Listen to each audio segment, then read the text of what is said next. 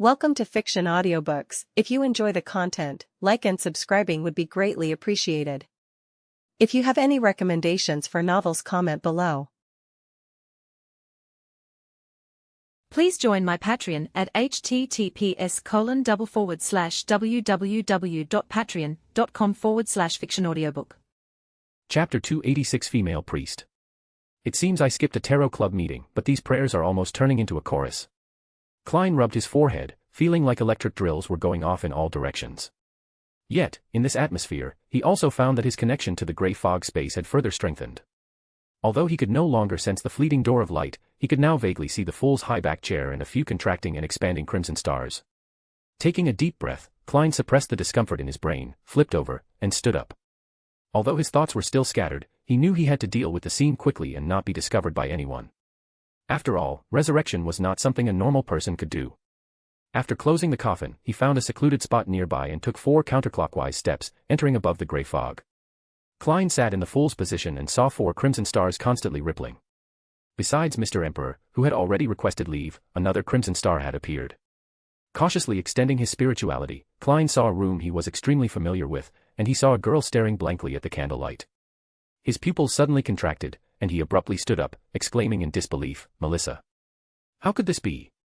Klein stared intently at the prayer scene unfolded by the crimson star. The faint candlelight illuminated the desk, and the traveler's badge, originally gifted by Mr. Emperor, was now placed in front of his sister. Klein instantly thought of Mr. Emperor. After all, only members of the Tarot Club knew the fool's honorific name, and the only one who could appear in Tingen seemed to be that Duke. He recalled his promotion to clown under the witness of Mr. Emperor. Even Mr. Azik, who hadn't recovered his memories, could see his abnormality. Had the semi-god, semi-human Mr. Emperor discovered anything during his promotion? Cold sweat instantly broke out on Klein's forehead. He inexplicably remembered what Mr. Emperor had said after his promotion, and his conjecture gradually formed. He discovered the residual aura on me. In his eyes, I am likely a deer of the fool. The mystical item he gifted back then, and informing Melissa of the honorific name this time, were likely tests of the fool's attitude. Klein's expression changed. If the hanged man had privately leaked the honorific name without permission, as the fool, he would certainly give him a small punishment at the next Tarot Club meeting. But if it was Mr. Emperor, even above the gray fog, I would only be beaten. Feeling emotional about his weakness, Klein, who had too many debts to be bothered, quickly suppressed the surging thoughts in his mind. Knowing the dangers of a beyonder, he instinctively wanted Melissa to stay away from this pathway.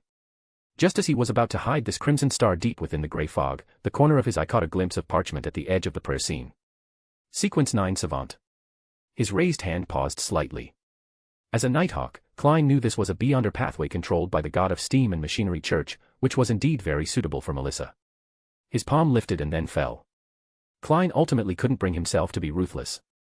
After all, his constant attention was better than Melissa going astray. As for future implications, he couldn't manage that much now. After reciting the honorific name, Melissa looked at the quietly flickering candlelight. Suddenly, crimson light surged before her eyes, completely engulfing her, catching her off guard. By the time Melissa reacted, towering stone pillars had appeared before her. They stood above an endless expanse of grayish-white mist, supporting a magnificent palace like a giant's dwelling. Melissa was stunned for a second before realizing that at some point, she had sat down at the side of a mottled, ancient bronze long table. Around her and opposite were high-backed chairs that exuded a sense of solemn majesty. At the head of the mottled long table, a figure was shrouded in thick gray fog, leaning back leisurely in the chair, seemingly looking down upon everything in the world. As this figure entered Melissa's sight, a feeling of inner dread filled her heart. She instinctively wanted to leave her seat and worship the existence before her. Just as she was about to stand up, she was pressed back down by an invisible force, and a low, calm voice echoed in her ears. "No need for such trouble. You can call me Mr. Fool." For some reason, Melissa's heart, which had been fearful of the unknown, instantly calmed down. Although she was still worried about what would happen next, she felt a strange sense of peace. She cautiously raised her head slightly and spoke in a mumbling voice. "Great Mr. Fool, I want to ask you to resurrect my brother. I know my request is a bit presumptuous, but I am willing to pay anything.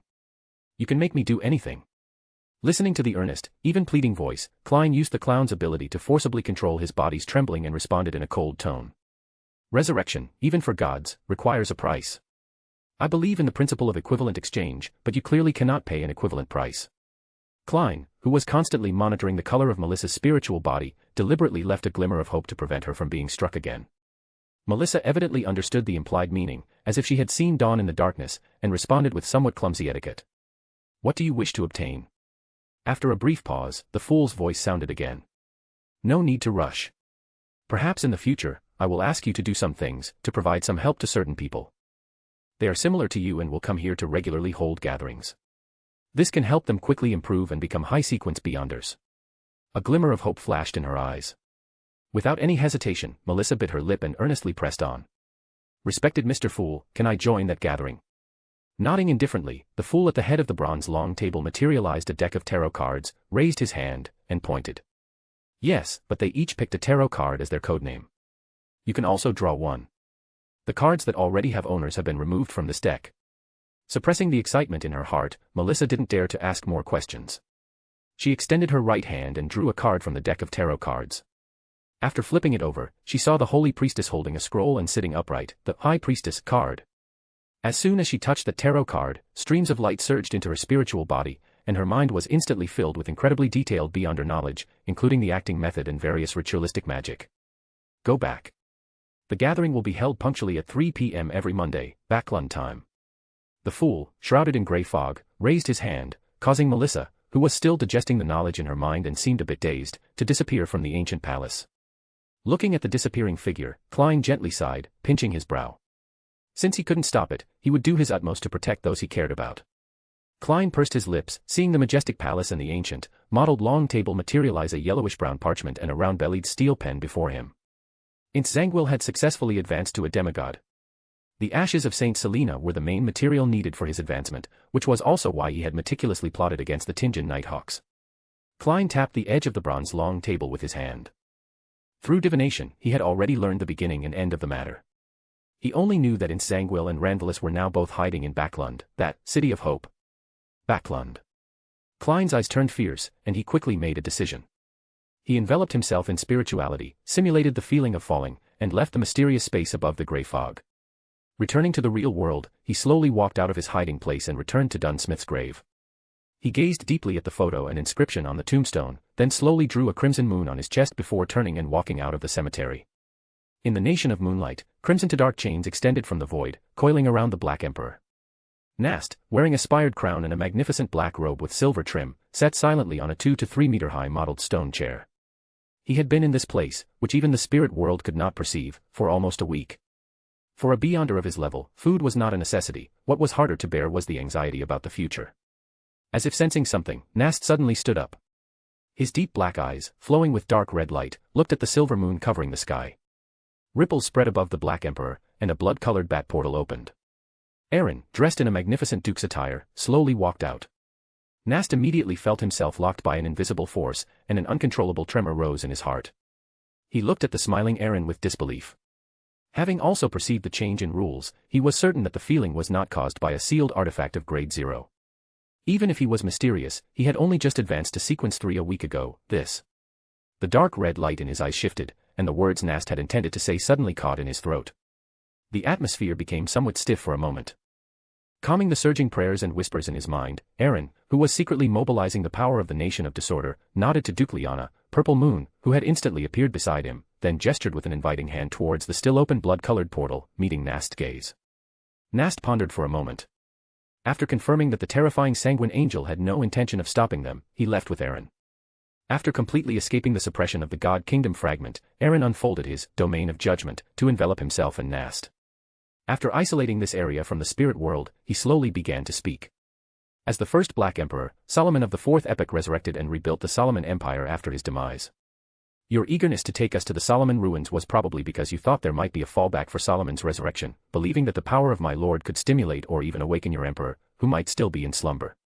Although you may have obtained some information when you acquired the Black Emperor, I must remind you that while a Black Emperor can resurrect from the order they established in the past, the birth of a new Black Emperor signifies the complete demise of the previous one. And several centuries ago, Roselle had already successfully advanced to Black Emperor. You can dismiss those unrealistic ideas early. Nast's head was slightly lowered, making his expression unreadable. After a moment of silence, his deep voice echoed. Respected Duke Aaron, I am willing to follow the great Lord of Order. Aaron didn't care much about the sincerity of Nast's words. In any case, after truly offering a prayer and receiving a response, Nast, who belonged to one of the two pathways corresponding to the Nation of Disorder, no longer had a chance to go back on his word. A smile appeared on his face, and Aaron nodded with satisfaction, then added, "The more devout your faith in my Lord, the greater the blessings you will receive. You might even be granted the Duke of Entropy beyond characteristic. Even if you don't achieve angelhood in a short time, you won't need to fear anymore." As he spoke, that life-level tremor once again surged from Aaron's body. The dark red light in Nast's eyes expanded a few points, and he slowly chanted the honorific name of the Lord of Order. Thick, dark gold mist surged and expanded. When Nast opened his eyes again, he saw the magnificent and majestic figure in the deepest part of the palace. He was suddenly astonished to find that as a Sequence 3, all his abilities were suppressed to an unimaginable degree within this palace. Most critically, he had lost his perception of the surrounding order.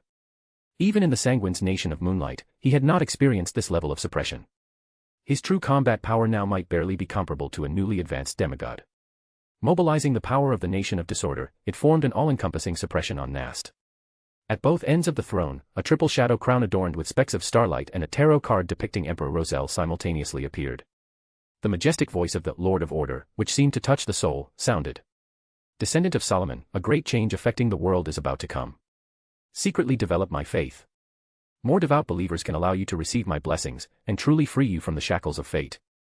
Feeling the desire emanating from all parts of his body, Nast stared intently at the Duke of Entropy beyond characteristic and the Black Emperor card he had been searching for a long time. Suddenly, much information about the Holy Scripture of Order appeared in his mind. As the most renowned pirate king of the five seas, who had roamed freely for centuries without being annihilated by the navies of various nations, Nast was not a muscle-brained brute. He quickly understood the meaning of secret evangelism. Raising his palm, Nast's illusion disappeared within the palace. Aaron looked up at the dome above, at the dazzling star that had appeared in the brilliant cosmos, and the corners of his mouth curved slightly upwards. On the majestic mountain range, Nast, who had returned to reality, no longer saw the Duke. Before the doubt in his heart could reach his lips, strong spiritual fluctuations emerged, and a huge black three-masted sailboat squeezed out in a crude manner. Thanks to the ghost ship's peculiarity, the Black Emperor, having just escaped the Nation of Moonlight, directly entered a semi-spiritual state and did not crush this mountain range.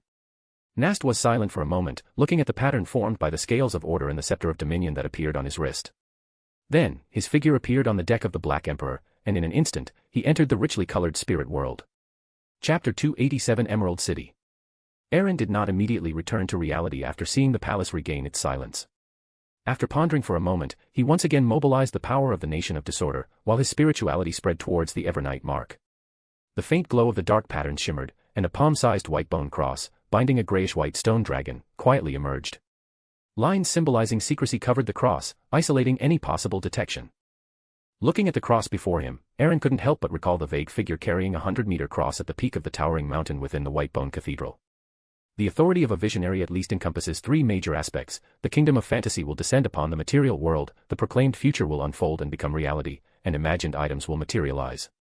Although Adam is still only a king of angels, having accommodated the uniqueness, he already possesses a portion of the visionary's authority to some extent. That illusory figure bearing the cross is very likely the ancient sun god conjured by imagination. Even if limited by Adam's current sequence, defeating an Ouroboros should be no problem. Tapping the throne with his finger, Aaron suddenly became very curious about Ouroboros' current state. He could ask Will Septon to confirm it later. After all, another Wheel of Fortune would naturally know the most about the Wheel of Fortune. Looking at the cross gifted by Adam, Aaron collected his thoughts, pondering Adam's purpose. Back in that bone cathedral, he didn't dare to think deeply, fearing that his expansive thoughts might expose the secrets he knew and cause greater trouble. Now, in his own domain, facing this item that was at most conjured by Adam to participate in the Twilight Hermit Order and connect to that real dream covering the entire continent, he had fewer reservations. Even a king of angels, as long as they are not from the Justiciar or Black Emperor pathways, theoretically cannot observe the Nation of Disorder. At most, they can detect the aura I carry. But Aaron couldn't be sure how much Adam had seen. After all, he was essentially the divine aspect of the ancient sun god, in possession of the second blasphemy slate, and couldn't be inferred by normal reasoning. After reapplying several seals to the cross, Aaron watched it disappear into the Evernight mark again. He beckoned for the paper crane from the pile of sundries, his thoughts still racing. Adam, with only his divinity remaining, is not influenced by emotions. He has no absolute friends or enemies, or rather, the criteria for judging both depend on considerations of interest. Adam, on the surface, established the Twilight Hermit Order to secretly manipulate the world's situation, but in reality, it has always been to complete the ritual for advancing to a visionary. This is almost something all deities know, but the essence of this matter is to become a visionary, then use the blasphemy slate to merge with the true creator and resurrect the ancient sun god. With the Evernight goddess's tacit approval of 0-08, Adam's ascension to godhood is unstoppable. His core interest has evolved from becoming a god to resisting the revival of the primordial one's will. This should also be the reason why Adam allowed the Evernight goddess to successively obtain the death uniqueness and the god of combat uniqueness. Not stopping it is, in itself, support. After all, this is not something a sequence 0 can do. At least, one must become an outer deity to truly help Adam. And the Justiciar and Black Emperor pathways are partly derived from outer deities, so they are relatively less affected by the primordial one's will. The ancient sun god, who inherited the mantle of God Almighty, likely knew long ago that the nation of disorder was not sealed in the Western continent. Thus, the true creator, as the fallen aspect, supported Solomon, while the Twilight Hermit Order's support shifted from Roselle to George III. Taking a deep breath, Aaron's thoughts became clearer, and he had a rough guess about Adam's attitude. As long as it doesn't affect the world trend Adam expects, I and George III will take all. Recalling Hermes, whom he had met earlier while exploring the demigod residence of the Jacob family, Aaron's expression became slightly playful. Holding the paper crane, he instantly returned to reality. Looking at the elegant and understated bedroom, Aaron picked up his pot-bellied fountain pen. Looking at the slightly damaged paper crane, he briefly wrote a sentence in a relatively intact corner. I want to meet you. Aaron refolded the paper crane and placed it beside him, then actively entered a meditative state, seeing the boundless deep darkness and a lonely oval light sphere. His spirituality extended and touched that illusory, hazy thing. The surrounding world suddenly inverted and twisted back, and Aaron found himself, without realizing it, in a barren plain, with dark stones underfoot and not a single blade of grass. In the center of the plain stood a black spire, around which a giant silver-white serpent coiled. Its head was erect, and its crimson eyes stared coldly in this direction. The serpent's tail and the wheel on its head each had only half, appearing quite disjointed, unlike how they once formed interconnected wheels. Aaron clearly noticed this anomaly, keeping it in mind, as he walked towards the dark spire and the silver-white giant serpent. Ignoring the silver-white giant serpent's gaze, Aaron passed through an ancient, decaying wooden door and entered the interior of the dark spire. Guided by his spiritual intuition, Aaron passed through chaotic, spatially inverted floors, no longer knowing which part of the black tower he was in. In the dense darkness, he suddenly found a small boy, about 1.4 meters tall, squatting in a corner ahead. His aura was weak, and he held a deck of tarot cards. His ink-black eyes showed no emotion. Aaron paused slightly, then forced a smile and slowly approached. Good evening, Mr. Speaker. As Aaron approached Wolaseptin and met his gaze, he also saw the tarot cards laid out before him. Wheel of Fortune, Fool, Justice. Aaron's steps faltered slightly, then he heard a childish yet serious voice. Every time you come to me, it's basically for no good reason. You're not going to ask me to fold paper cranes for you again, are you? Aaron subtly averted his gaze and responded with a smile. If Mr. Speaker is willing to be generous, I would, of course, be extremely grateful. Wolaseptin, with a hint of childishness, looked Aaron up and down, then pouted and mumbled softly. So you've advanced, huh? Sometimes I wonder who truly is the darling of fate. Don't get too complacent too early. Once that guy targets you, you'll get your comeuppance sooner or later. Don't look at me like that. Even if I recover to my peak, I couldn't be his opponent. Smiling and shaking his head, Aaron went straight to the point. Earlier in Tinjin, you. He was interrupted by Wolaseptin before he could finish. Only that foolish serpent Ouroboros, who keeps restarting by the true creator's side, doesn't know how to adapt. Betting on both sides is always better than hanging yourself on one tree. What's more, I'm not the only one who placed a bet on that Nighthawk, Duke Aaron, am I right? Tacitly acknowledged the statement. Aaron recalled the chaotic mountaintop within the Bone Cathedral and asked curiously. Do you know what happened to that angel of fate in the end?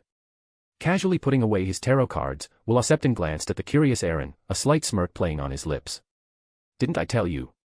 That's a stubborn, foolish serpent. He was directly severely injured by that guy. Heh, at least for a while, that foolish serpent will have to recuperate honestly. I've always said that with each restart of fate, you should try to be a little different to maintain a good psychological state. That guy became single-minded because he followed the hangman for too long. This time, he finally suffered a big loss. Looking at the gloating Wolaseptin, Aaron nodded thoughtfully. Since that's the case, the guy tracking you is recuperating, so aren't you free for a while? What do you want to do? Wolaseptin instantly became alert, his childish face wrinkling, clearly expressing his unwillingness. Aaron rubbed his hands and chuckled awkwardly. Just a small favor. When I received your message and went to support Tinjin, I was stopped in the spirit world by a guy with a mind full of madness. I feel that it's ungentlemanly not to avenge this. Cough, don't look at me like that. You don't need to do too much, you don't even need to participate in the battle. I just hope you can interfere with or even block the River of Fate in the corresponding spirit world area. That guy is also a key target of that abomination from the Rose School of Thought. Your intervention can buy us enough time. As a price, I can promise to provide you with necessary assistance during your weak period of restart, such as a yesterday reappearance charm, or more direct aid. After a moment of struggle on his face, Will Septon snorted, reminding him. Let me be clear, regardless of whether your actions succeed or not in the end, your promise just now cannot be discounted, and you'd best start acting within a month. It's not without cost to bypass 0-08 and that guy's interference to transmit information to you. I might quickly enter a restart and be unable to help you.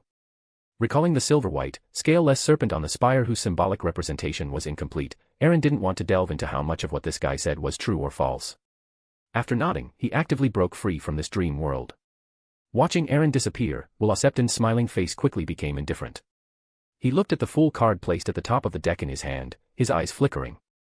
Southern Continent, West Balam, Nikiphorus City, Hall Family Temporary Villa. Today was Saturday. Over the past 2 days, almost every afternoon at 3, Audrey would pray to Mr. Fool, but she had received no response. The unknown always aroused people's curiosity and fear. Audrey, who was originally preparing to rest, was suddenly informed that Alfred wanted to see her. Led by a maid, she arrived at the study, and Susie followed curiously, wagging her tail. Her Loenese was now quite proficient, even with a slight Backlund accent. Just as she reached the door, Audrey paused. Having advanced to a telepathist, she saw Daily Simone, dressed in a black hooded robe, walk out of the room, trembling slightly. The uncontrollable sadness made Audrey feel a little suffocated. Looking at the lady who had escorted her all the way from Backlund to the Southern Continent, Audrey pursed her lips and entered the study, immediately noticing the somewhat messy documents on the table. Her gaze swept over them, then suddenly froze. The top telegram was conspicuously highlighted in red, appearing to be from a newspaper header. Vice Admiral Hurricane Kalangos successfully assassinated Duke Negan. Vice Admiral Hurricane. Audrey subconsciously sat down and hastily picked up the telegram. Seeing what must have been the Storm Church's final conclusion, her pupils slightly contracted. High Sequence Beyonder, not belonging to the Church, a kingdom's High Sequence Beyonder. Could that powerful Beyonder, who caused such a bizarre death for a powerful pirate general without even showing his face, be a blessed of Mr. Fool? After such a thought surfaced in her mind, Audrey couldn't help but let her imagination run wild until an unusual sensation in her calf brought her back to her senses. She lowered her head and met Susie's round, dark eyes. Her mouth twitched slightly. Audrey, taking advantage of Alfred's inattention, placed the telegram on the floor for Susie to read. Due to the obstruction of the Berserk Sea, communication in the Southern Continent was much slower than in the Northern Continent. Only such shocking intelligence could reach the Southern Continent in just 2 days. Could it be that Mr. Fool's blessed happened to be in Backlund that day, and thus killed Kalangos, and the time recorded on the telegram was precisely Wednesday? Her thoughts somewhat scattered, Audrey looked up again and met Alfred's gaze. Roughly guessing what her brother wanted to ask, and not having thought of an excuse, she could only change the subject. What happened to Miss Daly? She seems very distressed. With a complicated look in his eyes, Alfred didn't ask the question on his mind. He simply explained. On the same day Duke Negan was assassinated, the Nighthawks team in Tingen encountered the birth of an evil god's offspring and suffered heavy losses, and Daly came from Tingen before joining the Red Gloves. Audrey fell silent for a moment. After a while, she sighed softly and, after pondering, pointed to Susie, who was lying on the floor fiddling with the telegram. Alfred, rainbow lizards only seem to live in the Southern Continent. I really like this creature. Can I raise one to accompany Susie? Susie suddenly looked up, resisting the urge to speak, but a human-like bewilderment still appeared on her dog face. Mist Sea. As specks of starlight dissipated, Aaron, using the spirit world coordinates left by Bernadette in the relic, directly summoned the historical void image of the Crown of Stars and roamed to Lasha Island. Under his true vision, layers upon layers of illusory array patterns, flowing with mysterious lines, covered the entire island. Looking at this hidden island, Aaron couldn't help but exclaim.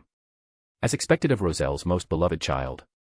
Such dense array patterns, truly a grand gesture. No wonder she can contend with the Moses ascetic order. Following the guidance, Aaron arrived before a mountain peak and recited a giant's language incantation towards the seemingly empty cliff face. Open sesame. A path immediately appeared on the cliff, both real and illusory, leading to an unknown destination. With the enhancement of the Nation of Disorder, his spiritual perception, already close to the angel level, did not produce any warnings. Aaron paused for a moment before directly stepping onto the path and entering the cliff. As he walked, Aaron's vision suddenly opened up. He saw a sea as clear as sapphire and a magnificent castle made entirely of emerald. This was the Emerald City of Queen Mystic, Bernadette. Chapter 288 Emlyn White. Aaron was about to look for traces of Queen Mystic, Bernadette, when he suddenly saw green pea vines dangling from high above, intertwining to form a lush, dense forest. Looking up, the forest had no visible top, and the vines formed different paths, some intertwining, some spiraling, extending all the way into the sky. Knowing that the owner of this place had already sensed his arrival, Aaron casually found a small path made of pea vines, suspended in midair, and arrived at the open room on the castle's top, which offered the best view. The tall Queen Mystic stood behind the railing, wearing a white into-style shirt and a dark black jacket, with a thin rapier at her waist. Apart from not wearing a tricorn hat, she was dressed as a standard sea captain. Her chestnut hair fell naturally, and her gaze, which had been fixed on the layers of incoming waves, retracted. Her deep blue eyes looked over, and the pea vines that had been coiling behind Aaron, as if weaving a stairway to heaven, fell back down and retracted into the earth. A soft voice, tinged with a hint of surprise, sounded, "Congratulations on your successful advancement." As Roselle's daughter, Bernadette had been dealing with forces coveting Roselle's remaining treasures before establishing Orvie Island. Decades ago, she even clashed with Prince Grove of Loen, who was also a chaos hunter. And the clairvoyant's intuition told her that this newly advanced duke was far more dangerous than Prince Grove had been at the time. Watching the fairy tale-like vine staircase disappear, Aaron spoke with interest. "I've always been curious why you always like to use pea vines. You must have quite a variety of mystical reenactment you've mastered, right?" Bernadette was momentarily stunned. She had considered many possibilities but never thought he would ask this question. Her expression flickered, and she turned and returned to the room. As she stepped, an illusory, ancient mirror appeared before her. Aaron's perception told him it was more akin to a teleportation to a fixed location. Following Bernadette into the mirror, Aaron found himself in what seemed to be a library. Before him were clean floor-to-ceiling windows, neatly arranged long tables and chairs, and bookshelves filled with books. Spirituality of Life, Book of Curses, Roselle's Notes. Aaron silently withdrew his gaze from the bookshelves and saw Bernadette arrive at the deepest part of the library.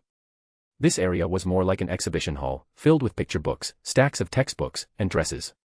Aaron also saw neatly stacked building blocks and the true game of xiangqi, which only a few people in this world knew how to play. A clear voice carried a hint of inexplicable emotion.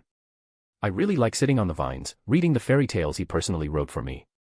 He also once said something to me that I still don't understand to this day."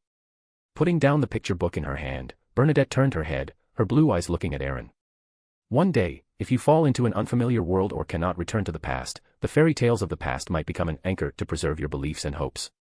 She said no more, just quietly looked at Aaron, as if waiting for something. Although Bernadette used the more personal pronoun he rather than the divine he, Aaron knew she was referring to Roselle. Aaron thought for a moment, then picked up a picture book, looking at the somewhat familiar handwriting on it, and asked with a smile. "Do you know the activation incantation for that Black Emperor card?"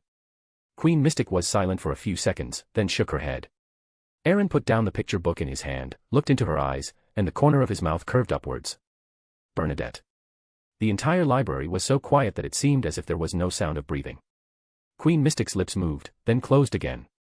Her blue eyes briefly lost focus, then quickly regained their depth. Looking at the silent Bernadette, Aaron continued. "Not every blasphemy slate has an activation incantation. After all, Roselle originally hoped that these cards, containing the mysteries of godhood, would cause chaos. And those blasphemy slates that truly had activation incantations set were the ones Roselle valued, such as Black Emperor, Paragon, and perhaps even the Hermit card in your hand." This was not Aaron's probing. After all, how could a blasphemy slate that was anti-divination and anti-prophecy even for gods, and required an activation password, be discovered by anyone? Except for the Black Emperor card, which Roselle whimsically turned into a bookmark, most other blasphemy slates should be in an activated state, capable of attracting high-sequence existences of the same pathway. This way, the goal of spreading secrets and disrupting the world could be achieved. Otherwise, without Roselle's direct indication, it would be impossible for anyone to find them and figure out the activation incantations. Bernadette did not deny Aaron's words, her voice tinged with a hint of anticipation. "You, or the one behind you, also believe that he ultimately achieved the Black Emperor through a cross-pathway advancement." Without directly answering the question, Aaron walked back to the bookshelf and said meaningfully, "When you achieve angel status and are qualified to know deeper secrets, all the doubts in your heart will be answered." Backlund, Sherwood Borough, Minsk Street No. 15. Klein had ruled out the northern borough, where the Evernight Goddess Church Backlund Diocese headquarters, St. Samuel Cathedral, was located, as well as the Empress Borough and Western Borough, which had the best public security and strictest supervision. He finally rented this place for 18 sols a week. This was thanks to Mr. Hangman, who had deposited 300 gold pounds into an anonymous account at the Backlund Bank, saving Mr. Fool from the predicament of sleeping on the streets. The gold pounds he had saved previously were all kept in the traveler's badge. Although he was back to square one financially, at least the money stayed within the family. Plus, the large sum of pension money the church subsidized after his sacrifice was enough to cover Melissa's expenses before she reached mid-sequence. He lit the coal, and a warm wave of air rushed towards him, dispelling the cold air of Backlund. Klein stretched his body and sat on the sofa, picking up a newspaper. Duke Negan was assassinated by Kalangos. Wait, this date. As soon as Klein unfolded the newspaper from a few days ago, his eyes widened. For some reason, he suddenly remembered the letter he had written to Mr. Azek earlier. This. After that important figure was assassinated, high-sequence powerhouses from the Church of Storms and the royal family must have arrived. To be able to escape successfully under such circumstances, Mr. Azek is probably my biggest backer in Backlund going forward. Exhaling lightly, Klein suppressed the surging thoughts in his mind. After a full day of running around, even as a clown, he felt tired. After washing up, he lay down on the bed. Fragments, sometimes continuous, sometimes fragmented, floated by.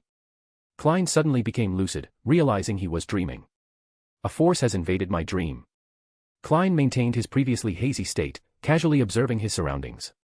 He found himself floating above a dark body of water, with several figures not far away. Just then, Klein saw the surface of the river ripple with light, quickly outlining a line of white words. Great Master, your loyal servant Erodes has finally awaited your presence. Please allow me to report to you. Why is it you again, Mirror?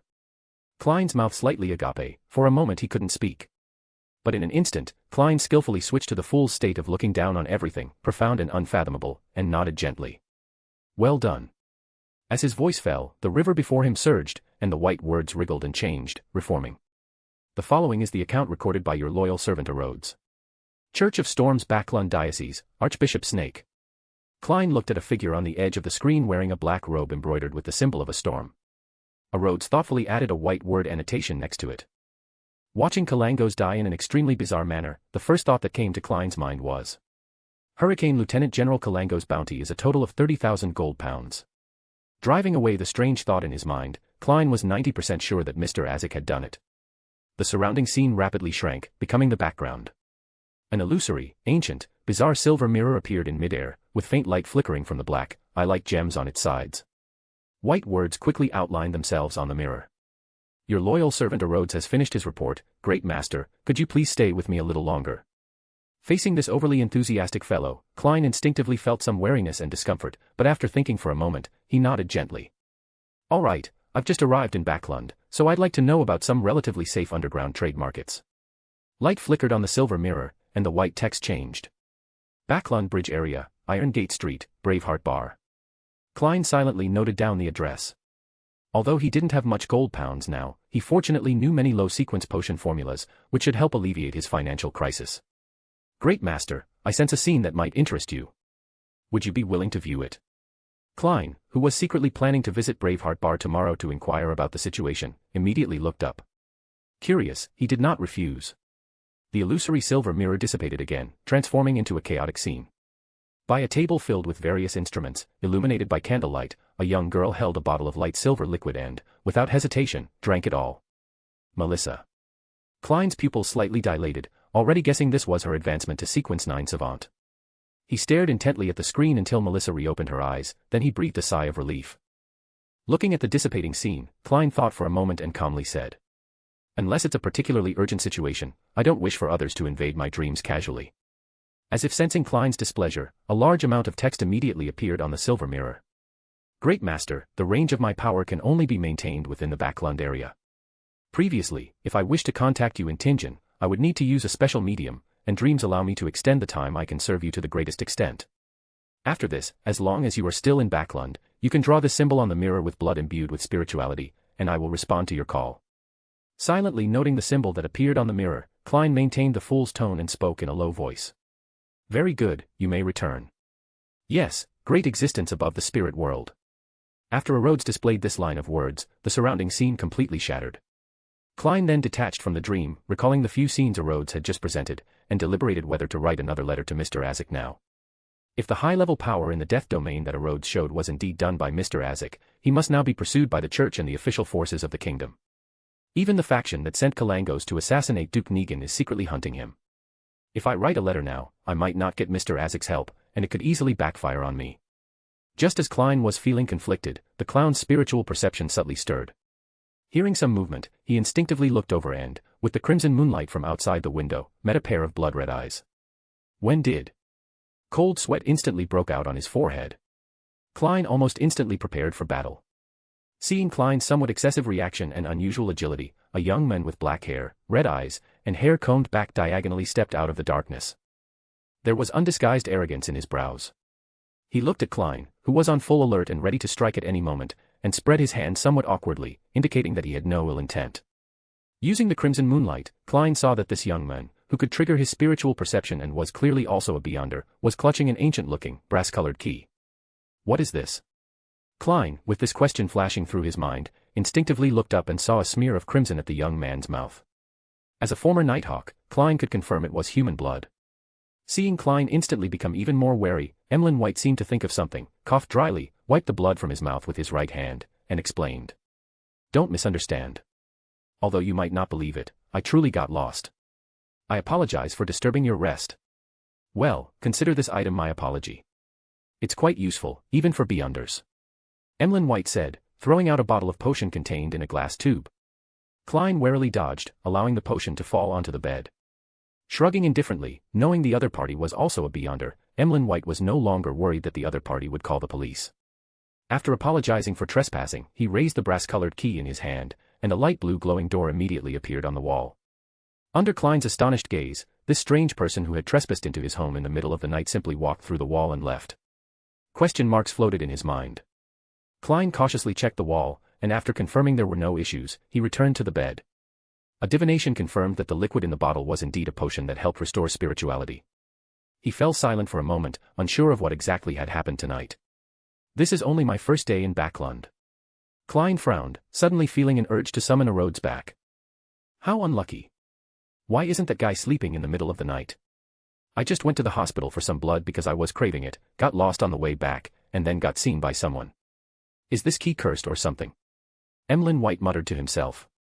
When he passed through another light door and looked up, ready to get his bearings, his legs suddenly stiffened. Before him stood a golden church. Although small, it had a rather prominent spire and the holy emblem of life engraved on its outer wall, a simple outline of a baby surrounded by symbols like wheat ears, flowers, and springs. This was distinctly different from the surrounding buildings. Chapter 289 Wishing Lamp. Harvest Church. Emlyn White's mind immediately brought up that name, as the Earth Mother Church only had this one church in Backlund. Some bad rumors flashed through his mind. He cursed under his breath and quickly turned around before the other party could discover him. A heavy creaking sound came, and Emlyn White, who was about to run, saw the church's heavy doors slowly opening. At the very front of the neatly arranged rows of seats, beneath the massive holy emblem of life, stood a tall man in his 40s or 50s, dressed in a brown priest's robe. Just kneeling there, he resembled a small mountain, exerting immense pressure.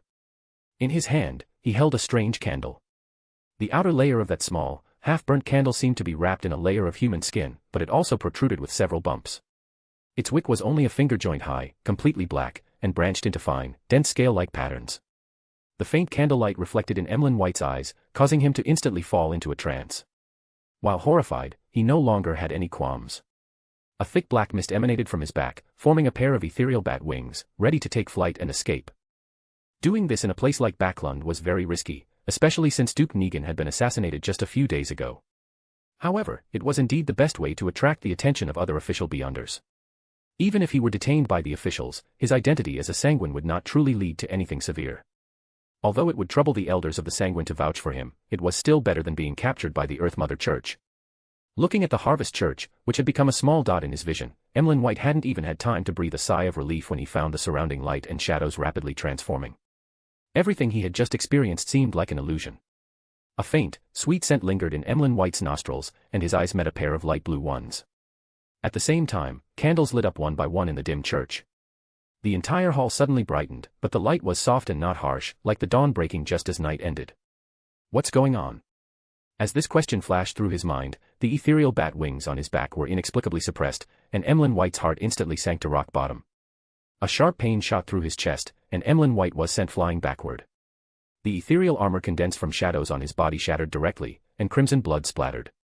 The giant, wearing a bishop's mitre, slowly stood up, looking down at Emlyn White, who was half kneeling on the ground. He raised the exaggerated greatsword in his hand, which seemed to be condensed from light, and sneered with a distorted face. I thought that guy had found some helper. Letting this easily defeated ant in, are you insulting me? The thought, this lunatic is so strong, flashed through his mind. Emlyn White bared his fangs slightly, looking at the giant who was roaring at someone unknown and hadn't taken the opportunity to continue attacking. A thick black mist emanated from his back.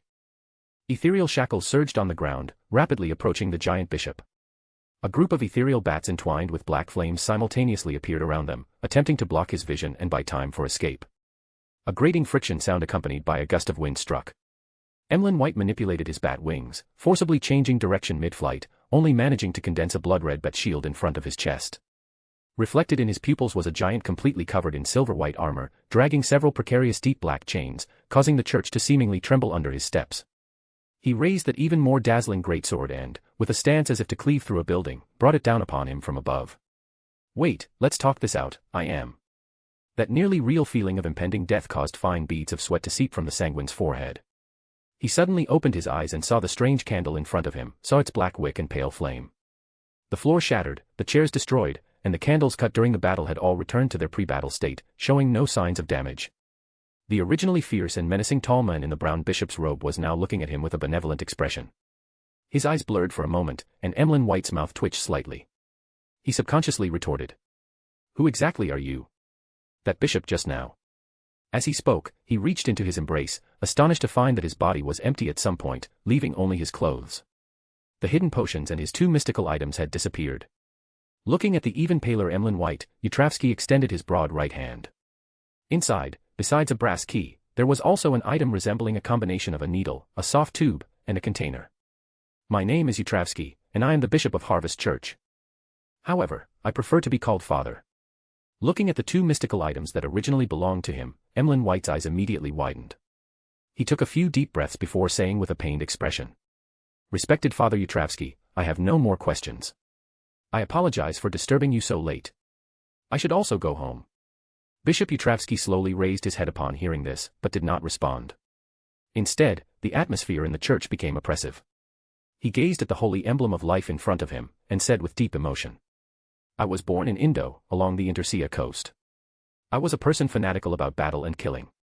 I committed many serious crimes.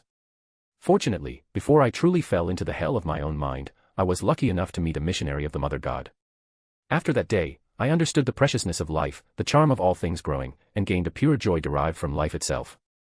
To allow more people to experience this joy, I swore an oath before the Mother God's holy emblem to spread her faith to other nations, as an atonement for my bloody past. But the old me, who loved killing, did not completely die with my heartfelt repentance. I can clearly feel that he still lives within my body, always wanting to regain control of everything. What you encountered in the spiritual world was my past self. The ominous feeling in his heart grew stronger. Emlyn White watched as the father raised that strange candle and looked at him. Previously, I gave you a chance. If you could kill my past self, you would be able to leave this place. Now I can give you another chance. If you are willing to believe in the Mother God and recite the holy text under the holy emblem, you can also leave on your own. Perhaps due to that strange battle just now, Emlyn White felt unusually weak, but his pride still made him roar loudly. Recite the holy texts. Bah. I am a noble sanguine. I tell you, I worship the moon and will never convert to the Earth Mother. Give up, you hateful father. No expression of regret appeared on his face. Bishop Yutravsky nodded, and the stone door in the basement at the back of the hall, inscribed with the holy emblem of life and numerous mysterious symbols, lit up. Many people have been as stubborn as you. I will explain the holy texts to you. One day, you will realize the preciousness of life and the joy of harvest. Emerald Palace. Bernadette relied on the fairy tale magic, source of peach blossoms, created by mystical reenactment. The entire space trembled. A pale mask with a metallic sheen floated, causing the originally vibrant peach forest to be filled with death, gradually decaying, and then rapidly weathering. The ground even began to grow feathered serpent down. At the center of the surrounding death was an item that was entirely golden, resembling a miniature kettle, its surface covered with mysterious and complex symbols, and a wick extended from its spout. It was sealed Artifact 0-05, Genie Lamp. At this moment, the wick at the spout of the genie lamp had actually ignited on its own. The light emitted by the wick was unusually viscous, like water mixed with a lot of sugar. They surged upwards, converging into a twisted and blurred light gold human figure. The gaze of this golden figure seemed to penetrate the obstruction of pale death and the source of peach blossoms, looking towards a certain location. An exceptionally grand voice echoed. This aura, it's a long-lost familiarity. In the library filled with books, a thick, dark gold mist suddenly appeared before Aaron's eyes. Unlike usual, Aaron could feel an inexplicable sense of restlessness. The only thing that can give me this feeling here is probably that genie. With a slight upward curve of his lips, Aaron had no intention of delving deeper. After he successfully advanced to Sequence 3 and established Moon City in the Nation of Disorder, he had truly taken control of this Sapphira. Although limited by his own beyonder characteristics and unable to fully exert the power of the Sapphira, as long as he didn't foolishly offer the genie lamp to the Nation of Disorder, the genie, still in its sealed state, could do nothing to him now. This was also the capital that allowed Aaron to stride in alone and brazenly. As the creator of the source of peach blossoms, Bernadette clearly sensed that some anomaly was occurring. Looking at the frowning Bernadette, Aaron hinted meaningfully. I don't know how Roselle once admonished you, but I must remind you that an unspeakable existence is sealed within the genie lamp. Furthermore, my lord and that fellow have irreconcilable conflicts. If it weren't for the approaching apocalypse, my lord would need to accumulate strength to deal with a more severe future, and wouldn't have time to bother with that poor sealed creature. A peculiar glint flashed in her eyes. Bernadette didn't ask Aaron why he knew she possessed the genie lamp. After a moment of thought, she spoke softly. I apologize, I must excuse myself for a moment. All the original diaries of my father are stored here. Although many are still missing, I believe they will still be helpful to you. Bernadette did not use this to ask Aaron to teach her how to interpret that language. Instead, she used a tactic of retreat to advance, actively offering the diaries to Aaron and, by extension, to the Lord of Order, to convey her goodwill. Watching Bernadette dissipate into pure white feathers, Aaron refocused his gaze on the thick diary in his hand. Although Bernadette couldn't read Chinese, she had arranged the diaries according to the approximate chronological order in which Roselle wrote them, based on her memory. This saved Aaron a lot of reading time, though what Aaron found quite regrettable was that there were 5 thick volumes of Roselle's diaries, neatly organized and bound.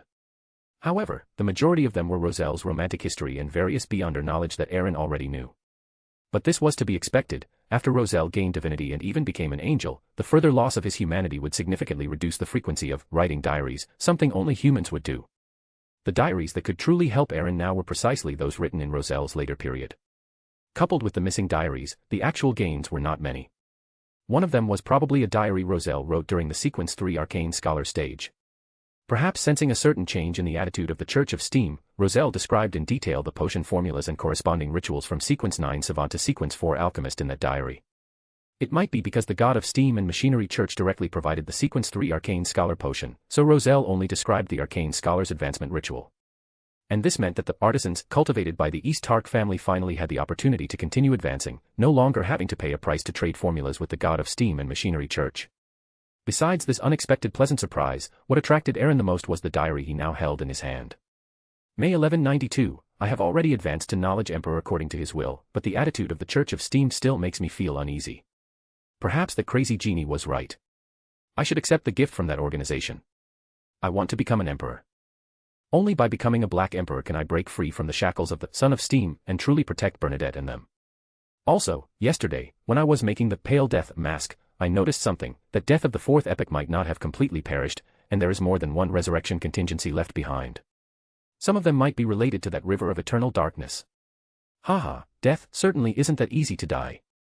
September 1192, today I sought confirmation from the genie.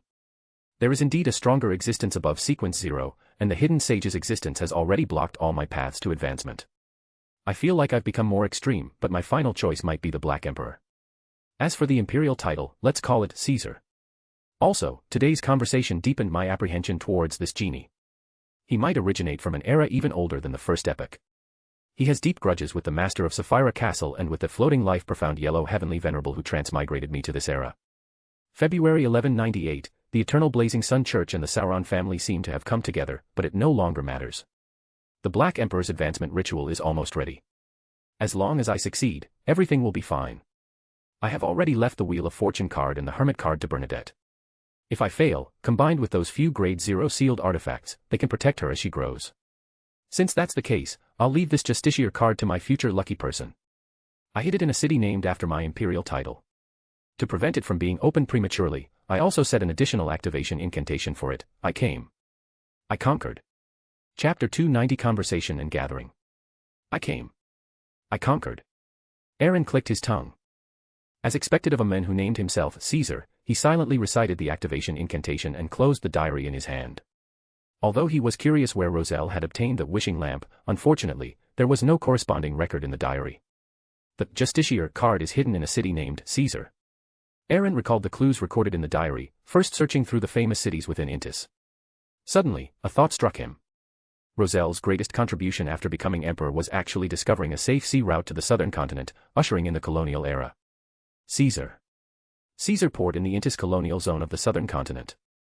With this thought, Aaron became even more convinced of his idea, pondering as he looked at the rows of neat bookshelves. Sid Watson is in Caesarport. That place is currently controlled by the Eternal Blazing Sun Church, and it's also infiltrated by the Numinous Episcopate and the Rose School of Thought. I remember Sharon also mentioned that there seems to be an Oravi Island stronghold there.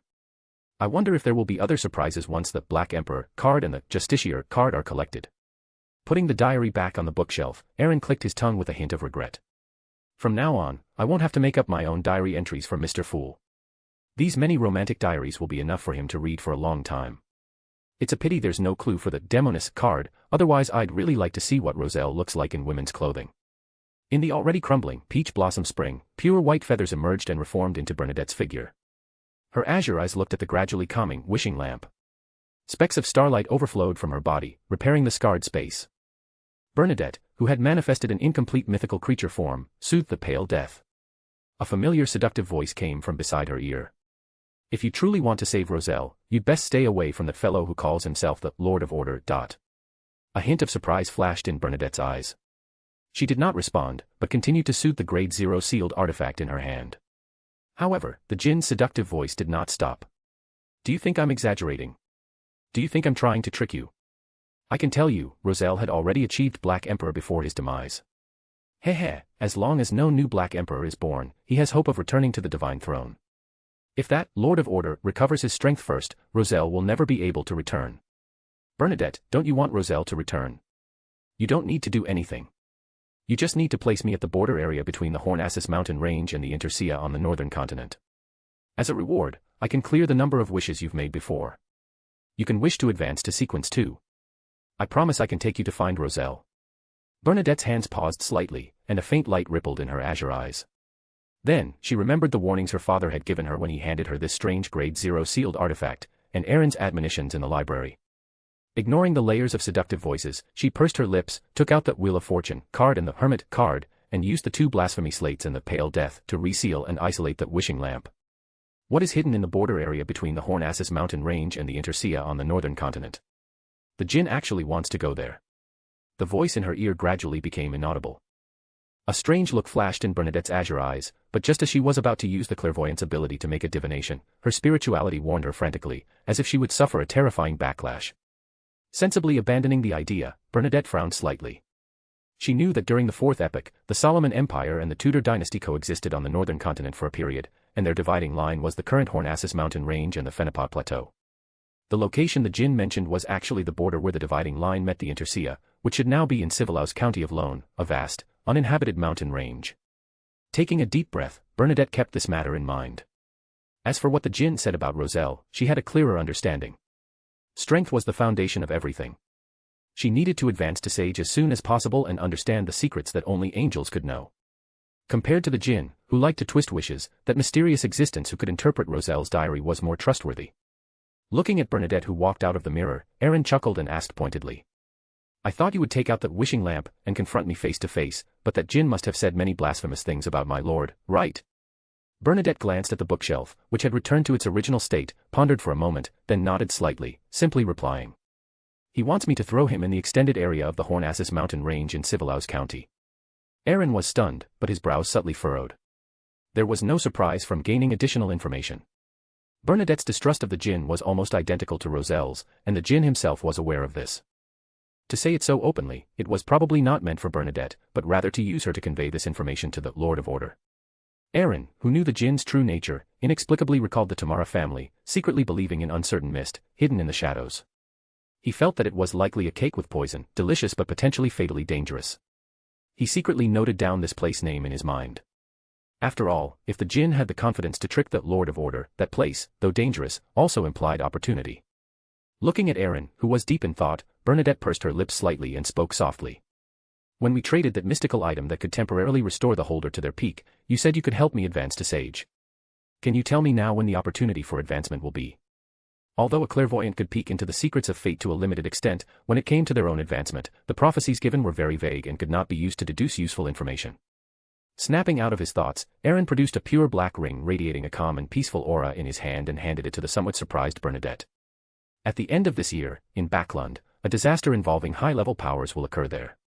This is a token that can connect you to Archbishop Anthony of the Church of Everight's Backlund Diocese. After all, it's Backlund. With the tacit approval of the Church of Evernight, this will facilitate the completion of your advancement ritual. Cherwood Borough, Minsk Street, number 15. The dim evening sun shone into the room. Klein gasped for a few breaths before he had the strength to turn over and stand up. Only after activating his spirit vision and confirming that this Manger Gang's executioner, Morso, was dead, did he finally let out a sigh of relief. Looking at the messy living room and his damaged Nyan overcoat, Klein's mouth twitched, and he felt a pang of heartache for his wallet. My previous weapons were all left in the traveler's badge. If I had a pistol, I wouldn't be in such a sorry state. After I report to the police, if there's still time after the questioning, I'll go to the Bravehearts bar. A Rhodes shouldn't lie to me, there will be what I want there. It's just a pity about my clothes and furniture. It would be great if I could get reimbursement from the captain. Sighing softly, Klein glanced at the setting sun outside the window, his expression solemn as he walked to Morso's corpse. He planned to try a spiritual medium session while the other party's spirit had not yet dissipated, to see who had instructed him. After setting up a simple altar and allowing the quiet and peaceful incense to diffuse, creating a semi-dreamlike state, Klein prayed to himself, to the fool who does not belong to this era. Then, he entered above the grey fog and responded with more than 2/3 of his spirituality. When I advance to sequence 7, similar prayers should also be able to slightly leverage the power of the mysterious space above the grey fog, just like summoning and sacrificial rituals. Looking around, Klein made a rough judgment and quickly returned to the real world. He passed through the cosmos-like world and the chaotic, noisy thought storms, entering Morso's mental plane, where he saw the illusory figure of the other party floating in midair. How did this matter even involve the ambassador of the Intis Republic stationed in Backlund? Why do I feel like my luck has gotten so bad since I came to Backlund? The result of the spiritual medium session left Klein somewhat speechless. Even knowing where this Manger Gang's hidden stash was didn't improve his expression. The Intis ambassador's side certainly doesn't lack beyonders. I need to be extra careful during this period. Thinking this, Klein ended the ritual, removed the spiritual wall, and looked at Morso's corpse. Specks of spiritual light gathered at the wound, forming a deep red, jelly-like object. Backlund Bridge area, Iron Gate Street, Bravehearts Bar. Kaspers looked at the young man who came to the bar with a smile, pushed the prepared, Sonia blood wine towards him, and joked with a laugh. Your Excellency, Viscount Glaint, long time no see. Glancing at the smug Kaspers, Glaint ruffled his wig somewhat dejectedly. After downing the Sonia blood wine, he muttered softly. Is my disguise so bad? You recognized me at a glance. But speaking of which, with your current status, why do you still like being a bartender? Is this your hobby? Kaspers smiled and poured another glass of Sonia blood wine, then lowered his voice. Tonight there will be a gathering of elder wisdom. Same old place. A hint of surprise flashed in Glaint's eyes, and he then lowered his voice in response. Didn't they say that because Duke Negan was assassinated, there would be official Beyonder investigations, so the gathering would be suspended for 2 weeks? How did it end so quickly? Pouring himself a glass, Kaspers curled his lips in disdain. Those incompetent loan officials just go through the motions with their investigations. In the end, they just push the blame onto the numinous episcopate and those lunatics from the Aurora Order. Lunatics never care if they're slandered anyway. With a scapegoat, the investigation naturally ends. But then again, many people have probably accumulated a lot of good things during this time. Maybe there's something you want. As the two were talking, the wind chimes at the door jingled, and a young gentleman wearing a black top hat and gold-rimmed glasses walked in. Glaint felt a faint spiritual fluctuation and turned to look curiously. Having just left the police station and bought a new set of clothes at a tailor shop that was still open, Klein felt the gaze and looked in that direction. A very young Beyonder, but his disguise is mediocre. After a quick mental assessment, Klein had no intention of striking up a conversation. He walked to the bar, looked at the man dressed as a bartender, used his body to block most of the view, took out the Beyonder characteristic from Morso, and deliberately lowered his voice. Cough, cough, I'd like to find a buyer for this thing. After reporting to the police, Klein had sacrificed this Beyonder characteristic along with other items that might arouse police suspicion to above the grey fog. After deciding to try his luck at the Bravehearts bar, he retrieved this Beyonder characteristic back to the real world in the tailor shop's washroom. Feeling the bloody aura hidden within the spiritual fluctuation, Caspers re-examined the gentleman with gold-rimmed glasses, then naturally poured a glass of wine and said with a smile. "Sir, you must be new to Backlund, right?" Seeing Klein nod in affirmation, the smile on Caspers's face became even more pronounced. "Then, sir, you've really come at a good time tonight. There's a sufficiently safe and private gathering, and perhaps you can find a buyer there. Tonight?" Klein was surprised, but his face showed no unusual expression. He simply nodded silently, then quickly added. "All right, but I also need a firearm and bullets. Also, I want you to help me find someone. The commission fee is £10. As he spoke, Klein took out a painting from his pregnant. The painting depicted a young man with black hair and red eyes, slightly effeminate and very arrogant. This was the strange man who had broken into his house that night and given him a potion, drawn by Klein using dream divination. Politely waiting for the two to finish their conversation, and watching Klein being led by a waiter to the back of the bar, Glaint then spoke softly. TSK, even outsiders are starting to attend your gatherings. I have a feeling tonight will be lively." Taking out a black iron mask, identical to Klein's, from under the counter and handing it to Glaint, Caspers responded with a smile. "This is thanks to Duke Aaron's patronage. Also, the person you asked me to look out for, who might possess the subsequent apothecary pathway formula, seems to have come tonight. Judging by his build, it should be him." A hint of surprise flashed in Glaint's eyes. While putting the mask on his face, he muttered softly. "Last time, I wanted to buy the formula from him for a full £500, but that guy not only wanted money but also insisted I become his apprentice. How could I, a dignified viscount, tolerate that? But this time, I've found clues for the material that guy wants. I'd like to see if he's still so stubborn this time." "Apothecary? Viscount? £500. Klein, who had just reached the corner, barely heard these words thanks to the enhanced hearing granted by Clown, and he touched his wallet with a hint of envy. Chapter 291 Reunion with Audrey. Carrying a black iron mask, Klein was led by a waiter to a basement, where the dim, yellow candlelight on the coffee table illuminated the hooded, robed, and iron-masked participants on the surrounding sofas. His steps paused slightly. The clown's intuition made Klein feel an indescribable chill, but the sensation of being watched vanished in an instant. His hand in his pocket instinctively tightened around Azek's copper whistle. Klein sat in the corner, his expression normal, and activated his spirit vision, pretending to casually look towards the depths of the basement, where there was a full-length mirror with intricate patterns. So strong. This should be the gatekeeper of the gathering, but this chill feels a bit different from what Mr. Azek used to give me. His spirit vision found no abnormalities. As Klein pondered what sequence that was, a familiar voice came from beside his ear.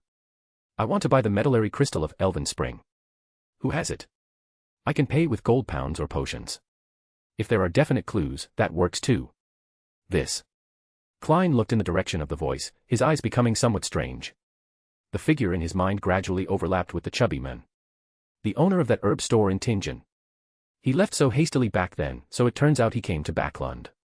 Klein thought this to himself, about to ask what price this guy could offer. Although he didn't have it now, he could ask Mr. Hangman to look for it at sea. "I have the medullary crystal of Elven Spring in my possession, and I can give you an additional £300, as long as you agree to my previous request." Glaint walked into the basement as if strolling in a leisurely garden. After nodding to the Eye of Wisdom, he sat opposite the plump apothecary. Having recognized the newcomer, after all, he was the only one at this gathering who had always wanted to trade for the Sequence 8 Beast Tamer potion formula. The not too fat but rather round Darkwill sighed and quickly shook his head. "No. I can only teach my students. Even if you give me more money, I cannot give you what you want." Is this a rule of the life school of thought? Perhaps it was even sworn under the witness of some hidden existence. Klein inexplicably recalled the gold coin Admiral Sol gave him in the herb store that day, and the Snake of Destiny from his dream divination. Backlund West District, Intis Republic Embassy in Loen. The gaunt but charming Becklund took a sip of warmer wine, which looked like blood, and grimly put down the still warm telegram in his hand, smashing the wine glass fiercely onto the expensive velvet carpet. Flames seemed to flicker in his eyes as he coldly spat out two words. "Useless." Ignoring his subordinates who were silent as cicadas in winter, Becklund walked directly towards the depths of the embassy. After entering a secret underground passage, flames rose around him, and he quickly rushed towards a certain direction. A few minutes later, he stopped in a secret room with a distinctly Trier style. Looking at the middle-aged man in front of him, wearing a white wig, a dark black tailcoat, and a thick beard on his face, he said in a deep voice. "That incompetent Merlso failed. This might quickly attract the attention of MI9, Rosago. Make this manger party and that meddling detective disappear from this world as soon as possible." Silence fell in the secret room. Rosago did not immediately respond to the ambassador, muttering divination phrases in a low voice. It was precisely because of this ambassador's eagerness for success that he suffered heavy losses, with almost all his subordinates dead or injured, forcing him to use this manger party, that group of incompetent and disruptive individuals.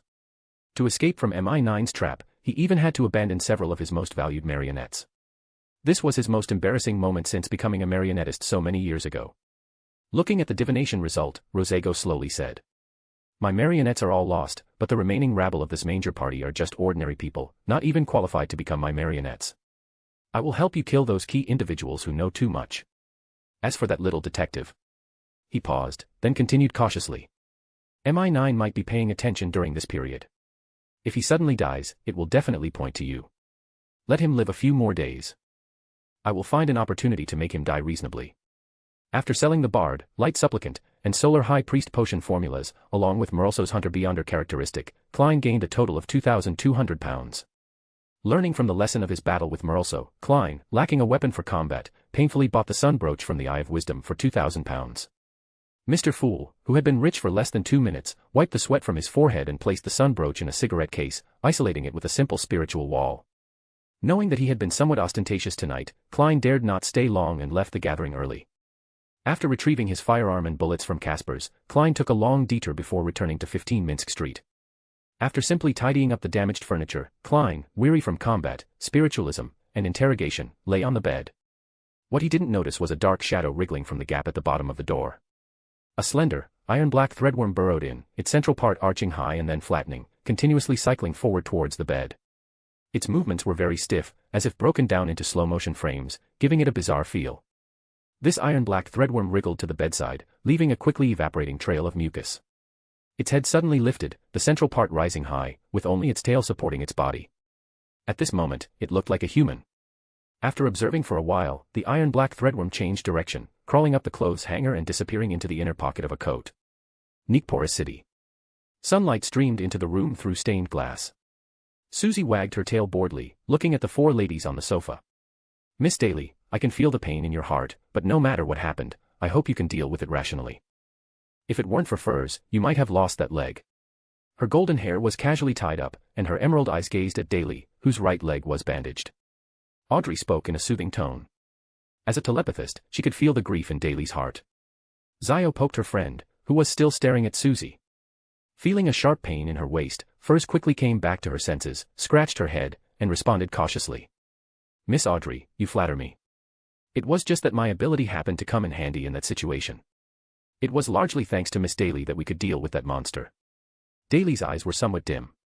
Ever since more detailed information came back from internal church channels, learning that the culprit, in Sanguil, had likely already advanced to a demigod, her burning desire for revenge was like cold water poured over it.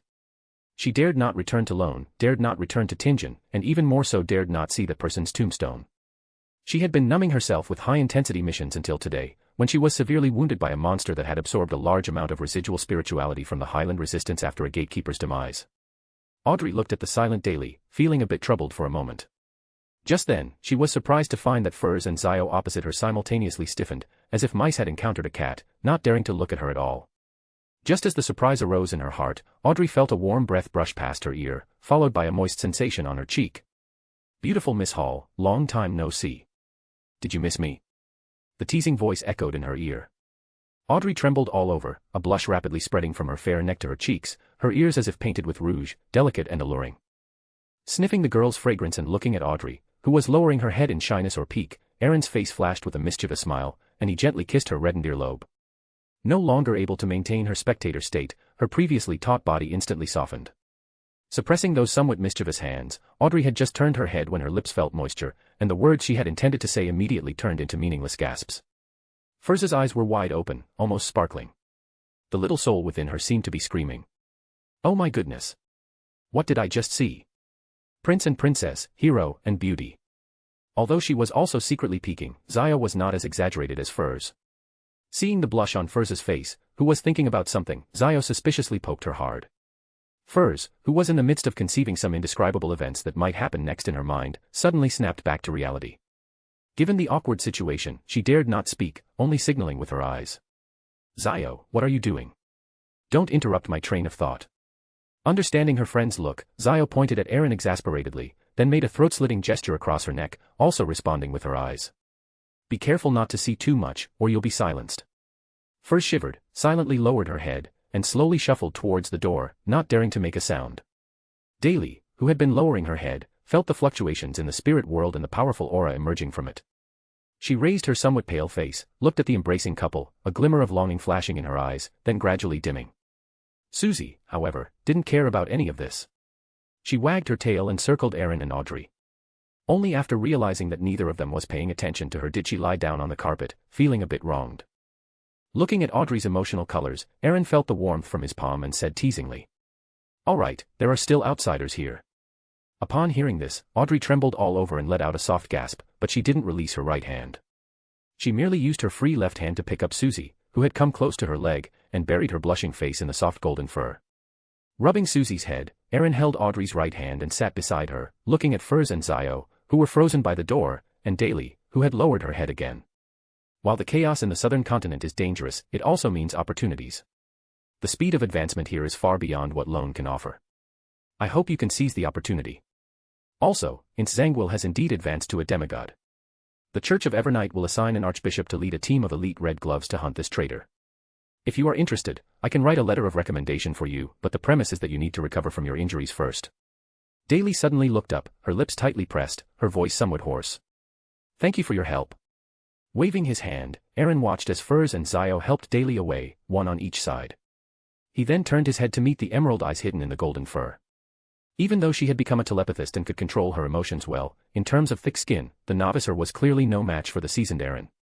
She was the first to give in, stammering. You're finally back." Seeing that there were no outsiders left, Susie, who had quietly climbed onto their laps from the floor, happily said. Yes, you're finally back. A few days ago, Audrey still. Susie hadn't finished speaking when a blushing Audrey covered her mouth. Looking at Aaron, a hint of slyness flashed in her eyes. Rubbing Susie's head, the corners of her mouth curled up. Let me calculate how long a certain busy person hasn't come to see me. We are, after all. Just as she was about to continue with engaged, she saw Aaron's slightly teasing gaze. Audrey, her cheeks feeling warm, didn't utter the rest of the sentence. She gave a soft hum and added. I'm angry now. I'll give you a chance to think about how to compensate me. Looking at Audrey, who, despite turning her head away, still peeked at him from time to time, Aaron smiled and raised his hand. An arcane necklace that seemed to be composed of brilliant stars appeared, and he personally put it on Audrey. Touching her glabella, Aaron transmitted the abilities and negative effects of this demigod-level mystical item to Audrey. After he advanced to Sequence 3 and completely controlled the Nation of Disorder, he no longer worried about being sensed. The secrecy provided by the arcane necklace was useless to him, and its other abilities could be replaced by the historical void images of the Crown of Stars, with even stronger effects. Audrey had already advanced to Sequence 8, and her spiritual strength was barely enough to activate this demigod-sealed artifact, which was sufficient to deal with most dangers. I'm sorry I can't always be by your side. If you truly encounter an irresistible danger, don't hesitate. Directly open the door of exile. The corresponding spirit world coordinate is an absolutely safe place. Looking at Audrey, whose eyes were sparkling, Aaron seemed to think of something, and the corners of his mouth curled up. I remember you once wanted to be an adventurer. Today, I'll accompany you to find a treasure, one that originated from Roselle centuries ago. Roselle? Treasure? Audrey's eyes widened suddenly, and she darted towards the door, leaving only her melodious voice echoing. Give me 5 minutes, I'm going to change. She said 5 minutes, but in reality, it wasn't even 3 minutes. Looking at Audrey, who was dressed somewhat like a pirate, Aaron's mouth twitched, almost laughing out loud. I think you could discuss the difference between a female pirate's and a female adventurer's attire with Yellow Bebe. Looking at herself in the mirror, Audrey subconsciously asked. Yellow Bebe, what a strange name. Who is she? A friend I met at sea. All right, don't dwell on that question, we can set off to find the treasure. Realizing he had said something wrong, Aaron explained awkwardly. As his spirituality spread, a portal, as if condensed from starlight, appeared. Chapter 292 The Gift of Destiny. Backlund, Eastborough, Red Brick Lane. Klein covered his mouth and nose as he stepped off the public carriage. He had already covered a good portion of the Eastborough that morning, issuing bounties to many well-known bounty hunters for the capture of the swindler, Ranless. On the night he first arrived in Backlund, he had divined Ranless above the grey fog, knowing that the fellow still had residual contamination from the true creator and was currently staying in the Eastborough, absorbing various negative emotions just as he had done to Migos. His high collar obscured most of his vision. Klein quietly activated his spirit vision, scanning his surroundings intentionally or unintentionally. For some reason, ever since he left home today, he had felt as if he was constantly being watched. Is this Beckham's subordinate, or did what I said when I reported to the police yesterday attract the attention of official beyonders? Recalling the dream content he obtained from his divination last night, Klein's expression remained unchanged, but his mind grew tauter, wary of a possible attack. Suddenly, his steps faltered slightly. He saw the congested crowd at the corner and several police officers maintaining order, and further away, a collapsed section of buildings. This. Klein's pupils contracted slightly. He had only learned through communing with Massault that this was a secret stronghold of several high-ranking members of this Manger gang, storing a large amount of ill-gotten wealth accumulated by this notorious gang, as well as many confidential documents. Having already arrived here, turning back now would be too deliberate. Pushing up his gold-rimmed glasses, Klein took out a notebook from his pocket, a smile on his face, and leaned towards a police officer maintaining order, asking with a smile. "Hello, officer, I'm a reporter from the Tussock Post. Is it convenient to disclose what happened in there? This is for your interview fee." The police officer, who had initially looked impatient, subtly accepted the £1 banknote from Klein's hand, then whistled, his attitude becoming extremely amiable. "My name is Yisker. As expected of someone in this line of work, you reporters are really well informed. If you're asking about what's inside, it should be an explosion caused by a gas leak. Many people died, even including the notorious leader of this Manger gang in the East Borough. But I suspect it's more likely a gang war, hee. A fierce gunfight happened here a few days ago, and this Manger gang made a big commotion with another gang in the East Borough. That last part is just my own guess. If you insist on writing it in the newspaper, I hope my name doesn't appear." Realizing he had said a bit too much, Yisker coughed lightly, pocketed the banknote, gave a warning, and then left. Pretending to put away his notebook, Klein frowned slightly. This must have been Beckham's doing, and his move was a direct kill to silence witnesses. This matter cannot be delayed any longer. This Manger gang is finished, so the next one could very well be me.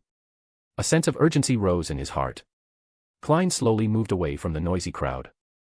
At the corner, he saw a little boy, less than 10 years old, wearing clothes that were a bit too large, with a pile of tarot cards scattered in front of him.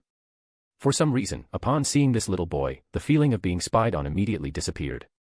Klein's step stiffened, and after his gaze met those somewhat unique silver eyes, fine beads of sweat unconsciously seeped from his forehead. "Sir, would you like to try my tarot divination? The first divination only costs 1 gold coin." The almost stagnant air, accompanied by a slightly smiling voice, returned to normal. Klein used his clown ability to control his facial muscles, walking calmly to the little boy and sitting down opposite him, a little stiffly. Glancing at Klein, Will Septon gathered the scattered tarot cards, fanning them out in his palm face down, and said with a grin. "You can call me Will Septon.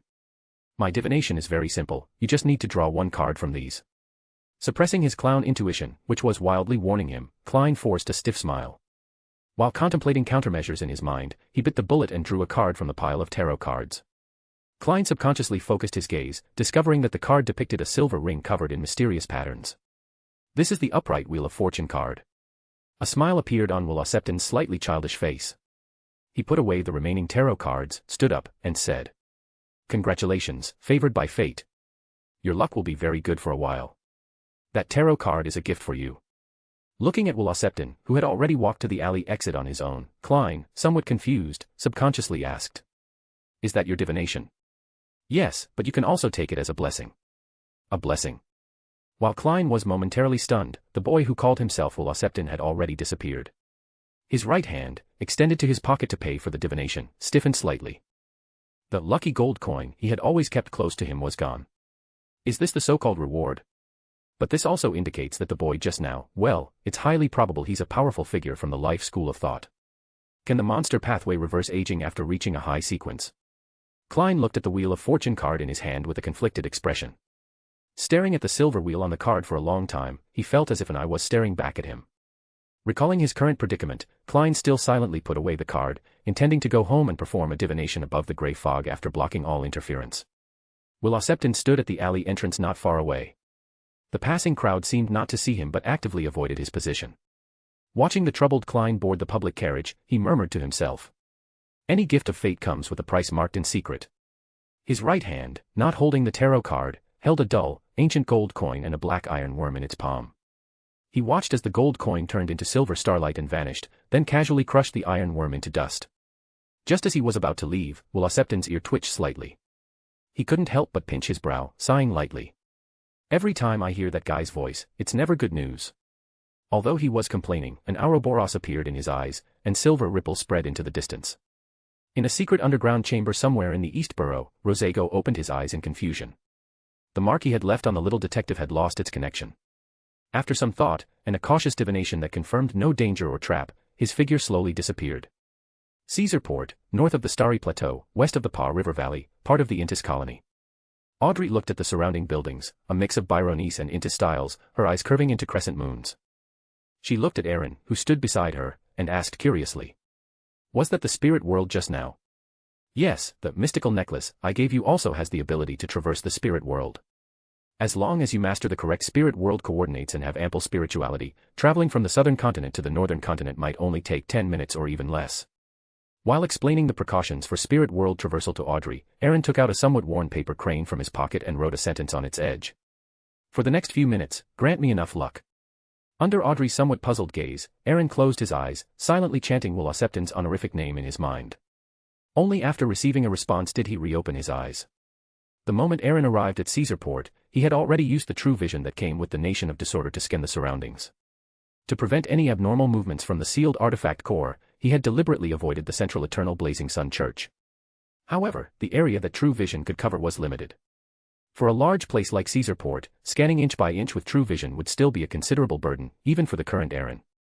Moreover, the blasphemy slate itself possessed anti-divination and anti-prophecy abilities, and since it hadn't been activated, Aaron was also skeptical whether he could detect any abnormalities relying solely on true vision. Not wanting to exhaust himself with a laborious search, Aaron decided to take a shortcut and try his luck. I am already a Sequence 3 Chaos Hunter. Coupled with the resonance between the Nation of Disorder and the Black Emperor card, my current sensitivity to the Justiciar card has reached its peak. If I'm lucky, maybe the next teleportation will bring me near that blasphemy slate. With enough luck, it can at least greatly help me narrow down the search area. At worst, I'll just use true vision to search inch by inch at the end. Having made up his mind, Aaron took Audrey's hand and once again stepped into the opened door of the spirit world. Unlike before, this time he did not use his spirituality to express specific spirit world coordinates, it was a random teleportation. The richly colored abstract world faded, and a dense, dark golden mist suddenly appeared before Aaron's eyes. A strange sense of agitation surfaced in his heart, indistinguishable between desire and hostility. A sound similar to breaking glass and Audrey's surprised whisper came simultaneously. Aaron sharply turned his head and saw an extremely peculiar lady. She wore a long dress split into two parts, one intricate, one simple, one encompassing multiple colors, one pure black. Even her boots were mismatched, one with a long, pointed, upturned toe, and the other similar to the currently popular round-toed boot, as if belonging to two different people. Such an asymmetrical outfit instinctively reminded Aaron of the asymmetrical trend popular during the Fourth Epic Solomon era. Aaron's pupils suddenly contracted. He saw faint, pale white mist spewing from various parts of the strangely dressed woman's body. The source of the mist was the broken narrow-necked bottle on the ground. Not good, she's escaping. His pupils instantly turned crimson gold. Aaron directly activated his domain of judgment, covering the room, wherever it might be. After protecting Audrey by his side, the ring of concealment glowed, and the historical void image of the crown of stars appeared above Aaron's head. No teleportation allowed here. No connection to the spirit world allowed here.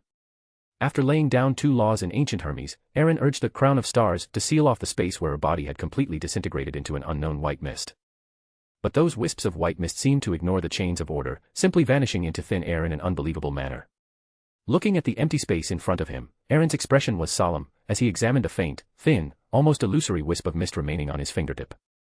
The woman's face appeared in his mind, a high nose bridge, full lips, and rare dark gray eyes that lacked expression, not like a real person, but closer to a wax figure. After transferring to a public carriage, Klein returned to 15 Minsk Street by noon, only to find a police officer in a black and white checkered uniform standing at his doorstep. This was the police chief who had questioned him at the police station last night. Recalling the collapsed ruins in Red Brick Lane, Klein vaguely guessed the other party's purpose, but his face showed a surprised expression. "Good afternoon, Chief Fasten. Is there something you need me for?" Fasten took off his hat and said with a serious expression. "The higher-up sent me to tell you to be careful tonight and tomorrow, and to watch out for strangers." "All right." Klein nodded solemnly. Fasten ran a hand through his short hair, lowering his voice.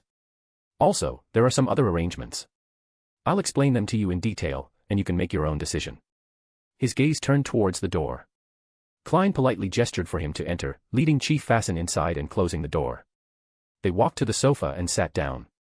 He was waiting for the chief to finish speaking as soon as possible, so he could quickly go above the gray fog to divine the reason for his unease today and the terrifying little boy.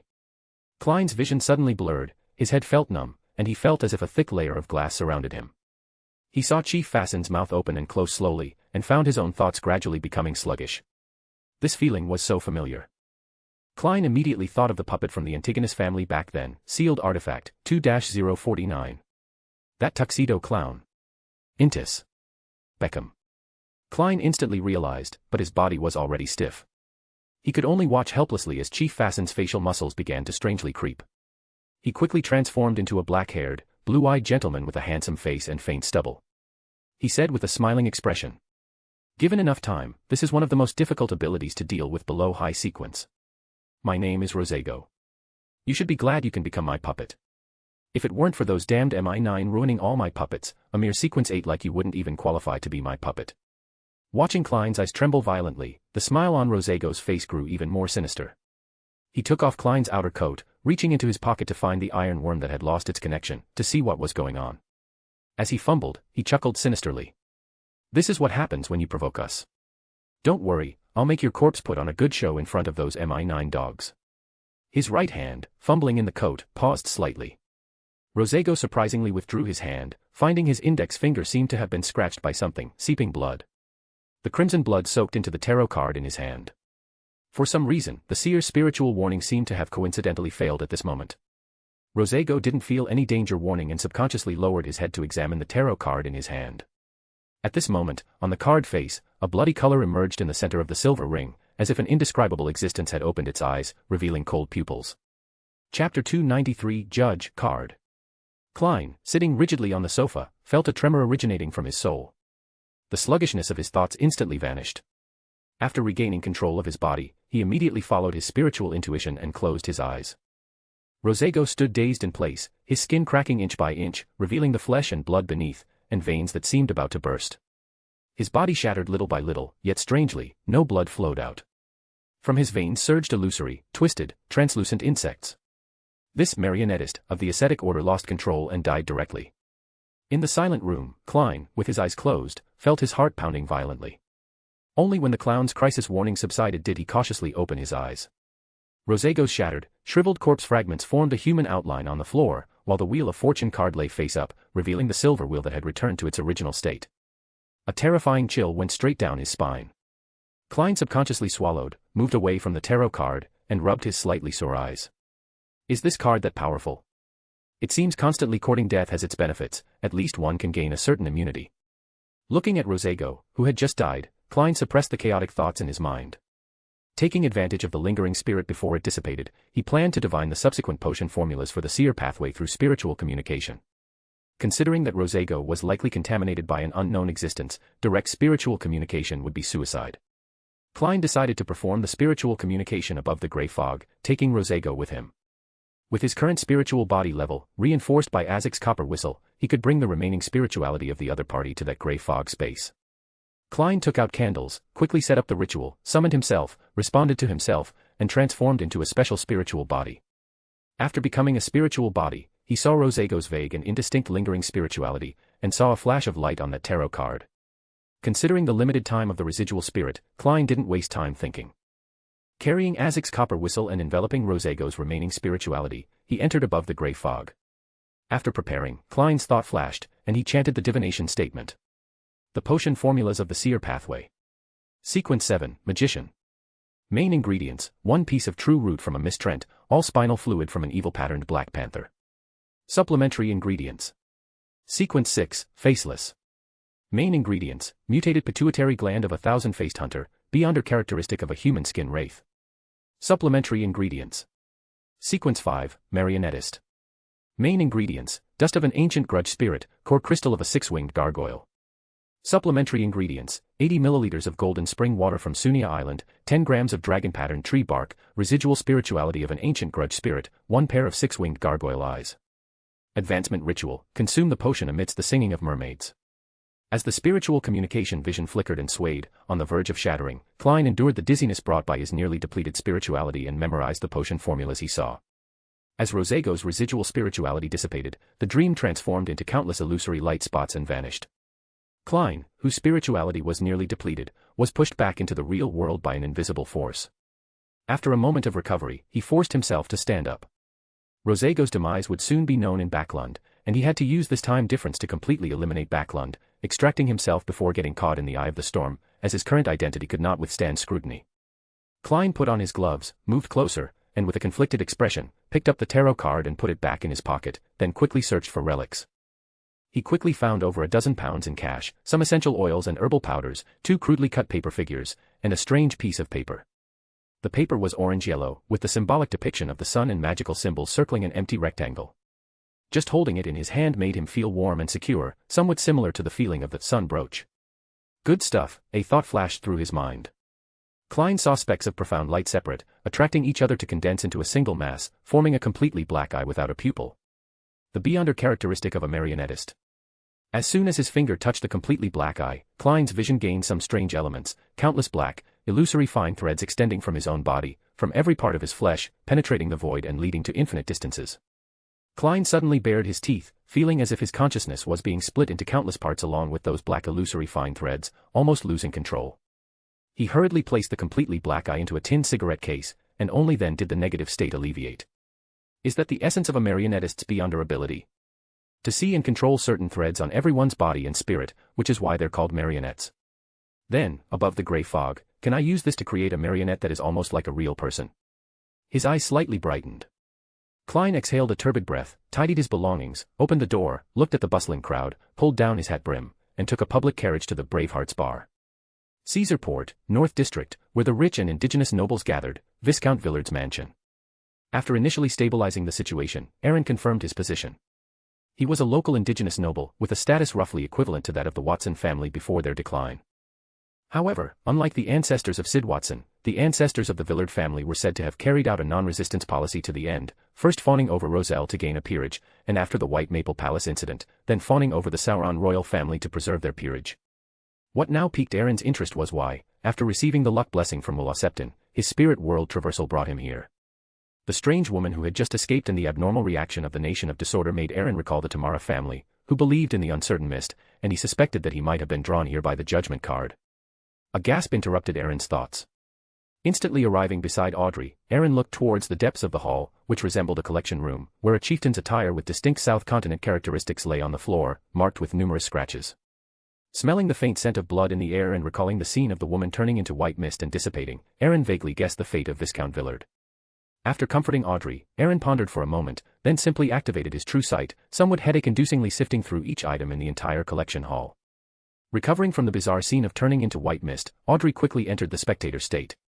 She had already learned from Aaron that the goal of this expedition was a blasphemy slate, hidden with the secret of becoming a god.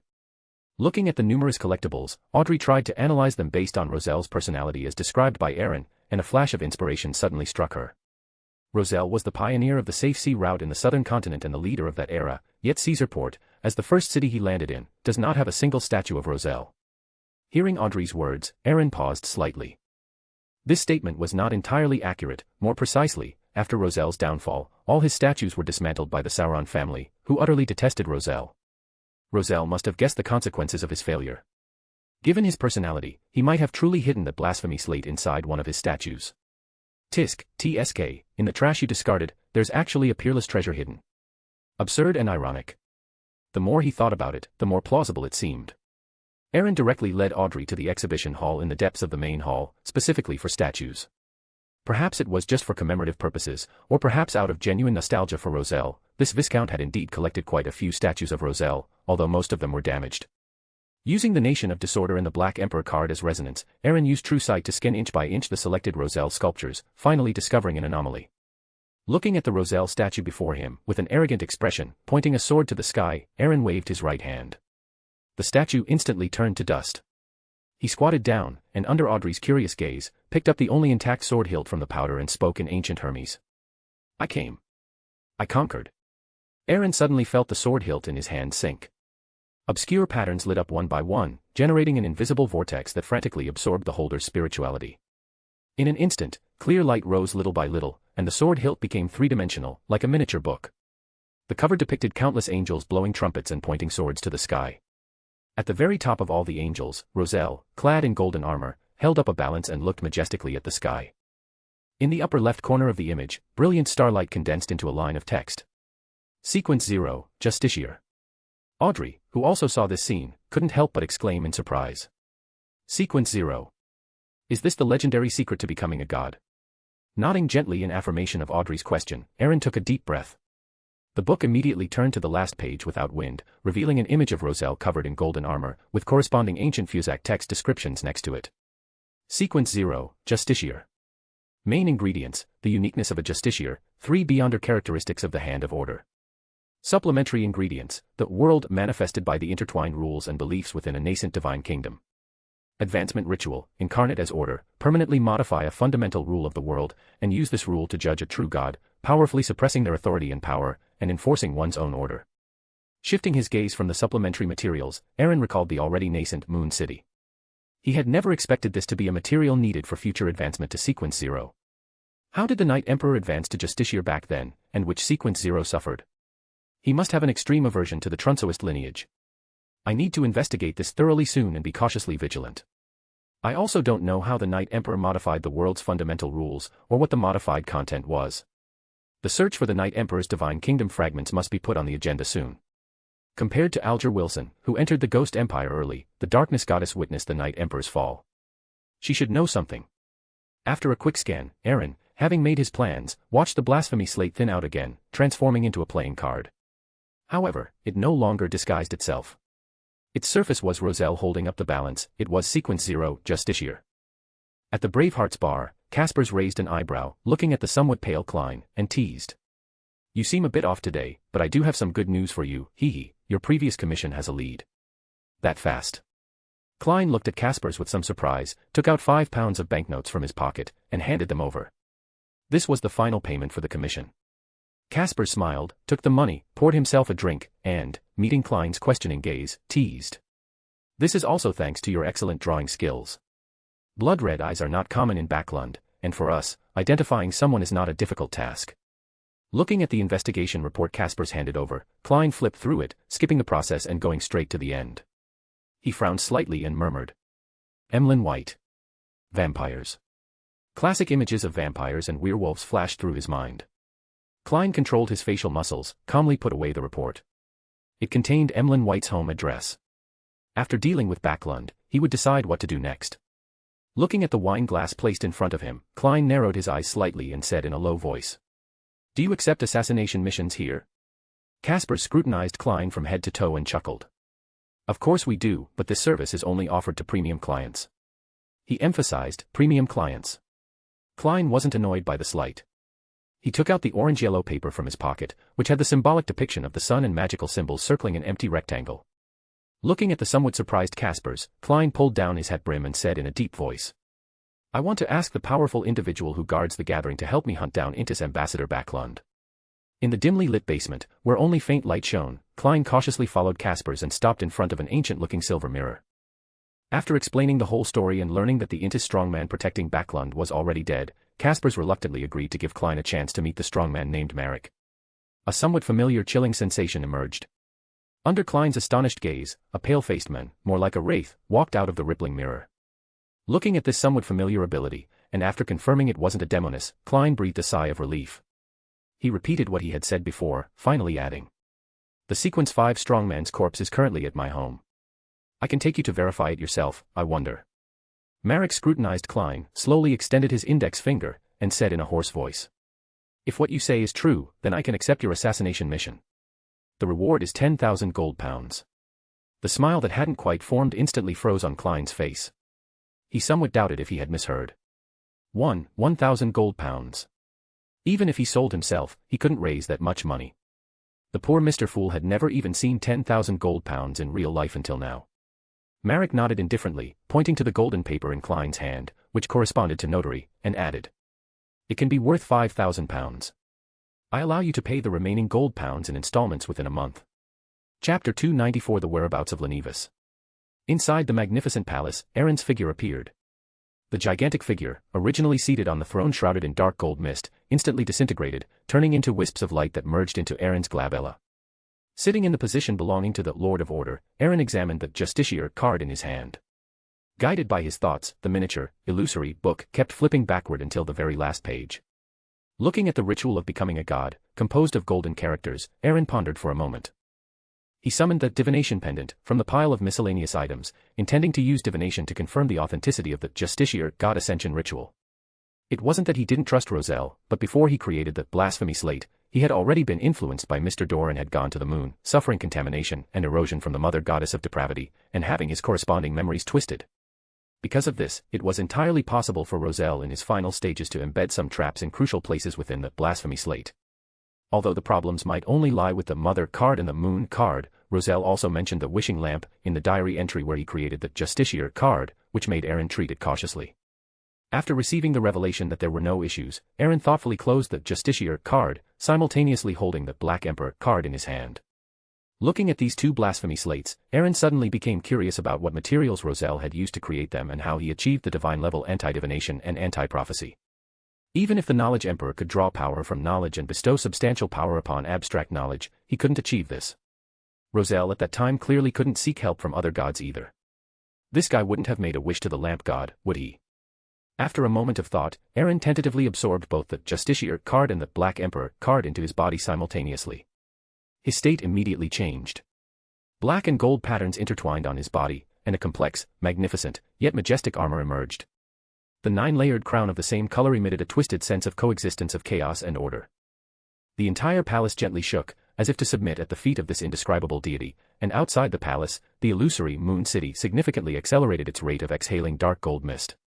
My authority has slightly increased, allowing me to mobilize more power from the nation of disorder, gain higher control over the rules within the domain of judgment, and reduce my spiritual burden.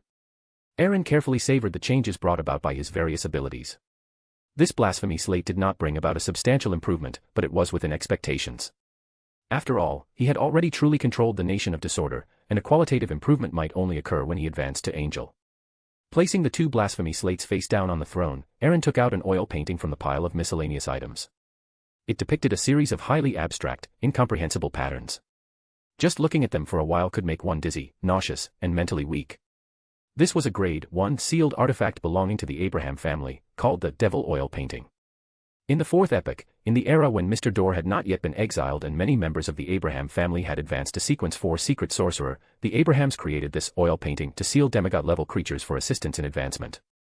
However, after being attacked by the Aurora Order and losing many records, the current Abraham family is no longer entirely clear how many terrifying creatures are still sealed within the Devil Oil Painting, only certain that there are still some, and more than one. Aaron's own Chaos Hunter potion digestion also required more battles, and only creatures that had gained divinity were required to leave traces in the domain of judgment and provide potion feedback. Such existences were considered absolute high-level figures for the various forces on the northern and southern continents. Aaron, who was not entirely clear how far Adam's World War layout had progressed, did not want to provoke the sensitive nerves of all parties at this critical juncture. At least not by showing himself.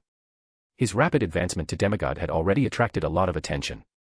Once the information of his advancement to Chaos Hunter was exposed, the flashpoint of the war might very well start from the East Taker family. In such a situation, to quickly complete the digestion of the potion, he could not follow the rules. The terrifying creatures sealed in the Devil Oil Painting were very suitable for him. Moreover, there were still many mad and twisted creatures remaining in the abandoned cities of the forsaken land of the gods.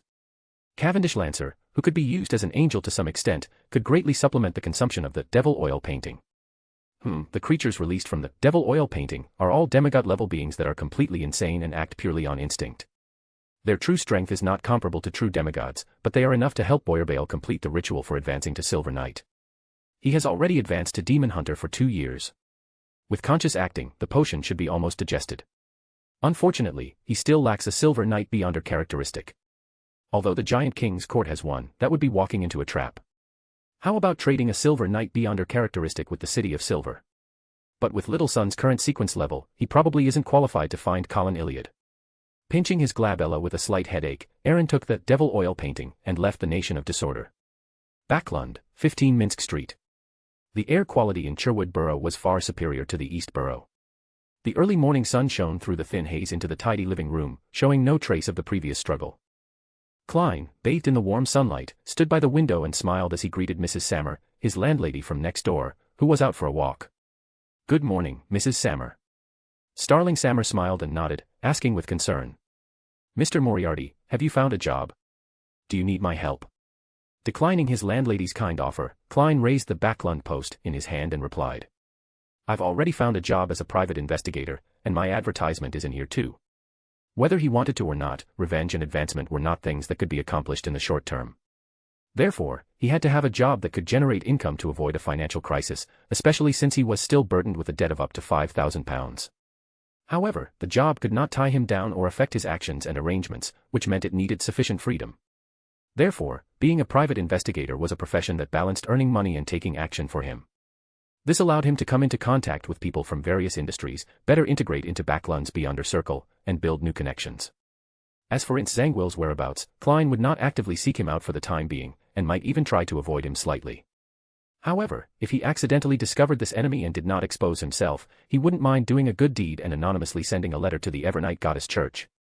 After making a deal with Marek at the Bravehearts Bar yesterday noon, Klein went to the headquarters of the Backlund Post in Sherwood Borough, spending £30 to book a small advertisement for a month. Thus, on the fold between the 7th and 8th pages of the Backlund Post that Klein held, which had just been delivered today, a small notice appeared. Sherlock Moriarty, a private investigator skilled in handling various matters, with reasonable fees and strict adherence to confidentiality, residing at 15 Minsk Street, Sherwood Borough. The reason Klein did not choose major newspapers covering the entire Loan Kingdom, such as Tasik Post or Backlund Daily, was because his business would temporarily be limited to the city of Backlund, and he also did not want his popularity to become too high. Therefore, the Backlund Post, which was quite popular locally and had inexpensive advertising, became his first choice. Watching his landlady walk away, Klein drew the curtains and looked at the calendar on the table with a complex expression. It's been a week since the Tingen incident. Alas, I hope nothing goes wrong with the Tarot Club this afternoon. As for Lenivas. With darkened eyes, Klein stood up and picked up his cane, about to leave. At the moment he grasped the doorknob, his steps paused slightly. After thinking for a moment, Klein learned from yesterday's lesson of going out. He took a gold coin from his pocket and performed a simple divination, but the result was that it was not suitable to go out today. Not suitable to go out? Is it because I'll encounter danger if I go out, or because business will come to me? No, the newspaper was only published this morning. Even if there was a commission, it couldn't be this fast. Could something have happened with Backlund? Various thoughts arose in his mind. Klein put his cane back in place and held the gold coin, muttering softly. Backlund is dead. Clink. The gold coin tumbled and bounced, then fell into Klein's palm, heads up. This indicated affirmation. Backlund is dead. Marek solved it so quickly. Klein's heart rejoiced, and his tense state suddenly relaxed. Without Rosego's interference, he believed this result was correct. This matter finally ended. Klein took a breath, slowly exhaled, and understood the true meaning of the previous divination that it was not suitable to go out. Backlund was dead, and he, as a suspect who had previously informed the police that the ambassador had problems, would definitely be investigated. Perhaps someone would call on him this morning. Recalling the huge debt of £5,000 he owed, Klein's recently upturned lips instantly stiffened. He subconsciously looked at the mirror in the washroom next to the living room, somewhat worried that Marek would walk out of it to demand payment from him. I need to make money quickly. With the all-black eye, I can create a fake person in that grey fog space and openly trade with other members without worrying about lowering the fool's authority. Having made up his mind, Klein completely relaxed. After a moment of thought, he set up a spiritual wall and drew the symbol that could summon a Rhodes on the washroom mirror with spirit-rich blood. Since the Backlund matter was coming to an end, he should do what he needed to do. He had never forgotten his true purpose in coming to Backlund. To find Lenivas and use him as the starting point for his revenge. Watching the rippling mirror reveal familiar and fawning words, Klein took out a drawing from his pocket depicting Lenivas's appearance and attire. This was his appearance in Tingen, drawn by Klein with the aid of dream divination, with the words, former name Lenivas, marked below. Placing the portrait in front of the mirror, Klein maintained the fool's dignity and spoke in a deep voice. Where is the person in this portrait now? He did not use Lenivas to refer to him, to avoid Rhodes giving an incorrect answer. Ever since Rhodes actively contacted him in Backlund, Klein had given up the idea of searching for Lenivas through bounty missions. After all, for a cunning and sly con artist, this could easily arouse their vigilance, and the Evernight Church, knowing of Lenivas's crimes in Tingen, might also use this to find Klein. As the mirror rippled, a scene appeared. Klein saw ships laden with goods and many workers loading and unloading them. Backlund had many such docks, most of which were located in the docklands and named various docks. Is this the docklands? This thought arose in Klein's mind, and he noticed the scene rapidly zooming in, stopping in front of a two-story building. The name on the signboard was somewhat faded, but it was vaguely discernible, East Byram Dock Company Dockworkers Association. Klein narrowed his eyes slightly, said nothing, and continued to stare at the mirror. The scene passed through the dilapidated staircase, revealing a shirtless man in the basement. Deep red flesh intertwined in the skinless parts of his chest and abdomen, forming an inverted figure. Suddenly, the scene presented in the mirror shattered like glass, and all the scenes collapsed. Great master, this guy has the true creator's divinity on him, and he has grown for a long time. You haven't recovered your lost power yet. Rhodes begs you not to act personally, okay? East Byram Dock Company Dockworkers Association. Klein slowly nodded, repeating the name in his mind. He wasn't stupid, he wouldn't do something clearly suicidal. Alas, I am still too weak. Otherwise, I would choose to seek revenge with my own hands, but now I can only settle for second best. With his divinity, I am definitely not his match. I can only report him to the official Beyonders, but I can't go to the Evernight Church. If they find out that I, a former Nighthawk who should have died, have resurrected, that would be real trouble. I can only let that guy live a little longer, Captain. I will definitely avenge you. His clenched fist slowly relaxed, and Klein looked at the mirror again. The text had changed. Great master, you have already answered my question. You can ask Rhodes another question. After a few seconds of silence, Klein carefully took out the Wheel of Fortune card from his pocket, placed it in front of the mirror, and asked contemplatively. What is the identity of the little boy who gave me this tarot card yesterday? Although he inwardly confirmed that it should be a powerful figure from the life school of thought, the thought of a sequence 5 dying inexplicably just from a gifted tarot card made Klein quite uneasy. He was also curious why such a powerful figure had suddenly taken an interest in him. Chapter 295 Ceremony and Recruitment. A bizarre and kaleidoscopic scene flashed across the mirror, suddenly converging into an illusory flowing river, and one by one, transcendent and mysterious wheels emerged. Klein, who had been staring at the mirror, frowned slightly, not knowing what Rhodes meant, until he saw silver characters appearing one by one in the illusory long river. The gift of destiny has long been marked with a price. Grow up quickly, Sherlock Moriarty, or should I call you Klein Moretti? The expression on Klein's face suddenly froze. He subconsciously lowered his head and found that the Wheel of Fortune card was tightly pressed against the bottom of the mirror at some point, which was also the source of the suddenly appearing illusory long river. The gift of destiny. Klein felt a bit of a toothache, recalling the details he had previously overlooked, such as the subsequent Beyonder pathway of Seer, the potion formulas from Sequence 7 to Sequence 5, which he obtained with almost no effort, and Marek, who readily agreed to assassinate the ambassador at their first meeting. This is both a blessing and a gift from destiny. Now Klein completely understood what Will Septon had said when he performed a divination for him that day. As Klein pondered, the illusory silver long river dissipated, and pale characters reappeared with a hint of panic. Great master, are you all right? There was a small problem just now. As compensation, you can ask another question to continue testing Rhodes. Maintaining the fool's dignity, Klein slowly nodded, his chaotic thoughts already reined in. Even if he had to pay a price for the gift of destiny, that would be a matter for later. What's more, he currently had no capital to resist, so it was better to accept it.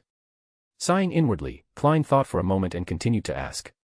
Within Backlund, where can I obtain the Apothecary Pathways Sequence 9 and Sequence 8 potion formulas? After experiencing the magic of potions, Klein felt that befriending or even cultivating an apothecary would be very beneficial to him. Moreover, burdened with £5,000 of debt, he was currently extremely short of money. The apothecary's subsequent Sequence 8 potion formula was visible pounds for Klein. Given the Viscount's wealth at the gathering, selling it for £700 wouldn't be excessive, would it? As Klein thought this, the mirror glowed faintly.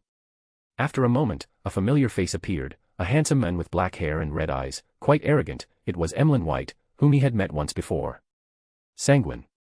Klein recalled the information he had obtained at the Bravehearts bar. The mirror rippled, perhaps Rhodes was stimulated by the previous question, this time without waiting for Klein to ask further, more detailed images appeared. Under the crimson moonlight, the rather arrogant Sanguine, with his eyes closed, walked into a golden church in an abnormal state. The bottom right of the image was marked with several pale characters. South of the bridge, Rose Street, Harvest Church. Looking at the holy emblem of life on the church's roof with a strange gaze, and recalling the time Emlyn White went missing in the intelligence, Klein clicked his tongue inwardly.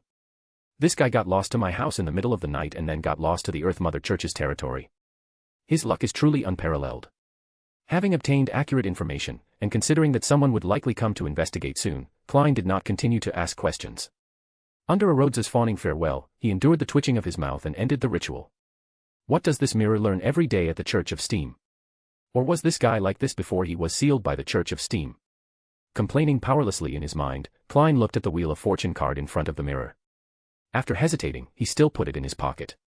After sacrificing all the remaining Beyonder-related items to above the gray fog, he sat on the sofa and waited quietly. The bright sunlight shone on the azure sea. Anderson leaned against the edge of the deck with a hint of melancholy. Heaven knew how he had spent this period.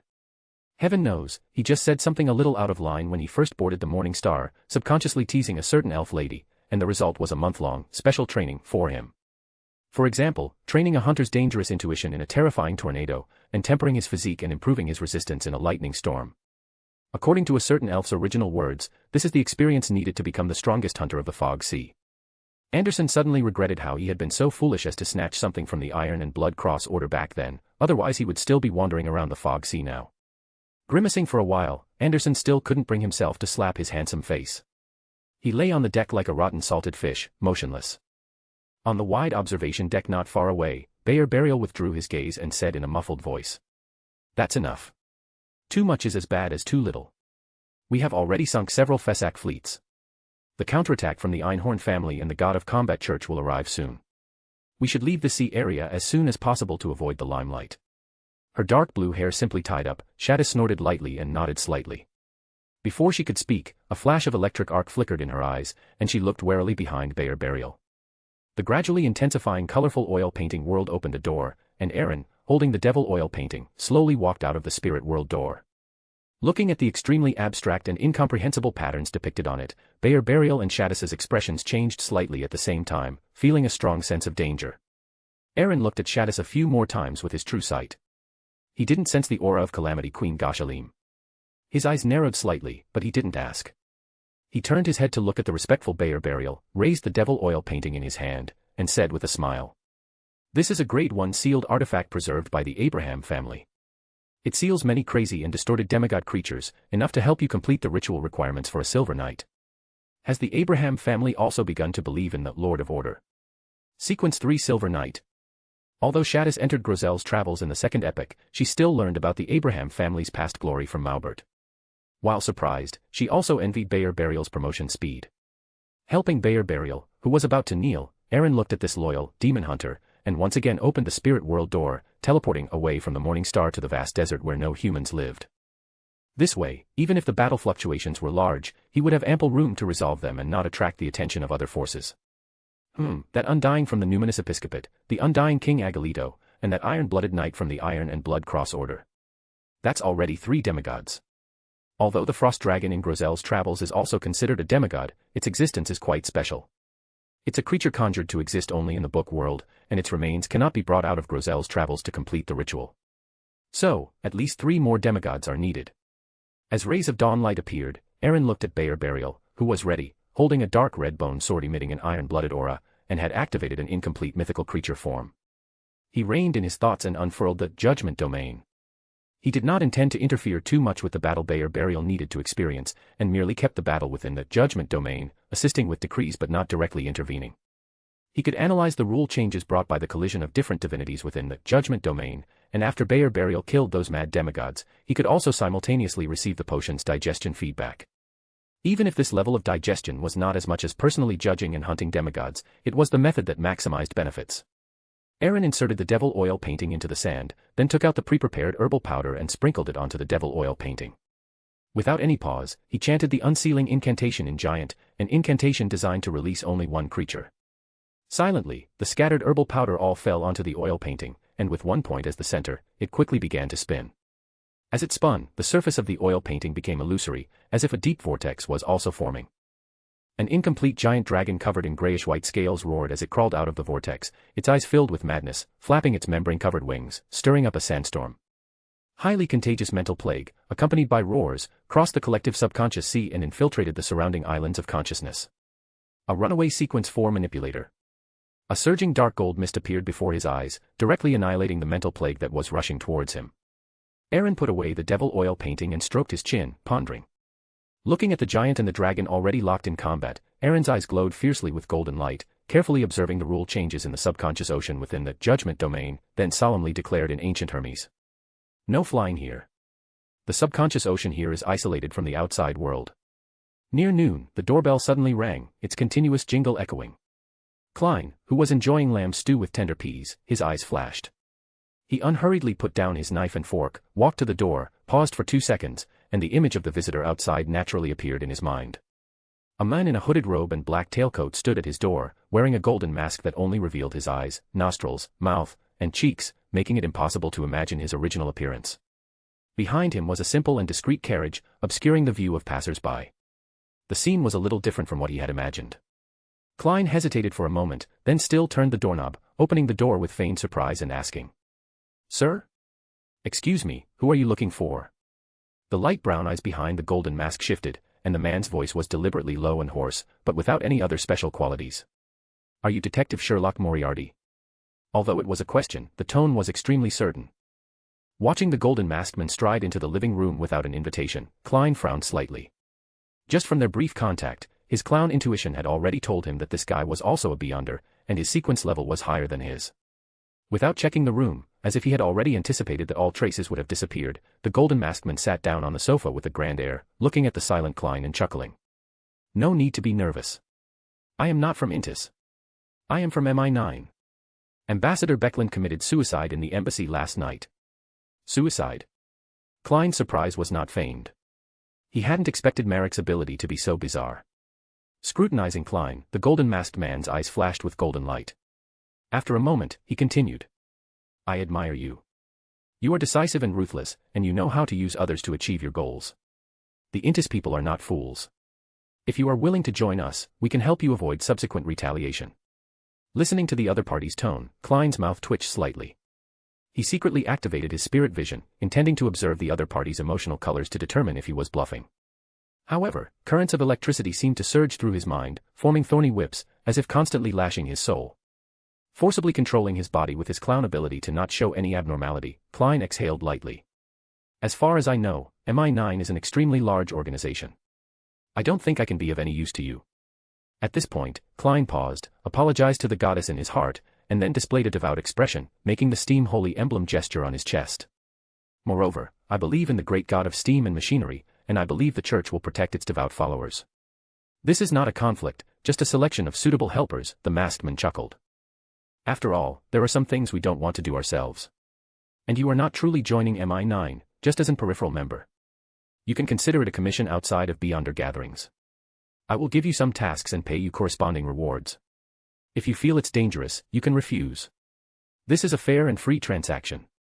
Once you've saved enough money, you can come to me to purchase materials."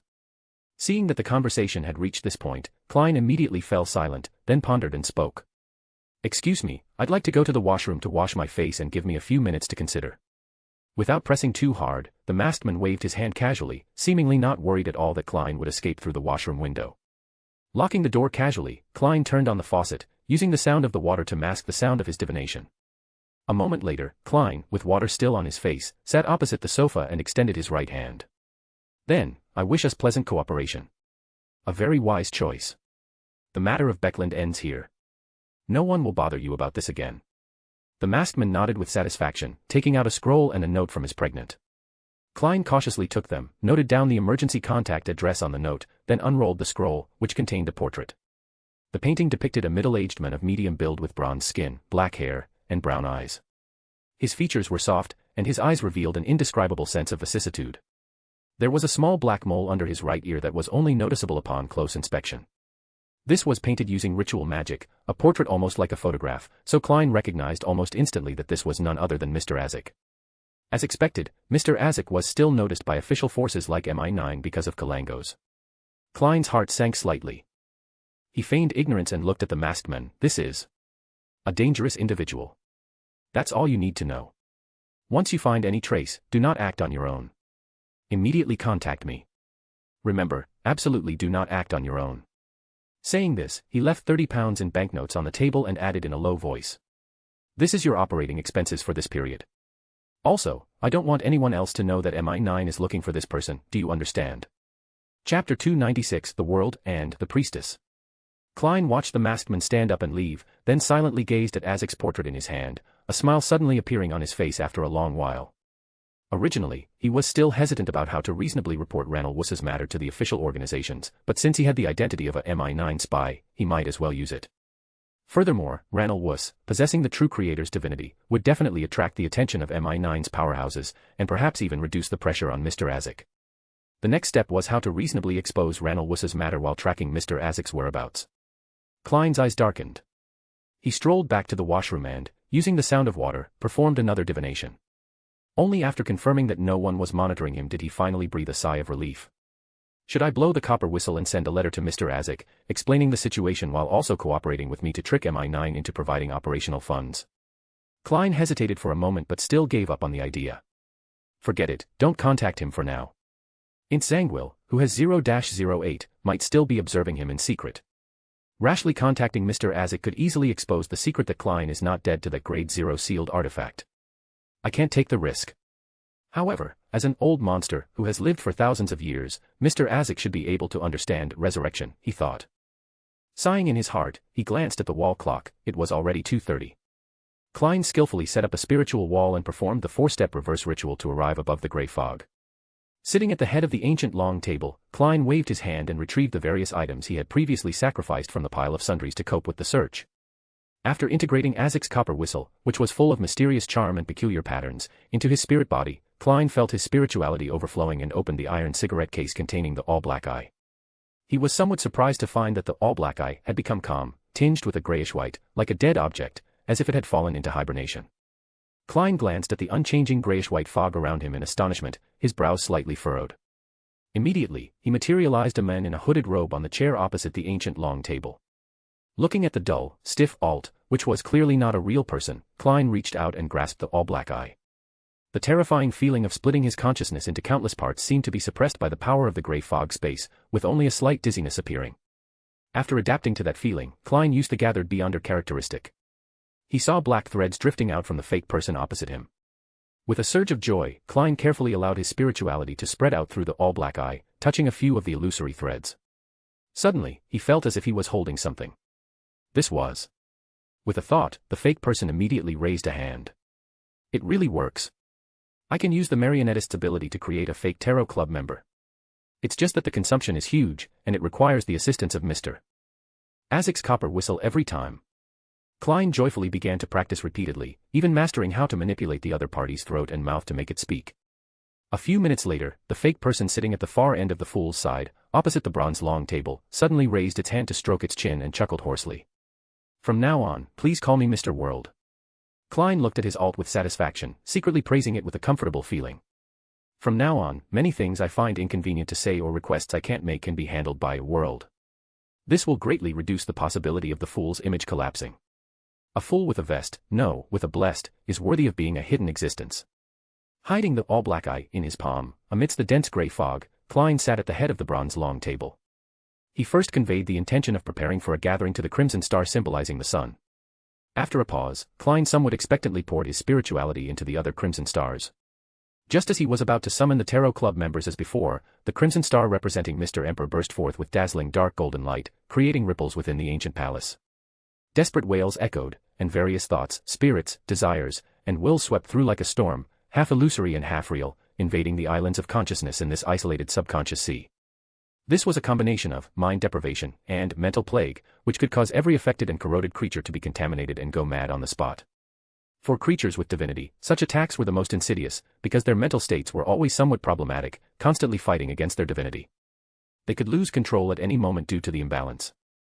Veins bulged grotesquely on his grayish-blue skin, and dark green symbols bloomed with light in his single eye, suppressing the awakened bloodlust in his heart. Although Bayer Burial's will was incredibly firm, the madness, cruelty, and bloodlust inherent in his incomplete mythical creature form were still aroused. Even if he had to divert his spirit to resist these influences to avoid immediate loss of control, this desperate counterattack could not change the final outcome. Light like dawn shimmered from the blood-stained bone sword, and Bayer Burial completely extinguished the last vitality of the dying grayish-white giant dragon.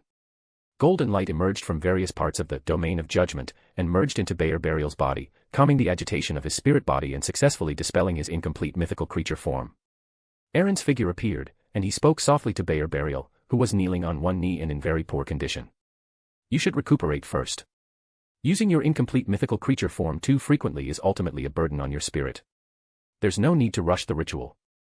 As he spoke, Aaron carefully savored the digestion of the potion within his body, but his brow furrowed. Perhaps because he only played an auxiliary role, the potion digestion brought about by the demise of this sequence 4 demigod creature was not as effective as expected.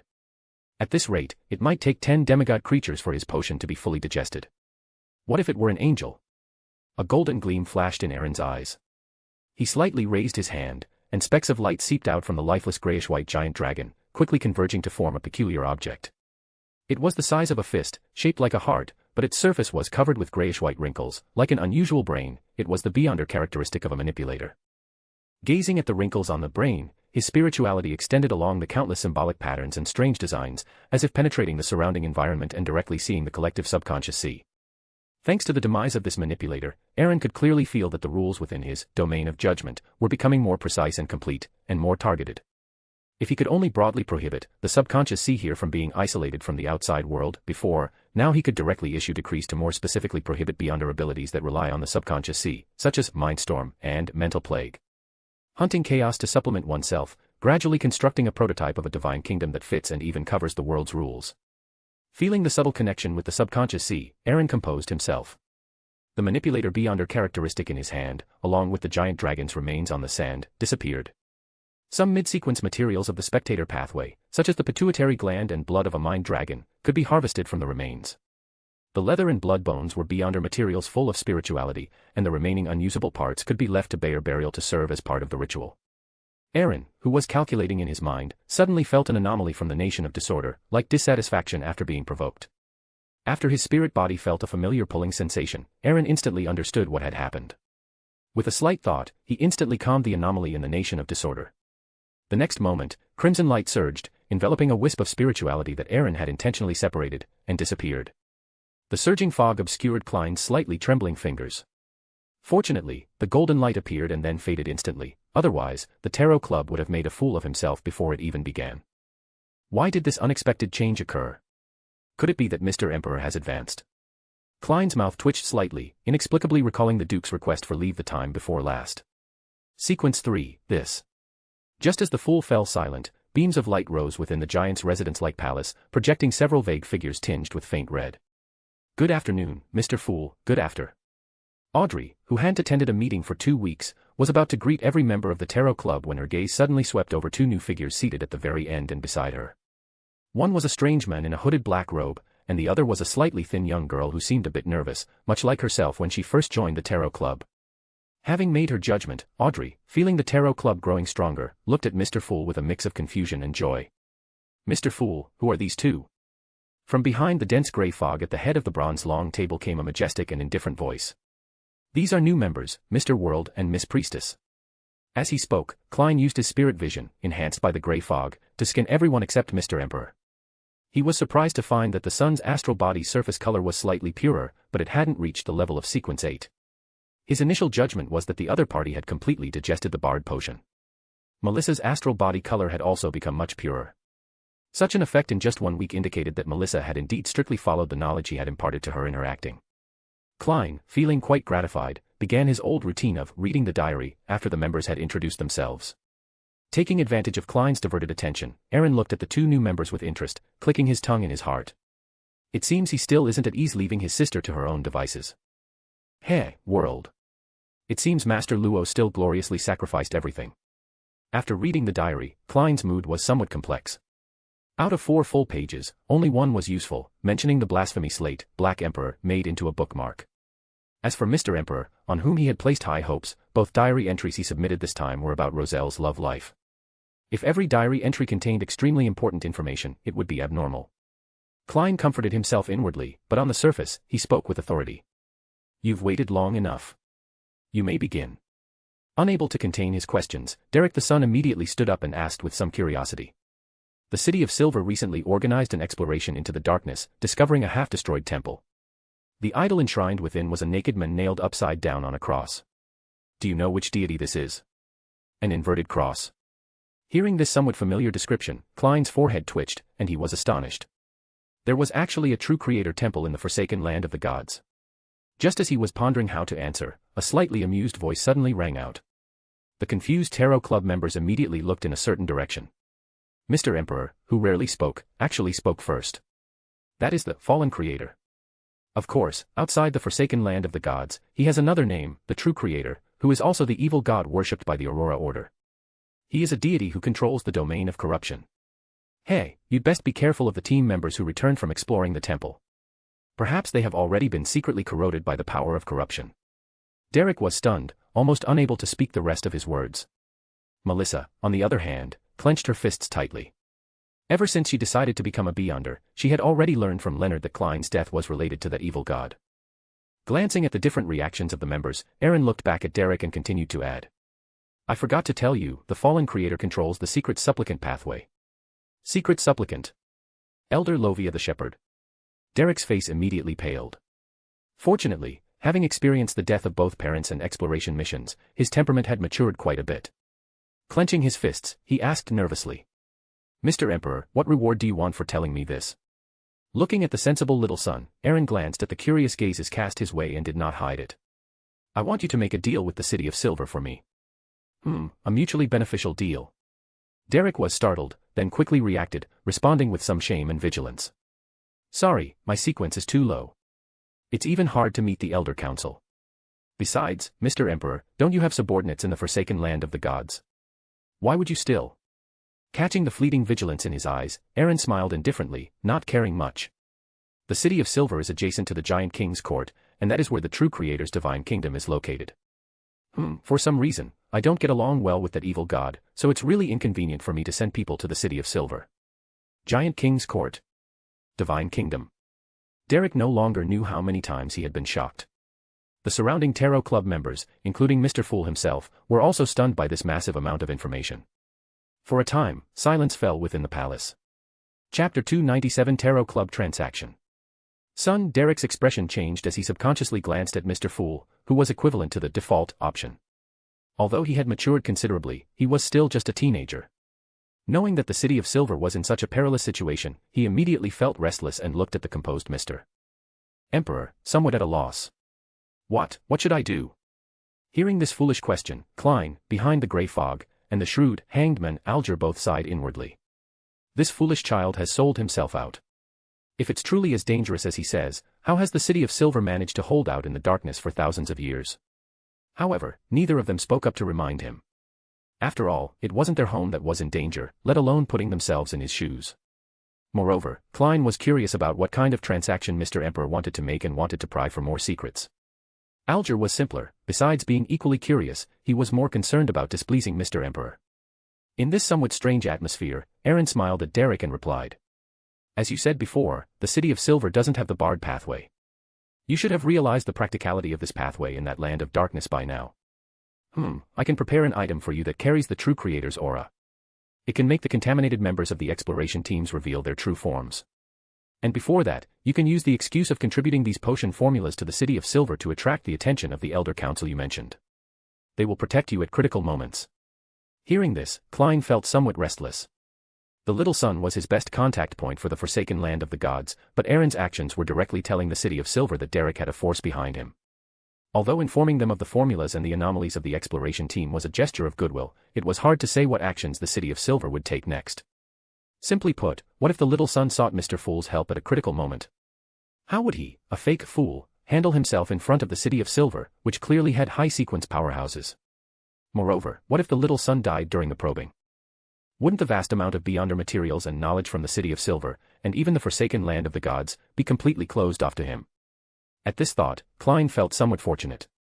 Thankfully, he had obtained the all-black eye and created world, otherwise he would truly be in a difficult situation this time.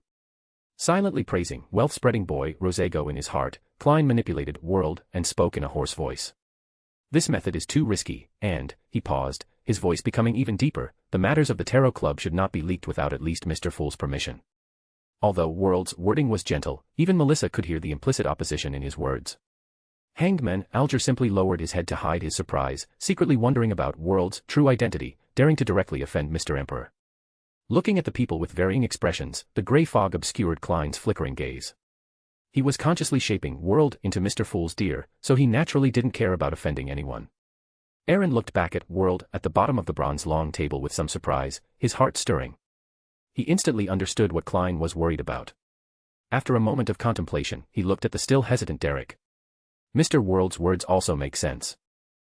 Sequence 8 Light Supplicant can cast some spells and rituals within the Sun domain, which are very effective against evil and corrupting forces. As an initial reward, I can grant you a sequence 8 potion. After you advance and gain the ability to protect yourself, you can then proceed with the task. Additionally, I must remind you that a lone wolf cannot survive long in a dark forest. I know you want to become the only son of the City of Silver, leading it to true light. But when some things cannot be openly stated, isolation and that little bit of selfishness will only bring more suspicion and exclusion. Contributing the formulas is both for me to successfully complete the transaction and for you to escape your predicament, gain trust, and a little bit of precious prestige. After speaking, Aaron did not look at the complicated expression on Derek's face. He straightened his expression and looked at the somewhat gloomy world. Moreover, my consideration is naturally also to preserve Mr. Fool's interests. You may not know, but there is an enemy of Mr. Fool hidden within the City of Silver. Enemy? Where did the enemy come from? Don't talk nonsense, or I'll sue you for defamation. Fortunately, World was a dummy and had no emotional fluctuations, otherwise Audrey would definitely be able to read Klein's thoughts at this moment. Aaron chuckled inwardly, knowing that Klein was probably also dumbfounded. He didn't beat around the bush and continued to explain. That is Amon, the king of angels of the Marauder pathway, the blasphemer. If Mr. Fool regains his divine position, he naturally doesn't need to worry, but currently, he is indeed Mr. Fool's greatest enemy. Although he fears the true creator, he still has a clone hidden in the City of Silver. It's only a matter of time before he discovers Mr. Sun carrying Mr. Fool's aura. Instead of being suddenly ambushed and needlessly damaging Mr. Fool's interests, it's better to gain the City of Silver's trust early. To survive in the land of darkness, it must be protected by a sealed artifact of sequence 0. Destroying a clone is still achievable. King of Angels. Blasphemer. Derek mumbled twice and immediately felt that the City of Silver was not just on the edge of a cliff, it was clearly already 1 foot off the cliff. Compared to Derek's confusion and panic, Klein now felt besieged on all sides and had an urge to curse. Although Aaron didn't explicitly state it, Klein, who knew about hidden knowledge such as Sequence 0 and the interchangeability of similar pathways, already vaguely guessed why Aaron so assertively claimed that the blasphemer was Mr. Fool's enemy. When you choose a pathway, your enemies and friends are already determined. He inexplicably recalled this sentence from Roselle's diary. With complex emotions, he remained silent and did not continue to manipulate World to speak. Seeing Mr. Fool's tacit approval, Derek took a deep breath, stood up, bowed to Aaron, and asked somewhat nervously. Mr. Emperor, I am willing to take the risk. Can you now tell me what transaction you wish to complete? Seeing that he had finally persuaded this somewhat stubborn young man, and Mr. Fool hadn't caused him any more trouble, Aaron chuckled and didn't answer directly, instead saying. The City of Silver once belonged to the Giant King's court, and most of the surrounding city-states were of the Giant Pathway.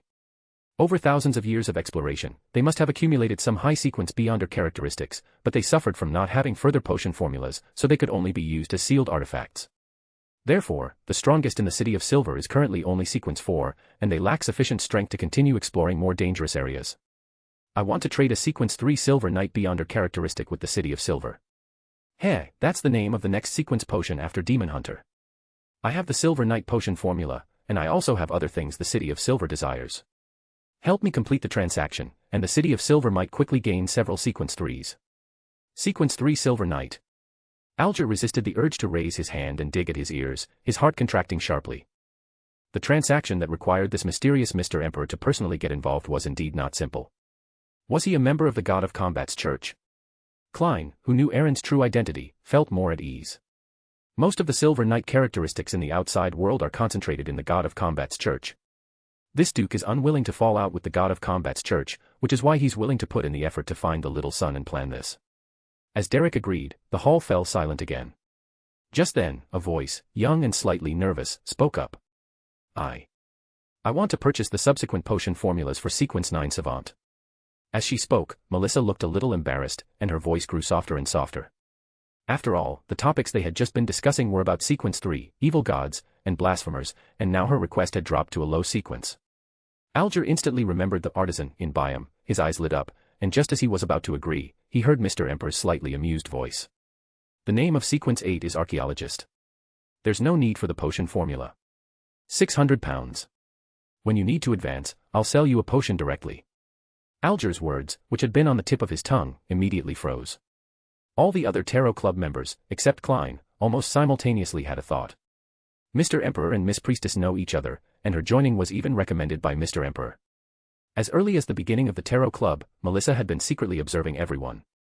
At this moment, she finally confirmed that Mr. Emperor was Duke Aaron, who had given her the parchment in Tingen. After all, he could tell her that honorific name, so he must also be in the Tarot Club. Audrey's gaze was filled with scrutiny as she looked at the young girl beside her, who was bowing her head. After a long time, she shifted her gaze away. Potions must be completely digested before advancing, otherwise it will leave significant hidden dangers. After a reminder, the gloomy world withdrew his gaze from his sister and continued in a cold tone. One piece of the true root of a fog tree, all the spinal fluid of a demonic patterned black panther, and the medullary crystal of the elven spring. Please search for these for me. I will pay in gold pounds. The first two items were the main ingredients for Sequence 7 Magician. Although they could be exchanged from Military Intelligence 9, where the gold maskman was located, Klein was unwilling to expose his sequence. The last item was to be sold to the fat apothecary Darkwill, to ease the financial strain on Mr. Fool's purse with the price difference. In the subsequent intelligence exchange, Audrey did not mention the blasphemy slate obtained from exploring Caesar Harbor, nor did she make any other requests as she was still digesting the telepathist potion. Seeing the silent crowd, each with their own thoughts but in tacit understanding, Klein lightly tapped the bronze long table and spoke indifferently. This gathering ends here. Watching the crimson lights rise and dissipate one by one, Klein, his face somewhat pale, dispersed World's figure and hurriedly put the all-black eye back into the iron cigarette case. Before his spirituality was exhausted, Klein quickly wrote on the materialized parchment. Harvest Church is very dangerous. Closing his eyes and silently chanting the divination sentences, he opened his eyes after a few repetitions. Klein looked at the rapidly spinning divination crystal, his brows slightly furrowed. Very dangerous, meaning if I go with my Sequence 8 strength, I could easily end up like that vampire. Silently abandoning his plan to go to Harvest Church tonight, Klein pinched his brow, feeling a headache.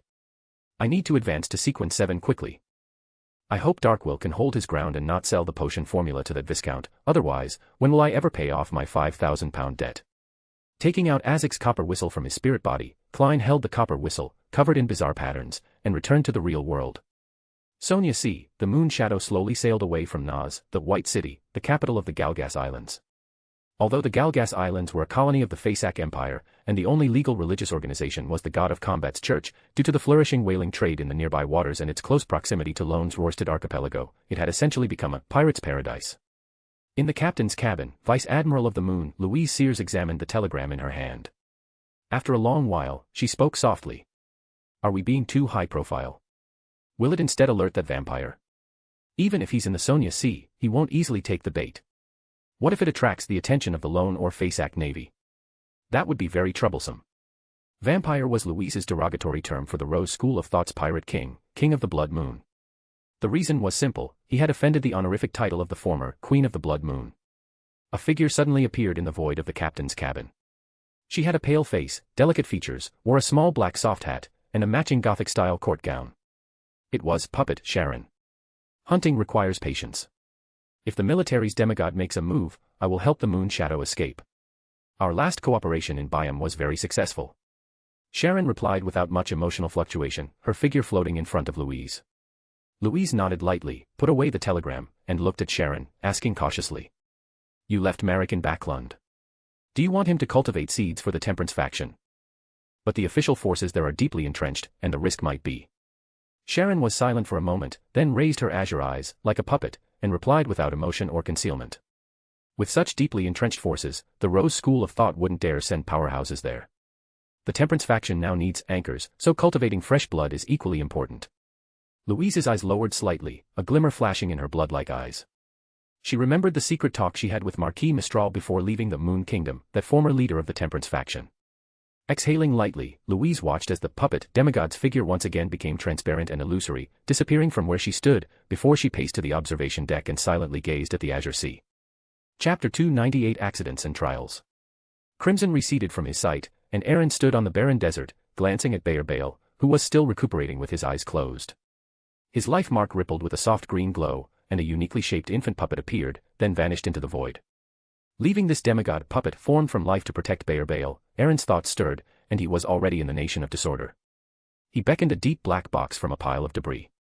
After removing the spiritual wall, dark, viscous liquid seeped out, full of degenerate aura, and was instantly dissipated into nothingness by the surging dark golden mist. When everything calmed down, only a curled, blood-stained umbilical cord with burn marks remained in the box. It was the umbilical cord of the evil god's offspring that Aaron had obtained in Tingen City. It was a pity that the true creator token originally offered by Anderson had been annihilated during the exploration of the lost Nuans. If he wanted to give the little son an item that could stimulate those afflicted by degenerate power, he could only create it himself. Thinking this, Aaron took a spine from the broken gray-white giant dragon remains in the debris pile. With a slight thought, as the bone fragments vanished, a gray-white cross appeared. Mobilizing the power of the nation of disorder and guarding against the erosion of degenerate power, Aaron finally separated a drop of umbilical cord blood. When the blood merged into the white bone cross, it instantly turned ink black, and a somewhat unreal phantom vaguely appeared on the cross. Looking at the restless degenerate cross in his hand, Aaron slightly opened his palm, and a powerful force engraved divine patterns on its ink-black surface, sealing it with a ritual and setting the activation mantra as degenerate. Otherwise, if it were truly thrown into the forsaken land of the gods, into the city of silver, without any concealment, it might cause even greater trouble. After resealing the evil god's offspring umbilical cord, Aaron returned to the real world with the degenerate cross and the light supplicant potion he had prepared earlier. Almost as soon as Aaron's figure appeared, Bayer Bale, who had been recuperating with his eyes closed, suddenly turned his head. The dark green symbols in his eyes almost solidified. Extremely sensitive to evil, degenerate, and polluted traces, his demon hunter's eye was instantly activated. You've recovered well, and your spiritual perception seems to have sharpened a bit. Seeing that it was his grace, the Duke, Bayer Bale restrained his fierce aura and respectfully stood up, responding somewhat eagerly. The remaining demon hunter potion has been digested quite a bit. One more battle, at most, and I'll have completely digested it. Looking at Bayer Bale, who was ready and eager to try, Aaron pondered for a moment before taking out the devil oil painting and reopening the judgment domain to once again envelop the area. As the low, ancient Hermes language echoed, the sky, which had been occupied by orange twilight, suddenly darkened. Layers of dark clouds appeared, and a thick silver-white lightning bolt struck down, shattered by the dark red bone sword in Bayer Bale's hand. Eerie blue light surged from the vortex of the devil oil painting, and the barren desert even cracked open with one fissure after another, spewing out crimson magma. Floating above the magma, carried by the hurricane, was a terrifying octopus-like sea monster. Its completely irrational eyes held only a desire for flesh and blood. Its tentacles, covered in deep blue scales, carried electric arcs as they lashed out at Bayer Bale, whose body had expanded several times. After controlling the calamity caused by this distorted creature, comparable to a cataclysmic interror, to prevent it from overflowing, Aaron withdrew his gaze. This was a vast and remote desert, extremely far from the ocean. With no geographical advantage, its greatly reduced strength made it impossible for it to be Bayer Bale's opponent. Taking a step, he arrived outside the isolated judgment domain. Aaron quickly set up the sacrifice and bestowal ritual, placing both the degenerate cross and the light supplicant potion on the altar. Backlund Docks, near East Byram Shipyard.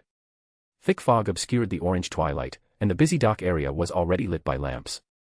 After returning to his room from the Tarot Club to restore his spirituality, Klein simply disguised himself and immediately left home, winding his way from Cherwood Borough until he coincidentally arrived at the docks. This was mainly for military intelligence 9 to see. Whether he was looking for Mr. Azek or not, the necessary facade had to be maintained.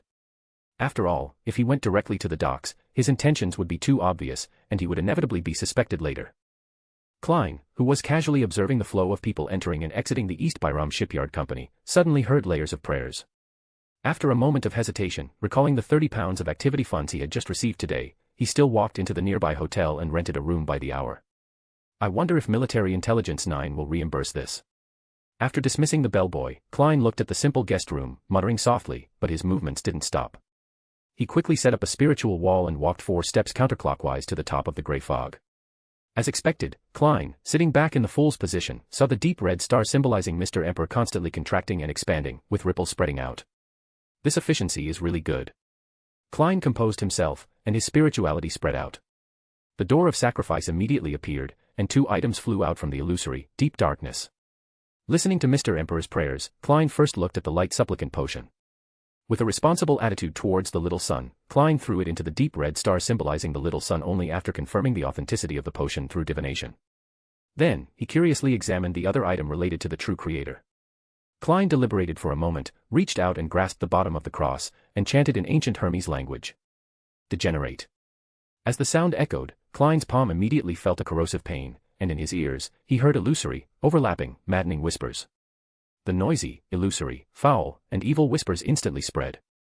Klein's scalp tingled, his mind buzzed, and he felt his blood vessels constantly throbbing, making it difficult to concentrate his thoughts. This somewhat familiar stinging sensation instantly reminded Klein of the foul words he had faced directly in Tingen. After personally experiencing the effect of the degenerate cross, Klein no longer dared to foolishly divine the origin of this item. Lanris has the true creator's divinity within him. If this item is used well, perhaps. Recalling the scenes Erodes had shown him, Klein's eyes narrowed slightly, and he did not immediately bestow the degenerate cross upon the little son holding the iron cigarette case containing the all-black eye in his hand. Klein performed another divination. There will be danger exploring the East Byram Shipyard Company today.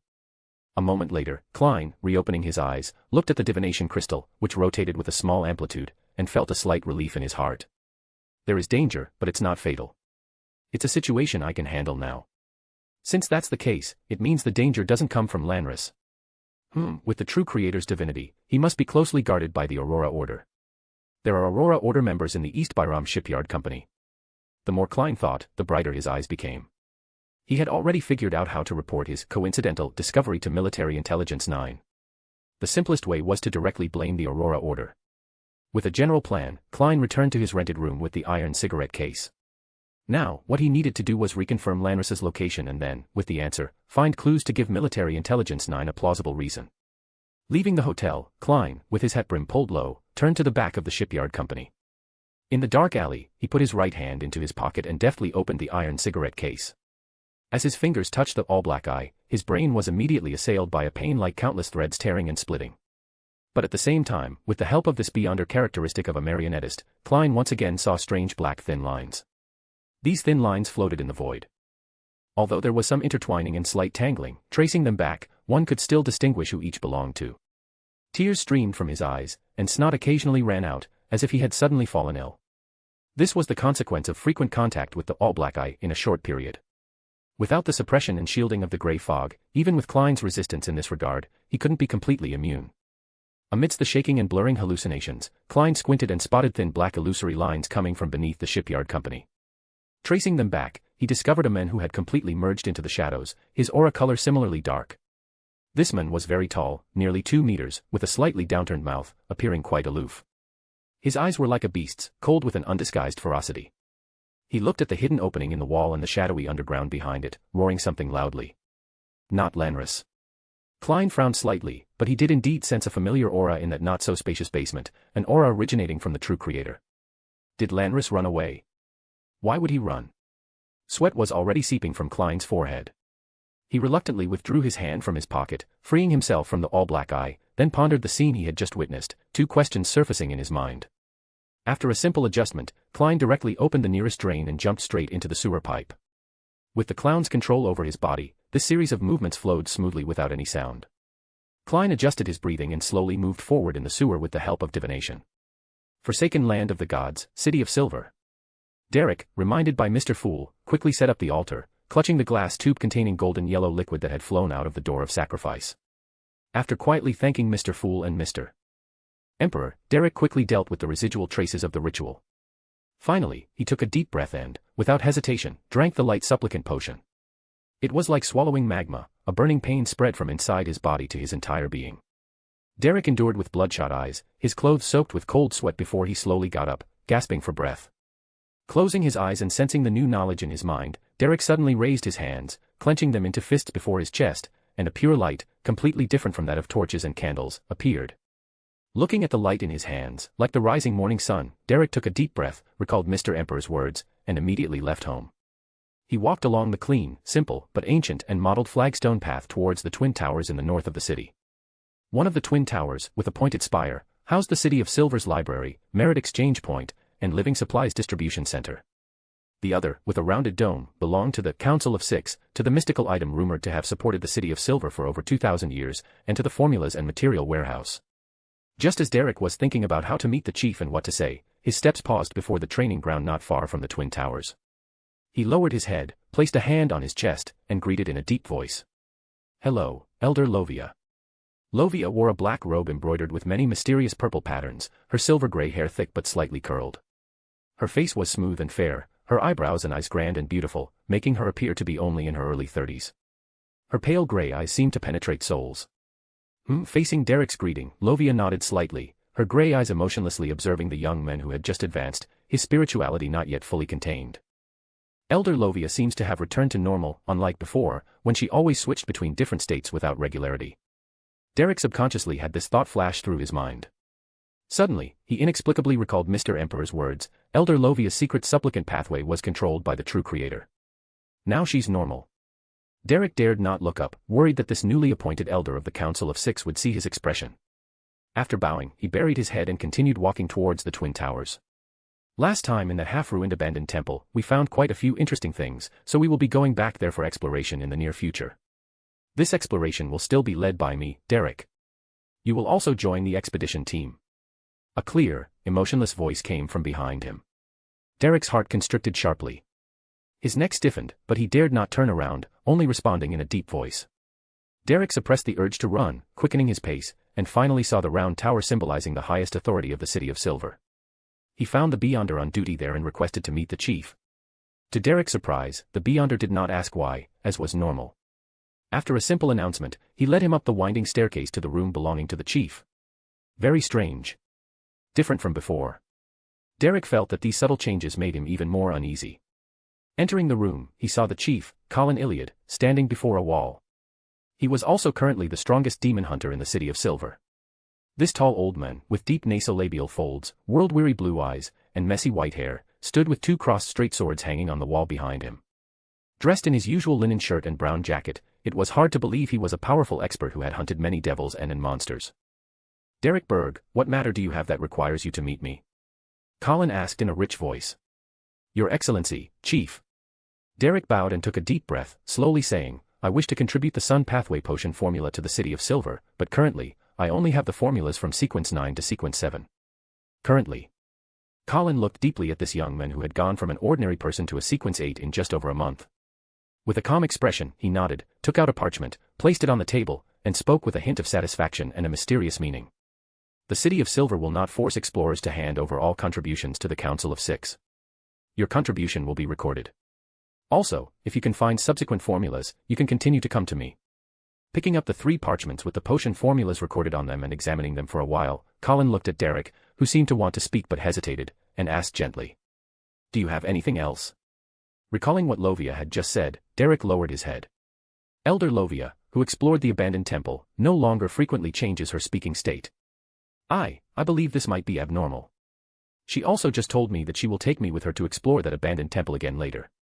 Chapter 299 Klein's Revenge. Ink green symbols appeared in his eyes as Colin scrutinized Derek, then waved his hand a moment later, saying, I understand. Derek waited for a while but heard nothing further. Although somewhat disappointed, his objective for this trip had been achieved.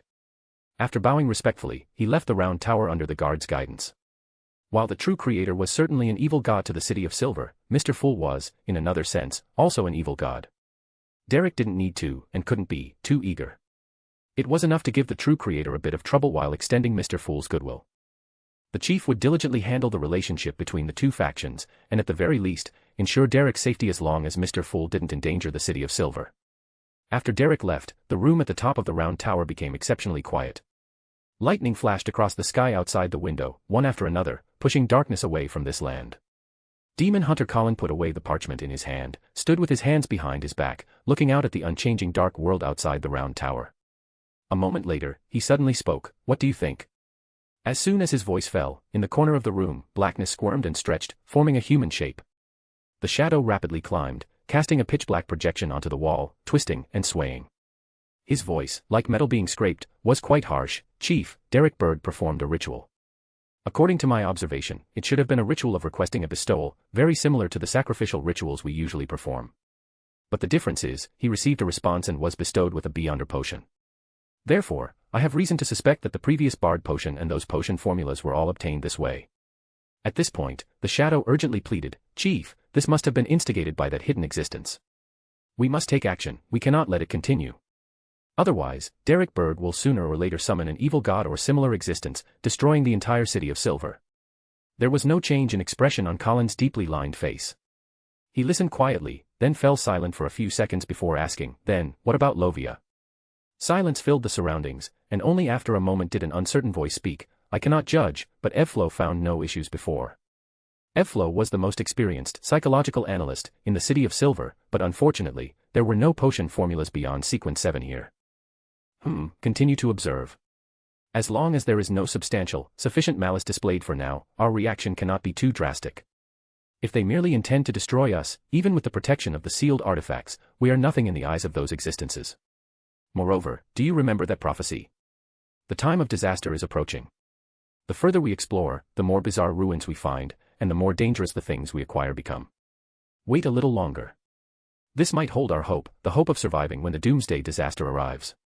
As soon as he finished speaking, a bolt of lightning flashed outside the window, illuminating the entire dark sky and the dim room.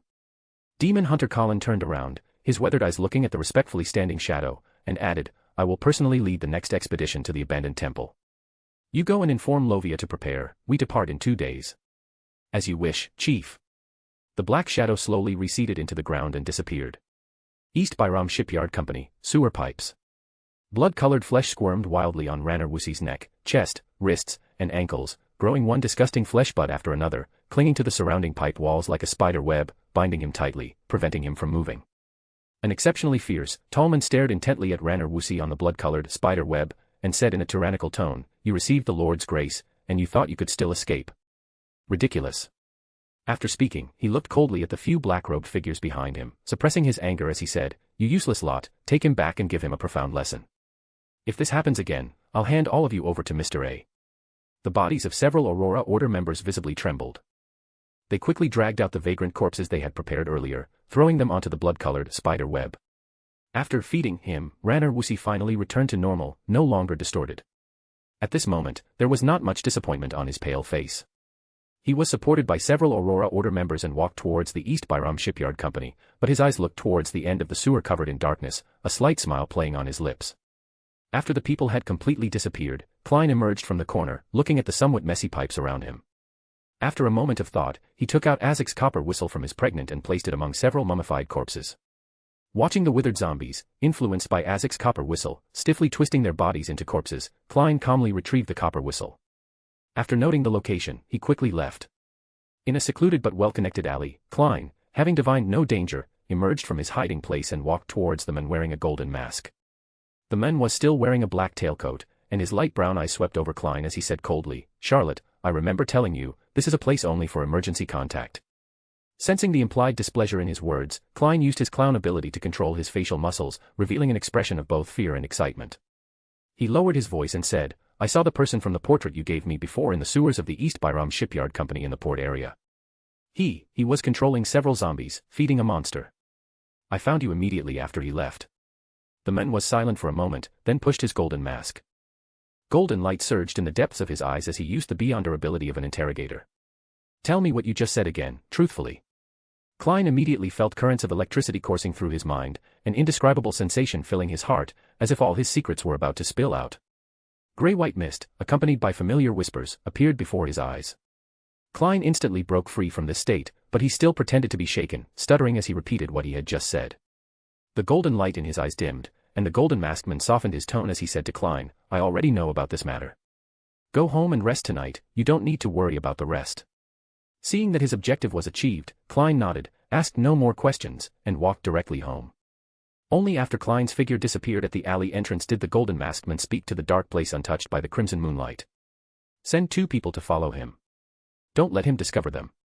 Report any abnormalities to me immediately. West District, Belodo Street, MI9. The masked man had already removed his mask, revealing a slightly weathered middle-aged face. He recounted what Klein had reported, looking somewhat nervously at his current superior, Vice Admiral Pantek, the deputy director of MI9, and asked cautiously. Our people have already surveyed that place once, and there are indeed residual death auras. He paused here. Besides that, there also seems to be an Aurora Order aura. Do we need to? Vice Admiral Pantek was a typical lone old man, with a severely receding hairline. He picked up his white ceramic coffee cup, took a small sip, and interrupted him, Samir, I don't care if you had any past entanglements with the Aurora Order, but one thing you need to understand, Chunas is dead. Since the higher-ups assigned Azek's matter to me, then I am investigating as required, understand? Samir felt the pressure, which was almost substantial, and sweat seeped from his forehead. He tightly gripped the golden mask in his hand and replied in a low voice, Yes, as you wish, Vice Admiral Pantek. I will immediately dispatch personnel. Vice Admiral Pantek slowly stood up, his golden pupils looking at the crimson moon outside the window, and said faintly, If Azek is truly there, you won't be able to stop him on your own. I will go with you. Sherwood Borough, Minsk Street, number 15. As Klein turned to close the door, he casually glanced at the street. Although those tracking him were also beyonders, his own clown sense, far exceeding Sequence 8, had already detected them. When Ranner Wusi dies, these watchers will be my best alibi. With no tension on his face, Klein returned to his bedroom, preparing to patch up the last loopholes in his plan. Walking 4 steps counterclockwise, Klein returned to above the gray fog. Sitting in the fool's position, he manipulated the all-black eye to condense the world, and in a low voice, controlled his alternate account to speak. Great Mr. Fool, I wish to ask you to relay to Mr. Emperor that I desire a high-level charm from the death domain. He may propose the exchange conditions. He condensed the prayer scene into a ball of light and threw it into the crimson star symbolizing Mr. Emperor. Waving his hand to dismiss the world, Klein sighed helplessly.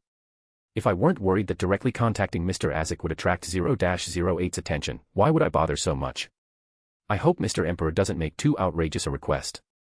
On the desert soaked in dark blue blood, Aaron looked at Bayer Ballal, who was mentally weak but couldn't hide his excitement, and said with a smile, congratulations on digesting the Demon Hunter potion. I will help you find the Silver Knight Beyonder characteristic as soon as possible. Bayer Ballal, who had used the incomplete mythical creature form multiple times in a short period, still had large patches of bluish-black skin. Placing the bone sword across his chest, he bowed his head and said firmly, I wish to become the sharpest sword in the Duke's hand, to eliminate evildoers for you. Aaron nodded in satisfaction, then took out the Stone of Life to alleviate the erosion of divinity on Bayer Ballal's body. The puppet infant reappeared on Aaron's shoulder, instantly possessing the body of the broken octopus monster. The precipitation of the Beyonder characteristic immediately accelerated. In less than a minute, the infant held a heart the size of a normal human head, enveloped in a cerulean liquid, with the sound of wind and thunder echoing for a long time. Taking it, a tingling sensation immediately came from his palm.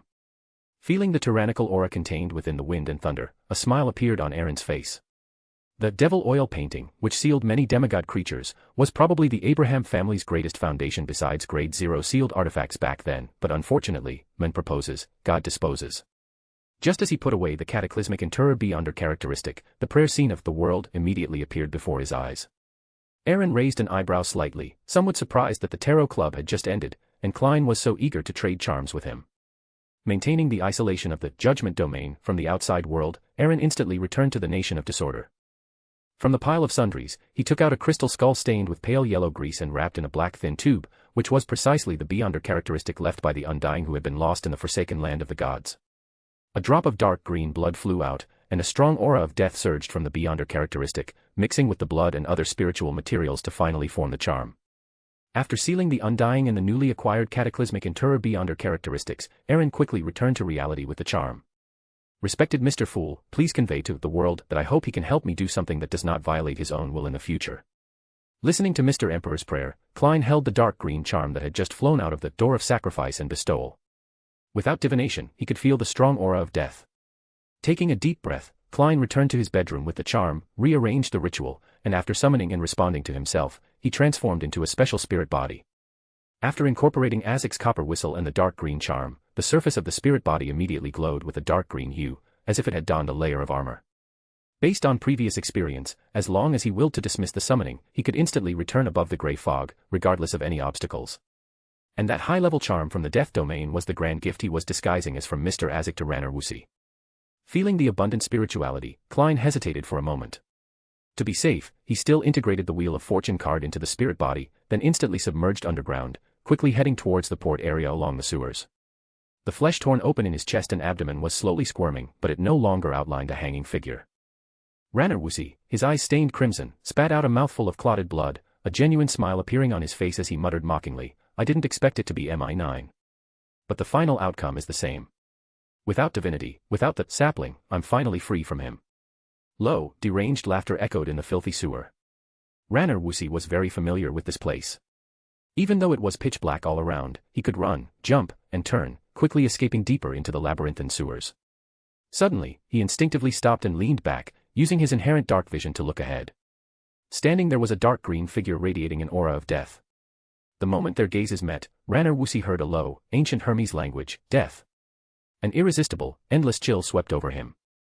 Ranner Wusi's eyes widened in disbelief, but his consciousness powerlessly detached from his body. In his empty mind, only one question remained, who is he? Chapter 300 Entering Amon's lair. A dense aura of death, accompanied by the shattering of the talisman, surged outwards, and numerous skinless, bloody arms emerged from the ethereal gate of the underworld, enveloping Ranellis. Without even an extra sound, Klein watched with indifference as Ranellis's face rapidly decayed, oozing yellowish-green pus, and flesh dropped off piece by piece. In an instant, only white bones remained of his face, and his two hollow eyeballs detached from their sockets, falling onto the sewer pipes corroded by the aura of death, almost simultaneously. With a cracking sound, one of the culprits of the Tinjin tragedy completely disintegrated, rotten chunks of flesh and stark white bones floating on top of the pus. Under the intense erosion of the aura of death, the time for the Beyonder characteristic to precipitate was directly bypassed. A constantly wriggling and shape-shifting black viscous liquid, emitting a foul, degenerate aura, resisted the erosion of the aura of death. Looking at the puddle of pus in front of him, Klein had no intention of performing a psychic mediumship ritual, fearing that the true creator's divinity would pollute Raneliss's spirit, which would, in turn, affect himself. The most crucial point was that the aura of death unleashed by this demigod-level talisman was impossible to conceal. As long as those people from MI9 weren't fools, they were definitely on their way, so there was no need to risk trying. Give up when you should, Klein murmured to himself silently, a badge the size of an eyeball appearing in his hand, with a faint and thin spiritual glow quietly shining on it. It was the only spoils of war besides the Beyonder characteristic. Just then, the clown's danger premonition suddenly intensified. Klein abruptly looked towards the intertwined sewer pipes not far away. Without the slightest hesitation, enduring the stinging pain of his spirit body, he grabbed Raneliss's obviously contaminated Beyonder characteristic. Klein, enveloped in a ghostly green armor, instantly vanished from his original spot. In the very next second, this section of the sewer was enveloped by a faint golden light membrane, and a majestic ancient Hermes language echoed within the pipes. Teleportation is forbidden here. A whooshing sound came, and Lieutenant General Pantek, whose hairline had receded quite severely, appeared with a grim expression, clutching a piece of human skin in his clearly corroded right hand. Strangely, as the flesh attached to the human skin wriggled, it faintly revealed a pitch-black cross, which was precisely the true creator's divinity that Ranellis had stripped after devouring all the Aurora Order members and outwitting MI9. After nearly 2 minutes, figures appeared one after another, most of them looking disheveled, bowing their heads under the indescribable sense of majesty and oppression. They stopped a few meters away from the puddle of pus, and with the help of dark vision, they saw a death similar to that of Kalangos, the Hurricane Lieutenant General, who had assassinated Duke Negan some time ago. Lieutenant General Pantek's eyes narrowed, and his brows furrowed tightly, while the Beyonders around him were momentarily stunned by this terrifying and mysterious scene in the dark environment. Above the grey fog, within the majestic and ancient palace, Klein's figure suddenly appeared at the head of the mottled long table. His spirit-body state was not his inherent Beyonder ability, nor did it come from the mutual conversion of flesh and spirit-body. It was the product of a ritual where he summoned himself and responded to himself. And the power of this ritual originated from this mysterious space above the grey fog, from its uniqueness. Therefore, as long as he succeeded, there was no need to attempt to escape, he could directly end the summoning and return above the grey fog, and then from there, instantly return to his physical body in the real world. Because the space above the grey fog could block the power of deities like the eternal blazing sun and the true creator, Klein believed that without divine interference, no divination could bypass the grey fog to point to Sherlock Moriarty. Quickly discarding Raneliss's Beyonder characteristic, after the disinfection by the grey fog, Klein's stinging spirit body finally eased. He leaned back against the chair and chuckled softly. "Captain, how I wish you could have seen this scene too." A deep sigh echoed. At this moment, he felt that his clown potion was completely digested.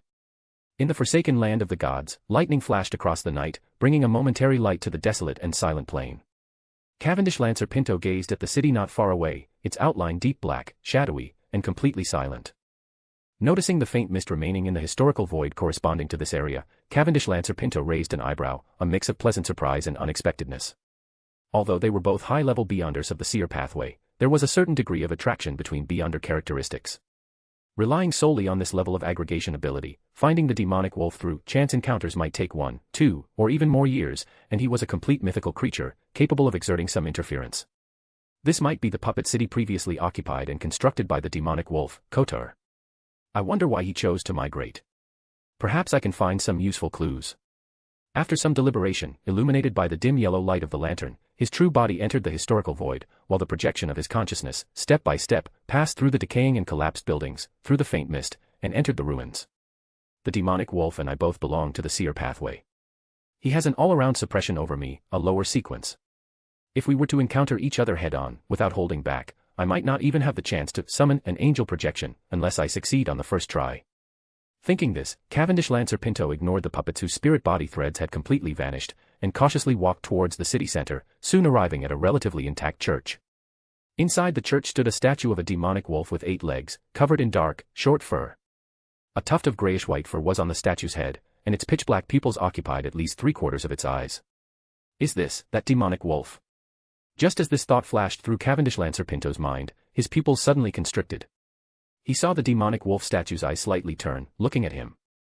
Without any hesitation, just as Cavendish Lancer Pinto was about to mentally command the dissolution of the historical projection, his brain went blank, as if all his thoughts had been stolen for an instant. As his mind was in chaos, a gigantic, ancient, mottled clock phantom emerged from the statue's pitch-black pupils, rapidly expanding to envelop the entire city, its hands rotating counterclockwise on grayish-white or greenish-black grids. Beside Cavendish Lancer Pinto, who was stiff in place, a man, wearing a pointed soft hat, appeared, his lips slightly curled. He watched the slowly dissipating projection without stopping it, merely closing his eyes to sense for a moment, and his monocle glowed faintly. He who often walks by the river is bound to get his shoes wet. This thought flashed through Cavendish Lancer Pinto's mind, and he already knew what he had encountered. No longer holding on to any lucky, he directly abandoned the puppets in the entire area, and after dissolving the projection, he frantically fled through the historical mist, more urgently chanting the honorific name of the Lord of Order. As he rushed towards an older era, his body suddenly stiffened as he stepped into the next historical fragment. The statue of the demonic wolf with 8 legs, covered in dark, short fur, appeared before him again. How could this be? Thoughts boiled in his mind, but his body was already out of control. The spiritual warning, close to an angel's level, showed no feedback, as if blocked by some power. Looking at Cavendish Lancer Pinto's unmoving eyes, Amon, who had deceived the connection between the projection and the main body, grafting and tampering with the historical fragment this scholar of yours was about to enter to the church, pushed his crystal monocle and smiled, saying, "Surprised. Unexpected. South Continent, Porth Valley, Lloyd City." Aaron, sitting in the study of the ducal mansion in the inner city, looked at the telegram in front of him with interest. It was an invitation from Governor Austin Levitt of Olavi Island. At the end of October, the governor would hold a gathering. The telegram also subtly revealed that his elder brother, Earl Levitt, who served as a senator in the upper house, and Admiral Emilius Levitt, the supreme naval commander of the Central Sonia Sea, would also attend. The Levitt family. Putting down the telegram, Aaron tapped the table lightly, then slowly spoke after a moment. "Send a reply telegram to the governor, accepting his invitation. I will attend in person at that time." "As you wish, Duke." Glenville recollected the telegram. With a strong aura of iron-blooded knight, Aaron, seeing the Reaper who had already advanced to Sequence 5 for almost a year, beckoned him. "How are the potion and the advancement ritual being prepared now?" Glenville bowed respectfully and replied, "I also participated in the war in West Balam. Taking advantage of that opportunity, most of the potion has now been digested, but the ritual still lacks something. The strength and tacit agreement of the team need some time to be honed." Aaron nodded with satisfaction and said with a smile, "Complete the ritual as soon as possible. Old Joseph has been probing me quite a bit ever since he found out I still have a copy of the Iron-Blooded Knight Beyonder characteristic in my hands. The wave sweeping the world is not far off. I hope you understand the urgency of time." His words suddenly stopped. Urgent prayers suddenly appeared in Aaron's ears. Glenville, who had roughly understood Aaron's meaning, showed joy on his face and immediately bowed and left without further delay. With a slight thought, Aaron appeared in the Nation of Disorder, seated on the throne, and saw the prayer light representing Cavendish Lancer Pinto constantly contracting and expanding. Realizing there was a problem, Aaron's spirituality surged in, and a prayer scene emerged. Through true vision, he saw a ruined city. In the church in the city center, a man, wearing a pointed soft hat and a monocle, leaned against a demonic wolf statue. Below the statue, 3 Amons in black classical wizard robes, along with the stiff-limbed Cavendish Lancer Pinto, squatted beside a stone, earnestly playing poker cards stolen from who knows where, occasionally pushing up their monocles. In other parts of this ruined city, Amons, either alone or in groups, leisurely strolled, pondered and wrote, or discussed various problems with each other. In the dark and dangerous forsaken land of the gods, what a harmonious scene this was, if only those young men weren't all wearing classical black robes, pointed soft hats, and monocles, with the same black hair, black eyes, broad foreheads, and thin faces, it would have been even better. Aaron's lips twitched slightly. Looking at the piles of almonds and the twisted Amon entanglement around Cavendish Lancer Pinto's spirit body, he understood what had happened almost instantly. Just then, the Amon sitting on the statue suddenly looked up, pushed his crystal monocle, and gazed across space at him. Within the ruined city, all the Amons looked up. After about 10 seconds, the Amons wearing pointed soft hats adjusted their crystal monocles in various ways and chuckled softly. Finally here. The Judgment and Black Emperor cards instantly merged into his body. Aaron mobilized the power of the Nation of Disorder, and the Scepter of the Sun, in his hand accumulated light that purified everything. Looking at the already parasitized Cavendish Lancer Pinto, and Amon, who was at ease and seemed to be waiting for him, Aaron's eyes narrowed slightly. Before confirming whether the King of Angels level main body had arrived, he did not choose to make a move proactively. After sending Cavendish Lancer Pinto into the forsaken land of the gods, Aaron had some psychological preparation for the current situation. As a king of angels of the Marauder pathway, Amon's greatest desire now was Paul's Zoroast, who held the last Sequence 1B under characteristic. When Paul's made a move to graft fate and steal anchors during his last advancement to Sequence 3, it had probably already attracted Amon's attention. This was likely the direct reason for Amon's move. However, I am different from Klein at that time. Attacking the Lord of Order is not cost-effective unless that blasphemer is willing to be contaminated by another Sapphira. Therefore, he most likely still wants to exchange information about Paul's with me using Cavendish Lancer Pinto. As his thoughts gradually became clear, Aaron spread his will into the prayer light. This scholar of yours is my favored one. If anything happens to him, I can guarantee that you will never achieve error. The Amon parasitic on the spirit body sensed Aaron's will. On the statue, Amon, wearing a pointed soft hat, chuckled and snapped his fingers, sighing. TSK, I admit, your words really annoy me. Let's not beat around the bush. If we drag this out any longer, the hanged man's followers will come looking, and that would be troublesome for both you and me. He pointed at Cavendish Lancer Pinto and continued. I guess you probably want to help him get the miracle invoker beyonder characteristic from the demonic wolf. I have a very good suggestion. You tell me where Paul's is, and I'll help you hunt Kotar. Having confirmed the idea in his mind, Aaron was no longer anxious. His will surged. That's certainly tempting, but now in the outside world, the 7 deities descending is not difficult, which is not good news for you. Therefore, I have an even better suggestion. The Demonist sect has a Sequence 1 Conqueror beyonder characteristic. If you can get it, I can exchange Paul's Worm of Time beyonder characteristic with you. The dense almonds on the street immediately started whispering to each other, seemingly arguing. Looking at this strange scene, Aaron's eyelids twitched. After thinking for a moment, his spirituality spread, and the darkness mark glowed faintly. Dark patterns rippled, and a palm-sized, bone cross binding a grayish-white stone dragon quietly appeared. It was the item Adam had given him back in Tingen. Chapter 301 Transactions and Promotions. The almonds, wearing pointed soft hats, stopped their arguments simultaneously, all looking up at the lightning streaking across the sky, and at the profound darkness that even the lightning failed to illuminate. Although the transparent figure wrapped around Cavendish Lanther's spirit body still coiled tightly like a python, it almost simultaneously leaned back with the almonds outside, looking upwards, a crystal monocle flashing with a faint light. Without any warning, as if the previous conversation was just a facade, all the almonds transformed into light and surged into the monocle. The lens, as if concentrating endless brilliance, slowly but resolutely used Cavendish Lanther's connection with the Nation of Disorder, attempting to penetrate reality and break through some barrier. Watching the prayer light points display a somewhat terrifying scene and feeling the ripples in the Nation of Disorder, Aaron's face, on the contrary, lost its urgency. Not only did he not stop it, but he allowed the lens to reach the illusory barrier formed by the dark gold mist. The brilliant lens, which had been unstoppable, voluntarily stopped before the barrier of dark gold mist. Amidst the twisting light and shadow, Amon, wearing a pointed soft hat, reappeared.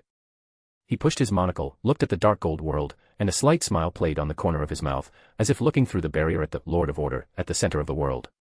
As expected, how interesting. Looking at Amon, who stopped outside the Sapphira, Aaron's expression remained unchanged. He had a clear understanding of this blasphemer's nature. Seemingly a mad prankster, but in reality, extremely cowardly, never doing anything risky. The ones truly willing to take risks must be his clones. In the end, Klein dared to risk the Celestial Venerable's revival to forcibly control Sapphira Castle, but at the last moment, Amon didn't dare to do so. Even in the decisive battle with Klein, it was a clone carrying the uniqueness that went. How could Amon, who would absolutely not allow the Celestial Venerable to initially awaken within his body, allow other Sapphira to contaminate himself? The dark patterns receded. Upon sensing Amon's aura, the bone cross that bound the gray-white stone dragon rippled with a faint light. Under the restraint of the dark gold mist, it transformed into a priest wearing a simple robe with a cross hanging on his chest. The Marauder's advancement ritual involved replacing someone else's position in their apotheosis ritual. In the fourth epoch, entities that met the requirements included Mr. Dor, the Bound God, and even the Hot Pot trio could barely be counted. However, after Mr. Dor was jointly exiled by the Evernight Goddess and the Lord of Storms, and the Bound God in the southern continent fell into predicament and had her beyonder characteristic rank drop due to persecution by the Mother Tree of Desire, besides the fleeting Roselle, it seemed that only Adam, who had been secretly influencing the world's trends, could meet Amon's requirements. The fact that Pallas Zoroast could remain safe until now under Amon's encirclement might also be due to Adam's subtle influence. After all, if Amon truly obtained the last Worm of Time beyonder characteristic, given his malicious personality, setting Adam up was very possible. Suppressing the surging thoughts in his mind, Aaron secretly activated the power of the Nation of Disorder as he watched Amon and Adam suddenly look at each other. Even though an agreement had been reached with Adam, necessary caution was still essential. After about 10 seconds, Amon adjusted the crystal monocle, his lips slightly pursed, and he voluntarily dispersed this clone, leaving only a slightly mocking murmur. I didn't expect you to still have contact with that fanatic. Seemingly sensing Amon's departure, the simply robed priest slightly tilted his head, revealing pure, childlike eyes, just as he did in the corpse church in Tingen, and gently said, December 1st night, Twilight Hermit Order. As his voice fell, this consciousness, a figment of his imagination, transformed back into the bone cross, without any divine peculiarity, allowing the obscure patterns to pull it back into the night mark. 2 more months. Aaron raised an eyebrow, somewhat surprised but still noting the time, then looked at the prayer light points that had returned to normal. At some unknown point, the almonds who had merged into the lens reappeared. They each adjusted their crystal monocles to varying degrees and chuckled. I know you are looking for that demonic wolf, trying to get a miracle invoker beyonder characteristic from him, and I am also very interested in that. Saying that, he pointed to the expressionless Cavendish Lanther, whose spirit body was isolated, and added, How about this, let this ancient sorcerer cooperate with me. I deciphered the honorific name that the demonic wolf is currently using a long time ago. Unfortunately, he is very wary and will not actively respond to unfamiliar prayers, otherwise I could use that to determine his location and actively create an error to appear directly beside him. However, not responding doesn't mean not paying attention.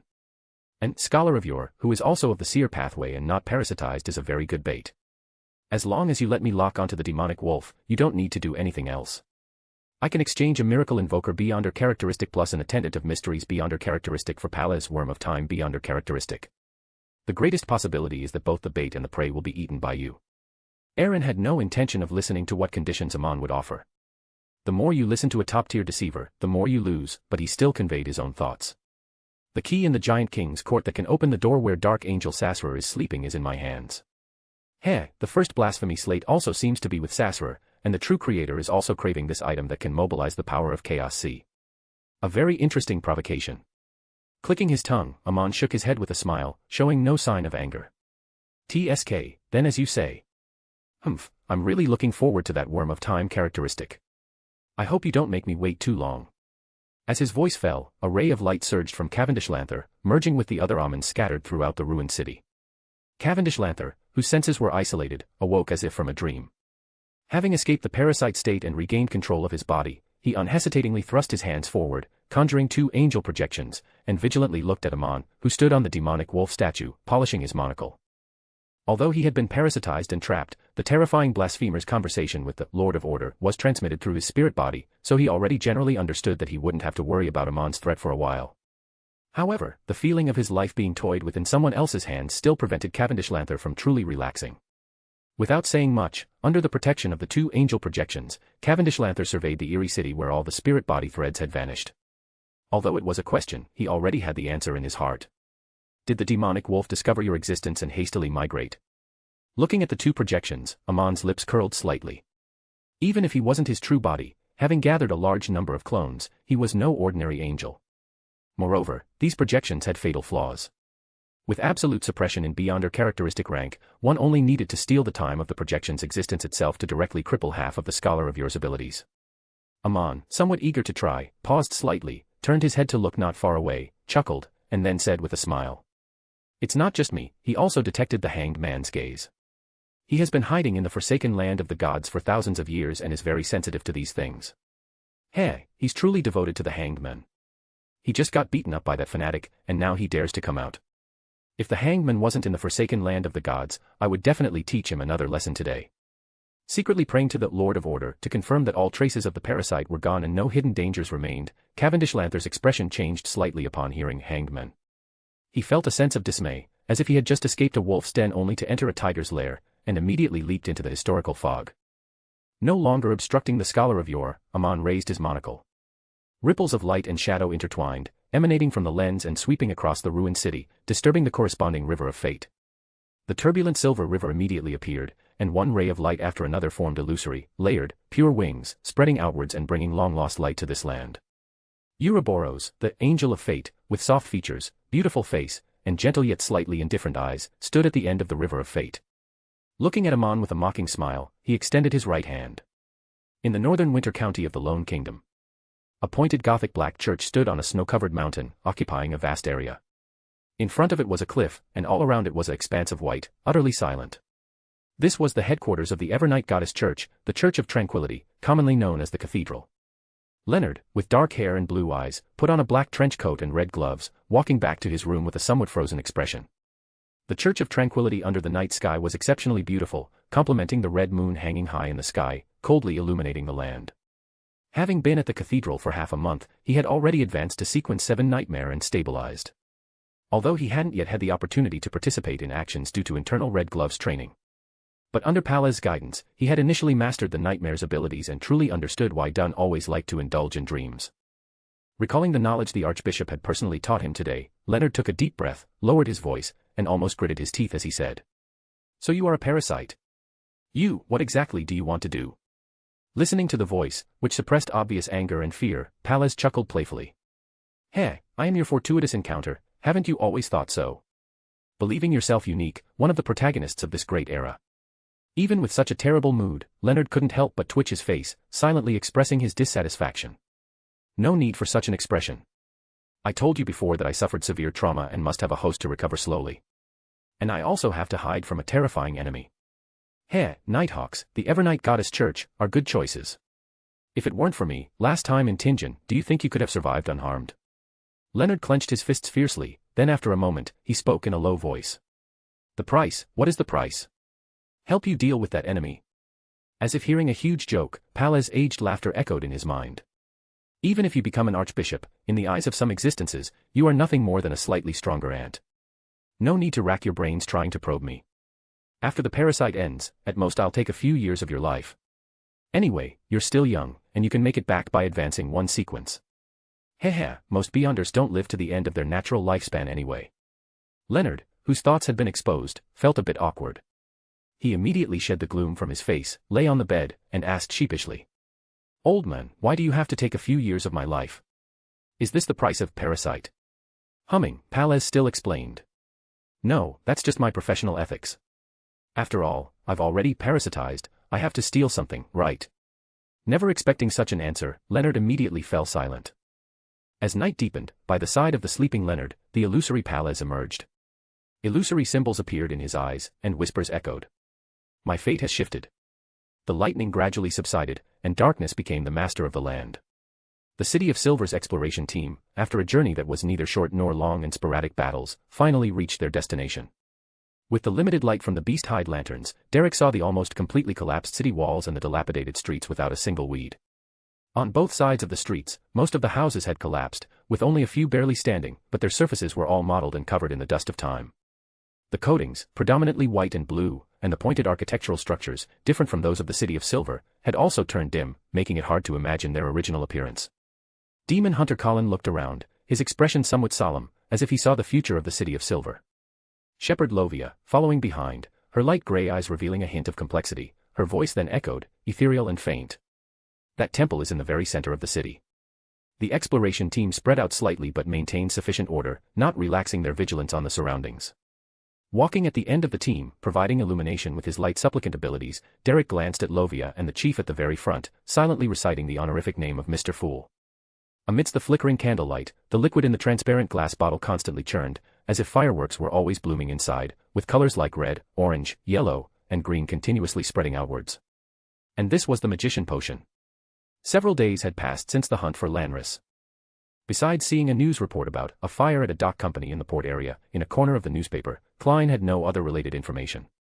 Neither the Aurora Order, whose conspiracy was exposed, nor MI9, whom he used to kill with borrowed knife, seemed to have tacitly ignored the matter. However, it was this eerie calm that made Klein feel uneasy, always sensing that something he didn't know was secretly underway. Even divination with the gray fog yielded no effective revelation.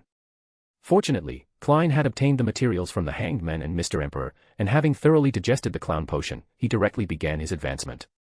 Hornassus. Phlegria, as the whispers echoed, Klein reopened his eyes. At this moment, he had already advanced to Magician. Chapter 302 The Whereabouts of the Fragments of the Kingdom of God.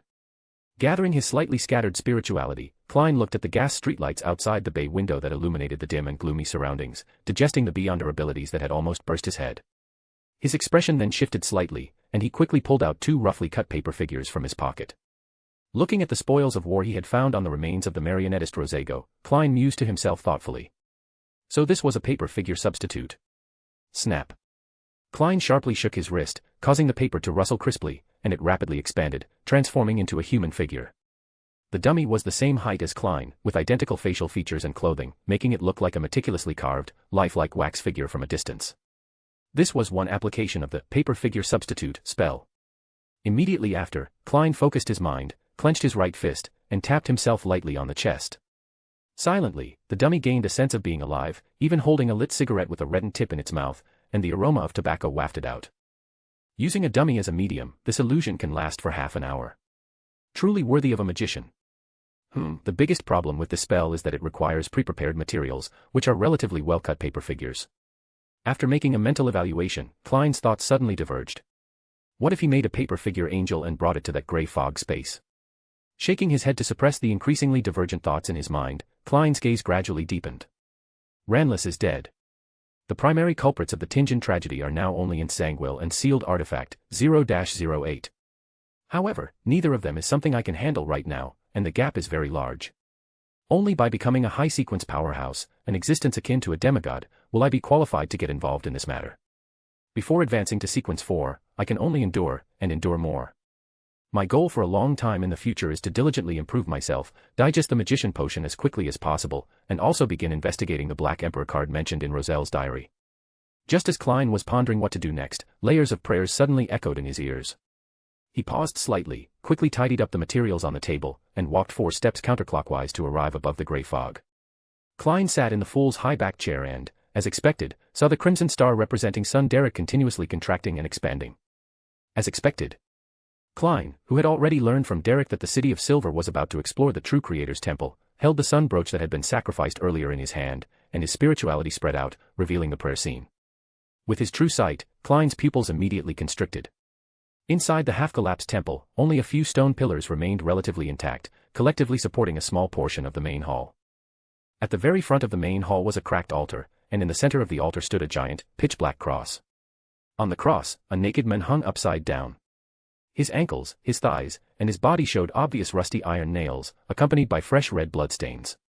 Having confronted a child of an evil god in Tingen, Klein instantly sensed the hidden aura of corruption and clearly knew that this was indeed the idol of the fallen creator. Yet, he still couldn't help but examine the naked man's face. Even with true sight, the idol's face, nose, mouth, and ears remained somewhat blurry. Only the eyes were carved with exceptional clarity. The fallen creator's eyes were tightly closed, as if he was enduring sin and suffering. A burning sensation, as if standing under scorching sunlight, suddenly emerged. Klein snapped back to reality, holding the hot sun brooch, feeling somewhat horrified in his heart, and no longer daring to directly observe the idol with true sight. At this moment, Derek, led by the chief, had arrived deep within the temple. Here, large expanses of murals existed on the collapsed walls. Perhaps due to the erosion of time, only simple colors remained, making them appear ancient, weathered, and dim. After entering this temple, Derek, who kept hearing faint cries for help, instinctively followed closely behind the chief, keeping his distance from Shepherd Lovia. He merely glanced casually around and was drawn to one of the murals. On the wall to the front left, a pure white cross stood in the very center, surrounded by a sea-like blackness that submerged many humans struggling to reach out their arms. On the cross was the upside-down fallen creator, with rusty iron nails and bloody stains, no different from the idol outside. But in this mural, the fallen creator was enduring the black erosion, so much so that parts of the cross's whiteness had turned pitch black. In addition, the cross supported a hazy land, and countless humans were kneeling and praying to the fallen creator. Around the picture, in the deepest parts of the darkness, 6 figures resembling evil gods were hidden. In the upper left corner was a lady wearing a black classical long dress. Her clothing was layered but not overly elaborate, inlaid with numerous radiant points like stars. Her body was somewhat ethereal, with signs of ripples spreading outwards. Her face was indistinct, as if she wore a mask without facial features. Around her, the darkness was in a state of flux, with strange eyes appearing and disappearing. Directly above was a young male in a pure white robe. His face was painted a pure gold, and he had grown tentacles like rays of light. His hands held a putrid green book and a spear condensed from radiance, respectively, while his chest and back were inverted. In the upper right corner was a monster holding a trident. It had an octopus-like head, wide-open eyes, and was entwined with lightning. Countless bird feathers formed its cloak, and the darkness transformed into waves, supporting its feet. In the lower right was a plump and beautiful lady. Her chest was high and bare, and she held a baby with a rotting face in her arms. Beneath her feet were black wheat, springs of wriggling flesh, herbs flowing with pus, and animals mating wildly. Directly below was an old man wearing a hood, with his mouth, wrinkles, and white beard exposed. This old man held an open book, above which was an eye symbolizing omniscience. At first glance, this old man seemed the most normal, but the smile etched on his lips had an indescribably sinister quality. In the lower left corner was a giant warrior in tattered armor. He leaned on a long sword, seated on a throne, with a desolate twilight as his backdrop. Derek had already learned about the 7 gods worshipped in the outside world during the Tarot Club, and when he saw these murals, an unspeakable fear arose in his heart. These were murals blaspheming the gods. His abnormality was instantly noticed by Chief Colin Iliad beside him and Lovia, who was still by the idol, but both tacitly chose to remain silent. Klein had already stood up from the fool's high-back chair, staring intently at the strange woman draped in starlight in the mural, his thoughts suddenly diverging. This is the goddess. No, this is a malicious distortion. Although he had already left the Nighthawks, Klein still considered himself a believer of the goddess in his heart and found this blasphemy somewhat unacceptable. Taking a deep breath, he slowly sat down, trying to interpret the meaning of the mural. When the great catastrophe that formed the forsaken land of the gods arrived, evil gods crawled out of the abyss. The fallen creator, in order to save the world, bore the vast majority of sins and suffering, and thus appeared to be eroded, with his image changed. A strong sense of déjà vu emerged in his heart. Klein even had the illusion of watching the revelation of night.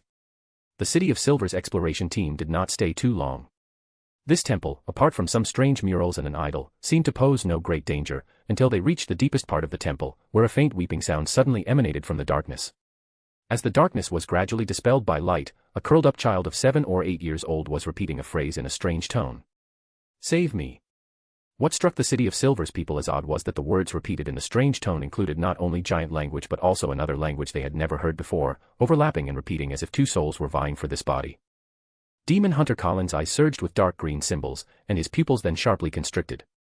He raised the straight sword, smeared with ointment, and pointed it warily at the little boy, while shouting, "Lovia." The shepherd's expression, however, was quite calm. Her light gray eyes looked at the slowly raising little boy, and she responded blandly, almost indifferently. "Chief, this place was empty during the last exploration." Klein's fingers trembled above the gray fog. He actually heard perfectly clear Loenese from the little boy's mouth, even with a slight accent from Port Emlyn. In the Winter County, northern Loen Kingdom, deep within the Amantha Mountains. A pointed Gothic black church stood in the snow-covered mountains, occupying a vast area. In front of it was a cliff, and around it was a vast expanse of white, devoid of any sound. A faint mist enveloped it, giving a feeling of being both real and illusory. This was the headquarters of the Evernight Goddess Church, the Church of Tranquility, commonly known as the Sanctuary. In the 4th epoch, this place was even called the Deep Darkness Kingdom, a divine kingdom separated from the real world only by an illusory door. Looking at the black church at the very center of the Gothic architecture, Aaron, who had wandered here, stopped before the iron-black double doors that seemed meant for giants. 7 dark sacred emblems were carved on the doors, like guardians of the Deep Darkness Kingdom. As crimson moonlight scattered, a figure suddenly appeared, wearing a simple linen robe with mended patches. Her facial features were extremely ordinary, and her dark eyes were no different from a normal person's, yet she exuded an indescribable sense of peace and tranquility. Looking at the abbess of the Night Monastery, the head of the 13 archbishops, and the potential future pope, Aaron nodded in respect, then tapped his chest 4 times clockwise. "Good evening, MS. Ariana." Ariana drew a crimson moon on her chest and responded devoutly. "May the goddess bless you, Mr. Favored One." Then, she looked at Aaron peacefully and raised her right arm. Aaron's figure then vanished, as if erased by an eraser. Immediately after, the abbess of the Night Monastery also disappeared, as if nothing had ever happened here, only a faint, ancient, illusory sigh echoing at the edge of this Gothic architecture. Within the astral world, a boundless expanse of tranquil darkness stretched, filled with plants like moonflowers and night-scented grass. Aaron's figure appeared, feeling the tranquility that permeated his soul.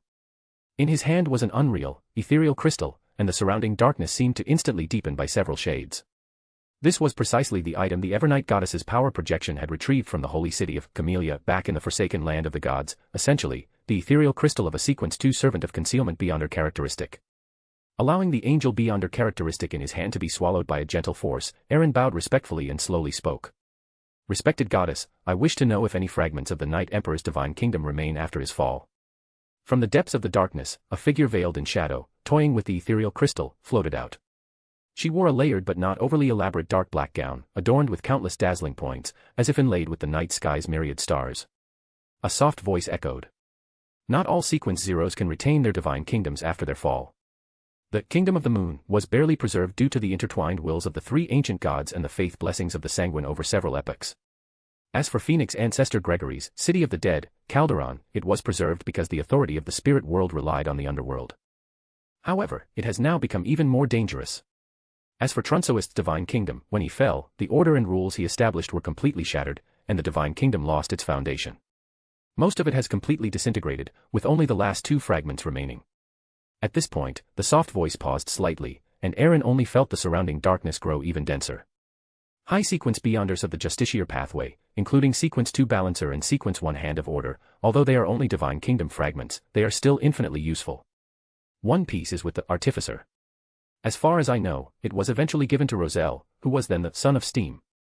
As for the other piece, it is preserved in St. Samuel's Church in Backlund, serving as the core of a sealed artifact, restraining and balancing my divine descent vessel. Aaron's brows furrowed slightly, then relaxed as he carefully said, I am willing to go to Calderon to retrieve the water from the river of eternal darkness in exchange for the divine kingdom fragment in your possession. If the Evernight goddess wished to advance further, she would need to find the river of eternal darkness. With the help of its tributary water, she could better accommodate the uniqueness of an adjacent pathway. And as the master of the Nation of Disorder, Aaron was probably the only high-sequence individual currently capable of resisting the pollution from other Spherote. Of course, the Evernight goddess could also wait a few more years until the primordial ones will further receded, then retrieve it herself, or wait for Klein to advance to an angel. But both of these would take a considerable amount of time. The reason why it took the Evernight goddess so long to accommodate the death uniqueness, to the point where she couldn't even perform a divine descent, was partly to put on a show for the god of combat. On the other hand, without external help, the uniqueness of an adjacent pathway is indeed difficult to accommodate. Otherwise, as a true god, the god of combat would not have been deceived so badly. This was also Aaron's best bargaining chip at the moment. If aided by the tributary water of the river of eternal darkness, the Evernight goddess's process of accommodating the death uniqueness might proceed more smoothly. Chapter 303 Reminder from the Goddess of Night. Her face seemed veiled by layers of thin gauze, hazy yet exceptionally beautiful, like the deepest night sky. The ethereal crystal was illuminated by specks of starlight, and the serene and peaceful voice of the Evernight goddess resounded. The ancient death, the Phoenix ancestor Gregory, besides symbolizing death, eternal slumber, also wielded a portion of the door pathway's authority. This is why she was able to merge a branch of the river of eternal darkness with Calderon. And the death of the fourth epoch, after foreseeing his own demise, also left arrangements for his revival in Calderon, some of which were related to that river of eternal darkness. Therefore, this city of the dead has become even more perilous. Even after Salinger's fall and Calderon being unguarded, Badheil dared not send people to explore it rashly. You will understand when you reach the depths of Calderon. Moreover, for you, there are unusual dangers there. It is best for you to go only after truly advancing to sequence 2, obtaining a complete mythical creature form, and stabilizing the balance between your anchor and divinity. Badheil. Aaron was momentarily stunned, then realized this was the true name of the god of combat. After weighing the pros and cons in his mind, he cautiously spoke. I have completely mastered the Nation of Disorder and can, to a certain extent, manifest a complete mythical creature form, so I want to give it a try.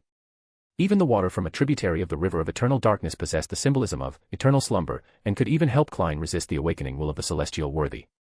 Such a treasure, even for the current Aaron, could be considered a trump card.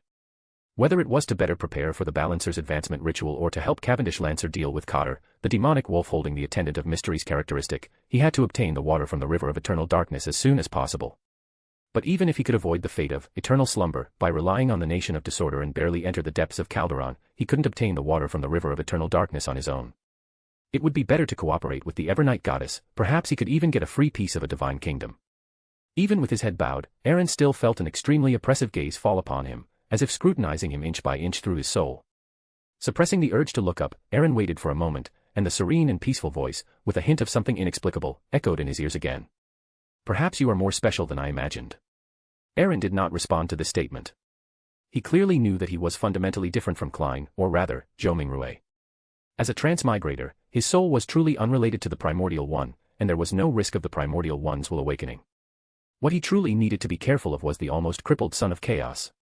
This dark kingdom, filled with night fragrance and deep slumber flowers, fell silent for a moment.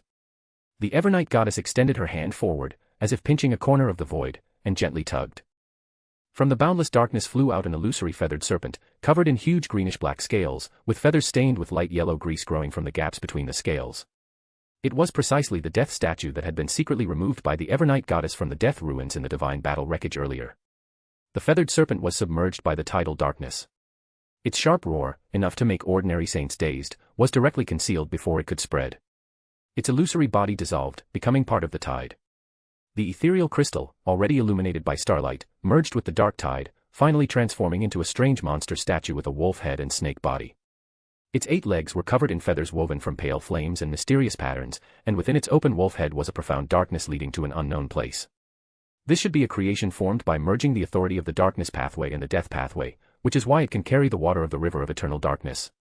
The water of the river of eternal darkness is definitely not literally water, but an abstract concept or symbol. That's right, after all, that bird-shaped golden ornament that can collect the water of the river of eternal darkness is still inside Azek. Aaron pondered in his mind as he scrutinized the strange statue floating before him, allowing the statue to merge into the dark mark on his wrist. The river of eternal darkness is different from Sapphira Castle. The fall of 2 generations of death has vitalized many of its tributaries. Upon sensing the aura of other Sapphira, it will actively exert its influence, leading to unknown mutations. Therefore, do not personally touch the river of eternal darkness. You only need to carry this statue into the depths of Calderon. Listening to the Evernight goddess's warning, Aaron, with his head bowed, raised an eyebrow slightly.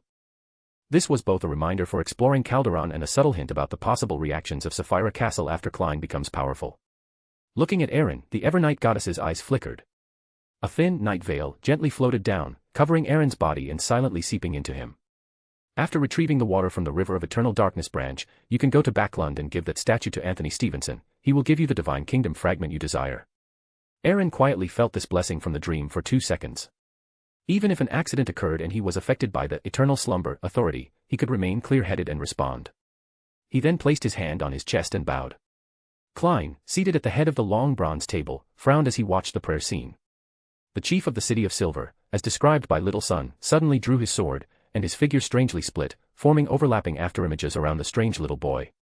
The light of dawn converged, and amidst the brilliance like a rising sun, the little boy, tinged with black and red, rapidly evaporated, annihilated in the storm-like attacks. Is that it? Just as the doubt arose in his mind, the prayer scene suddenly blurred and rippled, and a winding, shimmering river flashed by. With his true sight, Klein vaguely saw a silver-haired angel with countless wings, her face gentle with a hint of indifference, as if overlooking the river, overlooking fate. Klein was stunned for a moment, and the prayer scene had already returned to normal. He was surprised to find that the City of Silver's exploration team had reappeared in the ruined city outside the temple. The previous exploration seemed like just a dream. His pupils suddenly constricted. Klein did not act rashly. After watching the City of Silver's chief kill the little boy again, the Silver River reappeared, and the previous events replayed.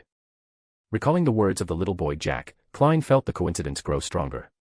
Little Sun had just mentioned Lovia's abnormality in the City of Silver, and this exploration had an unexpected event that hadn't occurred before. Recalling the intelligence he had gathered about the Aurora Order, Klein pondered for a moment. While the exploration team was resting, he directly summoned Little Sun to above the gray fog. Looking at the terrified Derek, who had clearly recalled the constantly repeating and unnoticed exploration experience, Klein maintained the fool's composure, only displaying the image of the silver-haired angel and the strikingly similar human face on the little boy's chest and abdomen. After sending the thoughtful Derek back, Klein rubbed his temples with a headache. All he could do now was warn them. In terms of actual combat power, let alone the City of Silver's chief, even the shepherd Lovia could easily defeat him. Fortunately, Little Sun did not disappoint Klein. The demon hunter Colin, having been warned, changed his method and only severed the human face on the little boy's chest and abdomen. Angel of Fate, Ouroboros. Waving his hand to dispel the prayer scene, Klein's eyes narrowed slightly as he softly repeated the name mentioned by the demon hunter Colin. He beckoned, and a badge no bigger than an eyeball flew from the pile of sundries. The front of the badge was engraved with symbols corresponding to fate and concealment, and on the back were tiny ancient Hermes inscriptions, "Hold this item to join." This was the trophy obtained from Runveer, the badge that allowed one to attend the Hermit of Fate gathering. Recalling the mysterious powerhouse who had given him the Wheel of Fortune card, Klein's expression instantly became uncertain. He inexplicably thought of the last part of the honorific name he had created back then. The Black and Yellow King who controls good fortune. Fate. Klein uttered the word in a low voice, recalling the experiences of the past 3 months since his strange transmigration. An inexplicable shiver spread through his heart. Outside the black-spired church were continuous Gothic buildings, which were residences specifically provided for ascetics, devout believers, and red gloves. In a simply decorated room, crimson moonlight streamed through the patterned glass window. Leonard, who was originally lying on the bed, suddenly opened his eyes, and an aged voice rang out. "The anomaly I sensed earlier was indeed you." After leaving the Dark Kingdom, Aaron also received Ms. Ariana's tacit approval. Except for not being allowed into the Cheney's Gate, which which stored grade 0 sealed artifacts in the silent church, and the great hall where the Pope held divine meetings, he was considered to have obtained permission to teleport here. Good evening, Old Man Palez, it's good to see you again. Palez Zoros did not seem to appreciate it much and said grumpily. Cut the pleasantries. I sensed my fate shift earlier. What did you do? A smile appeared on Aaron's face.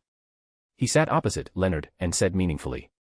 One of our organization's members met the blasphemer Amon in the Forsaken Land of the Gods. He misses you very much and keeps mentioning you. He even wants to ask that member of our organization to introduce him. Listening to the deliberately emphasized Mrs. and introduce, Leonard's face twitched, and his tone softened considerably. Duke, you jest. That blasphemer is known as the god of cunning and the god of pranks. This was a common understanding among all high-level existences in the Fourth Epoch. Everything he says will only be deceit. Aaron waved his hand, interrupting Palez's lengthy speech with a gentle smile. I agreed to his request. After all, the chips he offered were indeed very tempting. Meeting Aaron's rather sincere gaze, Leonard was silent for a moment, then continued cautiously. If I have a dangerous premonition, I will directly choose to believe in a true God and become his earthly angel, recovering my Sequence 1 strength under his protection. At that time, whether to completely join the corresponding church or to lift the parasitism and hide like before, avoiding Amon, are both options for me. Watching Leonard's increasingly wary expression, Aaron clicked his tongue inwardly. I didn't expect this old man to be so well planned, but why are you so skilled at defecting? Without further provoking the old gentleman, Aaron's expression immediately became serious. After pondering for a moment, he asked. How strong can Amon's avatars be? I'm referring not only to the outside world but also to the Forsaken Land of the Gods. Palez Zoroast was silent for several seconds as if recalling, then said. Theoretically, his strongest avatar can reach the Sequence 1 level, but he would almost never do that. It would make his mental state unstable and cause him to lose control. Generally speaking, one of his avatars is a worm of time, initially possessing the strength of a weak Sequence 4, but also possessing the angelic essence of shattering Beyonder characteristics. After fully absorbing the Beyonder characteristics of the Marauder pathway, such an avatar can reach the Sequence 2 level. However, Amon rarely does this. His avatars will actively split to create more avatars. But similarly, these split avatars can quickly aggregate to rapidly increase their rank for a short period. I don't know much about the information in the Forsaken Land of the Gods, but if the main body and the avatar have made preparations in advance and there are no other high-level powers to obstruct them, through the fate exchange achieved by the rules of deception, the avatar can temporarily gain strength close to the main body. Although Palez had not yet recovered to his peak, his past insight and experience of outsmarting Amon remained. Listening to the explanation of this Sequence 1 worm of time, Aaron discarded some immature ideas and perfected his hunting plan. As long as Amon's main body was still in the Forsaken Land of the Gods, he was the biggest obstacle to hunting Cotter the demonic wolf. Klein could hide in Sapphira Castle, or even change locations and reincarnate to avoid Amon, but Cavendish Lancer did not have that luxury. Other high-level powers to obstruct. The true Creator's sanctuary, or rather, his divine kingdom, is in the Forsaken Land of the Gods. If I completely unleash the nation of disorder without concealment and create an anomaly, it should draw his attention and cause a conflict with Amon. The problem is, that guy's rationality isn't necessarily always in his head. What if he remembers the Lord of Order's grievances with him? It's hard to say what would happen to Amon, but Cavendish Lancer would definitely be dead. After pondering for a moment, Aaron recounted how Amon had captured Cavendish Lancer, the scholar of yore, and then asked the frowning Leonard. Is there a way to replicate or prevent this ability? Palez Zoroast almost scoffed, but changed his tone at the last moment. That ability is essentially a deception of rules. I can separate a worm of time to help you create a charm, but the specific effect cannot reach Amon's level. As for preventing it, you think too highly of me. My half-crippled old bones are no match for Amon. Chapter 304, Emlyn is released. Aaron wasn't surprised by Palez's answer. Dealing with a clone was one thing, but if there was a risk of encountering Amon's true body, the old man would likely run faster than anyone. Alright, I'm going to start separating the worm of time now. This will put me to sleep for at least 2 weeks. If you have any questions, find someone else to answer them. With that, without giving Aaron a chance to ask further, Leonard slumped directly onto the bed.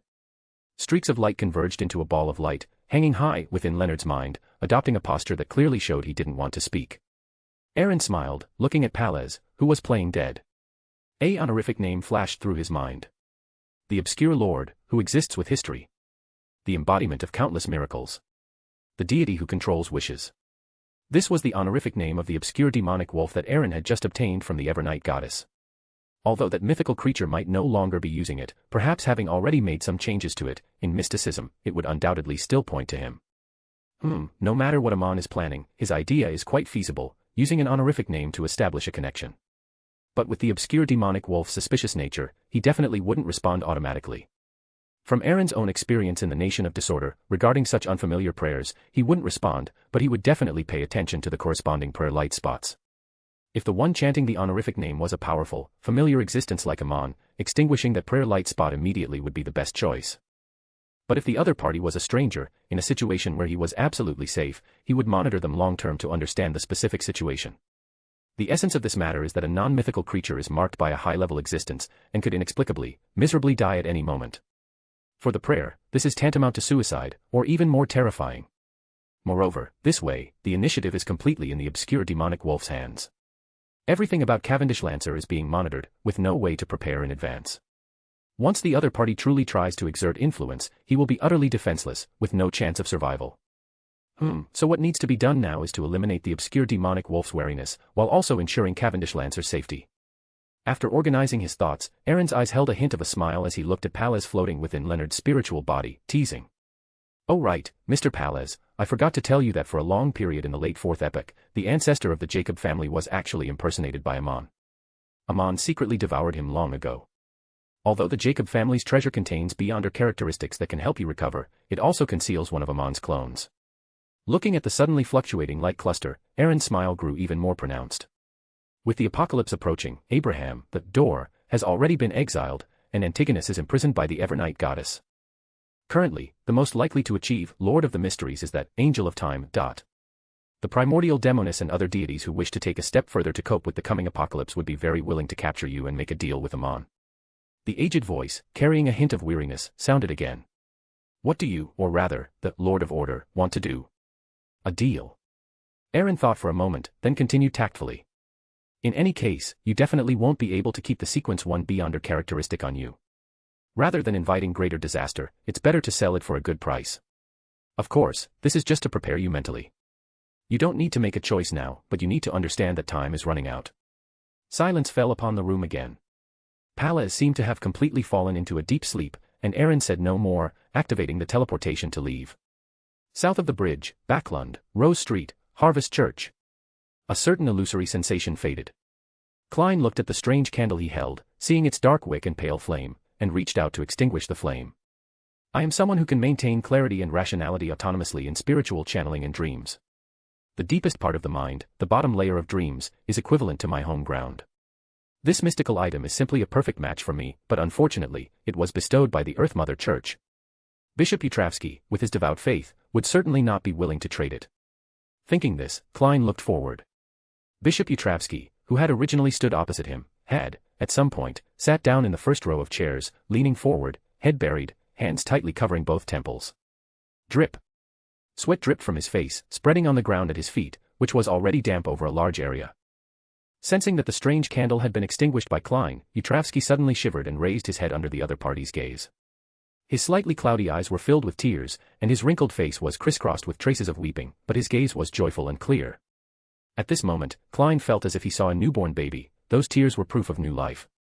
Beneath the enormous holy emblem of life, Bishop Utravsky pressed his fingertips together, palms cupped, holding them before his mouth and nose. This was a unique prayer posture belonging to the Earth Mother Church. At this moment, the giant in the brown bishop's robe looked gentle and serene, completely unlike the bloodthirsty frenzy he had displayed during the battle in the materialized spiritual world earlier. Father Utravsky's lips curved into a smile, and he looked at Klein, chuckling kindly. "You are much more formidable than I expected. As agreed, I will give you a mystical item. Additionally, if you don't need the apothecary's potion formula, as compensation, I can grant you a reasonable request." "No, Bishop, I also need the apothecary's potion formula, but I have a better way to obtain it." Thinking this, Klein answered frankly. "I'd like to see the mystical item first." Bishop Utravsky nodded, radiating ease, and took out 2 items from the pocket of his brown clerical robe. Looking at the particularly familiar, ancient-looking brass-colored key among them, a sharp glint flashed in Klein's eyes. Indeed, that sanguine fell here. After confirming that this mystical item, which Bishop Utravsky called the universal key, only had the negative effect of randomly getting lost, and considering that he was a seer with the aid of spiritual intuition, Klein decisively chose the universal key. Taking the ancient brass key, Klein looked at Bishop Utravsky's pure, clear eyes and said thoughtfully. My profession is actually a private detective. I've only just arrived in Backlund, which is why I'm not well known. The reason I found Harvest Church was actually due to a commission. Saying this, he took out the portrait of Emlyn White, which he had obtained from the Bravehearts bar. Klein controlled his expression and sincerely said, "Bishop, I know this might put you in a difficult position, but my request is to release this gentleman." To Klein's surprise, Bishop Yutravsky was only startled for a moment, then responded gently. "Very well, follow me." Things were going a bit too smoothly. Quietly taking out a gold coin, Klein performed a divination to confirm there was no danger or malice before following Bishop Yutravsky deeper into the church. The giant bishop spoke as he walked. "If you can persuade him to convert to the Earth Mother faith and deeply repent for his past actions, you can take him away tonight." Klein paused his steps, looked at Bishop Yutravsky opening the underground passage, pondered for a moment, then nodded and put forward his own request. "Understood, but I hope to speak with this gentleman alone." After receiving Bishop Yutravsky's permission, Klein descended the basement stairs to a heavy stone door engraved with the holy emblem of life and numerous mystical symbols. Noticing that the basement was opened, the stone door was continuously pounded, becoming increasingly violent, accompanied by a male voice shouting, "Let me out." Just as Klein approached, the knocking suddenly stopped, and the basement fell silent for a moment. Klein frowned slightly and tentatively asked, "Emlyn White?" As soon as he finished speaking, a surprised laugh came from behind the door. "Not that old geezer." "Oh, so it's you." He recognized me. Klein's expression remained unchanged as he whispered, "I don't understand what you mean." "I'm just a private detective your parents hired to find you." Behind the dark stone door, a pale-faced Emlyn White leaned against the door and scoffed softly. "Heh, so you're a private detective? Stop pretending. To a noble sanguine, everyone has a different scent, with different blood characteristics. Even though I'm locked in the basement now, I can smell you." Being exposed on the spot, Klein was slightly embarrassed. He cleared his throat and went straight to the point. "You should know what my presence here means. I've helped Bishop Yutravsky complete his commission, and in return, he agreed to let you go." Without waiting for the vampire inside to exclaim in surprise, Klein added, "Of course, there are conditions. But it's very simple, you just need to pretend to convert to the Earth Mother faith and deeply repent for your past actions, and I can take you away." Klein, who had originally expected things to go as smoothly as before, suddenly heard a roar. "I am sanguine, noble sanguine. Do you understand? I'm telling you, and that hateful priest outside, I worship the moon, and I will absolutely not convert to the Earth Mother. Even pretending to convert is an insult to the sanguine, I cannot accept it. Besides, why should I repent? I act openly and honestly. At most, I go to the hospital to secretly drink blood from blood bags, which is already very restrained. The one who needs to repent is that hateful priest." Klein, who had investigated Emlyn White, nodded, knowing that this guy was a law-abiding citizen, at most with some peculiar habits. He only muttered to himself, "Too bad you wandered into this church and faced a devout, repentant, and fanatical priest. One can only say your luck wasn't very good." He hadn't expected this guy to be so stubborn. Klein listened to the complaints pouring out from behind the stone door like beans from a bamboo tube, thought for a moment, and then tentatively said, "I went to 48 River Bay Avenue. Your parents have already moved out. Of course, they would not only move out, but they would also move to a place I don't know. The commission you received must have also been issued through an intermediary," Emlyn White responded without hesitation. Recalling the exquisite puppets he saw when he snuck into 48 River Bay Avenue yesterday, Klein added playfully, "However, they moved out in such a hurry that they didn't take many things with them.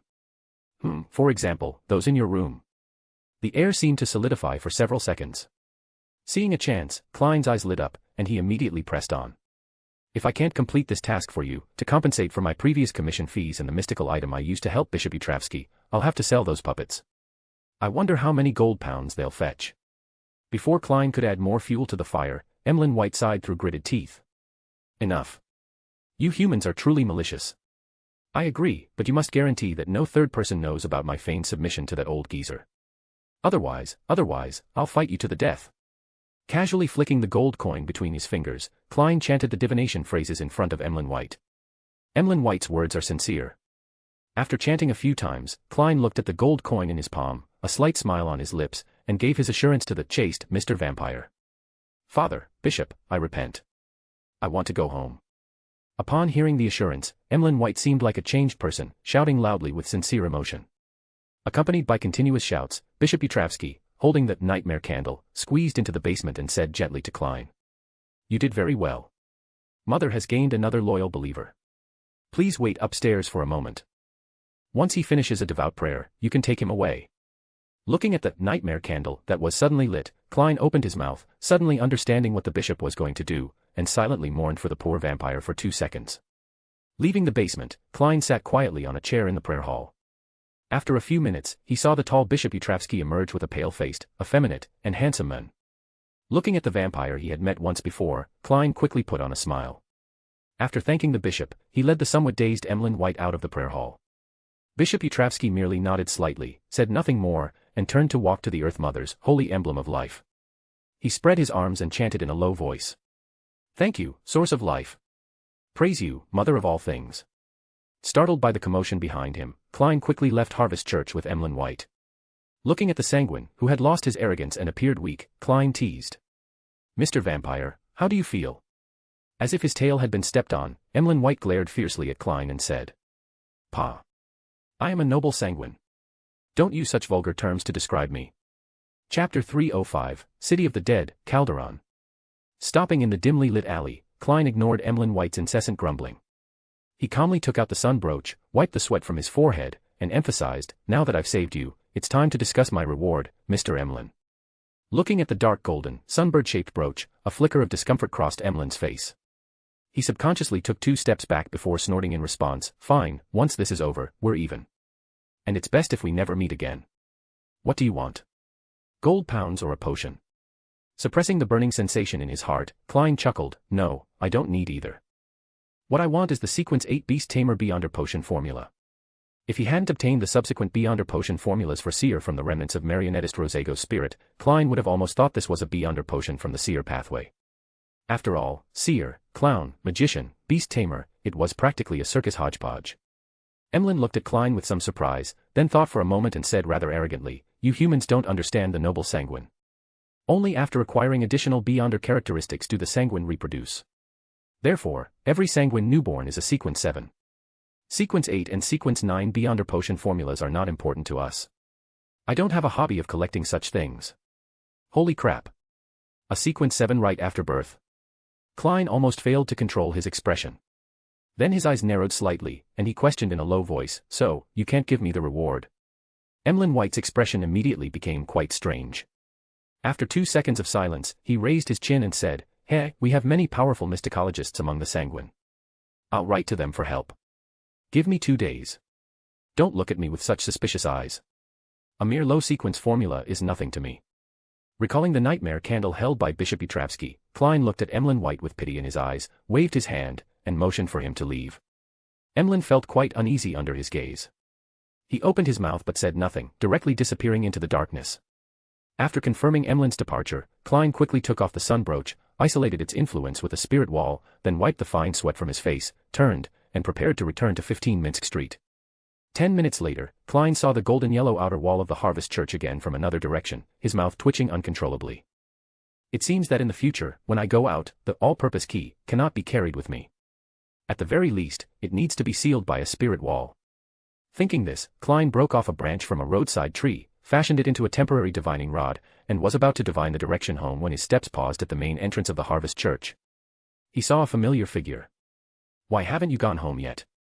A familiar voice came, and the dazed Emlyn turned his head blankly, saying dazedly, "I feel like I'm starting to miss the Harvest Church, miss the feeling of reciting the scriptures, miss the holy emblem of life, want to do cleaning and tidying, just for an hour, this shouldn't be happening." Looking at Emlyn's appearance, Klein couldn't help but gasp. This suggestion is even more vicious than I imagined. That candle is called Nightmare, and it's said to come from a giant dragon.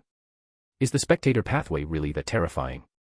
After a moment of contemplation, Klein tentatively asked, "If you can't resist this feeling yourself, why don't you take a carriage back to Bay Avenue?" Emlyn suddenly stiffened for 2 seconds. Then, he said very softly, almost too quietly for Klein to hear, "I don't have any money on me." Southern Continent, Nikifor City. The Church of the Evernights' aid for the reconstruction of the Southern Continent was nearing its end. Beyonder incidents in the surrounding areas had been cleared, and by late October at the latest, Goddess's Sword, Crest Sesama would return to Loen by airship, bringing with him the Grade 1 sealed artifact. Bright sunlight streamed through the stained glass windows. Susie wagged her tail, curiously watching the serious Aaron. She imitated Audrey and jumped onto the sofa, assuming an attentive listening posture. To get a messenger, you must first design an accurate summoning ritual, prepare the corresponding spirit world creature contract, and the messenger can only transmit messages back and forth between the owner and the artifact holder, not involving anyone else. Her golden hair was casually tied up, and her emerald eyes sparkled, very charming. Audrey asked curiously, "Can I find a messenger of my own now?" Patting Susie, Aaron took out a pre-prepared contract and a parchment detailing the summoning ritual from his spatial pocket. He handed them to Audrey while explaining, "There are two ways to obtain a messenger. One is to think of an accurate description, perform a ritual, summon the corresponding spirit world creature, and sign a necromantic contract with it. The second is to directly enter the spirit world, find the desired messenger, and after obtaining its consent, sign a contract with it and record the precise descriptive language for future use. The first method is simpler but quite dangerous, because what fits the description might be a powerful spirit world creature or a bizarre evil spirit. Each summoning cannot fully determine what will be attracted, and this is a risk that divination can hardly avoid in advance. So this time, we'll choose the second method. I've already had Astolfo help you find the most suitable spirit world creature for you in the spirit world. By now, it should have been trained well." Amidst the crackling sounds, the surroundings suddenly became quiet, with an invisible, subtle sensation surging. The candle flame on the table suddenly expanded, and Astolfo, covered in strange patterns, appeared, holding a spirit world creature whose aura was roughly comparable to Sequence 6. Looking at the oval-shaped spirit body trembling under the aura of the high-level spirit world creature, Aaron, who had received information from Astolfo, quickly filled in the blank spaces on the necromantic contract and handed it to the eager Audrey. Aaron personally stood guard until the ritual was successfully completed. He picked up the contract, watched the messenger, named Cecile by Audrey, disappear into the candlelight, then thought for a moment and added, "The connection between a messenger and its host is not untraceable for some people. So, if you are in certain special circumstances, and your messenger's own beyonder characteristic is not high enough, it can easily be tracked and expose information." Audrey nodded repeatedly. Having just acquired a messenger, she was extremely excited, like a child with a new toy. Crest Sesama will return to Backlund by airship in 2 weeks. You'll go back with him then. Earl Hall must miss you very much. Even if you don't need to carry aid supplies on the return journey, the airship's return to Backlund will be at least by the end of November. At the end of the year, the Queen will also host a New Year's ball at the palace, which will be your social coming-of-age ceremony. Sitting beside Audrey, his fingertips brushing her smooth golden hair, Aaron looked at Audrey, who had stopped smiling and seemed a little downcast. He smiled and took out another piece of parchment. Sequence 7 Psychiatrist. Main ingredients, a pair of mirror dragon eyes, fruit of the elder tree. Auxiliary ingredients, 100 milliliters of black hunt giant lizard blood, 50 grams of elder tree root powder.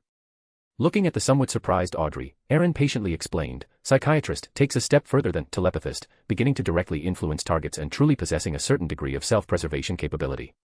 For example, treating the other party's madness or other issues, or making the other party mad and lose their rationality. Therefore, during this time, digest the telepathist beyonder potion as quickly as possible. Backlund is far from as peaceful as it appears on the surface, especially your relationship with me, which may attract some ill-intentioned individuals. Therefore, it's best to advance to psychiatrist before returning to Backlund. Audrey pursed her lips, inexplicably recalling Duke Negan, who had been assassinated, and couldn't help but clench the parchment. After a few words of caution regarding summoning messengers, Aaron replicated Audrey's messenger summoning ritual and handed it to Harland Rooney. This experienced artificer would use it to create several mystical items with the spirit world creature summoning ritual solidified within them. This way, even if Earl Hall was far away in Backlund and didn't understand the ritual process, he could still successfully summon a messenger. Calderon, where the river of eternal darkness and two death closely related to it were hidden, was located deep within the spirit world. Led by Astolfo, the strange spirit world creatures along the way dared not approach, or even look directly.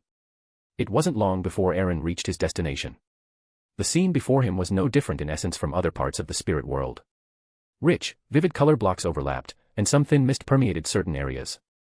In various deep recesses, pairs of eyes successively moved away. However, this city hidden behind the mist was different from normal. It did not develop upwards but extended in circles deeper and deeper into a subterranean pit, giving the overall impression of an inverted mausoleum. Its buildings had various styles, but all were equally bizarre. Some were towering pale stone pillars with huge single-unit houses polished at the top, some were built underground with a tombstone at the entrance, and some were even constructed from white bones, appearing chaotic and fragmented. And the closer to the bottom of the deep pit, the better preserved the buildings were, the closer to the top, the more collapsed areas there were, full of the decay and dilapidation brought by time. Aaron stopped Astolfo, who wanted to enter the outer area, and stood at the edge of the city, overlooking everything, but he could not clearly see what the buildings at the very bottom looked like. That place was shrouded in deep darkness, as if no light had shone into it for thousands or tens of thousands of years, like an abyssal maw that swallowed everything. The Nation of Disorder itself did not provide any enhancement to divination, only shielding certain interferences. But because this place involved a Sapphira, his half-baked seer could at most vaguely see some scenes and could not make accurate judgments. Turning to look at Astolfo, Aaron pondered and said, I'm going to enter the depths of Calderon later, which may cause many changes. You don't need to come with me. If other high-level spirit world creatures want to approach here, please help me block them until I come out. Astolfo scrutinized Aaron, looking at the city of Calderon shrouded in mist. A bizarre sound, enough to make a spirit tremble, echoed directly in Aaron's mind. You must be careful. Gregory and Salinger may have left behind contingencies in the depths of Calderon. Even without these, the river of eternal darkness itself is the greatest threat. Back then, if he hadn't been corrupted by the tenebrous world, he wouldn't have been completely suppressed by that person, leading to the current situation. It seems there was something very strange about what happened back then. Aaron looked at Astolfo with some surprise, knowing that the he in the messenger's mouth was the bound god, and nodded, indicating that he was aware of the danger. Looking around, Aaron's spirituality surged, the ring of concealment glowed faintly, and he raised his hand to summon his historical void image from a few minutes ago, allowing his main body to return to the Nation of Disorder. His consciousness then shifted to the projection, giving it a substantial sense of existence. He took a step, his head feeling slightly dizzy, and the scene before him suddenly changed. He had already entered Calderon, the city of the dead. After a brief inspection, confirming that there were no immediate anomalies, Aaron focused his attention on observing his surroundings, while also chanting in a low, hoarse voice in Hermes, the origin of order and shadow. The great emperor of the chaotic kingdom. The lord of order who wields rules. As soon as he finished speaking, the ethereal, overlapping sounds of prayer echoed in Aaron's ears, who was within the Nation of Disorder. After waiting for a moment, he used true sight to observe and confirm that the aura of the Nation of Disorder had not caused any anomalies. This indicates that whatever is deep within Calderon City is still in a state of slumber. Aaron did not act rashly. After some thought, he manipulated the historical projection to open the recorded door of the underworld. Illusory light suddenly erupted, then collapsed inwards from a central point, forming a pair of double-leaf bronze doors. This door was slightly blurry, extremely ethereal, its surface covered with countless mysterious patterns, giving an indescribable sense of deathly silence and profound depth.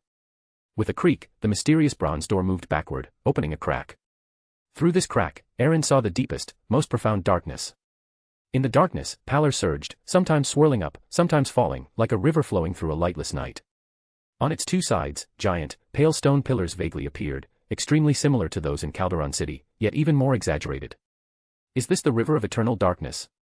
Aaron, fearing that his prying would cause unnecessary trouble, quickly dispelled the door of the underworld, after confirming.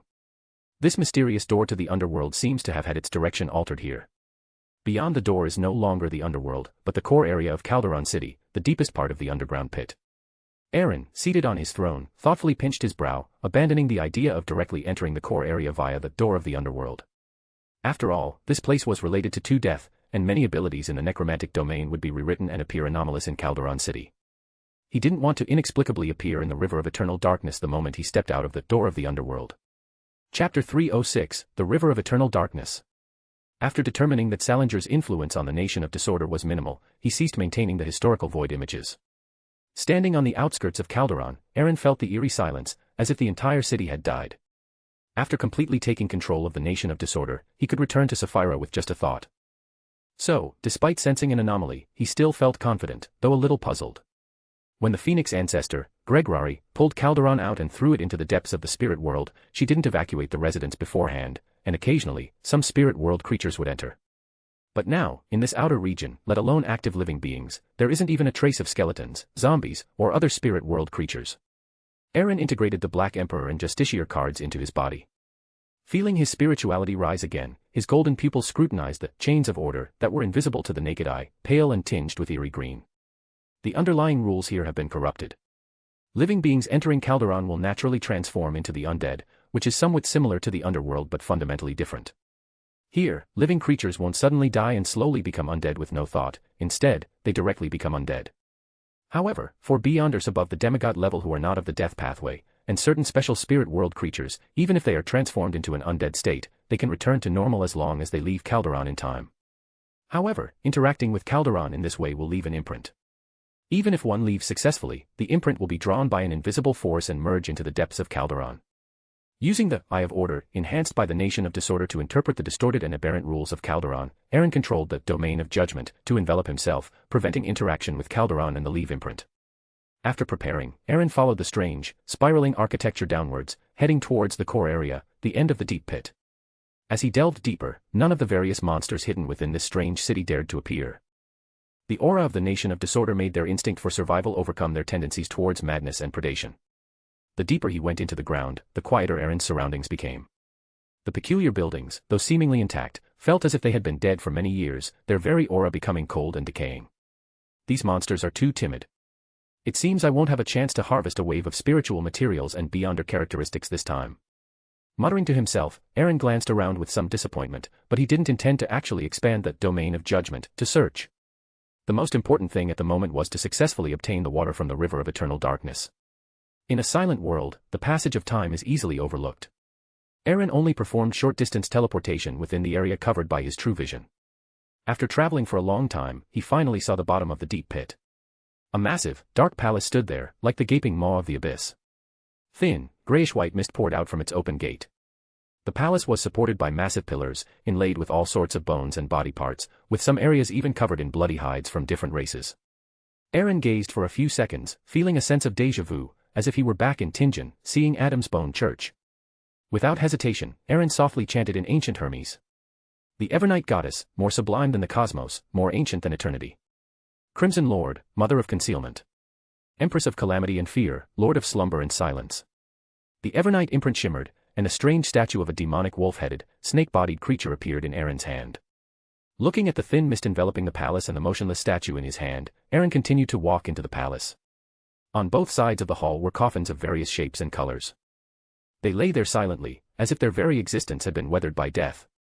As Aaron entered, faint sounds suddenly emerged from within these coffins, like rusty joints slowly opening one by one.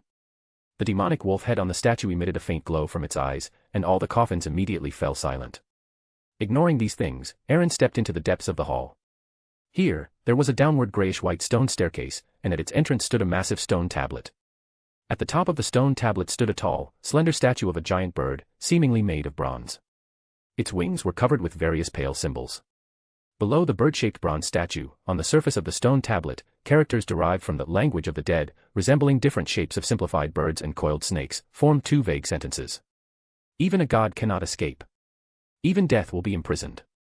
Is this warning all living beings who come to Calderon not to go down this staircase? Does it lead directly to the river of eternal darkness? He wondered who placed the stone tablet here, Gregory or Salinger. Shaking his head lightly, Aaron withdrew his gaze, walked around the stone tablet with the bronze statue on top, and descended the grayish-white staircase, step by step. In the dark, lightless, silent, and icy environment, the golden light of the domain of judgment that constantly surrounded Aaron shone brightly, illuminating a very small area, like a small boat of life struggling to stay afloat in the tide of death. After an unknown duration of descent, a dense, dark golden mist suddenly appeared before Aaron's eyes. The Nation of Disorder trembled slightly. Sensing this change, he immediately activated his incomplete mythical creature form without hesitation, warily looking around. At the same time, he tilted his head slightly and heard a faint, illusory splashing sound. This seemed to indicate that deep underground, not far from his current location, a dark river was slowly flowing. The next second, Aaron looked down at his feet. A dark, insubstantial current had appeared there at some point. On its surface, not even light could exist. At the bottom of the stone staircase, where the dark tide surged, a faint, grayish-white mist permeated upwards, combining with the illusory liquid and expanding into a more misty, grayish-white vapor. After the current reached Aaron's feet, it quietly receded, as if performing a cyclical ebb and flow. Recalling the Evernight Goddess's warning, Aaron immediately moved away.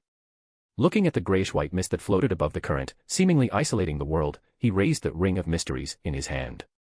As an item separated from the Lord of the Mysteries, it could have a certain influence even when Klein had not fully mastered Sapphira Castle, let alone just the grayish-white mist on a tributary. The thin mist was torn open by an invisible force, and the rising illusory tide seemed to have no obstruction. The silent and icy aura quickly spread, as if even thoughts were gradually decaying. If not for the protective aura of the Nation of Disorder around him, Aaron would highly suspect that even as a Sequence 3, he would be passively and irresistibly absorbed into this tide. The demonic wolf-headed, snake-bodied statue in his hand was activated, automatically submerging into the illusory tide, bobbing up and down in the current, and slowly reaching the end of the staircase as the tide receded. Beyond the end was a void, and within the void flowed a wide, illusory, colorless, dim river. This river was so blurry and difficult to see because it was enveloped by a grayish-white, barrier-like thin mist. Is this the river of eternal darkness? Aaron's eyes narrowed, his consciousness connecting with the Nation of Disorder, and he looked at the void, dim river with his true vision. He was actually not unfamiliar with such a scene. He had personally witnessed other Sapphira sealed by Sapphira Castle when he hunted the god of weather, contaminated by the city of calamity in Bansi. However, unlike before, some of the water from this river of eternal darkness had already penetrated the grayish-white mist and partially merged with it, appearing sometimes dark, sometimes pale. This part of the river water constantly swirled up and then fell, like a rushing tributary in the black void. On both sides of the tributary stood massive, pale stone pillars, as if supporting something, preventing it from collapsing. At this moment, between these stone pillars, at the edge of the tributary, countless slightly blurry, semi-transparent figures walked back and forth, lingering, slowly but ceaselessly. Among them, the most striking was a bewildered figure that sometimes walked deep into the tributary, sometimes turned back, but could never escape the river water. It was enormous, similar in size to the surrounding stone pillars. It wore a deep black robe, and its side was already ancient. Suddenly, it turned its head and looked at Aaron. Its face had distinct South Continent features, but it was already rotten with marks, and white feathers stained with pale yellow grease had grown out. Aaron knew him. He was Mr. Azek's father, the Death of the Fourth Epoch. Underworld Emperor Salinger. This Death, who had wandered aimlessly in the river of eternal darkness for 1,000 years, had the statue slowly drawing water from the river of eternal darkness immediately reflected in his pale, almost extinguished eyes. The next second, a low roar emanated from his rotten mouth, echoing above the river, causing the entire city of Calderon to shake noticeably. The tributary, which sometimes swirled up, sometimes fell, sometimes dark, sometimes pale, surged accordingly, rushing madly towards the end of the stone staircase, towards Aaron. Wave after wave of grayish-white torrents crashed against Aaron's body, but they could not destroy his domain of judgment, which was fortified by the nation of disorder and the blasphemy slate. Death Salinger's rotten body walked step by step to the edge of the tributary, but could not escape, only standing there, roaring madly. Aaron's gaze passed over him, passed over the countless blurry figures lingering on both sides of the tributary, and looked at the ever-expanding shadow in the illusory river water. It was a giant bird completely submerged in the tributary of the river of eternal darkness, suspended in the water. This giant bird's body was covered with feathers woven from pale flames and mysterious patterns, but most of it had been dissolved by the river of eternal darkness, revealing parts of its dark, rotten skin with pale yellow pus flowing from it. The giant bird's eyes seemed to be cast from bronze, with layers of illusory doors hidden within them. This was the Phoenix ancestor, Gregory. The ancient Death who opened the underworld. Backlund, 15 Minsk Street. Klein rubbed his wrist, looking at the few surviving paper angels, barely recognizable as human figures, among a pile of paper scraps on the table, and sighed. He glanced at the already dim sky, and just as he was about to prepare dinner, he heard the doorbell. He quickly put away the usable paper figures. Klein snapped his fingers, and a flame rose, instantly burning the paper scraps to ashes. Casually placing a few newspapers on the table, Klein walked to the front door and grasped the doorknob. The image of his visitor naturally appeared in his mind. It was the handsome but not masculine red-eyed vampire, Emlyn White.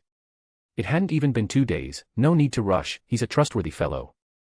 Klein opened the door and smiled. Good evening, Mr. White. Emlyn raised his chin and handed over a parchment, his impatience evident. This is the beast tamer potion formula you wanted. From today, we are even. Looking at the vampire gentleman who claimed they were even but whose body honestly remained at the door, Klein glanced at his brown priest's robe, sked inwardly, but outwardly remained calm and invited him into the living room. Without any pretense, right in front of him, Klein performed a divination to confirm the authenticity of the potion formula. Emlyn withdrew his gaze, unenthusiastically, picked up the newspaper on the table and began to read it, seeing the news Klein had circled. Next Tuesday to next Friday, from 9 a.m. to 6 p.m. daily, the Kingdom Museum will once again hold the Roselle the Great Memorial Exhibition.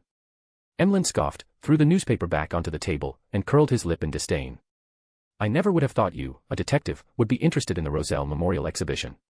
TSK, but I estimate that this year's exhibition will have all the truly valuable items replaced. Klein's eyes narrowed. After putting the Beast Tamer potion formula into his pocket, he casually asked, feigning indifference. Oh, why? Is the church worried that Emperor Roselle's items are not properly preserved? As he spoke, he also drew a triangular holy emblem on his chest, doing his best to appear as a devout but not very familiar with Backlund's recent situation steam worshipper. Emlyn snorted, looked at the ceiling at a 45-degree angle, and said in an irritating tone. Of course, you, an outsider, wouldn't know. The Kingdom Museum was robbed once 3 years ago. I heard at a clan gathering that what was lost seemed to be a bookmark. Tisk, those idiots from the Steam Church still don't know who stole the item right under their noses. At this point, Emlyn suddenly remembered that the person opposite him seemed to be a Steam worshipper, and he quickly cleared his throat and added. My words weren't directed at you. I'm just stating facts. You're not targeting me, you're targeting the entire Steam Church. False believer, Klein muttered to himself. Upon hearing that the Kingdom Museum had lost a bookmark 3 years ago, Klein had a feeling of being preempted, but unable to confirm, he could only comfort himself, thinking it probably wouldn't be such a coincidence.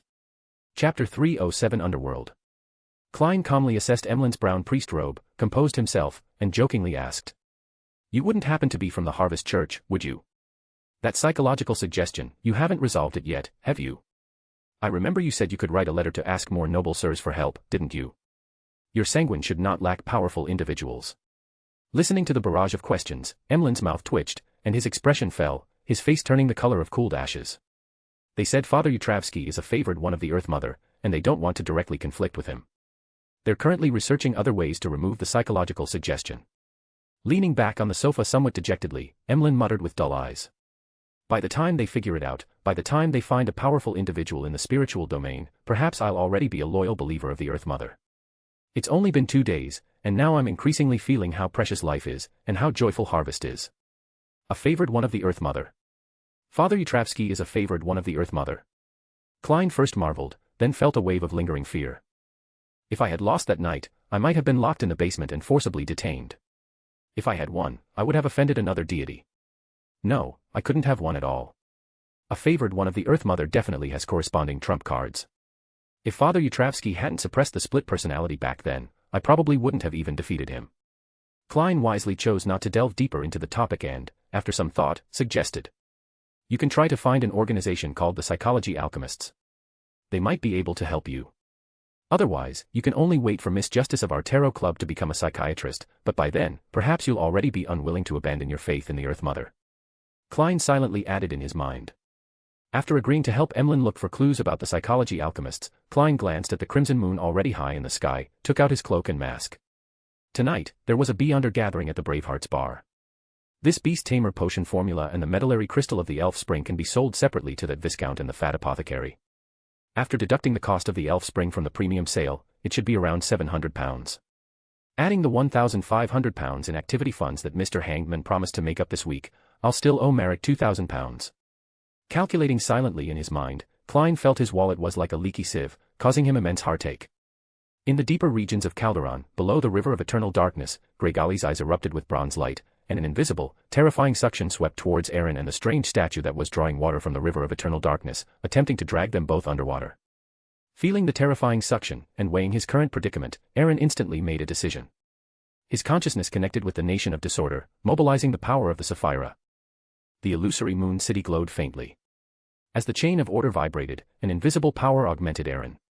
Dark golden mist of order resisted the decaying, deathly silent force. Seizing this brief opportunity, Aaron manipulated his historical projection to retrieve the wolf-headed, snake-bodied statue, which had been floating in the illusory river water and had already absorbed a small amount of it. Without waiting for the river of eternal darkness to fully erupt, Aaron, already manifesting an incomplete mythical creature form under the amplification of the nation of disorder, directly and forcefully modified the rules. Having successfully obtained the branch river water of the river of eternal darkness, he no longer cared what anomalies might occur. He took a single step and returned directly to the outer regions of Calderon. Recalling the scene he had witnessed earlier, Aaron mused. The Phoenix ancestor Gregali, this ancient god, has completely sunk into the river of eternal darkness. It can be said that she has completely lost the possibility of resurrection. And if Salinger cannot resurrect within Azek before the Evernight goddess, then after the Evernight goddess truly accommodates the uniqueness of the death pathway, he should also sink into the water like Gregali, and Gregali's death imprint will further dissolve as a result. However, it seems the river of eternal darkness only has a strong pull on sequence 0 of the death pathway. After all, Giant King Ormer is a sequence 0 of an adjacent pathway, yet there is no death imprint of his. This judgment was not mere conjecture. This branch of the river of eternal darkness originally appeared in the outside world because of Gregali, so it was reasonable for it to be more closely tied to the death pathway. That's a bit too rash. Perhaps Ormer's death imprint is deeper within the river of eternal darkness, and I just haven't discovered it yet. Just then, the deeper regions of Calderon suddenly experienced violent tremors, as if a colossal entity, provoked, was awakening. Illusory sounds of surging waves were like an endless river rising. That indescribable sensation even coalesced into a vast expanse of illusory grey-white, like a flood, rising layer by layer from the abyssal pit. Looking at Calderon, where order was completely disrupted, Aaron did not hesitate, rushing directly towards the exit of the outer region. He had no immediate desire to delve deeper into the other secrets hidden within Calderon, the city of calamity, or the river of eternal darkness and the blurred figures lurking within it. He hadn't forgotten that Underworld Emperor Salinger intended to indirectly use the River of Eternal Darkness to fuse with the Red Priest uniqueness and forge a new outer deity pathway. Although he eventually went mad, no longer able to control his desire to aggregate the Twilight and Darkness pathways, in a sense, it could also mean that he truly succeeded in fusing with the Red Priest uniqueness, only to become like the ancient gods of the ancient era. Whether the Evernight goddess played a role in this, Aaron didn't want to delve into it. The crucial point was that Medici, the Red Angel, the original holder of the Red Priest uniqueness, might have been secretly contaminated by the City of Calamity itself. In other words, if he counted himself, Calderon would simultaneously be linked to 4 Sephiroth. If it truly triggered some peculiar interaction between the Sephiroth, Aaron did not possess the strength of the Celestial worthy to bring those Sephiroth into submission. Passing through the invisible barrier, Aaron again felt an extremely decaying aura of death, almost thinking that the power of the River of Eternal Darkness had broken through some restraint and permeated outside Calderon. Noticing that the nation of disorder had calmed down, Aaron followed his senses and looked in a certain direction. The vibrant colors there were completely tinged with a gloomy green, and a white feathered arm slowly retracted from within, followed by a rapid fading of the heavy death aura.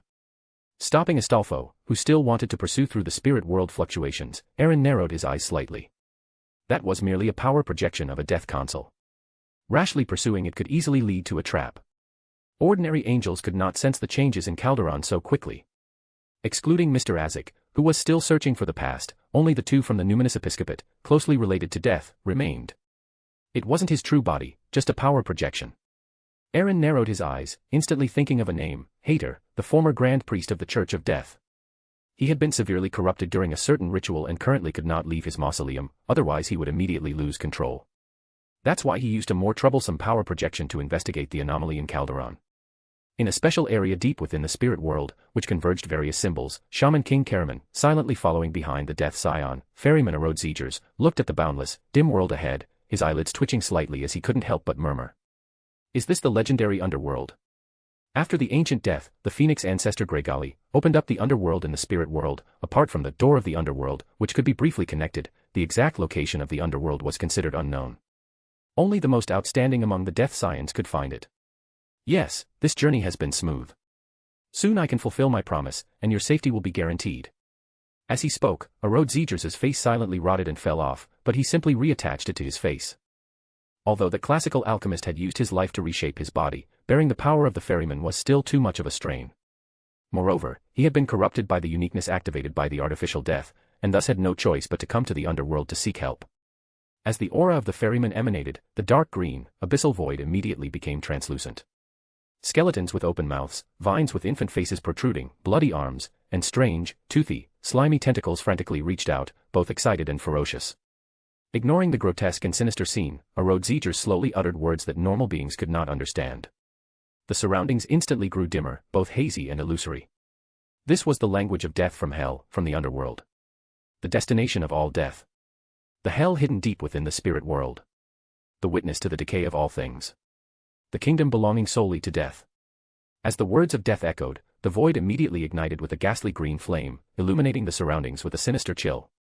A pale green light, flowing with a gloomy green, suddenly spread, and a bronze door covered in mysterious patterns slowly emerged. This door, covered in mysterious patterns, merged with endless deathly stillness, rapidly expanding to over 30 meters in height.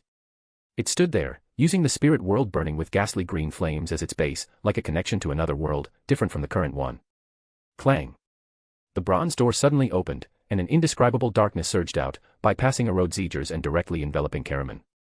Seized by transparent, rotting, pale, or illusory hands from the darkness, Karaman felt a chill from the depths of his spirit body, unable to control his body. He finally couldn't maintain the composure on his face, horrified to discover that his spirit body was uncontrollably floating upwards, separating from his body inch by inch. He was a sequence 4 of the moon pathway, and his spirituality was inherently stronger than that of a demigod of the same level, with mastery over his spirit body being effortless. Yet, even so, he couldn't control the feeling of his spirit body being gradually extracted. An illusory black river of the underworld surged from Erode Zegers, enveloping Karaman. Karaman, who had regained control of his body, gasped a few times and asked with some surprise and uncertainty. It seems entering the underworld at your level doesn't require such trouble. You wouldn't be trying to take this opportunity to kill me, would you? Karaman only dared to ponder the latter half of the sentence in his mind. Naturally not. If I wanted to enter, I could simply use the power of the ferryman. But since I am asking for a favor, I naturally need to greet the current master here. The master of the underworld. Karaman's face stiffened slightly. At present, the only one still qualified to bear that title seemed to be the leader of the numinous episcopate's royal faction, Pale Empress CIA Palanquegers. Cold sweat involuntarily broke out on his forehead. The collapse of the Balam Empire was inextricably linked to the Rose School of Thought. Although he had only joined the Rose School of Thought later, who could be sure that the Empress wouldn't settle old scores with him? Before he could speak, a dense deathly stillness instantly engulfed his five senses. A road Zegers directly led him into that substantial bronze door, which seemed made for giants. At the center of the deep, gloomy world was a mottled palace covered in feathers. A pure black coffin rested on a high platform in the center of the palace, its lid now open. A female figure stood, wearing a deep black robe embroidered with gold threads and a golden bird-shaped crown. Her features were soft, with distinct South Continent characteristics, yet she gave off an extremely vague, eerie, and terrifying sensation. It seemed to make every beholder believe that once the contours of this face became clear enough, it would come alive, from ancient times, from the eternal darkness where the dead slumber. At that time, this body, spirituality, and consciousness would all belong to this face. As this face slowly turned, the stone walls and floor tiles inside the palace began to weather, so rapidly that it seemed to have undergone thousands of years of erosion in just a second or two. They quickly became mottled, constantly shedding fragments or being stirred into dust by the wind, while tiny, pale white downy hairs grew in the cracks. These downy hairs, in the blink of an eye, grew into large white feathers, their surfaces seemingly soaked in a faint yellow oil stain. Within these deep black eyes, pale lines emerged, outlining extremely complex and mysterious three-dimensional symbols. It was like a bird with abnormally long feathers, or a feathered serpent coiled up. This symbol absorbed the surrounding light, quickly gaining substance, and then detached from her eyes, unfurling its body, and flew towards Arod Zegers, who had suddenly appeared in the palace. Along its path, this strange symbol made the surroundings even dimmer, causing the floor tiles and stone walls to weather and decay once more, as if the deity who commanded death had delivered the final judgment. The falling rubble and rising dust followed the materialized symbol, reaching Arod Zegers, then coiled around him, enveloping the ferryman. During this process, Arod Zegers felt the same sensation of being easily manipulated that Karaman had experienced. As the symbol merged into his figure, he seemed to instantly establish a connection with the source of deathly aura within the palace. For a moment, he seemed to see an illusory deity high above countless undead, and bloated bodies like water ghosts lingering in a dark river. He also saw black threads extending from his body into the endless void, being violently torn apart. This was the uniqueness of the death pathway corrupting high-sequence beyonders of the death pathway. Chapter 308 The Pale Queen. As that connection was severed, Arthas Eger seemed to hear a faint call, and subconsciously looked up following the spiritual thrilling. The other end of the severed, invisible, illusory black thread was a patch of dead, silent black mist, accompanied by that faint call, or more accurately, a panting sound from some terrifying creature. The stick surged from the underworld within him, supporting Arthas Eger's body and preventing him from kneeling. Although he knew he should close his eyes, he gritted his teeth and stared intently at the black mist slowly spreading outwards. Drops of sweat slid down his forehead, hitting the ground of the palace in front of him, staining it with a faint yellow grease and sprouting fine white fuzz. While Arthas Egers was suffering in agony, on the high platform in the center of the palace, Pale Empress Thea Palanquegers, wearing a deep black robe embroidered with gold thread and a golden bird-shaped crown, merely watched everything with cold eyes. After only a few breaths, the black mist dispersed, and the illusory object coiled at the bottom gradually revealed itself. It was a massive feathered serpent, seemingly large enough to occupy an entire island. It had huge, dark green scales, with feathers tinged with faint yellow grease growing from the gaps, and from each feather, illusory black tubes extended. This exaggerated feathered serpent was both illusory and real, its more specific shape difficult to describe, seemingly composed of elements incomprehensible to humans. Pale flames burned in its eye sockets, and its face was a human face. That face was bronze-skinned, with soft features, and a tiny black mole below its right ear. "Your Highness Azek." Arthas Egers, propping up his body, gasped in disbelief, almost collapsing to the ground. Although the subjects of the Balam Empire preferred to call that Son of God the Death Consul, Arthas, being of the Egers royal bloodline, preferred to address him as Your Highness.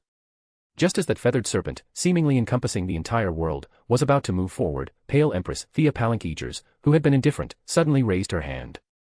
The entire underworld seemed to come alive, as endless ghostly green flames soared, completely blocking the gaze that had spread along the broken black thread. The remaining ghostly green flames did not dissipate, instead, they enveloped Arthas Egers, who had collapsed below the high platform. The definition of death seemed to be reversed, and his previously shattered physical body was reborn in the flames. Thea Palanquegers looked at Arthas Egers. At this moment, the ferryman's soul and body were perfectly integrated, completely mending the defect caused by the classical alchemist's life forging. "Is there anything else you wish to ask?" Listening to that deathly voice, which seemed capable of corrupting the soul, Arthas Egers opened his mouth, his thoughts in a jumble.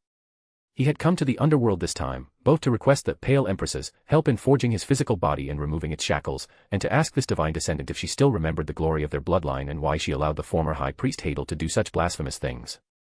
But after seeing the face of the terrifying creature beneath the black mist, the source of the shackles, these thoughts became even more chaotic. After a long while, he asked in a hoarse voice, word by word. What was that I just saw? A flicker of complexity passed through her cold eyes. Thea Palank-Egers turned sideways to look out of the palace, at the vast and boundless underworld, and calmly replied. That was God's final attempt. Azek Egers' soul was divided into two parts. After God's fall, that part of the soul merged with Hadel's goal for the artificial death, the death pathway's uniqueness. This allowed that uniqueness to gain a certain instinct, and it began to actively influence the high-sequence beyonders of the entire pathway. Only with the blessing of the underworld can I directly eliminate or block that influence. Arthas Egers suddenly looked up, his eyes fixed on the figure on the high platform, symbolizing death and decay. He intensified his tone, almost questioning. When the Pale Calamity fell, you had only just been promoted to ferryman. How did you, who weren't even an angel at the time, know about the arrangements God left behind? Thea Palank-Egers turned around. Her face, which had been 7 or 8 parts similar to Azek Egers, now grew patches of dark, cold scales, and a miniature feathered serpent statue faintly appeared on her forehead. Her cold voice echoed in the empty, silent palace. After the Pale Calamity ended, God fell, and the Empire also collapsed. I luckily survived and obtained the Empire's last treasure. That's how I digested the ferryman potion in less than a century, was promoted to Death Consul, and successfully took control of the underworld. After I took control of the underworld, I sensed Azek Egers' aura. At that time, I was preparing to give him this death relic corresponding to Sequence 1 Pale Emperor. But when I went to the northern continent to find Azek, I encountered the Crimson Lord's divine descent vessel. It was he who told me all of this. Although Azek, during his Death Consul period, was influenced by the contained out-of-control tendencies within the Beyonder characteristic, he was more influenced by God's transmission from a high position, which is why he became a pseudo-death with only divinity and no humanity. Arthas Egers stood rooted to the spot, subconsciously asking. What exactly do you want to do? And what does that Hadel want to do? The dark, cold scales receded, and Thea Palank-Egers lay back down in the pure black coffin on the high platform. Her indifferent voice rang out. I have already helped you mend your defects. The only obstacle to your continued advancement is the Beyonder characteristic. Besides the few Death Consul characteristics sealed by the 7 churches, the only one I am certain of its whereabouts is the one in the possession of the Demonist sect. If you can truly advance to Angel, you can come to the underworld again, and I will answer your remaining questions. An invisible, vast power surged like a tide, instantly engulfing Arthas Egers, who still wanted to say something, and carrying him out. Feeling the sudden influx of information in his mind, he silently gazed at the palace in the center of the underworld and whispered. Demoness.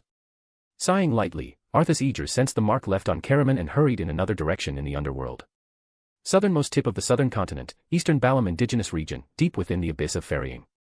The Numinous Episcopate's artificial death faction's base, Manuel, the City of the Living, and the City of the Dead, face each other across the river, forming a complete cycle of life and death.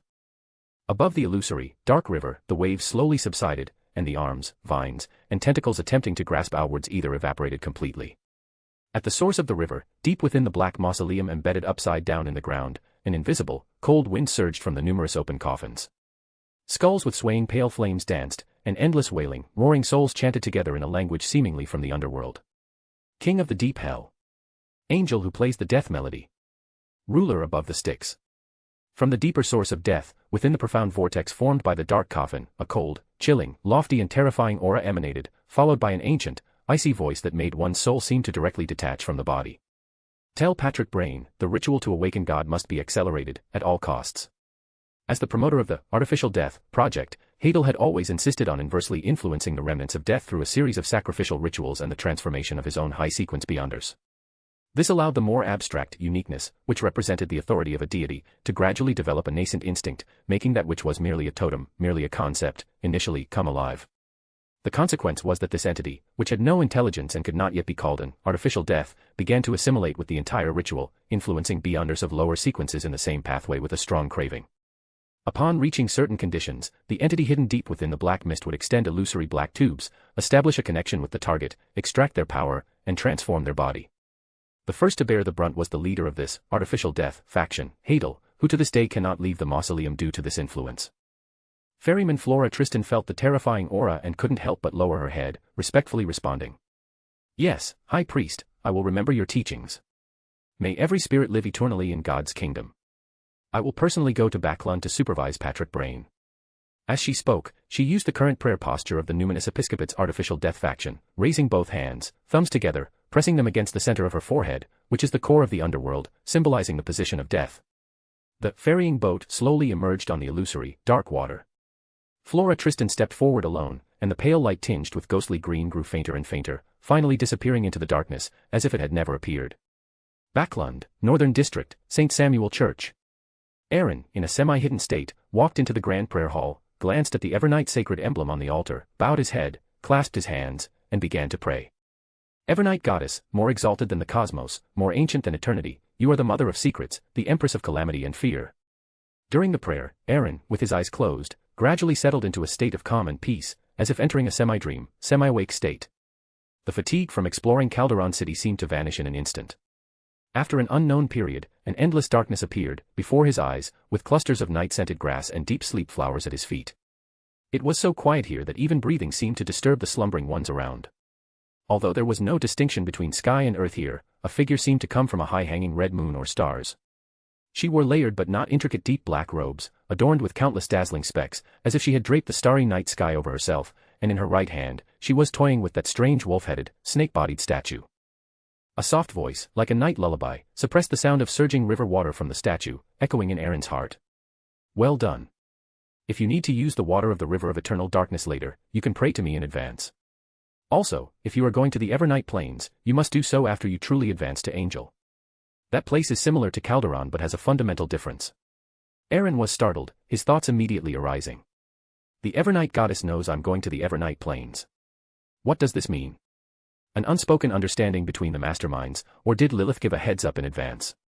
What's hidden in the Evernight Plains is very likely the clue to the Mother Nest, and the Mother Nest is a sapphire corresponding to one of the three pillars, pointing to the existence at the pinnacle of the outer gods, the Mother Goddess of Depravity. This one is different from the half-crippled Son of Chaos. Even though her sapphira was torn apart due to her initial awakening, she still retains the symbol of a pillar. Moreover, she has already transformed from completing her own abilities through the sapphira to a complete sapphira, and thus can exert a considerable influence on the Mother Nest portion on Earth. It wasn't until the starry sky before his eyes completely disappeared that Aaron came back to his senses, suppressing his thoughts, and sincerely praised the goddess again. Opening his eyes again, Aaron found that Saint Anthony, the Backlund archbishop wearing a black robe with red patterns, was already standing in front of him. He immediately stood up and drew a crimson moon over his chest. The archbishop, with no facial hair and deep eyes, returned a crimson moon and said gently, "Praise the goddess, Mr. Chosen, please follow me and do not resist." As soon as his voice fell, the surrounding light suddenly disappeared, as if swallowed by the gloom. Within the entire church, all praying believers felt the descent of darkness for that brief moment. Everything quickly returned to normal, and Saint Anthony led Aaron to the Chinese gate beneath the church. Today, the Soul Assurer Sost was leading the team on duty. Before he could ask, Archbishop Saint Anthony solemnly instructed, "Prepare yourselves, proceed with the protocol. I need to enter the third level behind the Chinese gate with Mr. Duke." "Yes, Your Grace, Archbishop." Sost froze for a second, looked at Aaron behind the Archbishop, and immediately responded. As the large door, inscribed with the Evernight sacred emblem, opened and closed, Aaron followed Archbishop Anthony with steady steps into the second underground level, passing through compartments filled with sealed artifacts and beyonder materials, and opening the path to the third level at a hidden location. The two quickly arrived at the relatively small third level. Aaron watched the Archbishop follow strict procedures, observing the situation inside, 1 to 80, through 1 to 29. The 0 to 17 sealed inside lay there, its eyes half open, as usual. During this process, Saint Anthony approached 3 times and pulled away 3 times, sometimes changing positions, sometimes shrouding himself in a layer of night, not daring to show the slightest negligence. After this, he needed to awaken this vessel of the goddess's divine descent. The Night Emperor's divine kingdom fragment, which Aaron craved, had been integrated into the sealing core of St. Samuel Church as early as the beginning of the 5th epoch. In Backlund, if one did not want to attract the attention of that person from the Augustus family, one could only ask 0 to 17 for help. Chapter 309, The Secret of the Fragments of the Kingdom of God. Aaron did not interfere with Archbishop Anthony's actions. He looked at the 2 Grade 1 sealed artifacts on the 3rd floor, pondering to himself. Sealed artifact, 1 to 29, has the ability to clear specific memories of a target. Even its negative effect is to make surrounding people degenerate into amnesiacs who have to relearn how to eat and drink. This ability, similar to stealing memories, is most likely a Marauder Pathway sealed artifact. It can make Anthony, a sequence 3 horror bishop, so cautious, and it can seal, 0 to 17, so it should correspond to mentor of deceit. And sealed artifact, 1 to 80, can make surrounding people become part of a dream between reality and illusion, which is clearly an ability possessed by a dream weaver.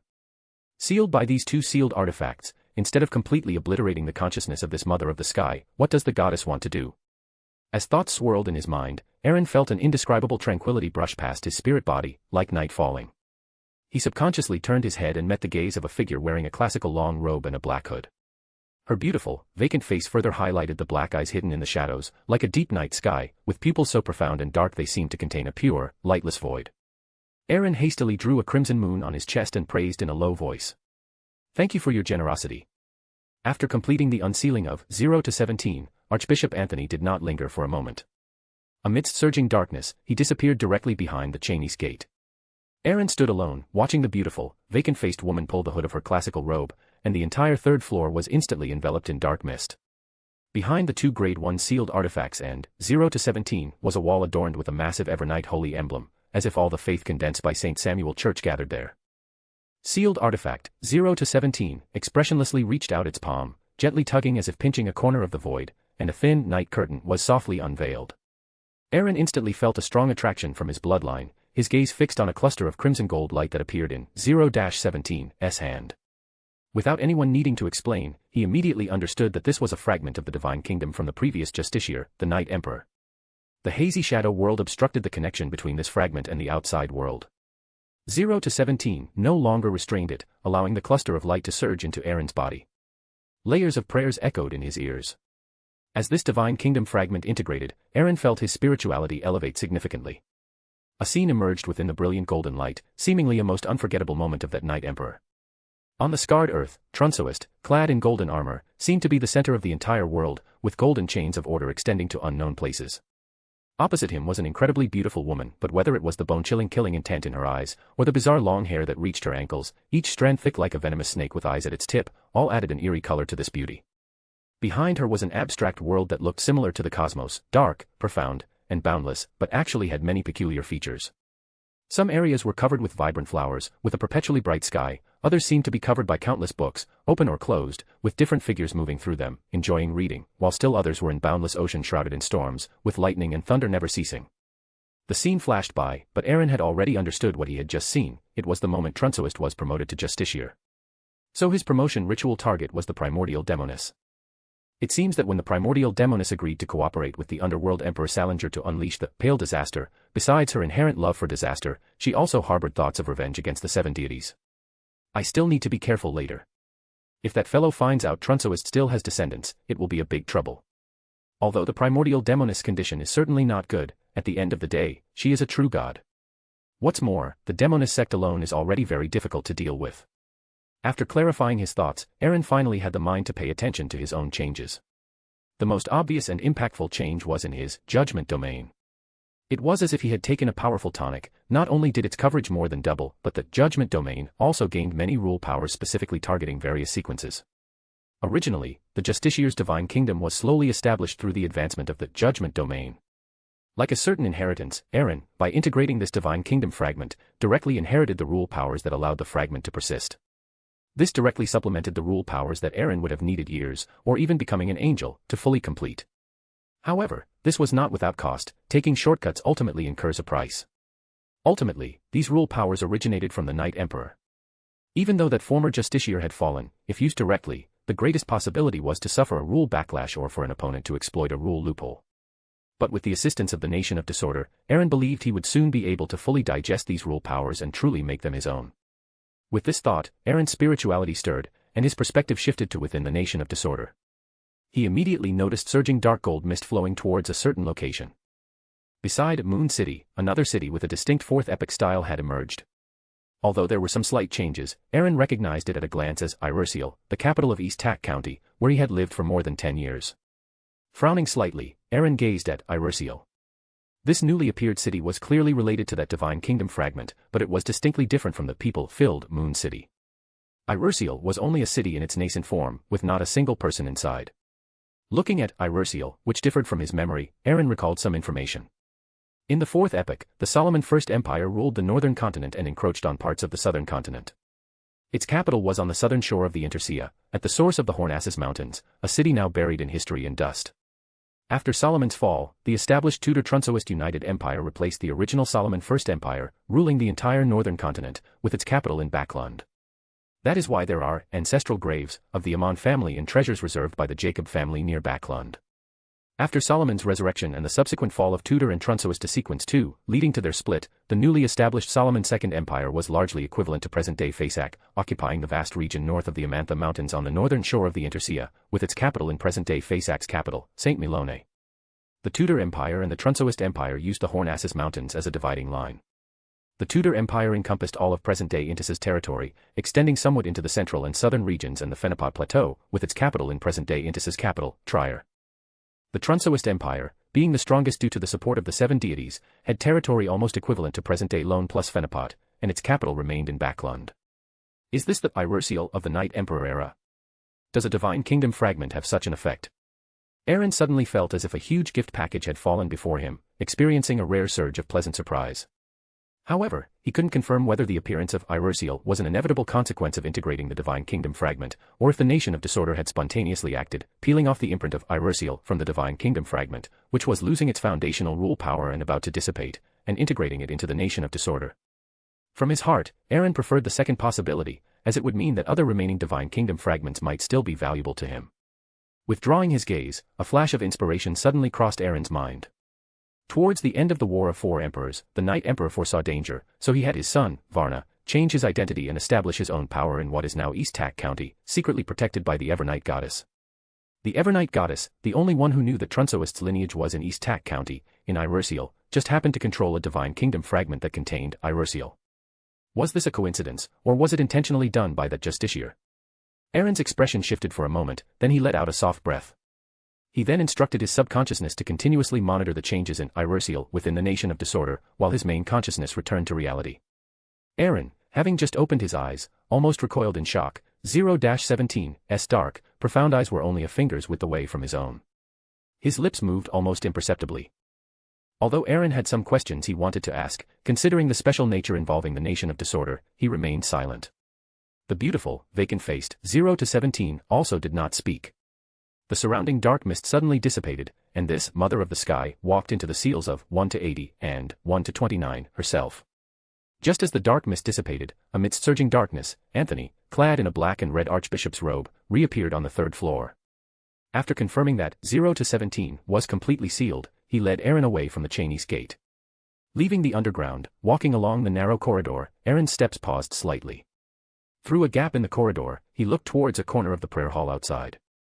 A somewhat bald Benson, with Melissa, sat cautiously in a corner, talking to a clergyman.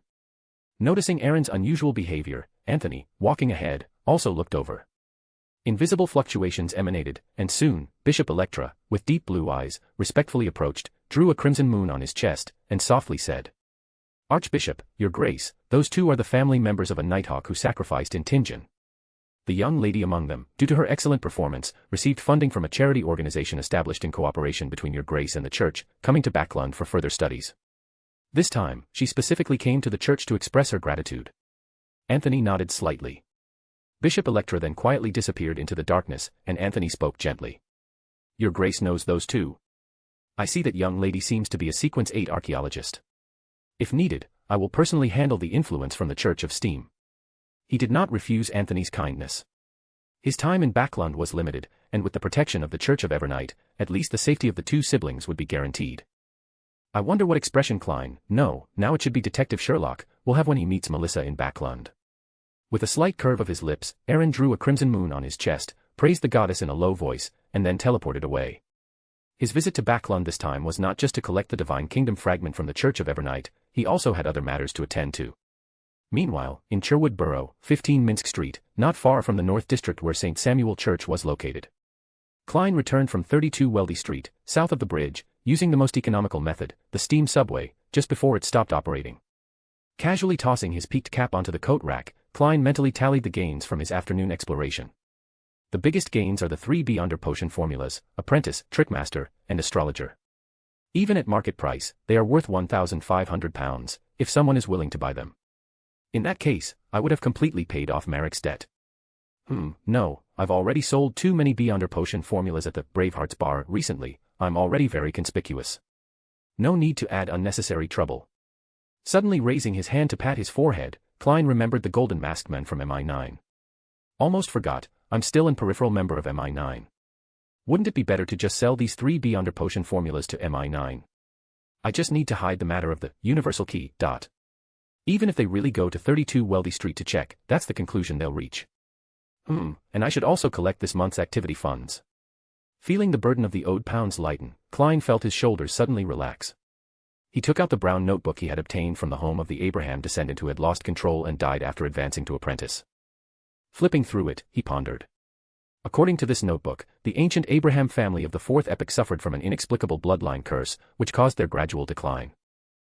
It also mentions here that the Abraham family's ancestor, Bethel Abraham, disappeared during the War of Four Emperors in the fourth epoch. Could he be the Mr. Dor that Emperor Roselle mentioned? Was he exiled from the real world, lost in the deep darkness, trapped in the storm? And the Abrahams should all be of the apprentice pathway. Did they hear the cry for help from that Mr. Dor? This is not a cry for help at all, it's a death curse. As the pages turned, Klein's lips twitched slightly. He now understood why the universal key, merely the relic of an unlucky fellow who had just advanced to sequence 9, had such a negative impact that even mid-sequence Beyonders couldn't weaken it. The formation of this strange sealed artifact, besides originating from the gathering of apprentice Beyonder characteristics, also involved the factor of Mr. Dor's illusory whispers, which made the occasional misdirection it brought quite dangerous, always leading its holder into unsuitable scenarios. This was a continuation of a curse. The pages quickly turned to the last few, and Klein's gaze suddenly froze, staring intently at a passage on one of the pages. If it weren't for the family rule that only those who reach sequence 7 can actively contact the elders, I would immediately write a letter to question those elders who are merely filling positions. Have they forgotten the glory of Abraham? To actually make me convert to a hidden existence called the Lord of Order, this is simply an insult to the family's glory. Just wait, I will not convert. I will grow stronger step by step and restore the glory of the Abraham family. Chapter 310 Conflict and Prayer. Subconsciously flipping back a few pages, Klein found no further clues related to the Lord of Order. Helplessly, he returned to that page, pondering. According to Emlyn's statement, and the on-site investigation at 32 Weldy Street, this Abraham descendant has been dead for at least 3 months. This means the time this note was written might be even earlier. It's already October now, so it at least indicates that the Abraham elders began secretly believing in the Lord of Order in June or even earlier, and I hadn't transmigrated yet at that time. However, there seems to be no member of the Chaos Council related to this ancient family, and there are also disagreements within the Abraham family regarding conversion. Taking a deep breath, Klein closed the notebook. This was an unexpected pleasant surprise, at least he now knew that the Abraham family was also connected to that Lord of Order, which provided him with ideas for his future investigations. Although Klein didn't deny that this Lord of Order had provided him with considerable help, facing such a hidden existence, unheard of in major religious texts, Klein found it truly difficult to relax, especially given his own significant secrets. Looking at the notebook in his hand, Klein shook his head. His most important task at the moment was still to improve his strength and quickly take revenge on Insangwil. Only by possessing that level of strength would he be qualified and confident enough to investigate this hidden existence. As he was thinking this, an unfamiliar plea suddenly reached his ears. Klein was slightly startled. It felt a little familiar, but it wasn't from any member of the Tarot Club. Quickly creating a wall of spirituality and setting up the ritual, Klein took 4 counterclockwise steps and arrived above the grey fog. At the intersection of the Berserk Sea and the Sonia Sea, near Toscat Island. A waterspout that seemed to cover the sky was split open by a crimson sword glow. From the collapsing curtain of water, a tall knight in black full armor sprang out. He held a long, wide straight sword, and 2 crimson lights flickered in his eye sockets. Beside this knight, where the scarlet moonlight was obscured by the water curtain and appeared extremely dim, a figure flickered in and out of existence, sometimes swaying, sometimes stretching, a thin layer with no thickness, like a living shadow. As the black-armored knight collapsed into a shadow, that figure quickly materialized. This was a gentleman, clad in a mysterious black robe, with slightly curly, stiff brown hair, and deep eyes that seemed to hide countless things. It was none other than Dark Saint Cosma, one of the 5 saints of the Aurora Order, a sequence 4 Black Knight. Cosma's indifferent eyes looked at the calm sea and murmured in a low voice. Rejoice. At this moment, a pure white feather, emanating layers of light, floated in his hand. Faintly, a winding, shimmering river could be seen circulating around the feather. This was a token granted by the Angel of Fate, who served the Lord, used to track the important sealed artifact of the life school of thought. If necessary, chanting that Lord's honorific name could provide help. Not far away, on Dongtak Island, a light imperceptible to the naked eye emerged, instantly leaping out of the collective subconscious sea and transforming into a male figure. His light yellow eyebrows were long, his hair was neatly combed back, his forehead had a few wrinkles, and his face was abnormally pale. Putting away the feather, Dark Saint Cosma turned his head, his scarlet eyes narrowed slightly as he scrutinized this uninvited guest who brought him a hint of danger.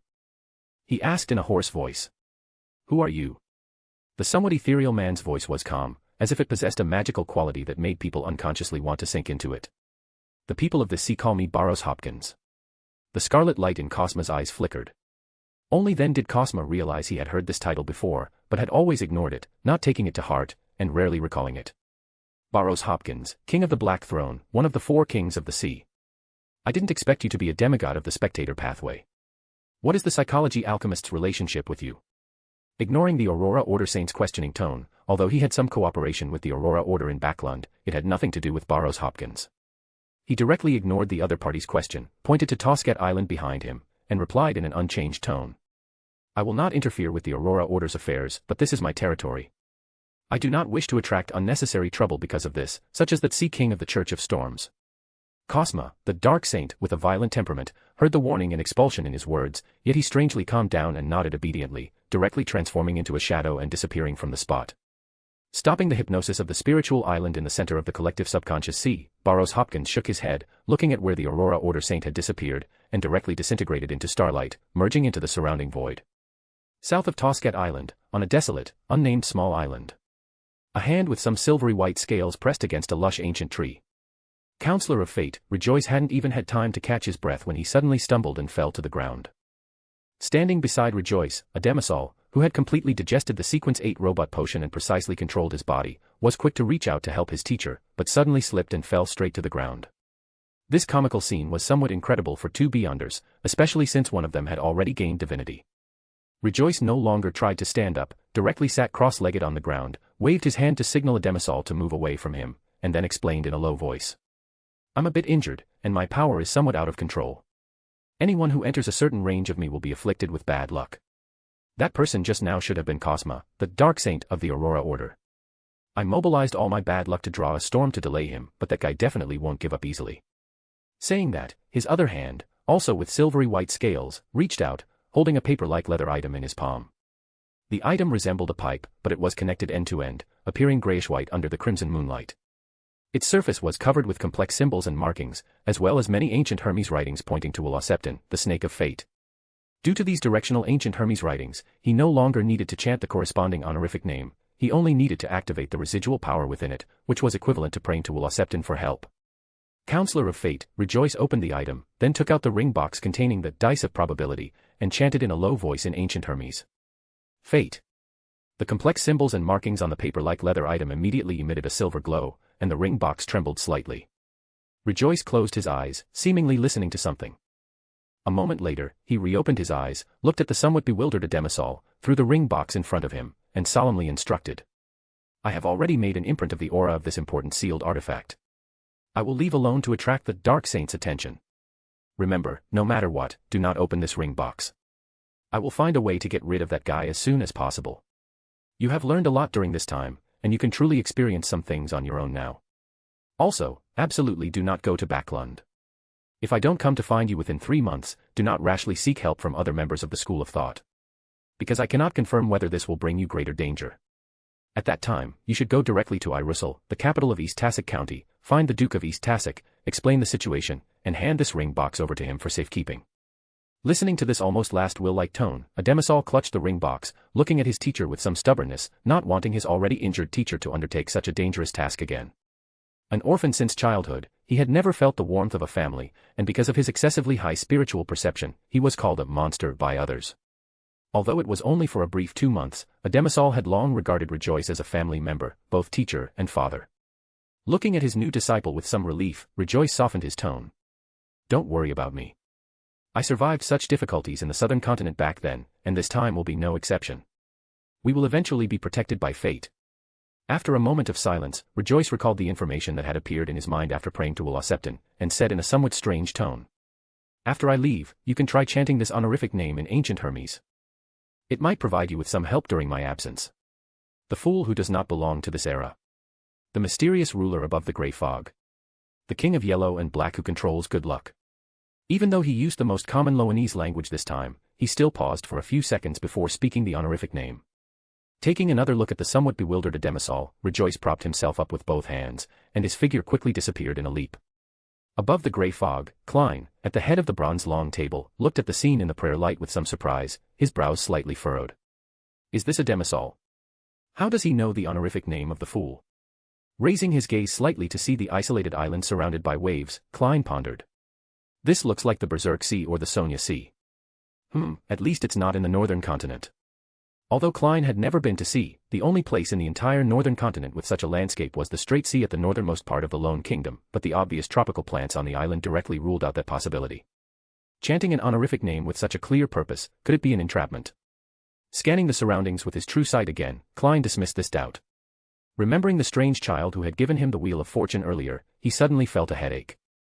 After a moment of hesitation, he still extended his spirituality. Backlund, Empress Borough, inside Count Hall's luxurious villa. Aaron, still unaware that a certain snake of fate had already set his sights on him, was sitting in Count Hall's study. Count Hall, from behind his desk, put down the telegram Aaron had brought from the southern continent and rubbed his forehead, saying, The Levitt family is an old and established noble family, whose origins can even be traced back to the founding of Loen. They are considered members of the Conservative Party, but it's not surprising for them to send you an invitation at this time. Seeing Aaron's curious gaze, Count Hall poured himself a cup of Marquis black tea, savoring the fragrance on his lips, and continued with a smile. You've been away from Backlund for too long. Even if you've set up an intelligence network in Backlund, some secrets involving major nobles are still quite restricted. After Palace Nigan was assassinated by that rampant pirate general, his eldest son inherited the title. The current Duke Nigan's actions can be described as bold and decisive. Didn't Major General Chunas Kaljar, the Deputy Director of Military Intelligence 9, go missing a while ago? I heard that Duke Nigan and Prime Minister Agushid Nigan plan to jointly propose to His Majesty George to transfer Admiral Emilius Levitt back to Backlund to oversee the Ministry of Defense and concurrently serve as the Deputy Director of Military Intelligence 9. And Admiral Robert Davis will take his place, becoming the Supreme Naval Commander of the Loen Kingdom in the Central Sonia Sea. But this is just a draft for now. Additionally, although Admiral Robert Davis is not of noble birth and is one of the few who rose from a low-ranking officer to the position of admiral, he has received funding from many nobles, especially the royal family. When he heard about Chunas's disappearance, Aaron, as the instigator, subtly curved his lips. After listening to Count Hall's suggestive words, 4 words appeared in his mind. Promotion in name, demotion in reality. Although the Ministry of Defense seems to be a higher position than the naval commander, in Loen, or rather, in this world where beyonder powers exist, the influence of the two is not on the same level. A supreme naval commander with significant military power is undoubtedly a local emperor. Even that storm brother in the Rorsted archipelago has to give him enough face. The most crucial point is that the Levitt family itself is a member of the Conservative Party, yet this time they were betrayed by their own people. This indicates that the person who truly wants to do this is someone whom neither Duke Nigan nor the Prime Minister can resist. It seems the Levitt family, or more accurately, Admiral Emilius, must have blocked George III's path. So, he plans to remove him and replace him with a more obedient Robert Davis. Sonia C., George III. Aaron pondered, various conjectures flashing through his mind, only to be dismissed one by one. Emilius must have discovered something, but this discovery doesn't directly point to the biggest secret, so George III only intends to remove Emilius, giving him a warning, rather than directly killing him to silence him. In this situation, even if I go to the appointment, I can't do it openly. A secret meeting might reveal what Emilius discovered. Clearing his thoughts, Aaron exhaled and took a sip of the Marquis black tea in front of him. Looking at his kind-faced father-in-law, he said with a smile. Thank you for informing me. Also, Audrey will be returning to Backlund next week by airship, accompanying Crest Sesama of the Church of Evernight. I've given her some things to ensure her safety. Chapter 311 Meeting with New Members. Count Hall stroked his elegant mustache, his azure eyes filled with a smile. Audrey's trip to the southern continent with the church will broaden her horizons. It's almost the end of December, and the Queen will officially announce her social coming of age at the New Year's Eve ball. I plan to have Audrey join the charity foundation you and the church co-founded next year. She should have learned a lot in the southern continent this time and should be well suited for the job. Aaron nodded. As his fiancée and the daughter of Count Hall, the leader of the new party, Audrey was undoubtedly the most suitable person for fundraising, government liaison, and organizing events. Putting down his teacup, Aaron stood up and bowed. After bidding farewell to Count Hall, he activated his teleportation.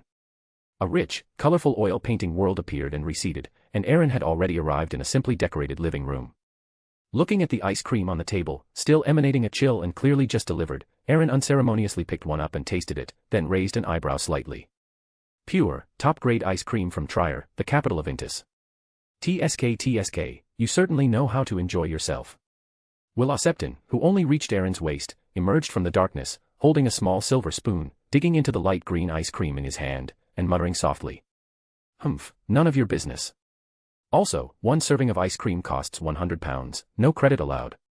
Aaron, who had only felt Will Oseptin's summons and didn't know what the fellow wanted, chuckled indifferently, taking out £100 in cash and placing it on the table.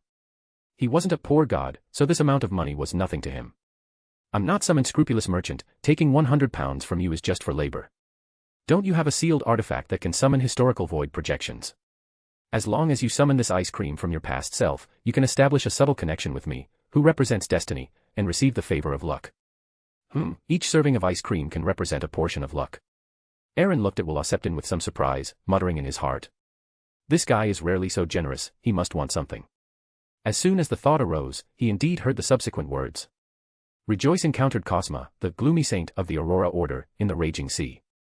That lunatic from the Aurora Order has an item bestowed by Ouroboros that can sense the aura of the dice of probability. After briefly explaining the situation, Will Oseptin glanced at Aaron, who was slightly frowning, and continued to add. With my current state, I can only interfere to a certain extent. Rejoice has already led Cosma away. I know your relationship with Bernadette is extraordinary, a Black Knight Beyonder characteristic is enough for her to help you create a very powerful mystical item. What's more, with the help of the Aurora Order, he has shepherded other demigods. If you hunt him, the gains will definitely be substantial. How about it? I can have Rejoice act as bait and fully cooperate with you. Aaron was already tempted. A super-enhanced shepherd glove was still very appealing.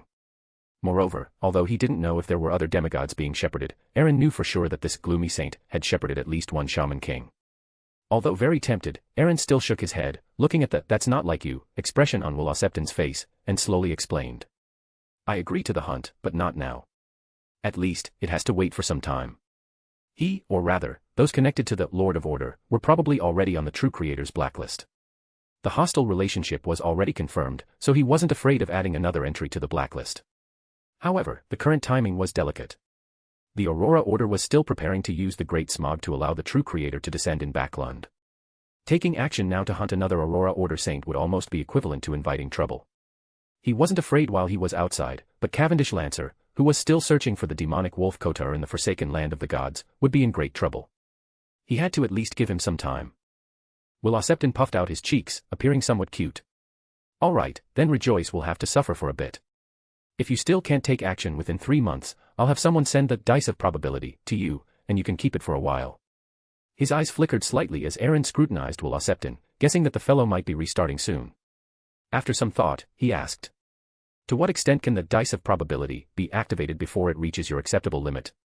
Will Oseptin, still eating ice cream, suddenly tilted his head back, staring intently at Aaron. After a long pause, he said in a muffled voice. I warn you, don't misuse the dice of probability.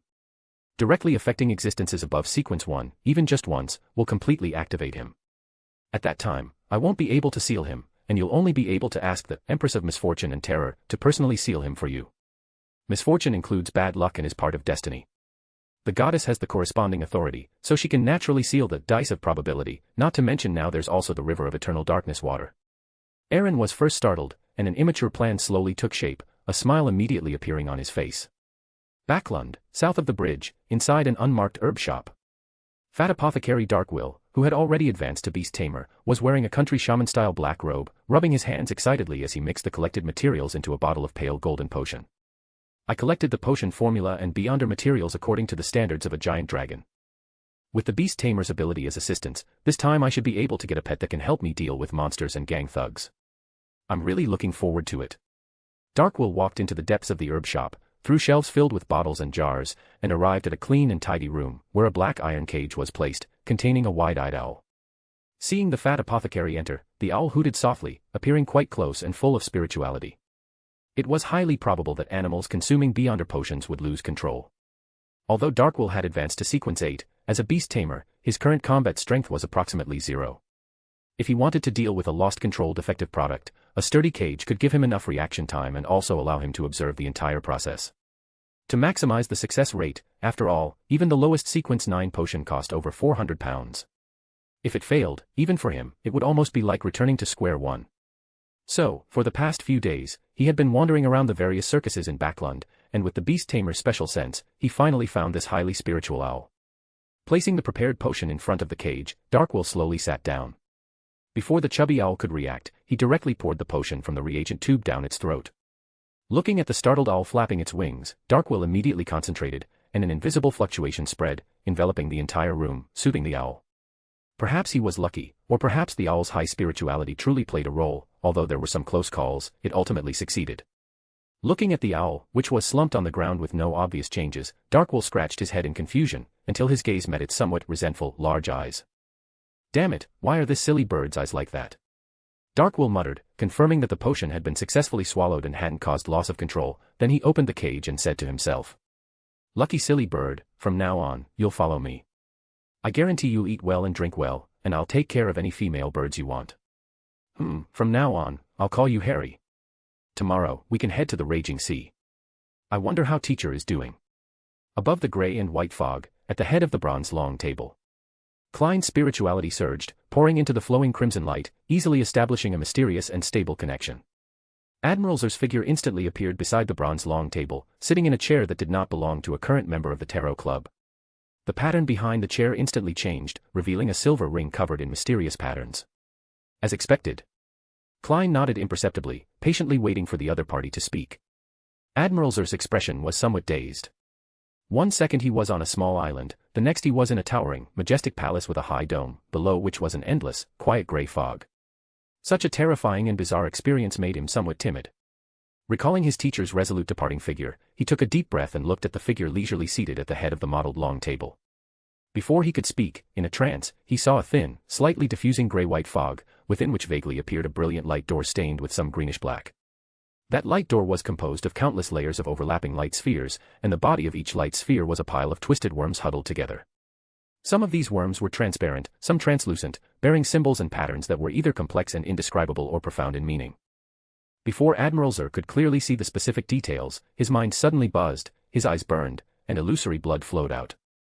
Evil and terrifying, indescribable whispers echoed in his ears, instantly filling his senses with extreme pain, and his body began to twitch and tremble uncontrollably. His face and the back of his hands quickly cracked open with fissures revealing flesh and blood, and transparent, illusory worms seemed to squirm within, about to form countless indescribable eyes.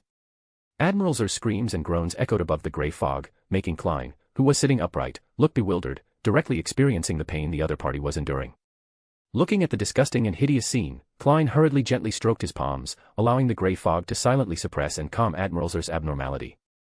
His trembling began to subside at a visible rate, the flesh and blood fissures on his body gradually closed, his thoughts slowly returned, and he regained awareness of everything around him. The pain he had just experienced felt a little familiar. It was somewhat similar to the effect of seeing the great existence in the astral world, unluckily, on Oravi Island. Therefore, he undoubtedly believed that the fool, who does not belong to this era, was essentially very likely a god, a true god, an immeasurable and unpeopable god. Looking at Admiral Zer, who had returned to normal and dared not look up again, Klein had already clarified his thoughts. Admiral Zer's reaction just now might have been the normal reaction of a beyonder of the destiny pathway upon seeing him. As for the little boy in Backlund who gave him the Wheel of Fortune card, he was clearly unaffected by the backlash of this gray fog space, so he might have seen more from Klein. Perhaps, the honorific name of the fool was leaked this way. Sighing in his heart, Klein taught this monster, whom he had met once, to conjure a pair of glasses to block his vision, preventing him from seeing what he shouldn't. Feeling his spirituality relax, Admiral Zer breathed a sigh of relief, respectfully stating his identity and the crisis he faced, and finally asked with some trepidation. "Great Mr. Fool, how can I obtain your help?" "Gloomy Saint. Your teacher can't handle it, what can I do to help you?" But a demigod in the destiny domain, even if he can't win, he should be able to escape and hide for a while." The pervasive gray fog concealed the twitching of Klein's mouth. Resisting the urge to cover his face with his hand, he maintained the fool's demeanor and said in a profound tone, "In the short term, your teacher will not be in danger. There are some people similar to you here who have established a regular gathering, and I am the witness." Understanding Klein's hint, Admiral Zer's eyes brightened, and he immediately said, "I want to join this gathering." Since he couldn't avoid it, he would accept this olive branch and see what the life school of thought truly wanted to do. Klein leaned back in his chair leisurely and said, You may not reveal it without my permission." Good. Admiral Zer responded without hesitation. Anyway, as an orphan again, he had nothing left to lose, and this might be his chance to become stronger. Klein tapped his left index finger, causing the remaining tarot cards to materialize on the bronze long table. They each chose a tarot card as their codename. You can also draw one. The cards that already have owners have been removed from this deck. Using tarot cards as codenames. Admiral Zer didn't dare to ask too much. He extended his right hand and drew a card from the tarot deck. When he turned it over, he saw a silver ring covered in mysterious patterns. It was the Wheel of Fortune card. Perhaps this is the arrangement of destiny. Admiral Zer gazed at the tarot card in his hand, his emotions somewhat complex. Go back. The gathering is every Monday at 3 in the afternoon, on time. The fool, enveloped in grey fog, raised his hand, and Admiral Zer, who hastily bowed, disappeared from the ancient palace. Looking at the palace that had become quiet again, the fool, Klein, curled his lips and turned all the tarot cards face up. They all had the same image, the same silver ring covered in mysterious patterns. Every tarot card he had taken out was the Wheel of Fortune card. Chapter 312 Mission and Transaction. In Backlund, Winter County, inside the quiet church. Leonard Mitchell sat on the sofa, his eyes slightly narrowed, his feet resting on the coffee table, as if making up for a night of wakefulness with a brief nap. Yet, he muttered softly. Old man, what does His Grace the Archbishop want from me? A soft snort sounded, and Palaz Zorost's aged voice echoed in Leonard's mind. There's no need to use your little schemes to test me. An archbishop can't discover me, let alone. Before the old man could finish his sentence, just as Leonard was about to press for more, a knock came at the door. Taking a deep breath, Leonard put on his black trench coat and red gloves, then followed the clergyman who had knocked on the door to the depths of the black monastery. The pure black double doors, inscribed with the symbol of darkness, silently opened, and a chilling wind that seemed to permeate the soul blew out, swirling in the corridor. Leonard couldn't help but shiver, instinctively lowering his head and saying respectfully. Archbishop Randolph, Nighthawk Leonard awaits your instructions. A gentle, mellow voice came from inside the door, rather out of place with the chilling wind flowing around. Please enter. Leonard walked into the double doors with some apprehension, seeing a room that was impeccably clean to an unusual degree, and seeing Archbishop Randolph Carter behind the desk, who had darker skin and profound features, leaning more towards the appearance of a Byron native. He had sparse hair, a rather long and thin face, and a somewhat cold demeanor, but not the gloomy, uncomfortable type, rather, it was the kind that directly embodied the essence of a graveyard at night.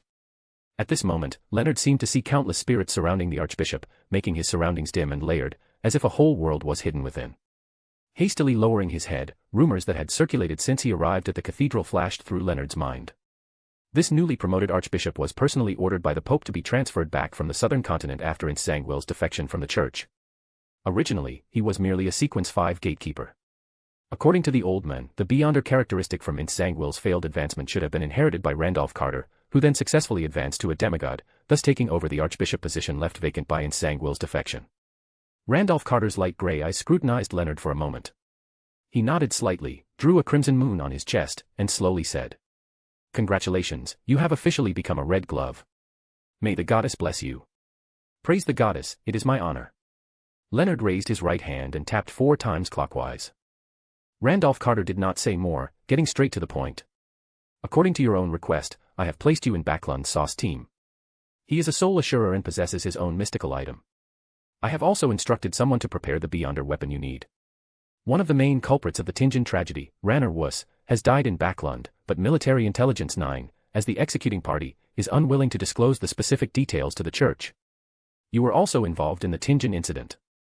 After you arrive in Backlund, your main task is to assist Sost in investigating Ranner Wuss's cause of death, while also collecting some clues.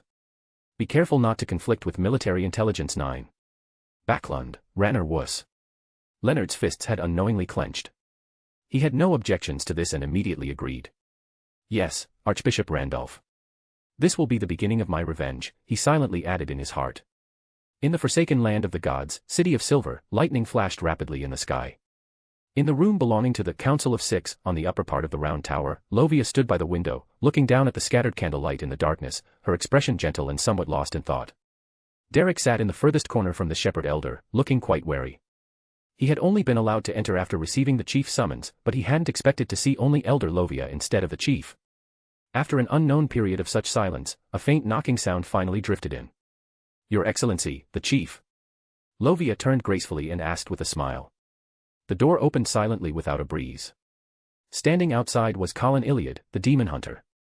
He wore a brown coat, a leather belt studded with hidden compartments around his waist, and held the hand of a somewhat timid little boy. Derek had seen him before. It was Jack, the little boy from outside the forsaken land of the gods, who had been rescued during the previous exploration of the true Creator's temple. Colin nodded to the two without any apparent change in demeanor. He has been in the dungeon at the bottom of the round tower for 7 days, undergoing the baptism of the crown of glory. The corruption he suffered has been completely purified. Saying this, he took out a map that had been painstakingly explored by countless people over thousands of years of dark history in the City of Silver, spread it on the round table, and said to the little boy, "You can now tell us what you know about the areas beyond the cursed land, and the approximate pathway you took after entering this cursed land." Due to the strange face that had previously been parasitic on his chest, although he had not received systematic training, Jack had managed to grasp the giant language. As he stammered his story, a world full of vitality, completely different from this desolate continent, unfolded before their eyes. Even the experienced Colin Iliad was slightly moved. A moment later, looking at the marks made on the map, he waved his hand and said to the round tower guard who had entered, "Take him to Effie for another checkup and to soothe his emotions." After the room returned to silence, Colin Iliad looked at Derek and Lovia, whose expressions varied, and lightly tapped the table with his finger. "Derek, you should focus on advancing to Sequence 7 during this period. In about 2 months, I will lead the team again, following the clues Jack provided, to find that pathway, identify the ruined city along the pathway, and conduct a cleanup. I hope we can have more gains this time." Lovia, who had already risen to leave, glanced at the stiffly seated Derek, her eyes flickering for a moment before she departed. After Lovia left, Derek's tense body relaxed. Looking at the chief, he spoke the words he had deliberated for a long time. "Chief, I know a way to obtain the Sequence 3 Silver Night Potion formula. This way, our City of Silver's highest combat power will reach Sequence 3, and we will be more confident in exploring the Giant King's court." Silver Night. A hint of surprise flashed in Colin Iliad's eyes. He asked in a steady voice, "What do you need?" Derek was stunned, not expecting the chief to ask for no details.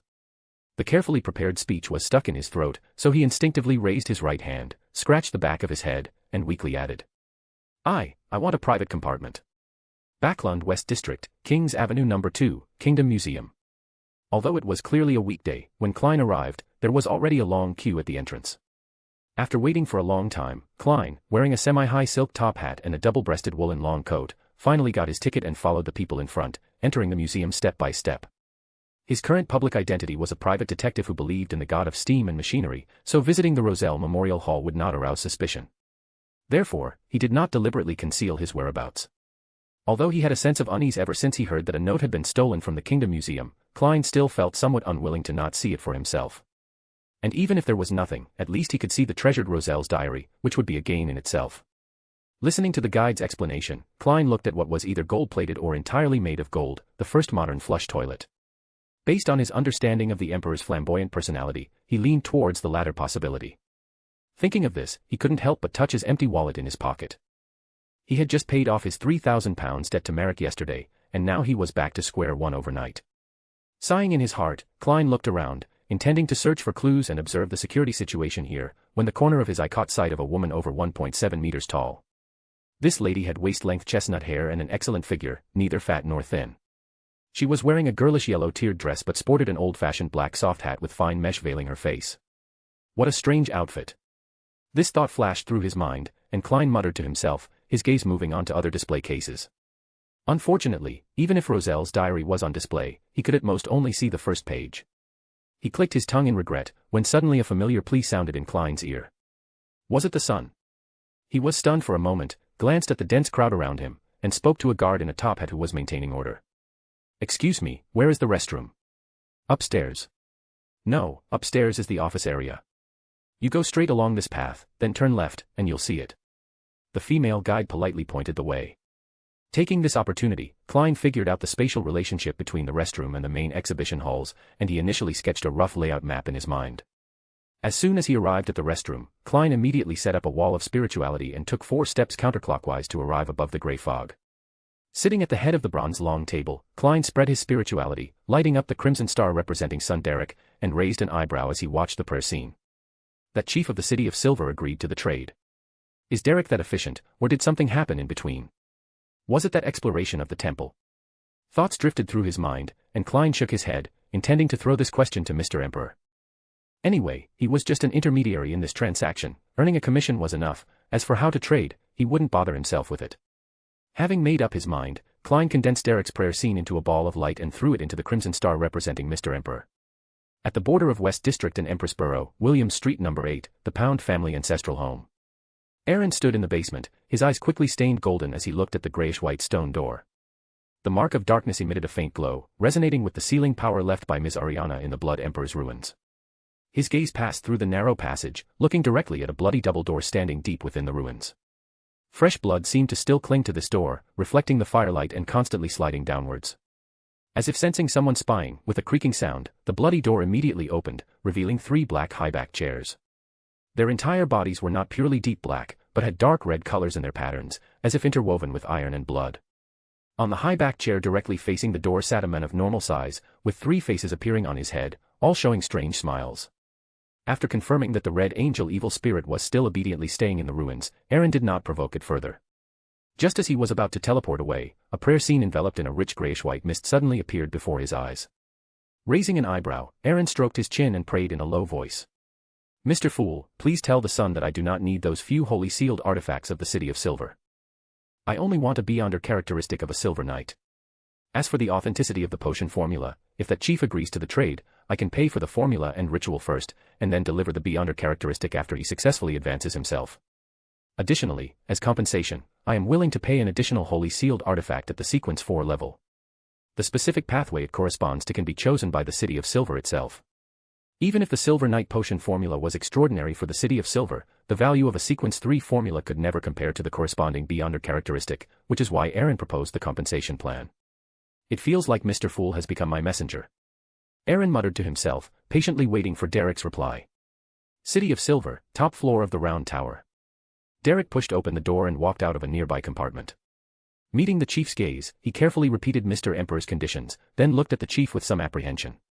Colin Iliad was silent for a moment, his eyes dark as he looked at Derek, and said in a low voice, "I need to convene all the elders currently in the city for this matter. Even I cannot arbitrarily dispose of a sequence 3 beyonder characteristic. If it is to be used, then it must be explained to the other elders, and the corresponding consequences must be borne." Looking at the somewhat flustered Derek, Colin's voice softened as he added, "Don't worry, I won't mention you at the Elder Council, but you must remember one thing.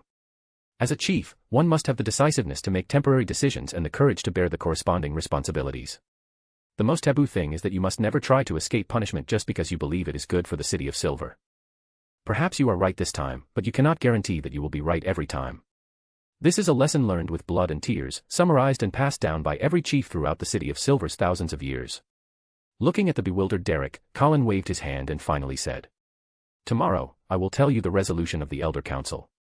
Chapter 313 Reunion and Meeting.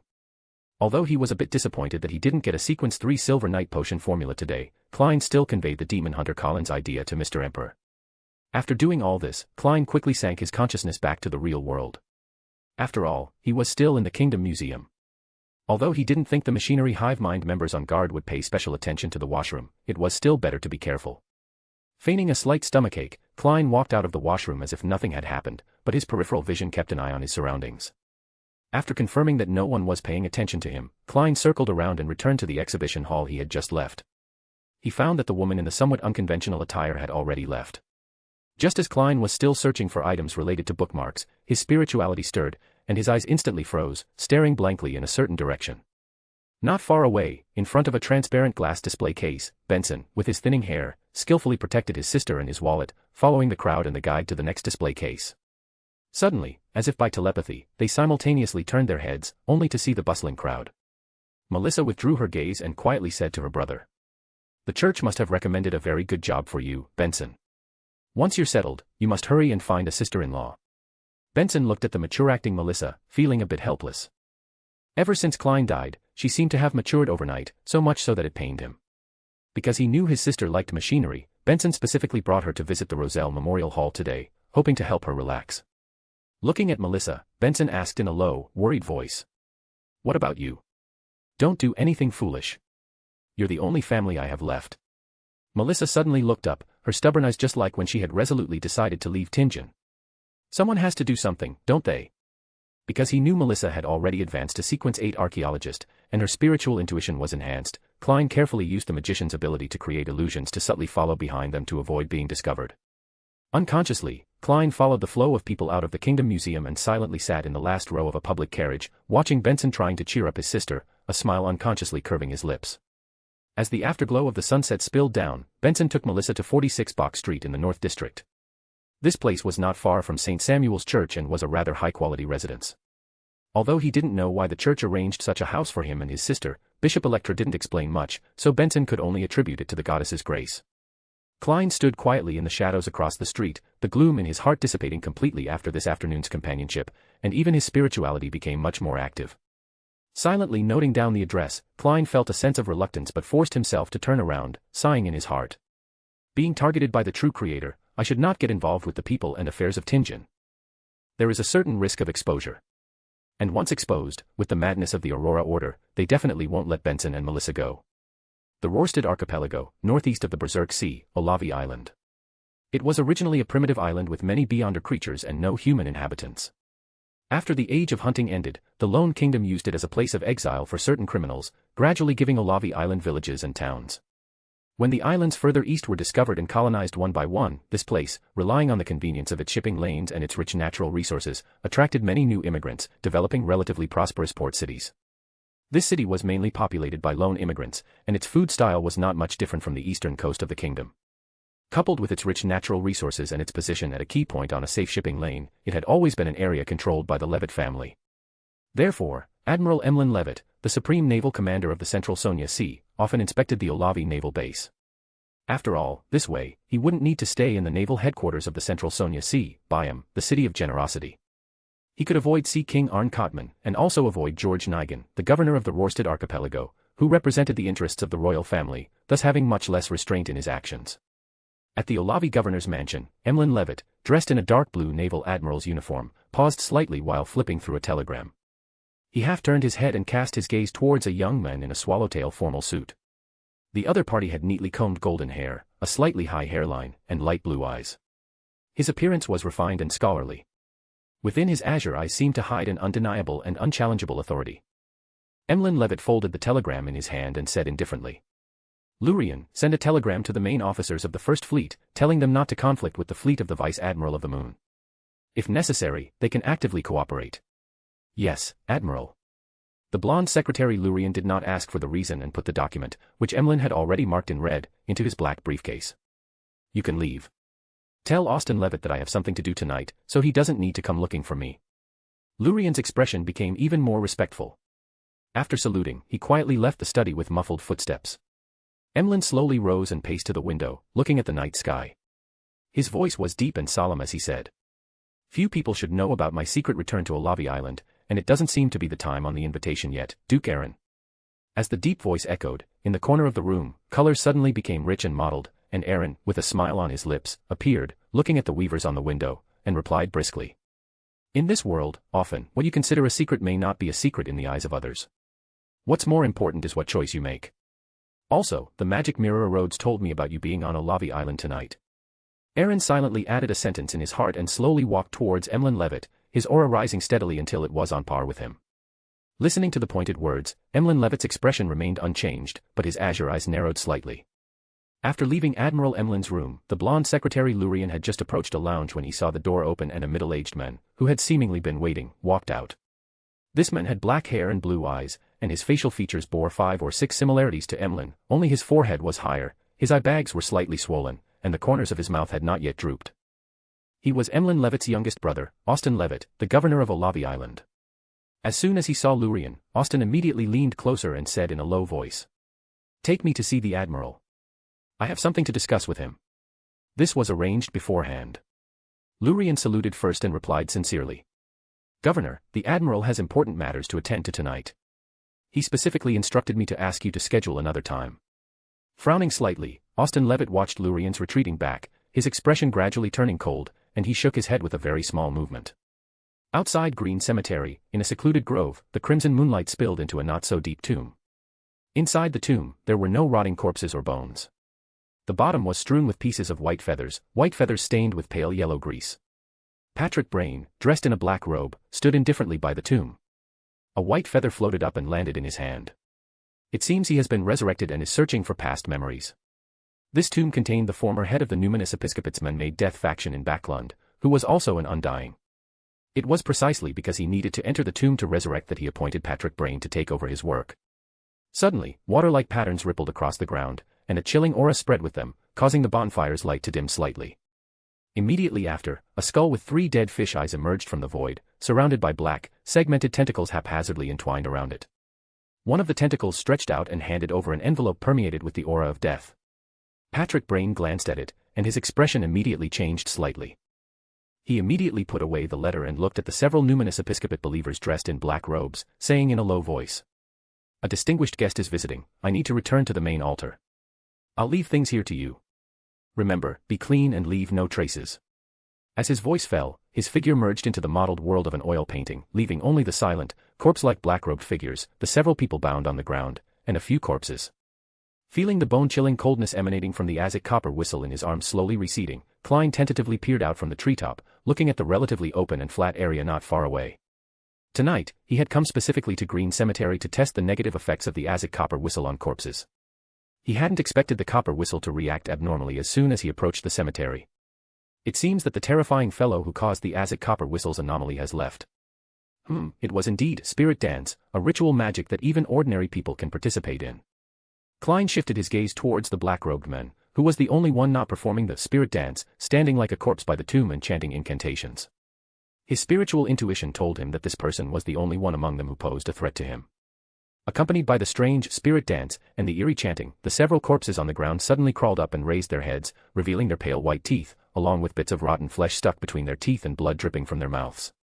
Just as the black-robed man was about to continue manipulating them, he suddenly felt his thoughts slow down, making it difficult to control his body. In his suddenly enlarged pupils, a figure emerging from flames was reflected. With the magician's flame jump and the assistance of the all-black eye, Klein almost instantly killed this numinous episcopate member, who was likely around sequence 6 or 7. But this also reached his limit. Outside the gray fog space, at his current level, he could only use the all-black eye once at most. However, the remaining black-robed figures were nothing but small fry to him. Putting away the all-black eye, Klein held the Azek copper whistle and a matchbox in one hand, while continuously lighting and flicking out matches with the other, throwing them onto the ground. During this process, he retreated in an arc. The pale-faced, foul-smelling corpses rushed over, their vacant eyes fixed on the ancient and exquisite copper whistle in Klein's hand. As Klein retreated, he puffed out his cheeks, aimed at the corpses, and used air bullets. Puff. A portion of each corpse's head shattered, and rotten liquid continuously dripped from inside. However, this was not a fatal wound for them. Their thumping run only paused slightly before resuming.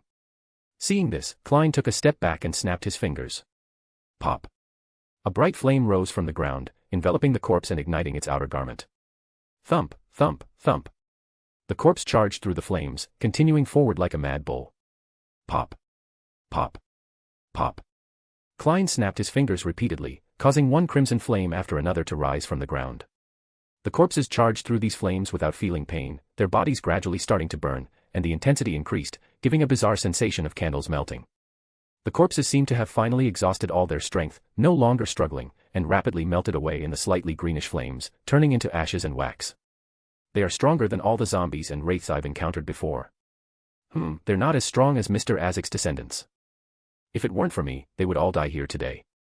After dealing with the remaining black-robed figures, Klein shook his head and walked through the woods towards the open area. The unconstrained crowd initially scattered, but as they ran, finding themselves alone, they timidly stopped, returned to their original spot, and huddled together. Having just experienced the awakening of corpses and the biting of flesh, they truly dared not flee alone in the deep night. This would make them feel a chill down their necks. In the brief, heart-pounding silence, they were astonished to see a clown, dressed in flamboyant clothes and painted with red, yellow, and white grease paint, emerge from the woods. This was an illusion directly created by Klein. The newly freed individuals exchanged glances, and someone blurted out. Excuse me, how should we address you?"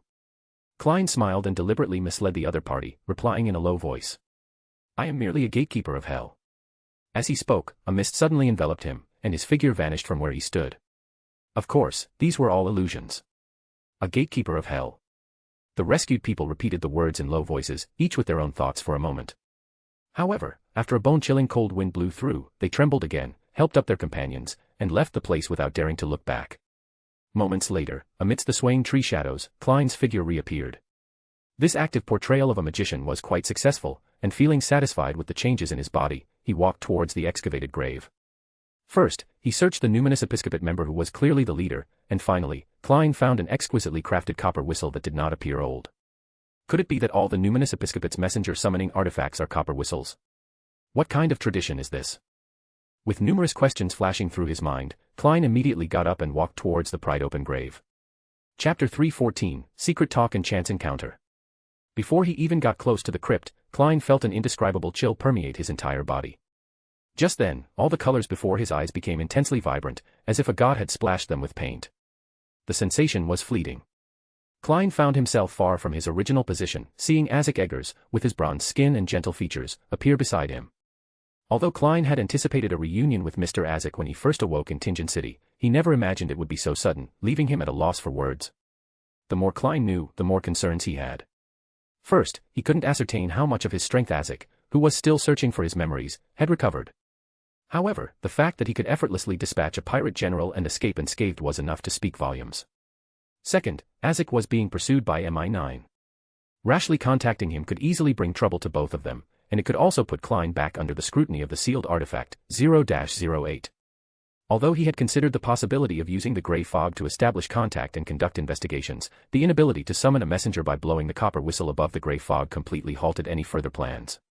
More importantly, Klein did not yet dare, nor did he wish, to expose the secrets of the gray fog to Isaac Eggers, whose identity was not yet entirely confirmed. Isaac paid no attention to Klein's silence. A phantom door materialized behind him, and the numinous episcopate members Klein had killed earlier slowly stood up, twitching, and walked into the door. All the natural spirits in the entire graveyard vanished without a sound, making it impossible to find any clues through divination or spiritualism. After completing all this, Isaac produced a dark green finger bone, tossed it to Klein, and said gently, "Sequence 6 of the Corpse Collector pathway is called Spirit Guide. Besides being able to communicate with natural spirits and wandering specters, they can already independently enter the spirit world and recruit messengers on their own, gaining the help of certain spirit world creatures. Their strength often depends on which deceased and natural spirits they can find and command. Their most proficient skill, Language of the Dead, can bypass the protection of flesh and blood, elevating communication with spirits to command, or even enslavement. I have to say, your luck is indeed very good. With the cooperation of that powerful sealed artifact, this spirit guide was killed before he even had time to react. Am I right, Mr. Gatekeeper of Hell?" Listening to Mr. Isaac's slightly teasing voice, Klein felt a bit awkward. He regretted having spoken too much in front of those people earlier. He then reacted, asking in surprise, "Mr. Isaac, you were here all along?" Taking the copper whistle Klein had plundered into his hand, Isaac smiled and nodded. "That's why I said you were lucky. I've been staying in Backlund partly to pursue my past memories, and partly because I sensed some auras that attracted me. Haha, like that undying who just left. Also, I need to remind you, no matter which pathway, as long as one advances to demigod, their spirituality will undergo a qualitative leap. Without special methods to shield it, any prying will be detected. If I hadn't acted to conceal you, you would have been discovered by him long ago." Upon hearing Mr. Isaac's reminder, Klein suddenly realized what he had overlooked earlier and couldn't help but inwardly reflect. "It seems my vigilance has dropped considerably since I killed Lenevis." After placing a simple seal on the copper whistle in his hand, Isaac handed it back to Klein, adding, "This copper whistle also belonged to a numinous episcopate saint. I've already sealed it so he won't find you by following its aura. If you encounter an irresistible danger, you can throw this copper whistle out. You can focus on improving yourself during this time, and I can try to visit the places I've already recalled to awaken more memories." Holding the copper whistle, which felt much less chilling, Klein hesitated for a while before saying in a low, somewhat awkward voice, "Mr. Isaac, aren't you curious why I didn't die? I often enter coffins and then reawaken." "This is something I recalled earlier," Isaac said with an unconcerned smile. "And in my fragmented memories, similar occurrences, though rare in others, are not without precedent. Often entered coffins and then reawaken. Often." Klein suddenly realized that the issues he worried about were not even considered problems in the eyes of true powerhouses. As expected of an undying of the death pathway. Mr. Isaac said earlier that he had stayed in this sequence for a long time. The implication is that he had already advanced, otherwise, he couldn't have gone unnoticed by that undying just now. Klein thought for a moment and asked with some concern, "Mr. Isaac, Zangwill has a terrifying sealed artifact in his possession. Will he discover that I am Klein Moretti because of our meeting tonight?" Having just reunited with Benson and Melissa in Backlund, he was very worried that Zangwill would retaliate against the two people he cared about most in this world. he shouldn't have. At most, he'll think we've known each other for a long time, Azek recalled. But that grade 0 sealed artifact might perceive it. However, you don't need to worry. Why? Klein pressed. Azek suddenly remembered something, and his expression became a bit strange, as if he wanted to laugh yet felt horrified. That grade 0 sealed artifact will constantly try to write its owner to death. This should be its essence and will not change. Therefore, I don't believe it would voluntarily reveal information that could cause Insanguil great trouble at such a critical moment, unless it involves an unavoidable and inexplicable situation. Seeing Mr. Azek speak with such certainty and reason, Klein exhaled, and his worries eased considerably. At Klein's request, Mr. Azek used the underworld to seal the all-black eye, reducing its negative effects. Looking at the delighted Klein, he thought for a moment and reminded him. When you are ready to leave Backlund, you can write me a letter. I have a sealed artifact here that is quite suitable for you. You should have heard its name, Creeping Hunger. Klein's eyes immediately lit up, feeling that Mr. Azek was so kind tonight. At the same time, he understood his concerns. The official forces in Backlund almost all knew that Creeping Hunger was in Mr. Azek's hands. Using this sealed artifact here would be almost equivalent to inviting trouble. Raging Sea, Oravi Island, deep within the governor's mansion. Admiral Emlyn Levi, watching Aaron approach him, tilted his head slightly and looked out the window, gazing at the crimson moon and scattered stars in the night. After a moment of silence, he offered no explanation. He picked up the pen and paper he had prepared earlier, placed on the windowsill, and began to write briskly. Each stroke of his pen seemed to unleash golden light, the scene as solemn and sacred as if he were drafting a law. Noticing Emlyn Levi's unusual behavior, Aaron instinctively looked up at the deep night sky, and sudden thoughts flashed through his mind like lightning. In the original timeline, this admiral had made a crucial change regarding whether to sign the contract due to certain reasons. This led to Cynthia's urgent consumption of the reproduction necklace powder, causing her to directly sense an anomaly in the mother tree of desire. Aaron's eyes narrowed slightly as he looked at Admiral Emlyn Levi, bathed in the crimson moonlight. For George III to decide to replace this admiral, it at least indicates a certain conflict between him and the royal family. Under this assumption, Emlyn, also from an ancient family, wouldn't fail to leave himself a fallback. And among the official forces in Loen, the only ones who can contend with or even surpass the royal family are the three major churches. Excluding the God of Steam and Machinery Church, which is foreign and has shallow roots, the remaining choices are only the Church of Storms and the Evernight Goddess Church. And this admiral has rarely stayed at the naval headquarters in the Midsonia Sea, City of Generosity, Byam, intentionally avoiding that sea king, Aeon Courant. As Aaron pondered, Emlyn stopped his pen, picked up the page, and said to Aaron, I do not wish for our conversation tonight to be known by others. If you agree, please sign your name at the bottom. Aaron, who had once been an imperative mage, clearly knew this was a contract. He took the paper, scanned it briefly, and then wrote his name. As the last letter was completed, Aaron clearly saw the words on the paper emit golden light one by one, converging into a brilliant radiance. Enveloped in the brilliant radiance, the paper quickly faded and disappeared, as if merging with the rules of the world. Invisible dark gold mist gently swayed around him, and Aaron distinctly felt layers of indescribable restrictions added to his body. As Aaron's consciousness connected with the nation of disorder, these restrictions, integrated into his spirit and flesh, were drawn away from his body, converging towards an unknown location. Glancing at the unaware Emlyn Levi, Aaron's lips curved slightly upward, and he followed the admiral into the antechamber behind the study. Passing through intricate passages, the two arrived at a secret room. It was filled with densely packed sea charts, covered with various markings. A rough shipping lane gradually took shape, enclosed by these markings. This was a secret route with starting points spread across the northern South continent, such as the northern states, the Pass River Valley, and even the ancient forest, all converging at Pritz Harbor. And on all these maps, a single location was marked, Backlund. Northern Raging Sea, Dixie Bay, Connaught. Admiralsal, wearing a baseball cap, uncomfortably moved away from the Red Theater, detoured into a nearby alley, and arrived at a dimly lit herbal shop. His gaze swept across the room, and he suddenly froze, for the owner was an acquaintance. The owner wore a rural witch doctor's black robe, was in his 30s, with black hair and brown eyes, a very round face, and a plump physique. It was the apothecary he had met in Tingen. This guy is my junior nephew, the one my senior brother mentioned. Admiralsal stood rooted to the spot for a moment, even wondering if the contact information his unseen senior brother had given him earlier was fake. The plump apothecary Darkwill, who was sound asleep, didn't notice a customer had arrived. Instead, a round-eyed owl perched on the counter raised its head and stared intently at Admiralsal. The owl flapped its wings, and a sharp voice echoed through the small shop. Darkwill, we have a customer. Having already advanced to sequence 7 Lucky 1, and with his spirituality enhanced, Admiralsal looked at the plump owl, his brow slightly raised. Is this a beyonder creature? Startled by the owl's sharp voice, Darkwill nearly fell off his reclining chair. Enraged, he wanted to grab the creature that had ruined his beautiful dream, but the owl nimbly dodged him. He gasped twice and roared. "You stupid bird, just you wait." Only then did he realize there seemed to be a customer standing at the door. The smile he had just forced onto his face instantly vanished when he saw the somewhat familiar face. Watching Darkwill, Admiralsal's eye twitched slightly, but he calmly said, "We meet again. I am the Life School of Thought member who wrote to you earlier. Your contact information was given to me by my senior brother, Roy King." Upon hearing the names of the Life School of Thought and his teacher, Darkwill's tense body slowly relaxed, then he suddenly raised his voice. "Senior brother." Unexpectedly meeting an acquaintance from Tingen here, Admiralsal considered his relationship with this guy for a moment, then calmly explained his identity in general terms.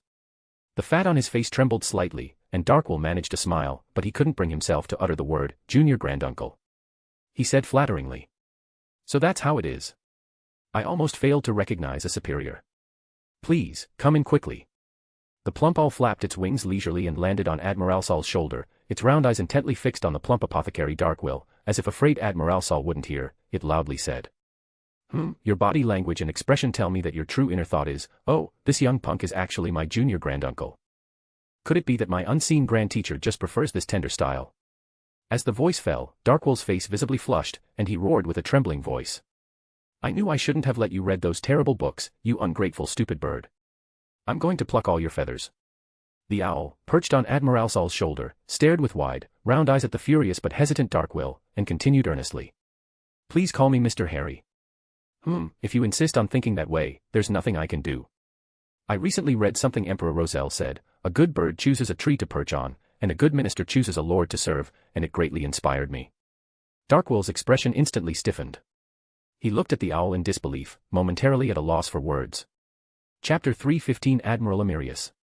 A beyonder creature that only knows how to read, automatically ignoring the somewhat heaven-defying statement, Ademasol tilted his head to look at the chubby owl on his shoulder, and asked curiously, "Mr. Harry, can you tell me what books you've been reading recently?"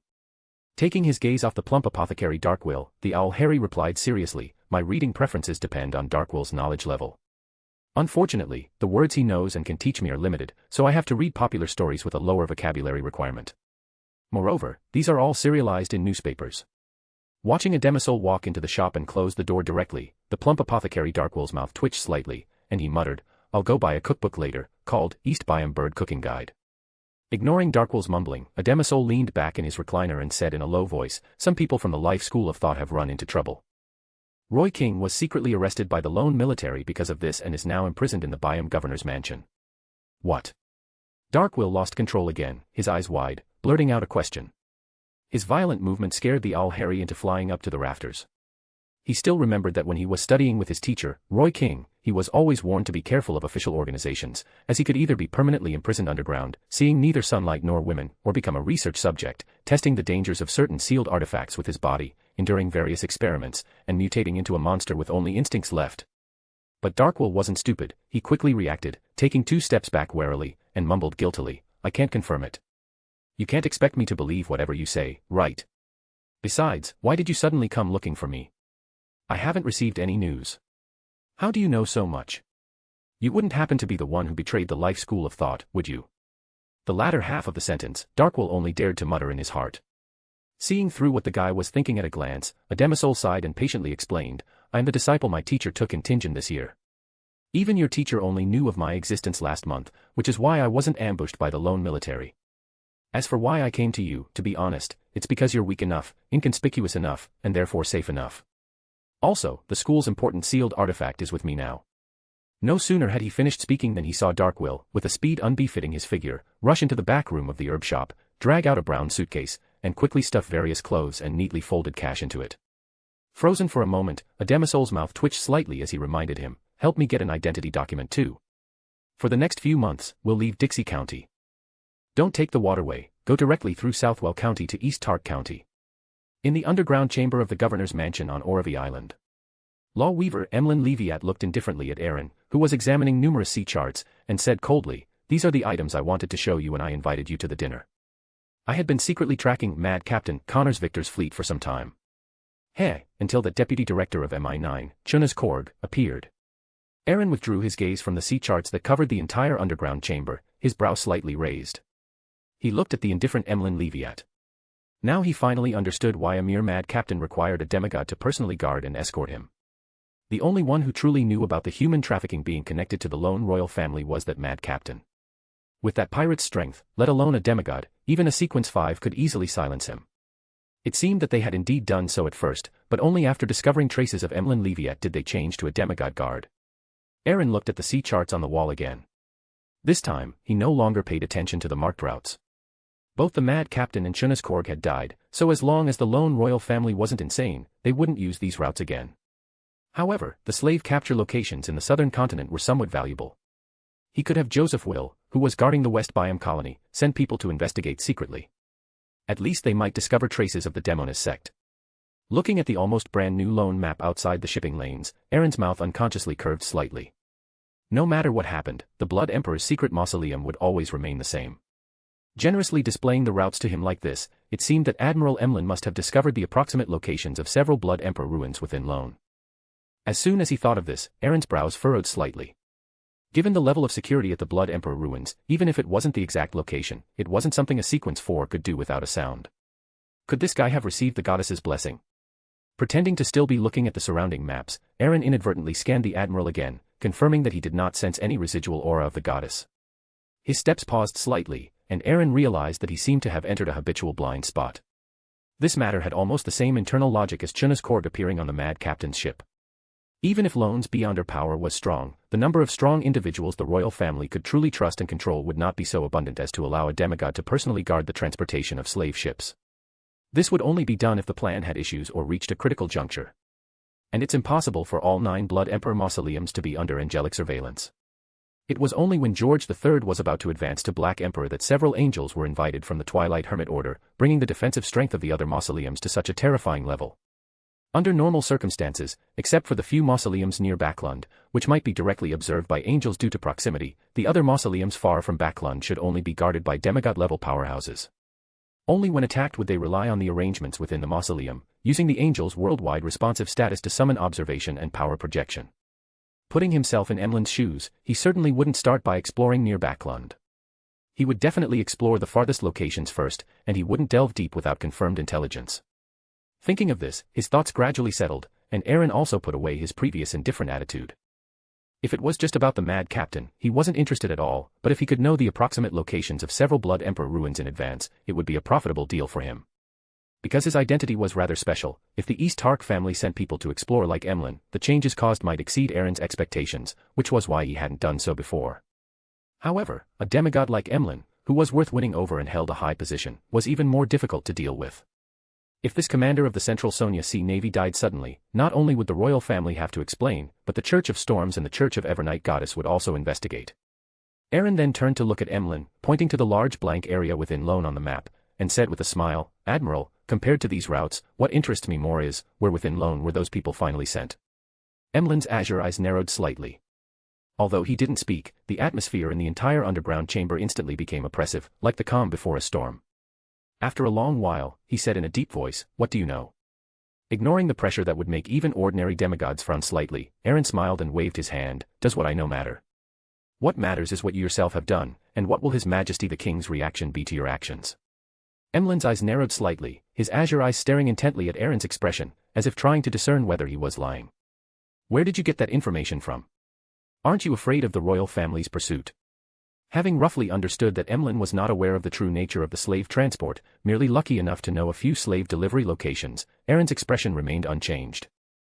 He skillfully raised his arm, revealing the faintly glowing Evernight holy emblem on his wrist, and said leisurely, "Don't beat around the bush with me, and don't try to probe my intentions.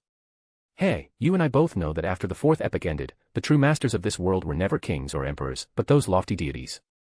I am very interested in the intelligence you possess. How about a trade?" Emlyn's expression suddenly became calm. Regarding Aaron's proposal, he neither responded nor refused. After a moment of contemplation, he said coldly, "I need some time to consider. Do you need me to see you out?" Behind Emlyn was the Leviat family. Although not as deeply rooted as the Augustus family or Duke East Tark, they still held a place in the extraordinary world with complex interests, so they naturally wouldn't agree to Aaron's proposal so easily. But not directly refusing also indicated that he was indeed tempted.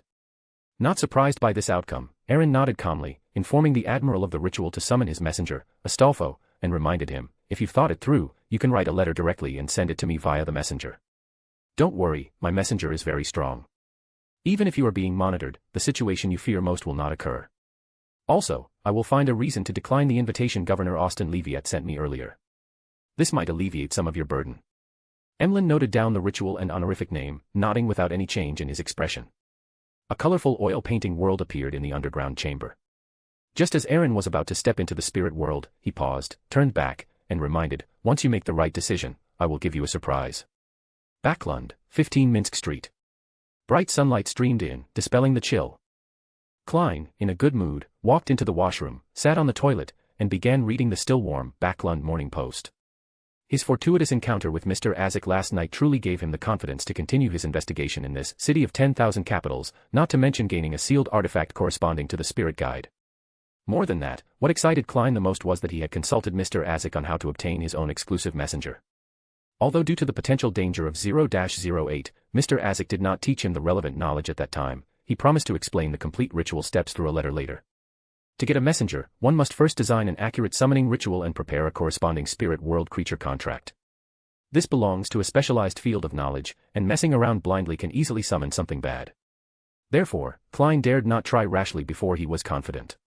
But as the fool, even sending a letter required borrowing someone else's messenger, which was simply too demeaning. It was one thing that he didn't dare to contact Mr. Azek before due to various concerns, but now that he finally met him, he naturally had to consult him properly. While searching for posted detective tasks in the newspaper as usual, Klein silently thought to himself. Just then, his spiritual intuition suddenly triggered. He quickly tapped his teeth, activating spirit vision. Two thick, tall white bones appeared before him, which were the messenger's legs. The messenger stood there, its head piercing through the ceiling, but the black flames in its eye sockets were still visible. It lowered its head slightly, looking down at Klein, who was sitting on the toilet. Klein also looked up at this moment. The air instantly fell silent for 2 seconds, with only a single expletive echoing in his mind.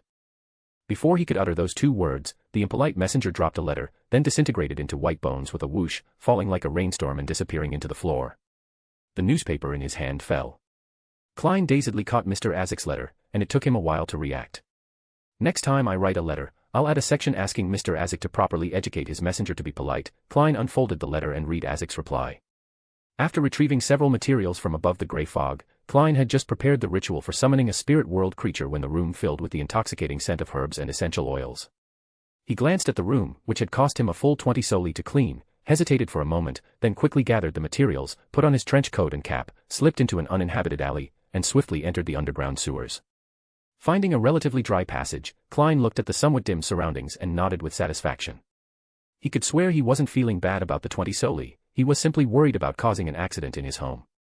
Even if he wasn't at risk himself, it could harm other residents and attract unnecessary trouble. I'm only sequence 7. Without Mr. Azek's help, I wouldn't be able to summon a messenger at all, so the messenger I summon cannot be too strong, or it's easy for it to backfire on me. It can't be too weak either, otherwise it might be killed by other malicious spirit world creatures at some point, leading to the loss of important letters, or it just needs to be fast enough. Klein's thoughts raced, and he soon had a definite idea. Combining the ritual process and precautions mentioned in Azek's letter, he formulated the summoning spell he desired. Chapter 316, 7 Lights of the Spirit World. Considering that he wasn't sure what would ultimately be summoned, after all, it was difficult to divine the ritual's performer in advance, Klein first took out Azek's copper whistle and placed it on his chest, hoping this item from Mr. Azek could slightly deter those disobedient spirit world creatures. Amidst the scent of herbs and essential oils, illuminated by the dim candlelight, shadows flickered across his face, and the Wheel of Fortune card in his arms quietly glowed. As the ancient Hermes language echoed, ripples spread in circles, undulating through the spirit world. Deep within the spirit world, incomprehensible by common sense, in this chaotic realm, various pieces of information, apart from spirit world creatures, exist as complex abstract symbols. Even those symbolic figures have a certain possibility of coming alive, transforming into non-corporeal monsters. The silver ripples passed through the colorful, distorted color blocks and merged into a completely black, vine-covered, very Gothic-style castle. Rainette Tyneker instantly appeared at the top of the castle, her 4 golden-haired, red-eyed, strikingly beautiful heads, held by her drooping hands, simultaneously opened their eyes. Reflected in her blood-red eyes was Klein, enveloped in a thin, hazy layer of grayish-white mist. At this moment, he was continuously trying different prayer incantations, and a flickering, rippling river vaguely appeared in his arms, extending its ripples deep into the spirit world. The ritual of the ancient Bane involves cursing oneself with the ability of incantation, and using oneself as the source to infect a segment of history. The longer the infected history, the better the ritual's effect. Even though Rainet Tyneker was severely wounded, having revived from the infected history and reborn within the spirit world, she still retained her angelic essence, making her particularly sensitive to the mists of history. After only a few seconds of observation, this former leader of the Temperance faction's body suddenly contracted. Although distance and direction are chaotic within the spirit world, as long as an accurate and clear location is provided, Rainet Tyneker can instantly appear at the altar, no matter where she is in the spirit world. And the guidance of fate made her sense Klein's summoning. Even if she hadn't fully recovered, she could easily pinpoint his location. Backlund, Cherwood Burrow, underground sewers. Klein's mouth twitched slightly. After sending away a messenger who resembled a trash can, no matter how he changed the incantations, not a single spirit world creature appeared again. Unsure why this was happening, Klein stared blankly at the still burning candle flames, then took a deep breath, gritted his teeth, and decided to take a risk. He took a step back and finally said, I summon in my name. Spirits wandering in the void, friendly creatures that can be commanded, unique existences willing to be my messenger. Whoosh. As his words fell, within the wall of spirituality, the wind suddenly intensified, and Klein's peaked cap nearly flew off. The candlelight flickered, expanding to the size of a human head, so pale as if it had lost all warmth. A translucent head slowly emerged as if breaking through a thin membrane. Its hair was light gold and smooth, its eyes blood red, and its appearance strikingly beautiful and dignified. What made Klein's heart pound was that the sense of oppression brought by this suddenly appearing spirit world creature far exceeded that of the bone messenger. More crucially, Azek's copper whistle, which had always been effective against spirit world creatures, had no effect whatsoever this time. The blood-red eyes completely ignored the whistle and simply stared at him, as if confirming something. I just finished chanting, and there's a response already. Could it be because of this fellow that no messenger came no matter how I changed the final directional incantation earlier? His thoughts were a jumble, and Klein's Adam's apple bobbed as he watched the head fully emerge. But what followed was not a neck, but a phantom hand grasping her hair ends. Beyond the hand was a sleeve with intricate but dark patterns. The summoned spirit world creature emerged faster and faster, soon fully appearing before Klein's eyes. Is you summoning me? The headless woman, dressed in a somber, elaborate black gown, stood quietly. Her four hanging heads spoke one after another, using ancient Phaenopotter. Being able to communicate directly through language, the spirit world creature's level is clearly not low. Looking at its bizarre appearance, Klein's face twitched slightly. After a moment of hesitation, he still asked, Yes, are you willing to sign a contract and become my messenger? Rainet Tyneker's skirt moved slightly, and her four golden-haired, red-eyed heads nodded simultaneously. Can. Each. 1 gold coin. Robbery. 1 gold coin for 1 letter delivery. Klein's mouth twitched, almost wanting to immediately dismiss the summoning, but remembering that payment could be made upon delivery, he ultimately held back. Taking a deep breath, Klein took out the necromancer's contract he had prepared earlier. Under normal circumstances, the honorific name of Death must be used, but that Death had fallen long ago and no longer responded. Therefore, he followed Mr. Azek's suggestion, using descriptions of high-level beings in the necromancy domain or the underworld itself as substitutes, though the binding power would not be as strong. Although he felt somewhat uneasy, unsure if this could bind this mysterious spirit world creature, seeing the headless woman with no intention of leaving, her 4 pairs of eyes fixed on him, Klein still chose the underworld, which was closely related to Azek. The ultimate destination of all death, the hell hidden deep within the spirit world, the witness to the decay of all things, the kingdom belonging solely to death. After these 4 descriptions were written, the ancient Hermes script on the yellowish-brown parchment ignited one by one with eerie green flames, casting a sinister glow all around. Having completed the main text, Klein took out Azek's copper whistle, pressed it onto the parchment, and signed his current name. Sherlock Moriarty. This doesn't necessarily require a true name, as one's aura will enter the contract, and the name's purpose is merely for summoning. As long as communication with the messenger is established, modifying the corresponding name is not troublesome and can effectively avoid reverse tracking by certain rituals. Once Klein finished signing, the parchment floated up, carrying Azek's copper whistle and the dark red steel pen, and flew before the headless woman. One of the golden-haired, red-eyed heads held by the headless woman bit the round-bellied steel pen and wrote down her name. Rainet Tyneker. The eerie green flames quickly merged into a single blaze, engulfing Azek's copper whistle and the yellowish-brown parchment. A few seconds later, the parchment turned to ashes, and the copper whistle fell unchanged into Klein's outstretched palm. The 4 heads held by the headless woman, Rainet, simultaneously blinked, and her figure rapidly blurred, shrinking back into the pale candlelight. Raynette Tyneker.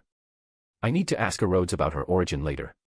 This thought flashed through his mind, and Klein, coming back to his senses, realized that his back was already soaked with sweat. Northborough, Backlund, 34 George Street. Will Septon tossed the freshly folded paper crane onto the table. Bright sunlight streamed in, illuminating the Backlund Morning Post on the table through the paper crane. Alan Chris, a renowned practicing surgeon in Backlund, has been invited by the East Hark Charity Foundation to open a charity clinic at 135 George Street, Northborough, on the 29th of this month. This is for. Jumping down from the chair, Will Septon muttered softly. If not for my imminent restart, after which I won't be able to interfere much with the outside world, I wouldn't have to be so circuitous. As long as that fellow isn't too reckless, even if Raynette Tyneker is not in good condition, she should still be able to save his life at a critical moment. Fate is truly too harsh on me, I have to personally worry about everything. Damn Ouroboros. Yarnum, capital of East Hark County, Zuda Underground Hall. Red-haired, brown-eyed Varna Will sat on a bronze chair deep within the hall, his eyes, flickering with fire and lightning, stared with interest at Astolph, who stood beside Aaron. After a moment, he spoke. This is your messenger, truly extraordinary. This was not the first time he had seen this messenger. When he hunted the God of Weather in Bansi Harbor, he already knew of Astolph's existence. But at that time, only his power projection had acted, and the main target was the God of Weather, contaminated by the City of Calamity, so he hadn't paid too much attention to Astolph, who was barely a demigod at the time. To his surprise, this spirit world creature, who wasn't even a demigod to begin with and was merely captured by Gusman Will and stored in the Mask of Death, was actually related to the bound god of the southern continent. I roughly understand your idea. I can also act if necessary, but you need to consider carefully the terror of that being. The previous bound god is the best example. Varna Will lightly tap the back of the chair, speaking in a low voice. The person, the angel, and the spirit world creature present all knew that being referred to the Mother Tree of Desire, the deity worshipped by the Indulgence faction of the Rose School of Thought. Although they were all unafraid of contamination from the cosmos due to their unique natures, they weren't so foolish as to utter the name and needlessly attract attention.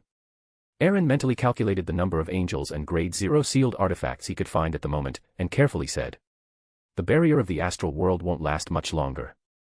Once that final barrier breaks, the bound god will be completely corrupted almost instantly. If we act, whether the seven in the astral world are willing or not, they will not sit idly by and watch the one worshipped by the Rose School of Thought continue to erode the already battered primordial one barrier. What we need to watch out for is whether that abomination, Saya, will arrive with certain things to obstruct us. Moreover, regardless of whether we succeed in the end, we cannot let the seven deities know that we were the ones who did those things in the spirit world, so this must be done with the help of the seven lights of the spirit world. Varna immediately fell silent, weighing the feasibility of the matter. Seeing this, Astolph instantly let out a cursing sound capable of making spirits tremble. The seven lights are of high standing, second only to deities. They cover the highest reaches of the spirit world and are greatly connected to it. If we can persuade them, by leveraging their corresponding authorities, a combined effort can indeed temporarily shield the spirit world from the gaze of other deities. At this point, it paused before slowly adding. That's how I managed back then, not being discovered by the seven deities and other high-level existences peering into the spirit world. With Astolph's first-hand account, Aaron no longer hesitated. In any case, he would have to meet the seven lights of the spirit world eventually. At worst, he could sell Klein to them, right? However, since he wasn't the great ruler above the spirit world, and somewhat worried that the other seven lights might ignore him, the first one Aaron summoned was Orange Light Hilarion. After all, they were old acquaintances. Whether in Byam or the Fog Sea, their collaborations had been pleasant enough, so they wouldn't ignore him. Accompanied by solemn ancient Hermes, the candlelight suddenly expanded, and light surged forth, revealing an old man in an orange robe. The old man was plump, with a short white beard, and looked quite amiable. He glanced at Aaron and Varna Will on the bronze chair, finally looking at Astolph, and chuckled, nodding. Your Highness, I can help you persuade the other seven lights, but I suggest you speak with Red Light El Moria personally. You knew before I even said anything. Aaron raised an eyebrow slightly. Seeing the Orange Light's gentle demeanor, he directly asked. You seem to know what I intend to do. Orange Light Hilarion did not hide it, and smiled candidly. The spirit world itself is woven from various pieces of information, some from the past, some from the present, and some revealing certain futures. And whether it's divination or prophecy, most methods actually utilize the spirit world, and only then rely on peeking into fate. Even if you haven't entered the spirit world, as long as the actions you are about to undertake have a great connection with us, we will sense them and make a prophecy. Somewhat similar to the visionary's authority, but achieved through the special nature of the spirit world, more like a mystical ritual, exclusive to the seven lights. Aaron nodded, signaling the orange light to continue. Red light. El Moria's honorific name is the never-fading light of the spirit world, incarnation of endless knowledge, red of authority and will. He represents power and will. He was the one who primarily helped your messenger shield the spirit world before. I think he should be able to provide you with some good experience. Plan ahead, prepare emergency plans for various situations, ensure foolproof safety. Aaron almost instantly understood the meaning behind the orange light's words. After seeing orange light heal Orion off, he rearranged the ritual. Then, a step later, following the steps taught by the orange light, he chanted in ancient Hermes. I pray in my name. I pray to communicate with the never-fading light of the spirit world, incarnation of endless knowledge, red of authority and will. The biggest difference between this spirit channeling ritual, reportedly from the Pure Light Brotherhood, and those commonly used by the major churches, is that one cannot pray to deities. Neither the Evernight Goddess nor the Lord of Storms honorific names can appear in the ritual, otherwise, it will inevitably lead to failure. From a mystical perspective, this means that the seven lights of the spirit world do not belong to or serve any deity. As words capable of communicating with nature spirits were uttered, a luminous door seemed to open before Aaron. The surroundings suddenly became silent, and pairs of inexplicable eyes from different places behind the door simultaneously gazed over, but upon sensing the strong aura of iron and blood, they one by one shifted their gaze away. Chapter 317 Planning and Interrogation. A chilling wind suddenly swept through, and a rich, pure, yet not at all bloody red light emerged from the light door, transforming into an extremely majestic old man in a large red robe. A sense of déjà vu, like a strict old teacher. Suppressing the strange thoughts in his mind, Aaron said sincerely and respectfully. Respected Mr. El Maria, I have something I'd like to ask you. Red light. El Maria's head moved slightly, and the ethereal yet majestic voice emanated. Hilarion introduced you to me before. Indeed, seeing is believing. You don't need to be so polite, you can just call me El Maria. Please speak. Although Aaron knew that this red light probably knew what he wanted to ask, he still described his thoughts in detail and did not change his attitude. After all, the seven lights of the spirit world were nominally subordinate to the spirit world dominator, not his subordinates, and he was currently seeking their help. After listening to Aaron's thoughts, El Maria pondered for 2 seconds and said, Your idea indeed has a basis for realization, but as you know, the world structure in mysticism includes the spirit world, the astral world, and the real world, which we also call the material world. Aaron nodded. As a Sequence 3 Chaos Hunter who had also fused with a fragment of the Night Emperor's divine kingdom, he understood this statement more deeply. In a sense, the real world is the material and concrete side of the world, also known as the surface of the world. The spirit world is the informational and destiny-oriented side of the world, commonly understood as the buffer zone between mystery and reality. The astral world, on the other hand, is the abstract and symbolic conceptual side of the world's authority. From this perspective, the Life School of Thought's advocated triple division of the world into the absolute rational world, the world of spirits, and the material world, is more like interpreting the world from the perspective of destiny. Aaron expressed his thoughts, and El Maria did not deny them. He nodded solemnly and continued to add. No matter how one interprets the essence of the world, one thing remains constant: the underlying logic of the entire world is chaotic and disordered. Therefore, the three are, to some extent, overlapping. Therefore, whether it's spirit world traversal or astral world wandering, the essence of being able to move positions in the real world is due to this reason. Understanding the words of this red light, Aaron thoughtfully asked in return. So, you mean that the seven lights, including yourself, can help seal off information in the spirit world, but the part that overlaps with reality and the astral world needs me to figure out? After receiving an affirmative answer, Aaron's face twitched. The real world was easy to deal with. He could find a deserted area corresponding to the spirit world and directly cover it with his strengthened domain of judgment. With the blessing of the Nation of Disorder, he could meet the requirements. However, the astral world was still too unfamiliar to him. If he were to ask the Evernight Goddess for help, the other 6 gods, even if they didn't know at the time, would likely realize afterward that there was a hidden authority interfering.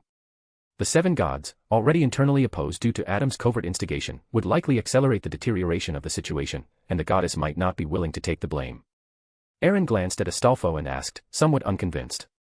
Then how did you help Astolfo escape that body back then? Seemingly knowing that Aaron would ask this question, Red Light, El Maria did not beat around the bush and directly replied. The situation at that time was different. The existence that was peeking at and corroding the bound god wanted to completely erase the contingencies left by the bound god, giving birth to the abomination, Saya. We took advantage of Saya's forceful invasion of the spirit world, which attracted most of the attention, to use the spirit world's unique properties to peel him off and re-incubate him in the depths of the spirit world. And this time, you want to hunt a mutated angel in the spirit world. The difficulty of the two was different, so the preparations needed were naturally different. Aaron accepted this explanation. Watching Aaron fall into contemplation, Elmaria continued. This is only part of the plan. If the angel wandering in the spirit world undergoes a change, Saya will definitely be guided. Moreover, the Rose school of thought still possesses a sacred relic left by the Sanguine ancestor, Lilith. Aaron nodded noncommittally. In the eyes of the Sanguine, the importance of that item had already surpassed that of an ordinary angel, and it was very likely the beauty goddess characteristic held by the Mother Tree of Desire. It was also the key for the Mother Tree of Desire to corrode and control part of the Moon Pathway's authority. Well, Septon is restarting at the end of this year, so I must hurry. Aaron sighed inwardly, discussed other potential accidents with Red Light, Elmaria, and only sent this pure light away after reaching a general agreement on the course of action. It wasn't until the Zuda underground hall returned to quiet that Walner Will, seated on the high-backed chair, said in a deep voice. That Sanguine sacred relic only escaped the Sanguine's control at the end of the fourth epoch, after the Blood Moon Queen fell. I think you can prepare for both possibilities. There is no such thing as a flawless plan. Appropriately and preparedly leaving flaws can have a better misleading effect. After all, wouldn't it be more in line with common sense for the Sanguine to deliberately provoke Saya to act for the sake of that sacred relic? You're still the one with the darkest heart, old man. Aaron couldn't help but give his ancestor a thumbs up.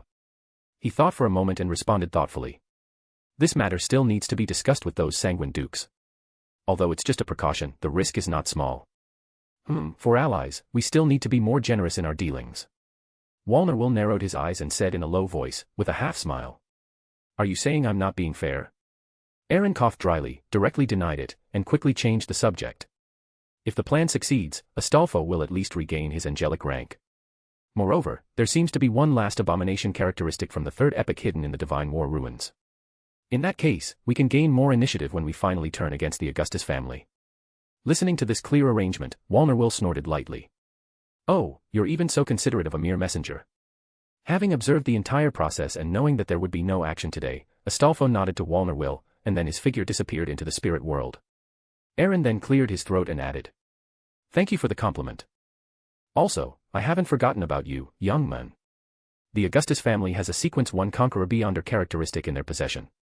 They intend to trade this characteristic to the Demonist sect, but it is currently still in Backlund. I will keep an eye out for you. Although he was somewhat surprised at how Aaron knew such secret information, Walner Will, accustomed to the young man's mysterious sources of information, did not ask further. His expression softened as he admonished.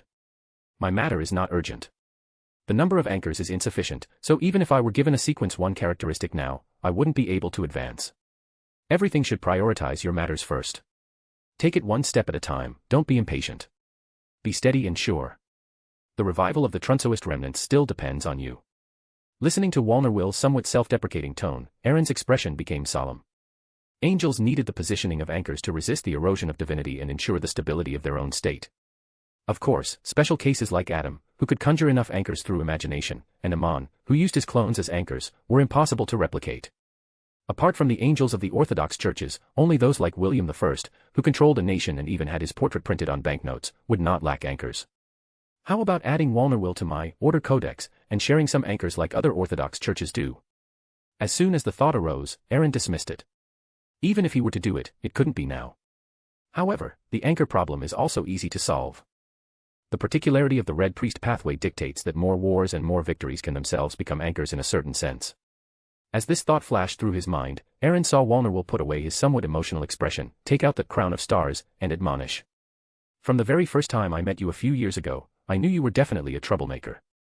Alas, I originally intended to leave this sealed artifact to your father, Gusman Will, but for now, you can keep it. Aaron awkwardly accepted the crown of stars. He did not refuse Walner Will's kindness.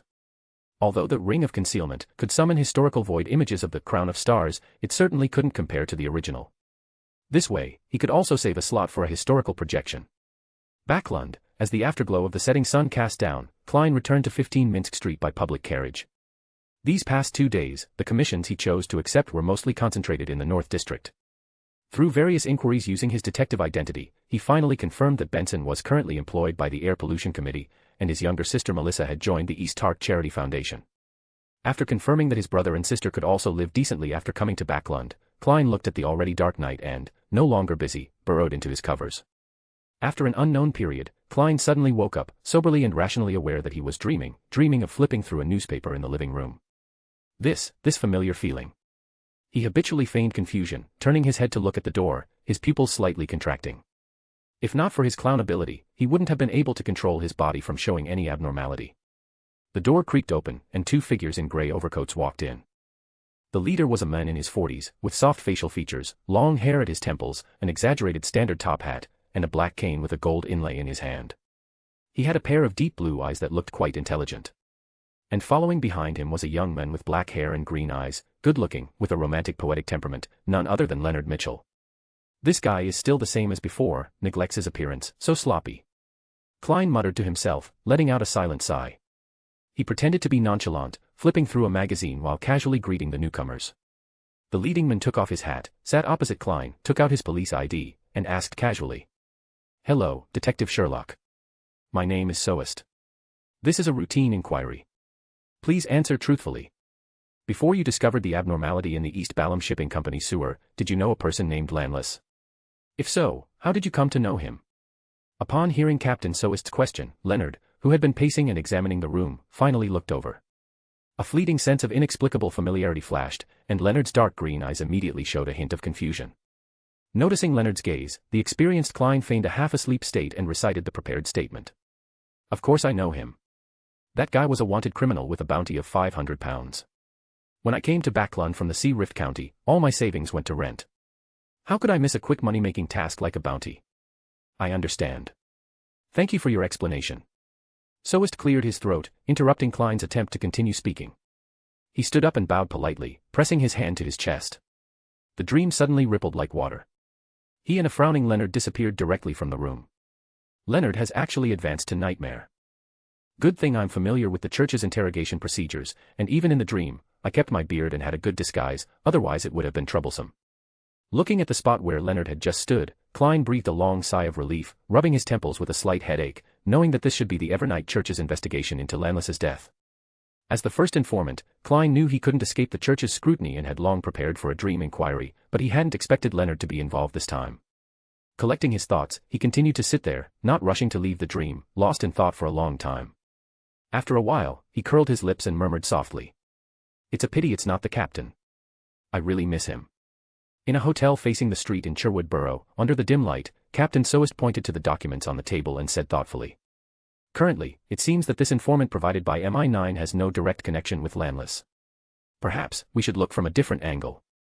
It's just a pity that MI9 is only willing to provide the informant, and they are unwilling to share the specific details of the operation that day with us." Leonard frowned in thought, then suddenly whispered.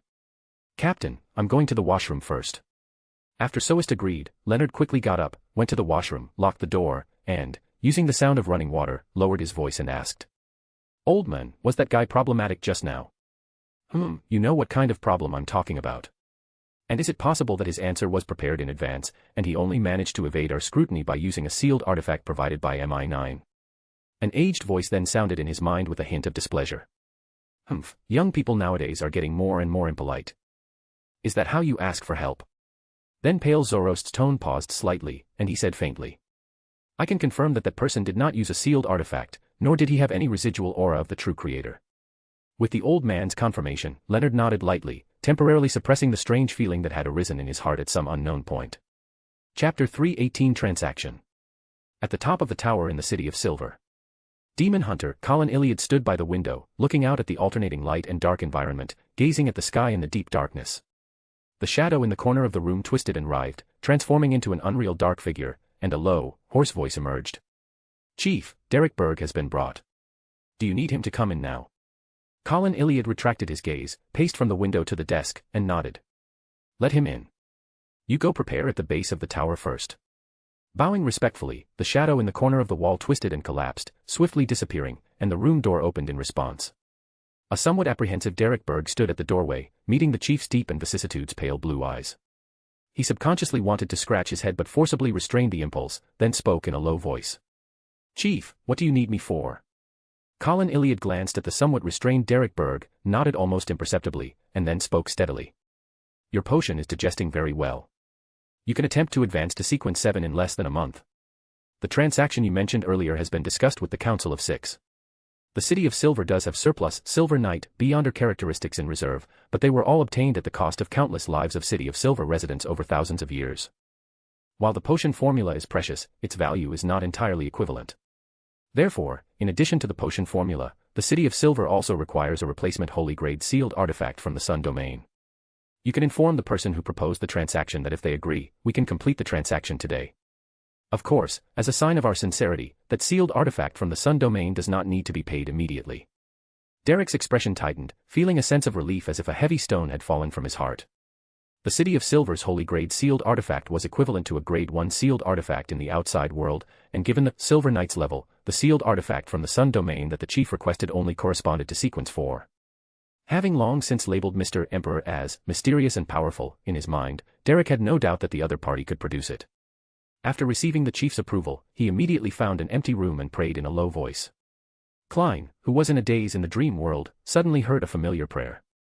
Ripples spread, and the dream world completely shattered. Uncertain whether the Evernight Goddess Church was still monitoring him, Klein pretended to have just woken up, walking sleepily to the washroom. Using the sound of running water, he quickly divined and confirmed that he was not currently being monitored. Sigh, even the church's elite red gloves are too trusting of dream inquiries. If I were that person just now, I would definitely prepare an extra psychological questionnaire to bring into the dream. As refreshing water washed over his face, Klein quickly gathered his thoughts. He wanted to see who was so impolite as to disturb Mr. Fool's rest in the middle of the night. Walking 4 steps counterclockwise, he arrived above the gray fog. Sitting at the head of the long bronze table, Klein pointed his finger at the constantly contracting and expanding crimson star, and Derek's suppressed, youthful voice immediately echoed. The City of Silver agreed. That means I'm about to get a demigod, or more accurately, a sequence 3-level potion formula, right?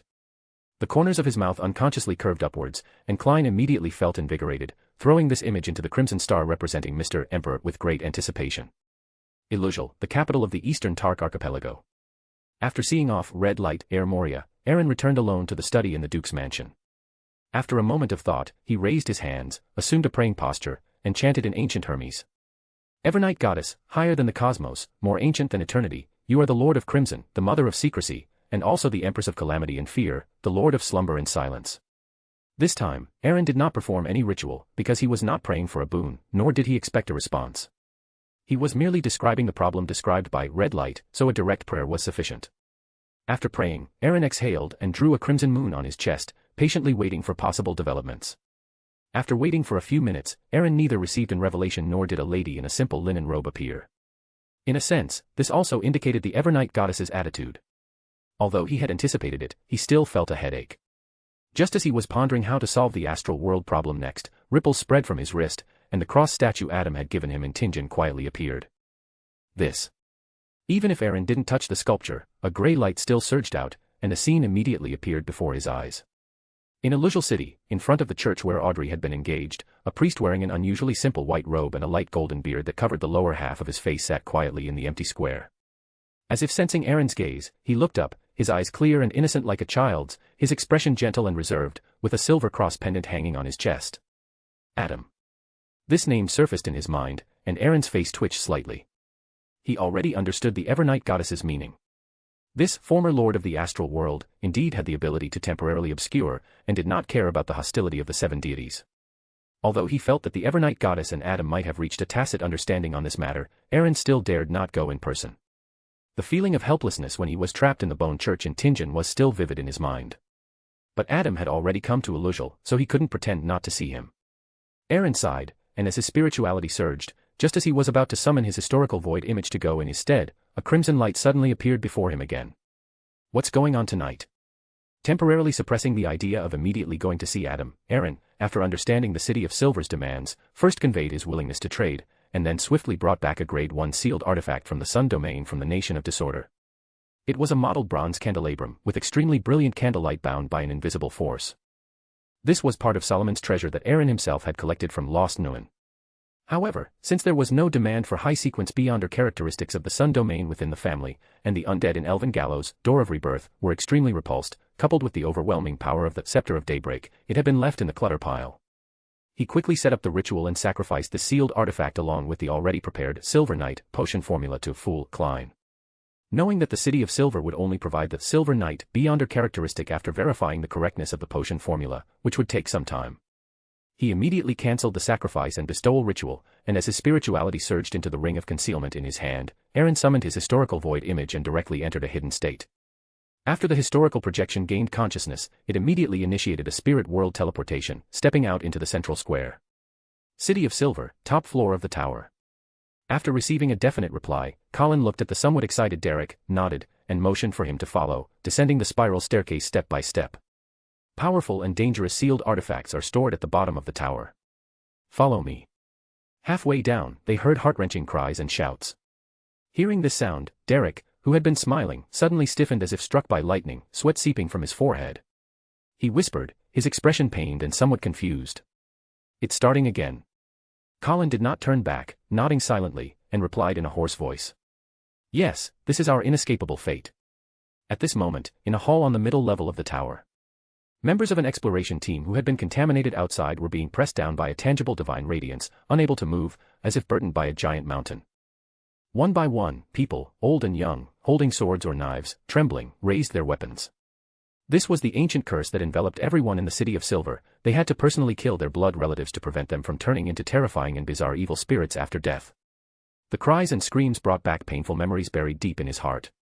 Derek suddenly clenched his fists and whispered solemnly and resolutely. I will end this inherited fate, I definitely will.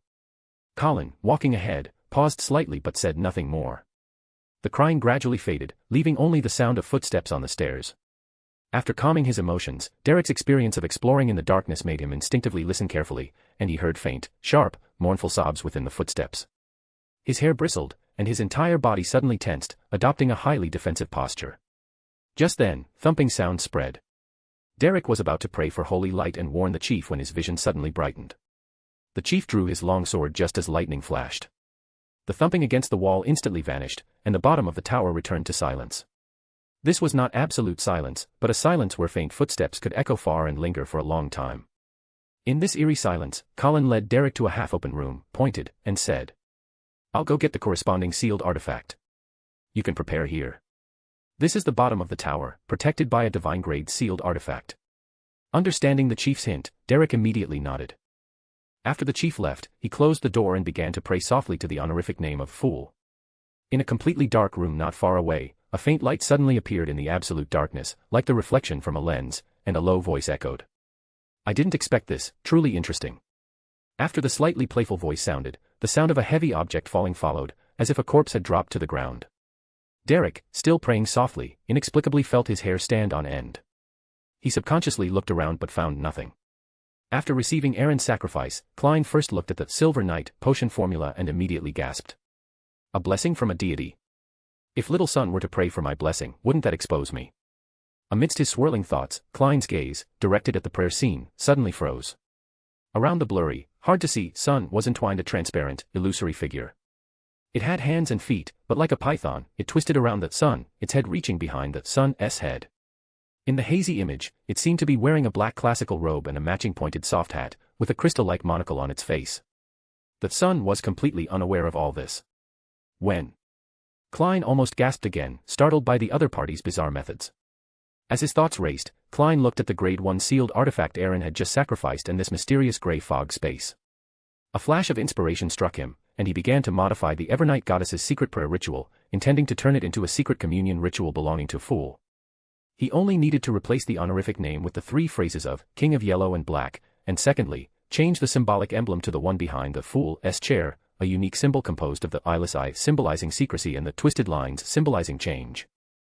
After a while of busy work, he had a new secret communion ritual, though he didn't know if it would be effective.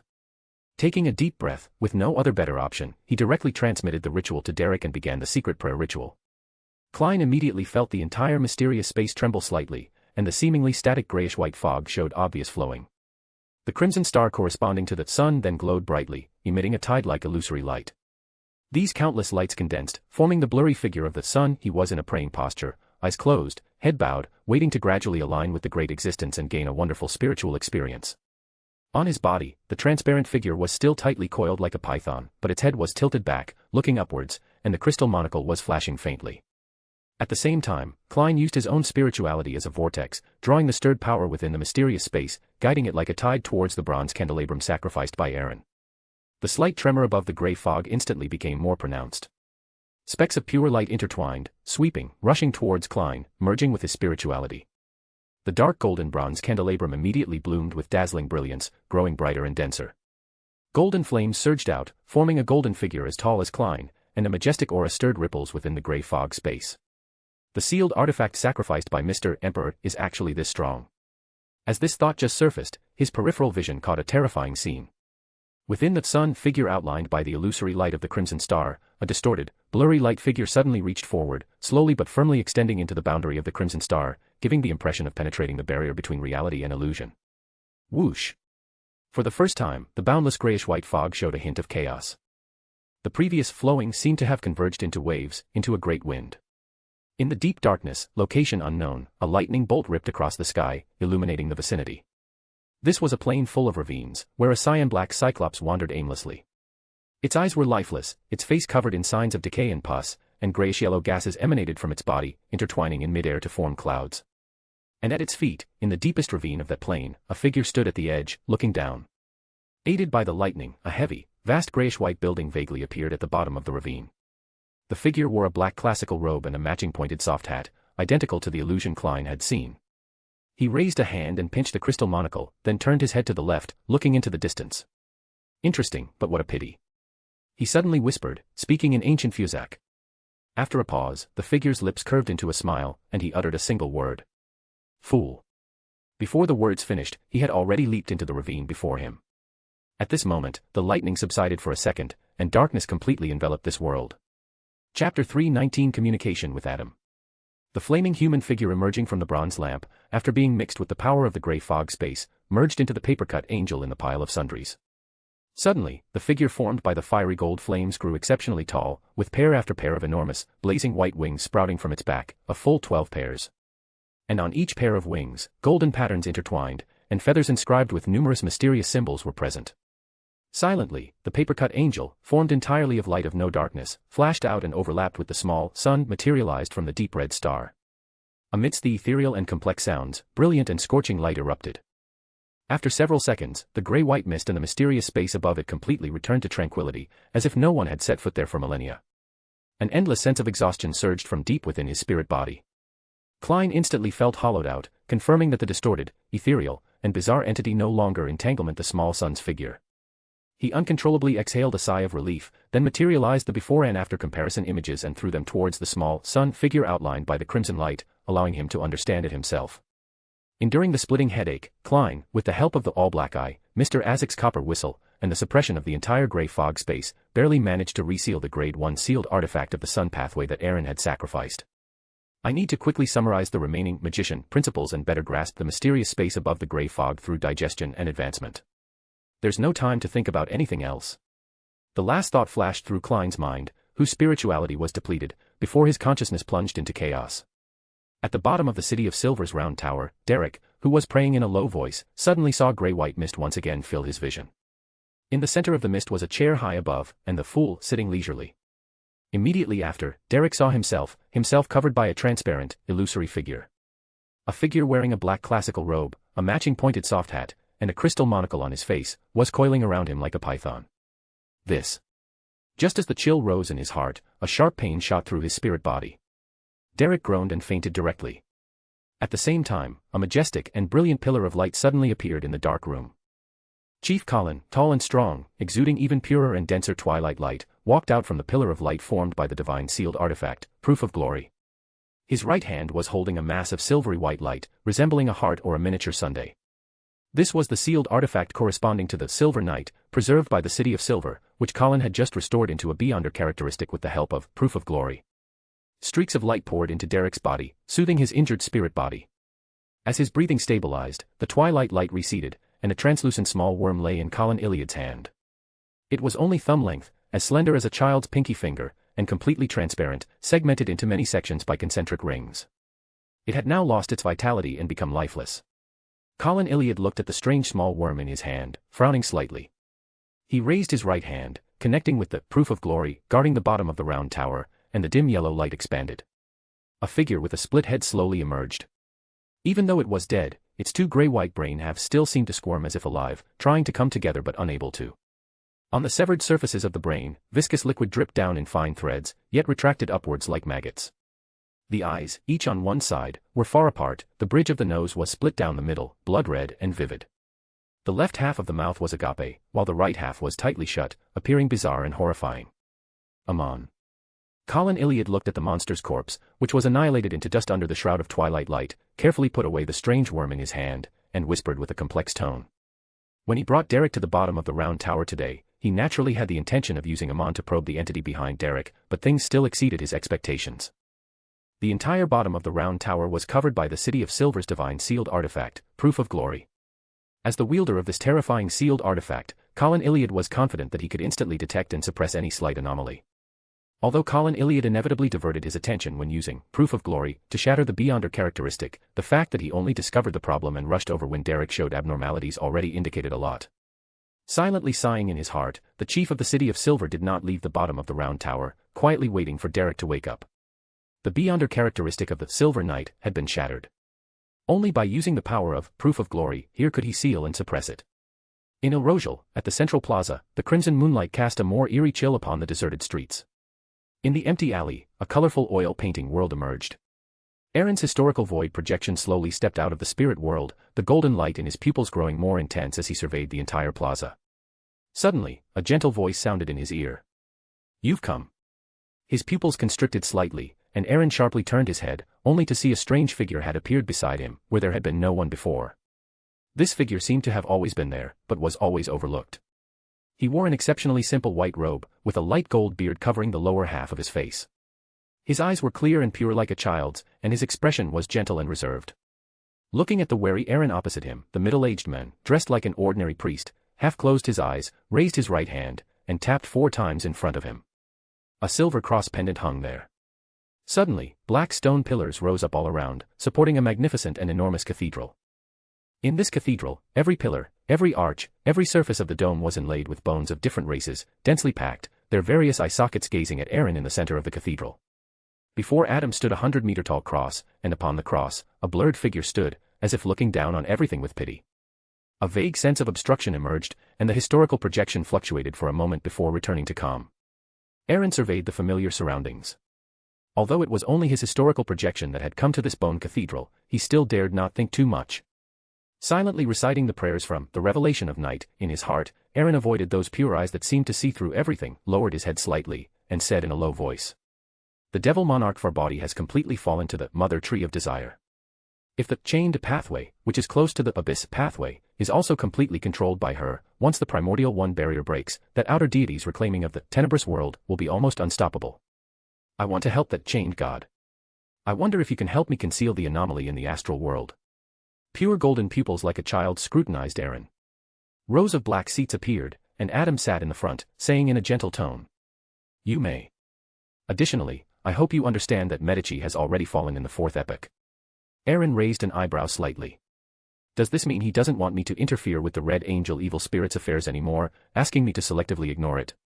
He had already prepared to pay a heavy price, even mentally prepared to hand over Grozel's travels, but he didn't expect this former Lord of the Astral World to only make this one request. Did the goddess have a private transaction with Adam, or did he say that she herself could benefit from this matter? A thought flashed and disappeared. Aaron quickly suppressed the thoughts in his heart and returned the bow with the standard Evernight Goddess church prayer gesture. Since his goal had been achieved, Aaron was unwilling to stay longer in this bone cathedral. Just as he was about to dismiss this historical projection, a gentle voice suddenly came from his ear again. "Be careful of the mother goddess of depravity." Aaron's pupils suddenly constricted, his steps halted, and he said with a slightly tense expression, "I haven't provoked her." As he spoke, Aaron carefully recalled that his only intersection with this top-tier outer deity might have been agreeing to help Lilith go to the Evernight plane to search for traces of the mother nest. But he hadn't even set off yet, so why did Adam issue a warning? Had something happened that he didn't know about?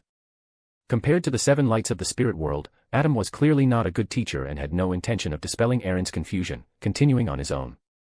The origin of the entire world, the primordial creator, is the initiator and terminator of the universe, and the aggregate of all contradictory concepts and symbols.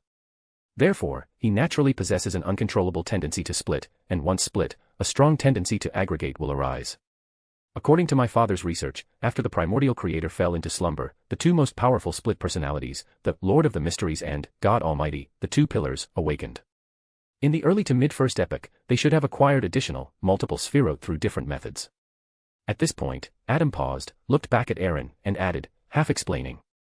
After the primordial creator split, at the pinnacle of all outer deities were the three pillars. One was God Almighty, one was the Lord of the Mysteries, and the last was the Mother Goddess of Depravity. But compared to the former two, the Mother Goddess of Depravity's pillar symbol was incomplete from the very beginning. This is also the fundamental reason why she was segmented, with the mother nest and two beyonder pathways being separated, leaving only a partial pillar symbol.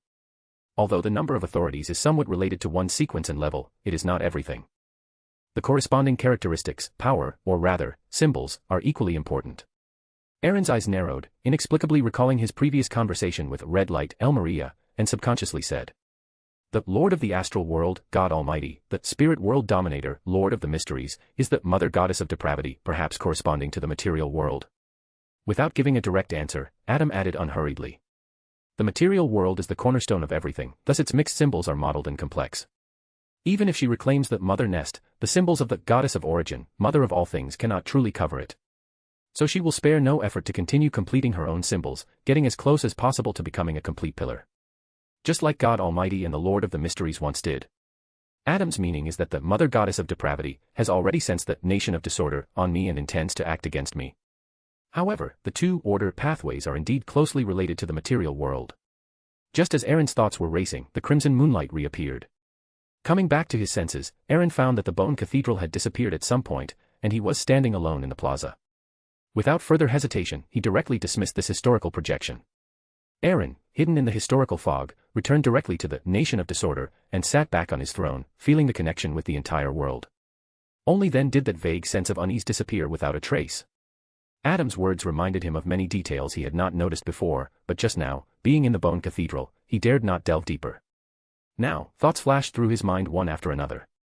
If the Lord of the Mysteries and God Almighty had already grasped additional, multiple spheroid through different methods in the early to mid-first epoch. And among the ancient gods of the second epoch, the demonic wolf Phlegria was a mix of the darkness pathway and the full pathway, while the undying phoenix ancestor Gregory was a mix of the death pathway and the door pathway. Although it's impossible to determine the giant king's mixed pathway, the three dog families and the three Evernight families already correspond to two. This level of connection, in a mystical sense, can no longer be explained by coincidence. It's highly probable that the Lord of the Mysteries once accommodated the river of eternal darkness, leading to a mystical connection between the two spheroid and pathways, resulting in this degree of pathway mixing in the ancient gods that appeared later. Additionally, the river of eternal darkness being the first to penetrate from the western continent might also have this hidden connection, leading to a partial mixing of the river water with the grey fog, which greatly reduced the sealing effect. Looking at it this way, it's not too far-fetched that the goddess left Sapphira Castle and descended as a demonic wolf back then. Pinching his brow, Aaron leaned back in his chair, tapping the backrest with his fingers, and murmured to himself. Multiple spheroid. The celestial worthy also has the title of Beacon of Destiny, which fits perfectly with the fate pathway. Did he also accommodate the Key of Light? As soon as this thought arose, he rejected it. If viewed solely from the perspective of authority, the Beacon of Destiny and the Key of Light have a very high degree of compatibility.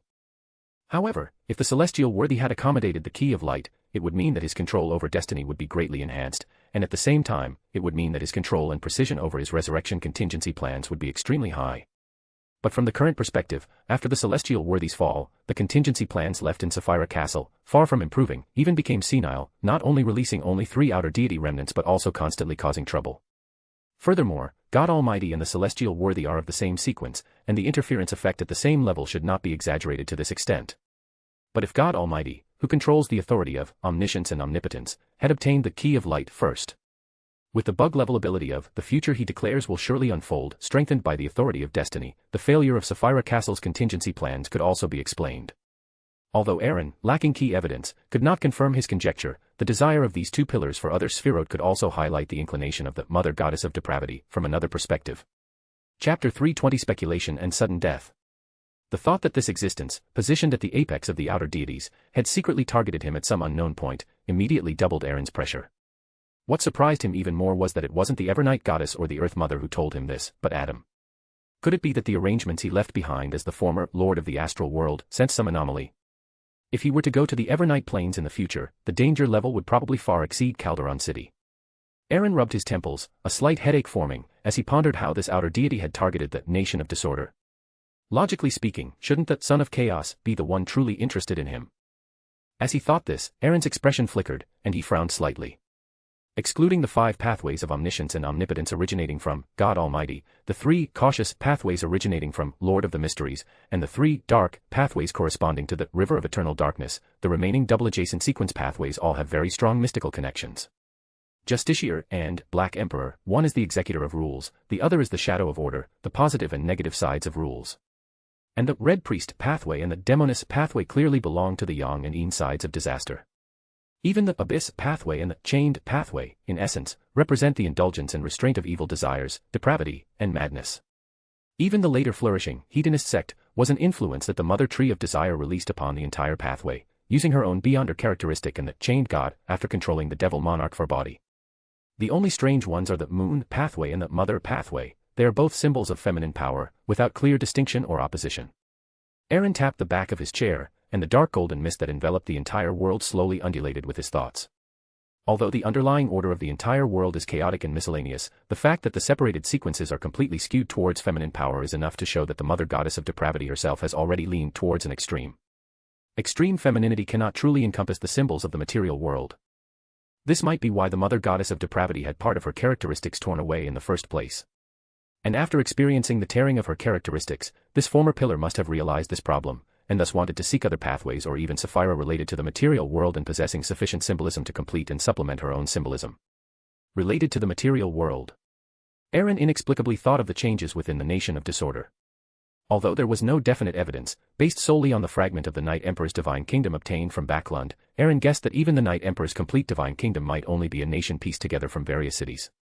In the 4th epoch, the gods all established their divine kingdoms on the material world, and with the 4 emperors standing side by side, even the Night Emperor only materialized a portion of the northern continent's world. If the entire material world were fully materialized, combined with the Black Emperor's authority to command all things, and a complete nation of disorder, this might be what the mother goddess of depravity yearned for, something that could complete the pillar's symbolism. He conjured the Black Emperor card and the Judgment card from the pile of sundries. Aaron's eyes were deep. Roselle was corrupted by the mother goddess of depravity and only truly decided to change pathways and become the Black Emperor after returning from the moon. Did the mother goddess of depravity secretly push this decision? At this thought, Aaron's eyes suddenly froze, and he finally realized the problem. The mother goddess of depravity's scheme had not failed in essence. Roselle ultimately succeeded in advancing to Black Emperor. If not for him realizing the problem at the last moment and actively stopping his own resurrection. A Black Emperor, controlled by the mother goddess of depravity, might have already been reborn in the astral world.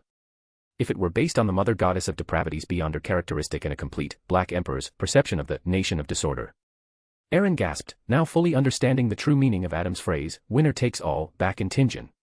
If George III won, Roselle would completely perish like the former Solomon, the mother goddess of depravity's plan would fall through, and he himself would be hunted and sought by a Black Emperor. And if he won, and George III failed to advance, he would have to undertake the mission of dealing with the mother goddess of depravity's erosion. Thinking of how that son of chaos, corresponding to the Nation of Disorder, seemed to vanish since the formation of the Primordial One's barrier, this certainly had something to do with the genie being sealed within 0-05, but even torn Sapphira could repair themselves, and the son of chaos remaining in the cosmos might not be an exception. The reason for its long disappearance might be to avoid the gaze of an even more terrifying existence. Aaron recalled the mother goddess of depravity, who, despite her terrifyingly high beyonder characteristic, rarely showed herself. North of Oravi Island, in the western waters of the Whale Sea, a certain island. Admiral Emlyn Levi, with black hair and blue eyes, stood alone on the beach, silently watching the morning sun reflected on the blue sea. After a long while, he began to set up a ritual. As the majestic ancient Hermes language echoed, the faint blue candlelight suddenly expanded, and the void before him writhed and deformed, revealing colorful blocks of vivid and distinct yet overlapping colors. Emlyn Levi's gaze passed through the indescribably illusory and transparent entities within the color blocks, seeing 7 different colored, clear lights slowly swimming in the high sky. They seemed to possess life, containing endless knowledge. After only a few seconds, Emlyn Levi's originally solemn face twitched slightly. He saw a bizarre figure, covered in strange patterns capable of making a spirit body tremble, emerge from the expanding color blocks. The pressure from the spirit body level made Emlyn Levi's majestic voice unconsciously drop a few decibels. "You are Duke Aaron's messenger?" Astolfo paid no mind to the imperative mage's apprehension, nodding silently. Mysterious symbols appeared in his eyes, sweeping across the island and the surrounding sea. Seemingly unaccustomed, Emlyn Levi's face twitched, revealing a stiff smile, and he handed over the golden letter in his hand. "Please hand this to Duke Aaron for me." Not sensing any anomaly, Astolfo withdrew his scrutinizing gaze, took the envelope, and re-entered the colorful oil painting world. East Dongtak County, Russell, Duke's mansion. With a certain guess in mind, Aaron did not stay long in the nation of disorder. He was not yet qualified to interfere with Roselle's affairs. But one thing he could be sure of was that, at least until the world trend envisioned by Adam was successfully completed and he became a true visionary, this avatar of the ancient sun god would prevent some of the mother goddess of depravity's ideas. Although Adam was still only a king of angels, the special nature of the visionary pathway and the second blasphemy slate formed from the ancient sun god's corpse were enough for him to do many things. When Aaron returned to the real world, he found Astolfo standing in the study, holding a golden envelope. The familiar fluctuation brought a smile to Aaron's face. The morning sun shone into the bedroom through the glass. Klein, dressed in loungewear and sprawled on the floor, his fingers twitching slightly, finally managed to crawl up after a long while. After washing his face in the bathroom, Klein barely managed to perk up. Feeling the occasional sharp pain still radiating from his brain, he recalled the terrifying events he experienced above the gray fog last night, feeling both fortunate and fearful. The bottom of the City of Silver's round tower actually imprisoned such a terrifying existence. None of the hidden existences I previously divined were as strange as that bizarre fellow wrapped around Little Sun's spirit body. He truly touched that gray fog space. If not for the level 1 sealed artifact in the sun domain sacrificed by Mr. Emperor, I might have been possessed that very night. At the thought of Little Sun, Klein quickly suppressed his thoughts and, not hearing the familiar prayer, breathed a sigh of relief. Although he successfully eliminated the entity wrapped around Little Sun, that sealed artifact was not his own power, and Klein couldn't guarantee whether it had caused any spiritual damage to Derek. Given the City of Silver's heritage, healing Little Sun's injury shouldn't be a problem, but falling into a coma was certain. Klein lay back on the soft bed, waves of fatigue from his spirit body washing over him. Just as he lay down to rest, he suddenly flipped over and stood up again. Walking out of the bedroom, Klein retrieved a bottle of pale red potion from a hidden compartment in the adjacent room.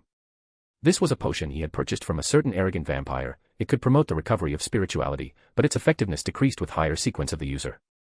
Although each bottle cost a full 10 sols, this price was much better than the exorbitant price the chubby apothecary had sold to him back in Tingen. Klein still readily bought a few bottles for emergencies. With the dual aid of the potion and meditation, Klein's pale complexion gradually regained its color, and the throbbing pain in his mind had become so faint as to be negligible. Looking at his reflection in the full-length mirror, Klein nodded with satisfaction. He put on his black top hat, ready to head out to the Quorag Club.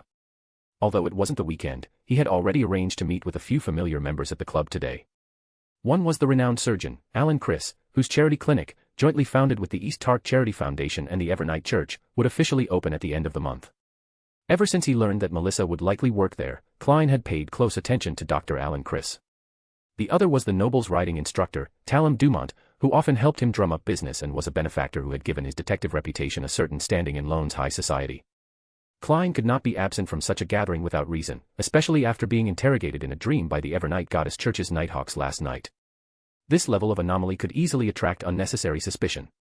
Since he decided to attend, Klein had to appear relatively normal.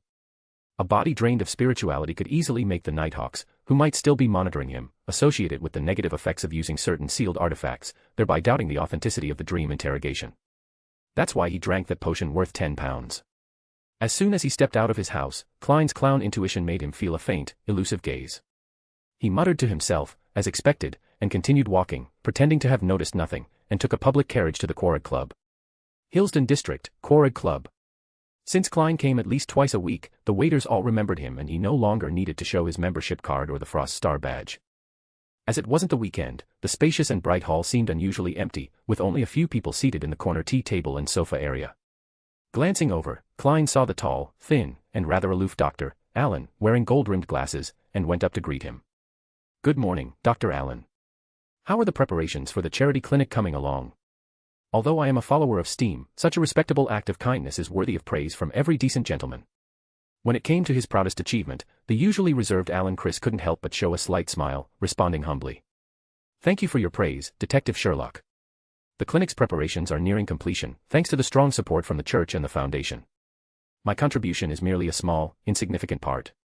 After the usual polite exchange, Klein looked up at the large clock at the top of the hall, then scanned the room, asking with some confusion. "Dr. Allen, how come I don't see Talum? Does he have a horse riding lesson to teach today?" Allen raised a hand to push up his spectacles, then rubbed his temples, pointing to the buffet table with a smile as he explained. "Talum had to go out for something. We can have lunch first." Klein nodded slightly. As he stood up, about to get a plate, his spirituality suddenly stirred. He subconsciously looked towards the club's entrance.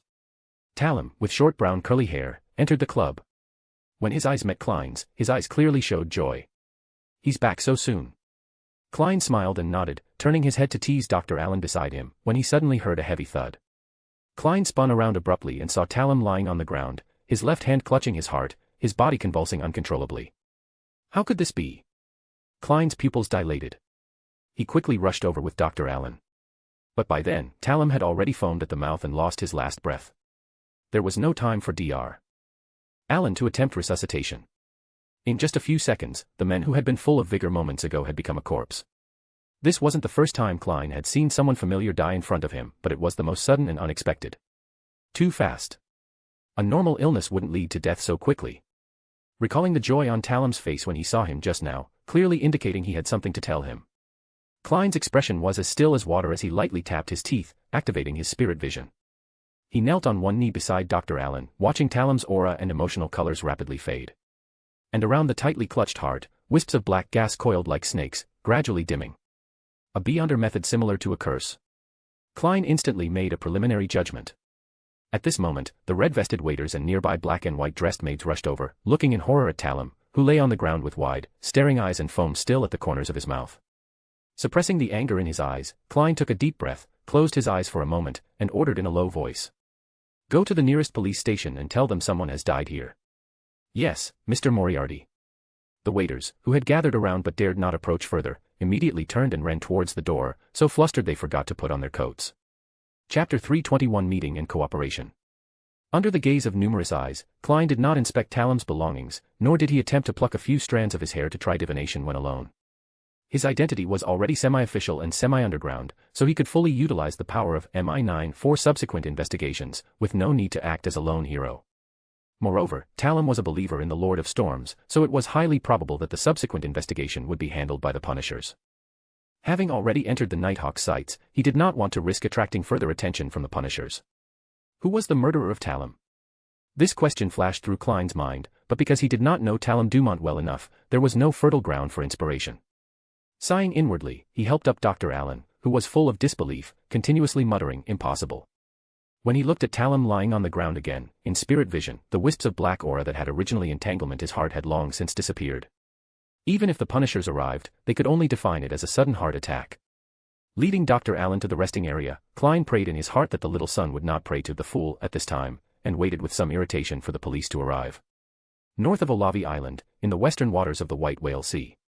With Astolfo's confirmation that there were no hidden enemies or traps on the small island, Aaron directly followed the spirit world coordinates attached to the letter. Looking at Admiral Emilius Levitt, who was still wearing his admiral's uniform for the secret meeting, Aaron clicked his tongue inwardly, a smile appearing on his face, and said in a gentle tone, "I am glad you made the right choice. The previous promise is still valid, you can trade those addresses for something you need." Emilius Levitt scrutinized his surroundings, confirming that the terrifying messenger had not appeared, and his expression subtly softened. He said in a deep, authoritative voice, "Can you first tell me what surprise you mentioned earlier?" Aaron froze for a second, then looked at Emilius Levitt with a somewhat strange expression. Stared at by that peculiar gaze, Emilius Levitt felt a slight discomfort, furrowing his brow. But before he could speak, Aaron's voice reached his ears. "Your Excellency, Admiral, as far as I know, you have a mistress named Cynthia on Olavi Island. Although my question might be a bit presumptuous, I would like to know if you have been intimate with her recently." Aside from the exceptionally open intis, most major nobles in Loen tended to be conservative. On one hand, this was due to the existence of the Evernight Goddess Church, which provided good protection for women's status. Even the old nobles who believed in the Lord of Storms would at least outwardly maintain respect for their female relatives. On the other hand, a gentleman's reputation and a noble's name also served as a self-imposed guideline, but this was mostly limited to Backlund and its surrounding areas. In places like Olavi Island, which was a place of exile centuries ago and far from the Emperor's reach, such restrictions did not exist as much. At least no one would accuse a dignified admiral of keeping a mistress, and Emilius Levitt did not care about it either. However, Aaron's blunt question still made him uncomfortable, and his tone turned cold and indifferent. No, the former Duke Negan suddenly died, and was even killed by the Hurricane Admiral. The situation in Backlund changed too quickly, and with the Rose School of Thought at sea constantly provoking, I only secretly returned to Olavi Island a few times. Only Austin and Lurian, among a few others, were aware, so naturally, I wouldn't meet Cynthia. Why did you suddenly mention her? Even before stepping out of the spirit world, Aaron had observed Emilius Levitt in advance with his true sight and found no signs of contamination within the admiral. After understanding the situation, Aaron did not directly answer but instead retorted. Since that is the case, Your Excellency, Admiral, you must have heard of the Celestial Sect, right? Not getting the answer he wanted, Emilius Levitt frowned in thought for a moment, then shook his head. I have not heard of this organization. What does it have to do with Cynthia? Aaron, who had already prepared his speech to continue the conversation, paused, then realized that this sect had indeed only become active in Olavi in recent years. Its leader was merely a Sequence 8 lunatic, and such a small force would indeed not be placed on the desk of a busy demigod. Realizing his oversight, Aaron no longer beat around the bush and said directly. The Celestial Sect is a force secretly supported by the Rose School of Thought on Olavi Island. They all worship the evil god, Mother Tree of Desire, and their doctrine emphasizes that reproducing offspring can lead to spiritual liberation. It was this doctrine that attracted Miss Cynthia. She was secretly lured by the Celestial Sect and bestowed a fertility necklace imbued with the evil god's aura. As long as Cynthia consumes the powder ground from the fertility necklace and devoutly recites the honorific name of the Mother Tree of Desire, any male who has relations with her and successfully conceives a child will be contaminated. At that time, the Rose School of Thought can effortlessly make you, the commander of the Midsonia Sea Navy, a believer of the Mother Tree of Desire. Listening to Aaron's narration, Emilius Levitt's face gradually darkened, and the ground beneath his feet sank under the rising pressure of his aura. He said coldly.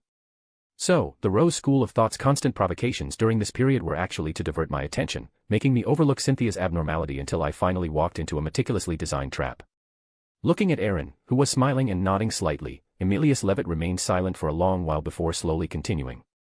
This is indeed a surprise. I will handle this matter. After the initial anger, he had regained his composure. Compared to Cynthia, whose danger he now knew, he was now more curious about how Duke Aaron, who rarely appeared in the Sonia Sea, knew so clearly about the Rose School of Thought's scheme. Ordinary spies or intelligence gathering could never achieve this level. The greatest possibility Emilius Levitt could think of was that this Duke had activated a very special sealed artifact of the East Tower family.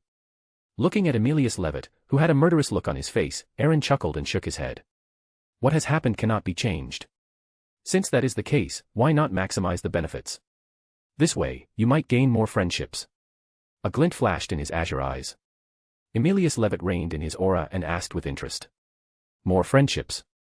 Aaron took out a sea chart of the Midsonia Sea from his arms. It was marked with various symbols, indicating the locations where Louise had encountered the King of the Blood Moon from the Rose School of Thought in recent days, which she had sacrificed to him. Looking at the familiar marks on the map, Emilius Levitt, who clearly recalled something, raised an eyebrow and looked at Aaron with a hint of surprise. You are still in contact with the Moon Admiral. Are you saying that more friendships refers to the Sanguine? Even if his Levitt family was not deeply rooted, he knew the special status of the Sanguine. Unlike the Rose School of Thought cult, which everyone could attack and kill, if there was no conflict of interest, even the royal family would not actively provoke this ancient beyonder race. Even if Louise was placed on the bounty list, Emilius Levitt had never actively attacked the Moon Admiral, at most only expelling her. With a calm expression, Aaron nodded and looked at the gradually calming Emilius Levitt, saying pointedly. Although this analogy is not entirely appropriate, the principle is the same. At the negotiating table, you need more leverage to ensure you don't lose completely, and the Sanguine are very suitable. The East Tower family's overt support for you will only have a counterproductive effect. Good, what should I do? Emilius Levitt finally showed the decisiveness of a naval admiral, no longer hesitating and speaking directly. Aaron nodded in satisfaction and explained with a smile. Pretend nothing happened. Use Cynthia as bait to lure out the King of the Blood Moon. This is not difficult for you, it just requires a little risk. Don't worry, you only need to handle Cynthia at that time. You don't need to deal with that demigod. His brows furrowed then relaxed. Emilius Levitt pondered for a moment and nodded. I don't have a way to contact the Moon Admiral, and contacting them rashly could leave a handle. Once I'm ready, I'll have your messenger inform you. Aaron agreed to his idea. After all, the plan to cooperate against the King of the Blood Moon was the final decision he and the three Sanguine angels made after discussion. With Emilius Levitt's cooperation, the plan would only proceed more smoothly. Within the Rose School of Thought, besides the Sequence 1 abomination Psi-DH, there was also a Sequence 2, King of Curses, Baranka. A surprise attack on the King of the Blood Moon could at least attract one of these two, as only angels could respond to prayers and provide assistance globally and promptly. No matter which one was drawn in, the Sanguine promised to hold them off, giving Aaron enough time for his actions in the spirit world and reducing pressure. Unaware of the intricacies involved, Emilius Levitt took out a golden scroll from his arms and handed it to Aaron, explaining. This map shows the 3 coordinates I secretly explored back then. I can only give you a general area, the rest is up to you. Nodding lightly, Aaron took the scroll and unfolded it directly, his eyes sweeping over Eastchester County, Ahawa County, and Intersea County marked on the map. He then folded the map and asked with a smile. Very good, I am a man of my word. What do you wish to gain? Emilius Levitt looked at Aaron, who had merely glanced at the map before putting it away, and was silent for a moment, not rushing to state his demand. Aren't you worried that the map I gave you is fake? A smile appeared on Aaron's face, and he responded pointedly. I imagine you wouldn't want the king to know about the private secret dealings between the East Tower family and the commander of the Midsonia Sea Navy, would you? His expression stiffened slightly. Emilius Levitt did not delve into this topic and said directly. I want the sequence 3B under potion formula. I know the values of the two are not equivalent, so I am willing to pay other additional costs. Not surprised by this request, Aaron looked Emilius Levitt, the law weaver, up and down, a slight curl to his lips. A little golden light condensed, forming the sequence 3, Chaos Hunter, B under potion formula on the beach. Unlike the cautious transaction with the Silver Knight, Aaron actually hoped that the Admiral would advance quickly. The fundamental reason was the same as when he subdued Nast, the King of the Five Seas. Even if Emilius Levitt was dismissed by George III, his influence, deeply rooted in the Sonia Sea for over a decade, could not be eliminated in the short term. He would be a good chess piece when they eventually fell out with the Augustus family.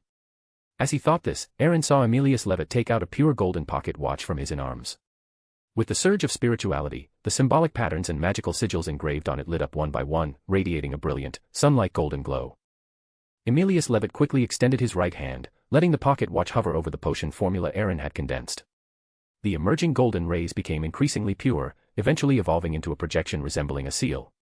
The seal-like image formed by those connected lights instantly stamped onto the beach, and a deep, authoritative voice followed. True, valid. This tone, could it correspond to the notary sealed artifact? The aura it emits is stronger, even if it's not a grade 1 sealed artifact, it's not far off. Suppressing the thoughts in his heart, Aaron looked at Emilius Levitt, whose eyes held a hidden joy, and finally added. You should have already confirmed the authenticity of the formula. I don't require you to pay any additional cost now, I only need you to do something for me in the future. After a moment of thought, Emilius Levitt put away the pocket watch and cautiously added. Understood, but on the condition that the matter does not go against my own will. Just as Emilius Levitt was about to leave, he saw the Duke opposite him take out a golden piece of paper that looked somewhat familiar. With a twitch of his mouth, he scanned the clauses on it and then directly signed his name on this contract. Feeling the illusory stars suddenly appearing on the dome of the palace in the Nation of Disorder, Aaron's lips curled up. He put away the contract, which was mixed with sapphire aura, and watched Emilius Levitt disappear from his sight. The dim evening glow emerged from the horizon. Klein walked out of the police station feeling somewhat tired. As a witness, he had undergone questioning by both the police and the punishers, which caused the spiritual exhaustion he had only just relieved with the potion to reappear. By the time he returned to Minsk Street, it was already completely dark, and the gas streetlights had also lit up. Leaning back on the sofa, he pinched the space between his eyebrows, sighing inwardly. It's been so long since the assassination of Duke Negan. The punishers should have enough manpower to investigate now. I hope they can figure out what exactly happened. Recalling Talam's last look at him, Klein still stood up from the sofa. After divining to confirm that there would be no unexpected visitors tonight, he reversed 4 steps and arrived above the gray fog. Chapter 322 Crisis and Preparation. Grotesque images flashed through his mind, finally settling on a twisted, entwined, bizarre figure. Derek abruptly opened his eyes, and the sound of his rapid breathing echoing in his ears was the only thing that freed him from the heart-pounding sensation of being trapped in a nightmare he couldn't wake from. Your spirit body has suffered some damage. Evlora has already examined and treated you. There's nothing serious left. Listening to the rich voice, Derek turned his head.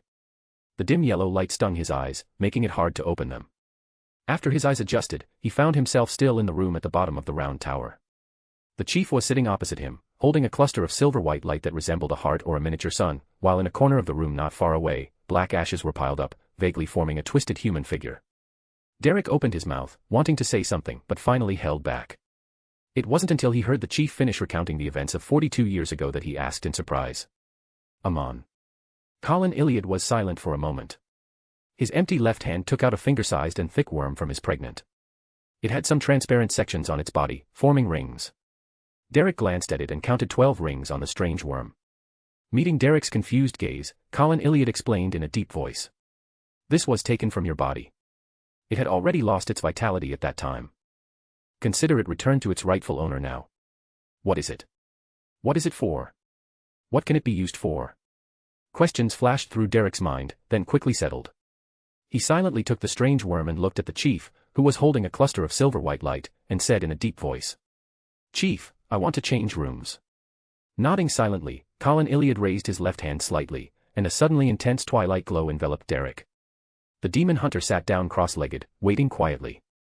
As soon as he arrived above the grey fog, before he could even divine the true culprit behind Talam's sudden death, Klein noticed the crimson star symbolizing Little Sun expanding and contracting, and a low, tender voice echoed. After observing Derek again through the prayer light, and confirming there were no abnormalities, Klein rubbed his temples with a headache. What was meant to come could not be avoided. He threw the sequence 3 silver night beyonder characteristic formula, which Aaron had sacrificed for exchange, into the prayer light. With a slight thought, a blazing, pure light subtly emanated from the pile of sundries in the corner of the palace. Even relying on this grey fog space, Klein could only barely seal the Grade 1 sealed artifact from the sun pathway that Aaron had sacrificed, but he wasn't worried about Little Sun's safety. His inability to seal it didn't mean it couldn't be done at the bottom of the round tower. After doing all this, Klein leaned back against the bronze high-backed chair, looking at the strange worm with 12 rings flying out from the double-leaf dark golden door, and softly repeated the name Derek had mentioned in his prayer. Amon. That bizarre figure that had sensed this strange space, entwined itself around Derek's spirit body, and tried to enter here, was actually just a clone. Klein immediately felt an inexplicable sense of urgency, as if he was being watched by a venomous snake hidden in the dark. He sighed. Not knowing when the City of Silver would respond, Klein had no choice but to first put the strange worm, whose purpose he didn't know, into the pile of sundries. Then he materialized paper and pen and wrote down the divination statement he had already thought of. Talam Dumont's true cause of death. After silently repeating it 7 times with a calm and peaceful mind, he held the paper and handkerchief, leaned back against the chair, and fell into a deep sleep in the silent and empty ancient palace. In the grey, fragmented, illusory world, Klein saw a scene completely different from before. What appeared in his eyes was a palm-sized puppet that looked as if it had been casually carved, complete with eyes, nose, and mouth. There were a few drops of dark red blood on the puppet, staining it with a touch of eerie color. A hand reached out, its skin fair and delicate, smooth and well-proportioned, with long, slender, and shapely fingers. Most notably, a uniquely designed ring with a sapphire embedded in it was worn on the little finger of this hand. Pop. The index finger of that hand, wreathed in illusory black flames, touched the puppet's heart. Silently, the image shattered, and Klein awoke from his dream. His initial judgment was not wrong, Talam had indeed died from a curse. What startled him even more was that uniquely designed sapphire ring. He had seen it at the witchcraft bar in Tingen's dock area, worn on the hand of Triss the Instigator. That was also the last time Klein saw her. Klein's face suddenly turned grim. He still remembered the feeling of death that emanated from the depths of his soul when he observed that ring with his spirituality back then. After the initial shock, Klein quickly calmed down. This mysterious space above the grey fog could exclude interference, but his divination just now only showed an arm, and did not provide relatively more effective revelations as before. A sudden sense of inexplicable familiarity emerged, and Klein's pupils contracted sharply. He remembered similar situations occurring when he divined the true reasons behind several coincidences in Tingen. He clearly saw a house with a red chimney, but he couldn't reach in Sangwil and the sealed artifact, 0-08, inside the house. Klein's face twitched slightly, remembering his encounter with Mr. Azik in Green Cemetery a while ago, and realizing the problem he had previously overlooked. 0-08 has likely already detected me, but due to this sealed artifact's instinctive loyalty to its master, while it won't warn in Sangwil, it doesn't mean it won't write me into its story. At the bottom of the round tower, Colin Iliad, who was sitting cross-legged on the ground, suddenly opened his eyes. Dark green symbols appeared in his pupils, and his body abruptly vanished. The room, which had only faint candlelight, immediately seemed to enter the legendary daylight. Derek looked with fervent eyes at the bronze candelabrum that appeared on the altar.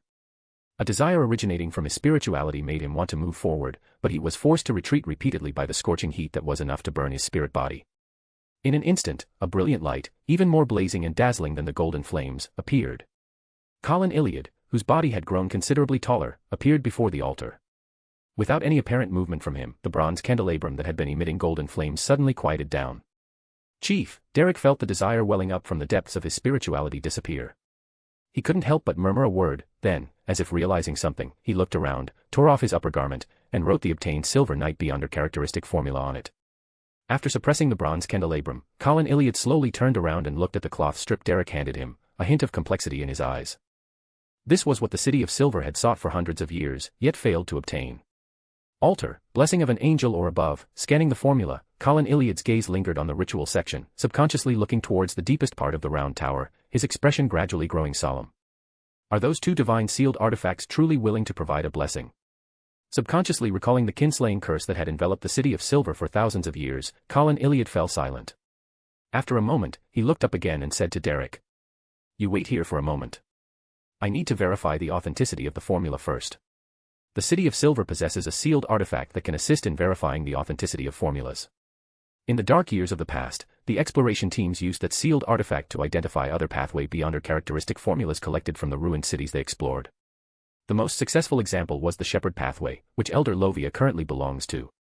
Upon realizing that Talam's bizarre death was still connected to Insanguil, Klein's mood immediately became extremely complicated. Having been in Backlund for so long, he had finally found traces of this culprit, but the chasm in strength and the terrifying feeling of being written into a story without knowing it, as he experienced in Tingen, constantly reminded him that the best option was to leave Backlund as soon as possible. After all, even he himself wasn't sure if he would crawl out of his grave if he died again. "I can't leave. Having been written into the story by 0-08, if I make too many abnormal moves, it's highly likely to bring disaster to Benson and Melissa."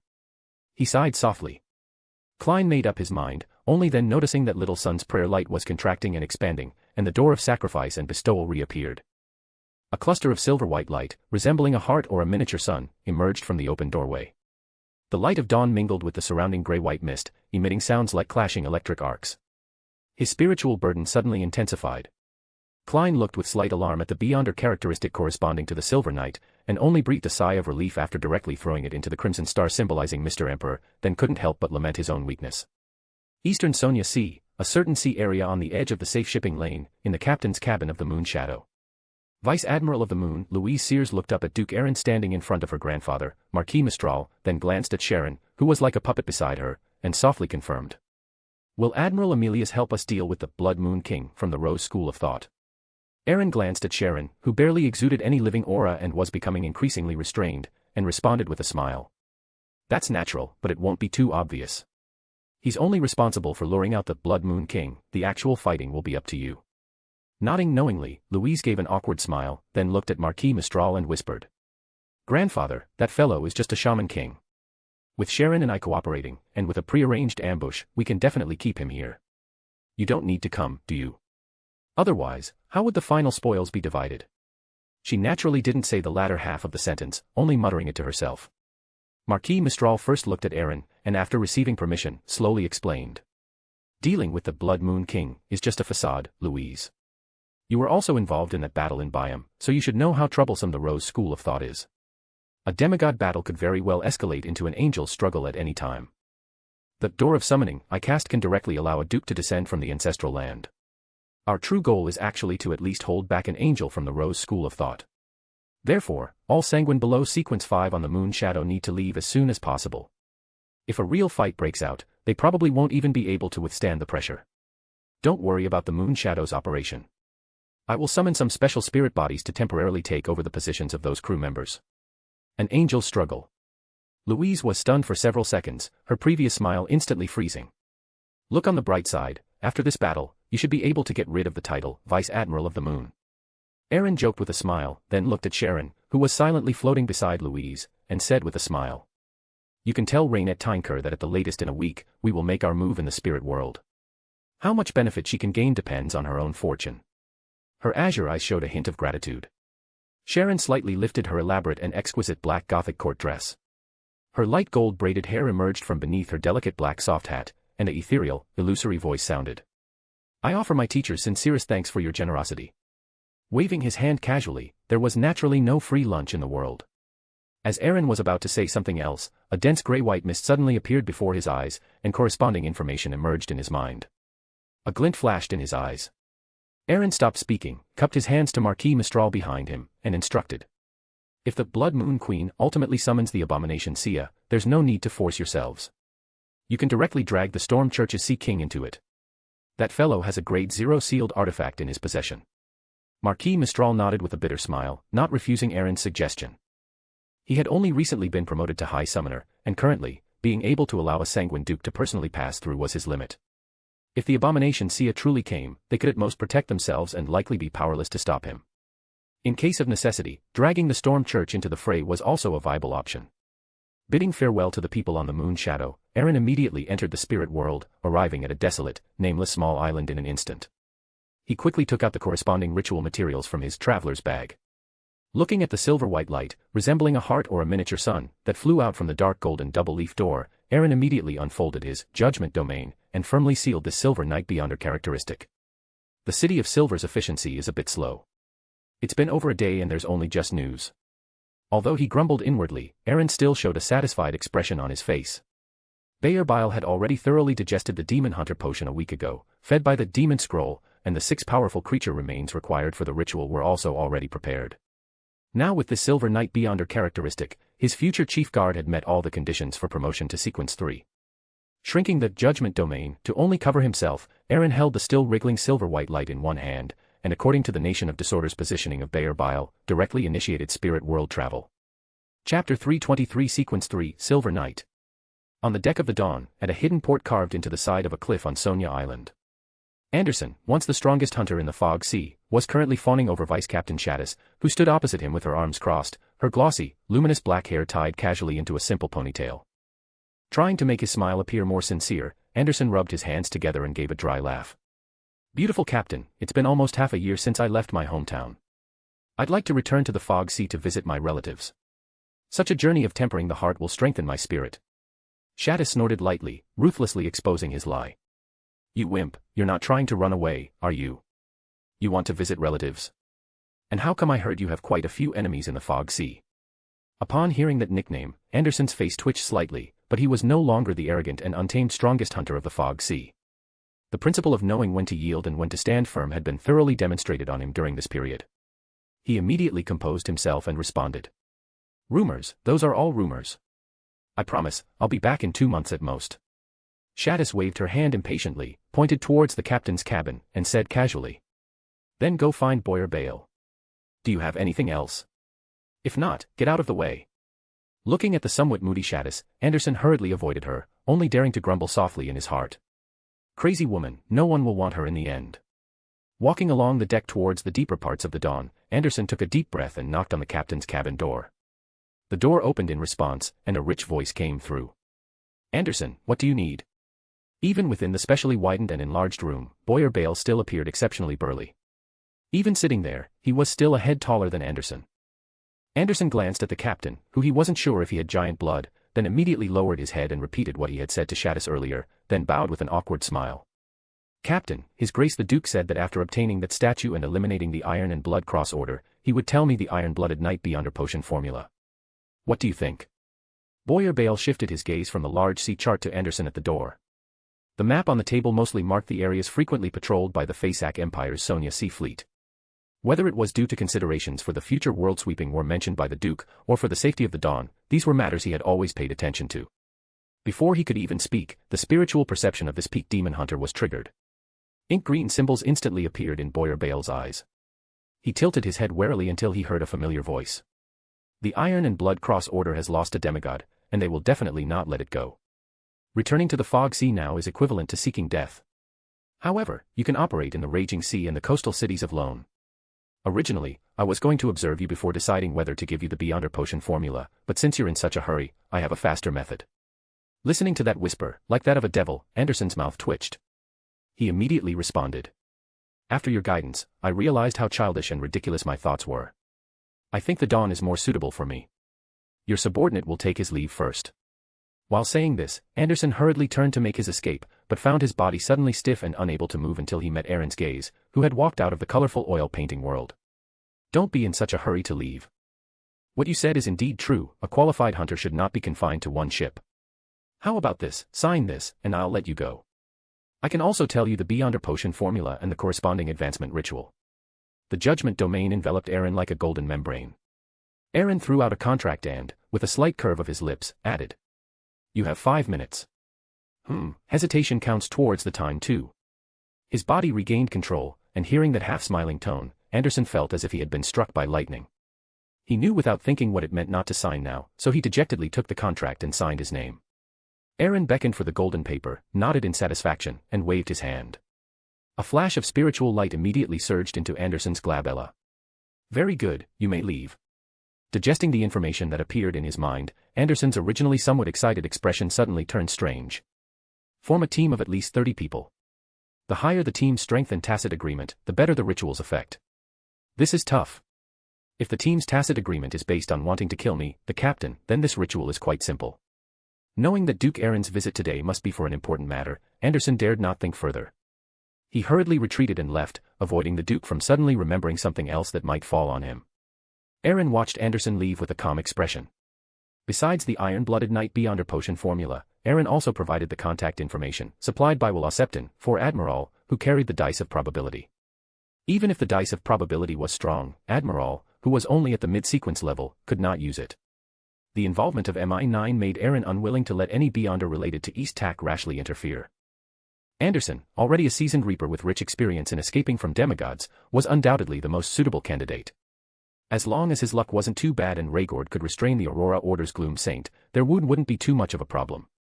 The Judgment Domain, which had been retracted to his side, suddenly expanded outwards, instantly enveloping the entire captain's cabin.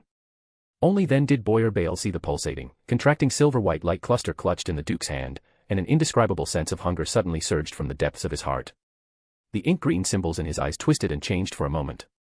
Boyer Bale, who had already completely digested the Demon Hunter Beyonder potion, suppressed this craving in an instant, having already roughly guessed the essence of that light cluster in his heart.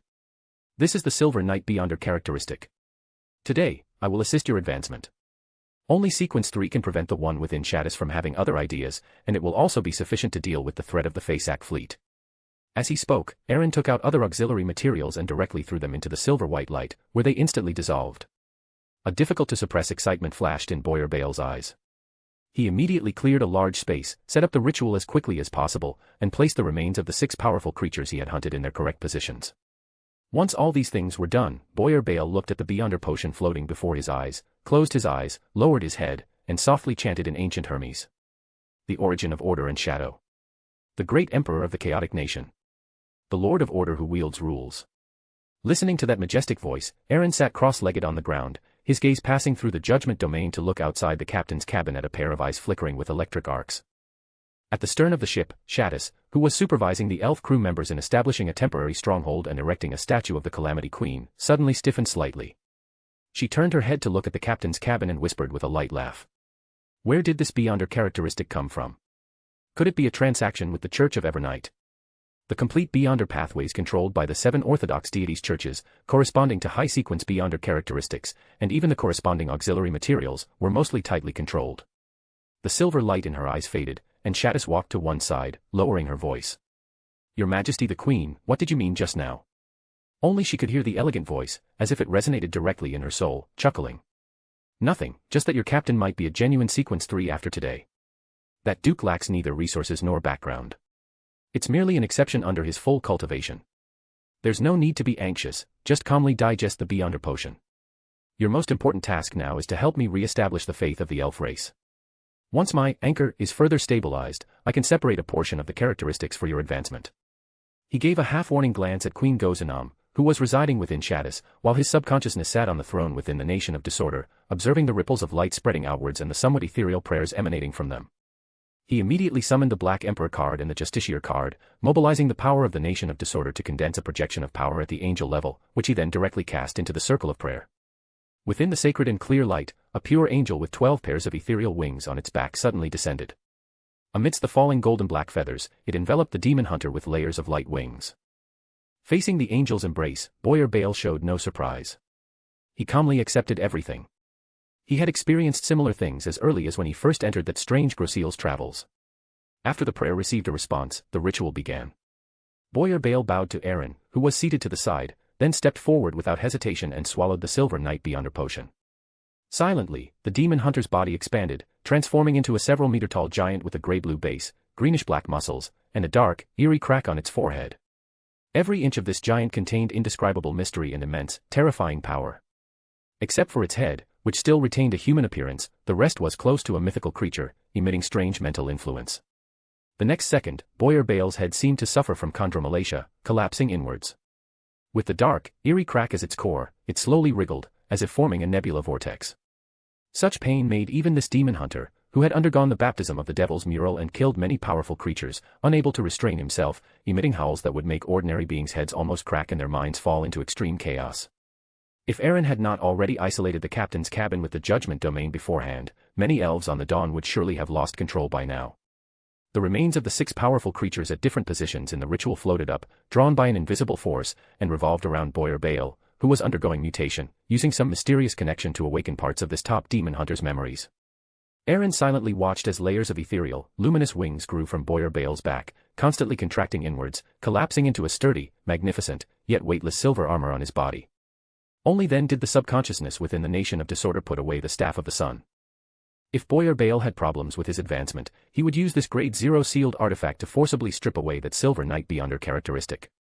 Fortunately, the worst did not happen. As the silver armor finally took shape, Boyer Bale finally completed his advancement. Except for his head, which had not yet grown a vertical single eye, he was already equivalent to a mythical creature. At sequence 3, one was already a deity in some sense, capable of responding to prayers within a certain range. Of course, this also required a certain anchor. However, because it wasn't yet at the angel level, the anchor didn't necessarily have to be believers, other things could substitute, such as distinct, mystically significant imprints in one's life. Backlund, 15 Minsk Street. Klein looked at the faintly lit sky outside the window, calmly put on his top hat, and took a public carriage to the emergency contact point he had agreed upon with the golden masked men from MI9. Leaving his exclusive mark in the dim, quiet alley, Klein did not linger and left directly, planning to first head to the Bravehearts bar on Iron Gate Street. Along the way, he felt faint gazes sweeping over him. He roughly guessed that it might be a continuation of yesterday's events, but unlike his previous thoughts. After knowing above the gray fog that he might now be caught in a certain vortex, Klein felt a strange sense of familiarity with the Nighthawks of the Church of Evernight or other official organizations' surveillance, a peculiar sense of security, as if he had paid protection money, filled his heart. By the time he arrived at Iron Gate Street after several transfers, it was already nearing noon, which was the peak business hour for bars. Before he even entered, he felt a wave of heat wash over him, smelled the strong aroma of malt beer, and heard the noisy clamor. As expected, he saw a boxing ring set up in the center of the bar, where 2 boxers were fighting, their brutal attacks drawing cheers from the surrounding spectators. The scent of beer mixed with sweat, Klein adjusted his gold-rimmed glasses, pinched his nose, and was about to look away when he suddenly felt something unusual and frowned slightly. These 2 are actually Beyonders. Doing this in broad daylight, they're really fearless. This thought unconsciously flashed through his mind. Klein retracted his gaze, protected his wallet, and squeezed his way towards the bar counter, saying to Casper's canining, who was smiling as he watched the ring. The usual, a pint of Southville beer first. Smiling, Casper's canining took a large wooden mug filled with golden liquid from under the counter and handed it to the detective, quipping. "Long time no see, Mr. Great Detective. I thought you wouldn't come back after paying off Mr. Merrick's debt. Tell me, what's up?" Smelling the rich and enticing aroma of the beer, Klein took a sip, alleviating the dryness in his mouth before speaking in a low voice. "I think it's better if we talk somewhere else." Casper's canining shifted his gaze from the ring, looked Klein up and down, whistled, and clicked his tongue. "It seems your commission is just as complicated as last time. Come with me." Chapter 324 Commission and Meeting. Caspus turned around and whispered a few words to the bartender behind him, then stood up and led Klein to a private room behind the bar. Taking advantage of the moment he stood up, Klein quickly activated his spirit vision and scanned his surroundings. The subtle sense of being watched, which had been present since he left home, disappeared as soon as he entered the Bravehearts bar. This place is indeed not as simple as an underground Beyonder gathering. Although I'm not sure if the ones watching me now are the Punishers or the Nighthawks, it at least indicates that this place is very special. This thought flashed through Klein's mind, but he didn't stop, following Caspus. He had already had this idea more than a month ago when the Intis ambassador, Bakerland, died. After all, that wasn't some nobody. The dignified ambassador of Intis was killed just like that. Either Marek, who took the mission, was a lunatic who wasn't afraid of death, or he was confident for some reason. Klein casually closed the door to the card room, and the loud clamor instantly softened. Caspus leaned back comfortably on the sofa, fiddling with the chips in his hand, and said with a smile. "Outside, there's a boxing match. Do you want to bet on who will win? It only costs £5. That's almost Benson's previous weekly salary." With a somewhat wistful expression, Klein decisively waved his hand. "I'm not interested in boxing." Watching Caspus skillfully toss the chips into a partition passage in the card room, Klein raised an eyebrow and asked with a smile. "I didn't realize you could bet on boxing here before. Those 2 boxers outside don't seem to be ordinary people." Caspus idly flipped through the cards in his hand, glancing at Klein with a strange expression. They are all children Marek adopted from orphanages around Backlund. Well, in your terms, they should be called apprentices. Marek's apprentices. You call them children. Klein recalled the two children on the stage, whose physiques were much more exaggerated than his own, and couldn't help but twitch the corners of his mouth, guessing it might be a change brought about by consuming the potion. Reason told him that he shouldn't continue this topic. Klein cleared his throat and stated the purpose of his visit. There's a case involving a beyonder. I encountered a death at the Crag Club in the Hillston Borough. It was my friend, a noble descendant, a riding instructor. He was usually very healthy, but he suddenly died in front of me. It looked like a sudden heart attack, but my spirit vision told me he might have been cursed. Although Caspus had not chosen to consume a potion and become a beyonder due to age and physical reasons, he frequently interacted with various bounty hunters and other beyonders. He immediately jotted down the information on paper and asked in return, "What did you see with your spirit vision?" Klein was silent for a moment, then said in a low voice. There was some rapidly fading illusory black chi on the deceased's chest, which is likely some kind of curse. Nodding, Caspus pondered for a moment, then finally asked, "Which deity did your friend believe in?" Having anticipated this question, Klein answered without hesitation, "The Lord of Storms. A follower of the Lord of Storms. And he's the only deceased." Caspus frowned and asked in return. Knowing what he was worried about, Klein added, "Yesterday, I was already questioned by the Punishers, simply because I am also one of the suspects, so it's inconvenient for me to investigate this matter personally." As soon as Klein walked out of the Bravehearts bar, his spiritual intuition immediately reported the familiar feeling of being watched. He pretended not to notice anything and walked straight home. Although the sealed artifact, 0-08, was very likely to detect his abnormality, Insangwil clearly didn't know, otherwise, Sherlock Moriarty might have been added to the list of people who died suddenly yesterday. Klein was well aware of this. Everything he did today was to mislead Insangwil and allow the story he fabricated to continue seamlessly. Therefore, as a detective with a semi-official background, he needed to make a reasonable response, such as reporting to MI9 and attempting to investigate the cause of death. After Klein disappeared at the end of the street, two figures emerged from the alley opposite the Bravehearts bar.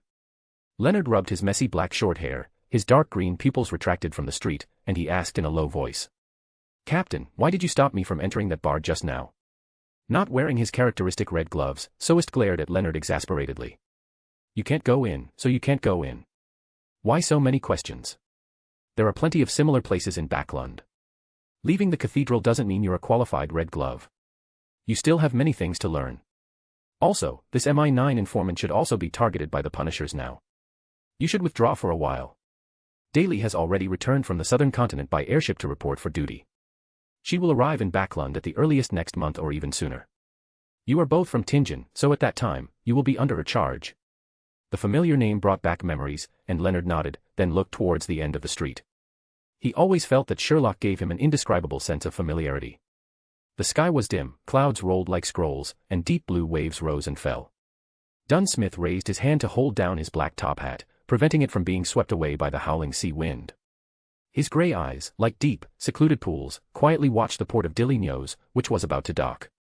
Dillignos is the largest island south of the Rørsted archipelago and the closest transit point to the safe passage across the raging sea. Many passenger ships directly to the southern continent can be found here, though the ticket prices are quite high. Carrying a black suitcase, Dunsmith was shrouded in a black trench coat with a high collar, a habit he had developed during his more than 10 years of living in the church. Stepping off the passenger ship, he scanned his surroundings and quickly located a hotel. After the incident in Tingen, the extra beyonder characteristic he had consumed had been replaced, and negative states such as being immersed in dreams and poor memory had also disappeared. Although he had to redigest the nightmare beyonder characteristic, knowing the acting method, and with his previous experience, he had completely digested it in less than 2 months. As early as when he left Tingen, Aaron had given the Sequence 6 Soul Assurer beyonder characteristic and auxiliary materials to Dunsmith, which had been sealed in that black leather case. Just as Dunsmith was about to stay at a hotel for a night and advance to Soul Assurer before entering the safe passage to the southern continent, he suddenly felt the surrounding sky abruptly grow darker, as if night had fallen. He subconsciously looked up. A large dark shadow appeared in the already extremely dim sky due to the storm, and it was continuously growing larger. His spirituality unconsciously spread, and his grey eyes saw even more clearly in the darkness. Dunsmith saw that the dark shadow was actually an airship, and on the flag hanging below the airship, the holy emblem of darkness was strikingly prominent. He subconsciously took a step forward, then instantly froze in place, silently watching the airship pass over the port and fly towards the flatter northern part of Dillignos Island. Loud, noisy discussions came from all around. Even strangers were talking about the suddenly appearing airship, but only Dunsmith stood silently in place, like a lone wanderer abandoned by the world. The hum of the high-octane steam engine drowned out the howling wind. Audrey, neatly dressed, looked at Susie, who was curled up at her feet, not daring to approach the French window, and soothed her with a smile. "Susie, don't be afraid. We've already passed through the safe passage. This is just an ordinary storm, and we'll be home soon." Given that there were outsiders present, Susie only whimpered, which was her response to Audrey's comfort. Holding up her skirt, Audrey approached the French window, looking at Dilly-Neos Island, which was still dim despite being noon. She smiled and asked Daly, who was staring blankly out the window. "Madame Daly, what's wrong?" A pleasant voice echoed in her ears. Daly suddenly snapped back to attention and bowed slightly with a hint of apology. "Nothing, I just suddenly had a whim. Perhaps I've been on the airship for too long, and those little fellows inside me might be a bit restless." Seeing Audrey's somewhat stiff expression, Daly suddenly realized her tone was a bit off and explained with slight embarrassment. "I am a spirit guide, and I have many spiritual bodies residing within me. I'm used to calling them little fellows." After speaking, she noticed that Miss Audrey's expression had returned to normal, but the golden retriever was staring at her with a very strange look. Suppressing the somewhat strange thoughts in her heart, Daly pondered for a moment and said in a deep voice, "All the originally transported supplies have been left in the southern continent. Our return journey will be much faster than when we came, and the frequency of supply replenishment can also be greatly reduced, so we might arrive in Backlund by the beginning of next month." As she spoke, the entire airship began to tremble gently, which meant it was docking at Dilly-Neos Island. Audrey silently calculated the time and nodded slightly. She had received Count Hall's telegram half a month ago. Once she returned to Backlund, she would officially start working at the East Tacker Charity Fund, which was what she had hoped for. After the airship had completely calmed down, Audrey, who was quite familiar with Daly, pondered for a moment before continuing to ask, "What do you plan to do after returning to Backlund?" Without the slightest hesitation, as if she had repeated it hundreds of times in her mind, Daly suddenly clenched her hands, almost blurting out, "Revenge." She took a deep breath, looked at Miss Audrey, who had a worried expression, and Daly's expression softened as she explained with a bitter smile. "Don't worry, I won't do anything foolish. When the church cooperated with the Church of Storms and MI9 to investigate the death of the former Duke Negan, Sangwill's tracks were discovered in the suburbs of Backlund. The cathedral will later assign a special archbishop to lead a Red Glove squad to pursue him. I will apply to join after I return to Backlund to report for duty." Angry and sad, but not having lost her rationality, Audrey, who had just advanced to psychiatrist a few days ago, scrutinized Daly and came to a conclusion in her heart. She no longer tried to dissuade her and said with a faint smile, "We will rest for a day on Dilly-Neos Island.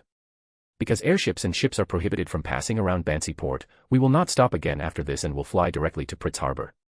Madame Daly, you can take this opportunity to leave the airship and walk around the island, letting those little fellows relax." Daly did not refuse Audrey's kind offer. After bowing, she left the room. In the spirit world, where color blocks were richly overlapped, Aaron moved through figures of indescribable forms, closely following Astorfo, who was leading the way, and arrived at a chaotic and mixed area of the spirit world. Except for the 7 different colored pure lights occupying the highest part of the spirit world, which remained unchanged, the originally colorful blocks were now twisted into a chaotic mess. Aaron was not unfamiliar with this place. It was the area of the spirit world corresponding to the Divine War ruins, though this was only the relatively safe outer area.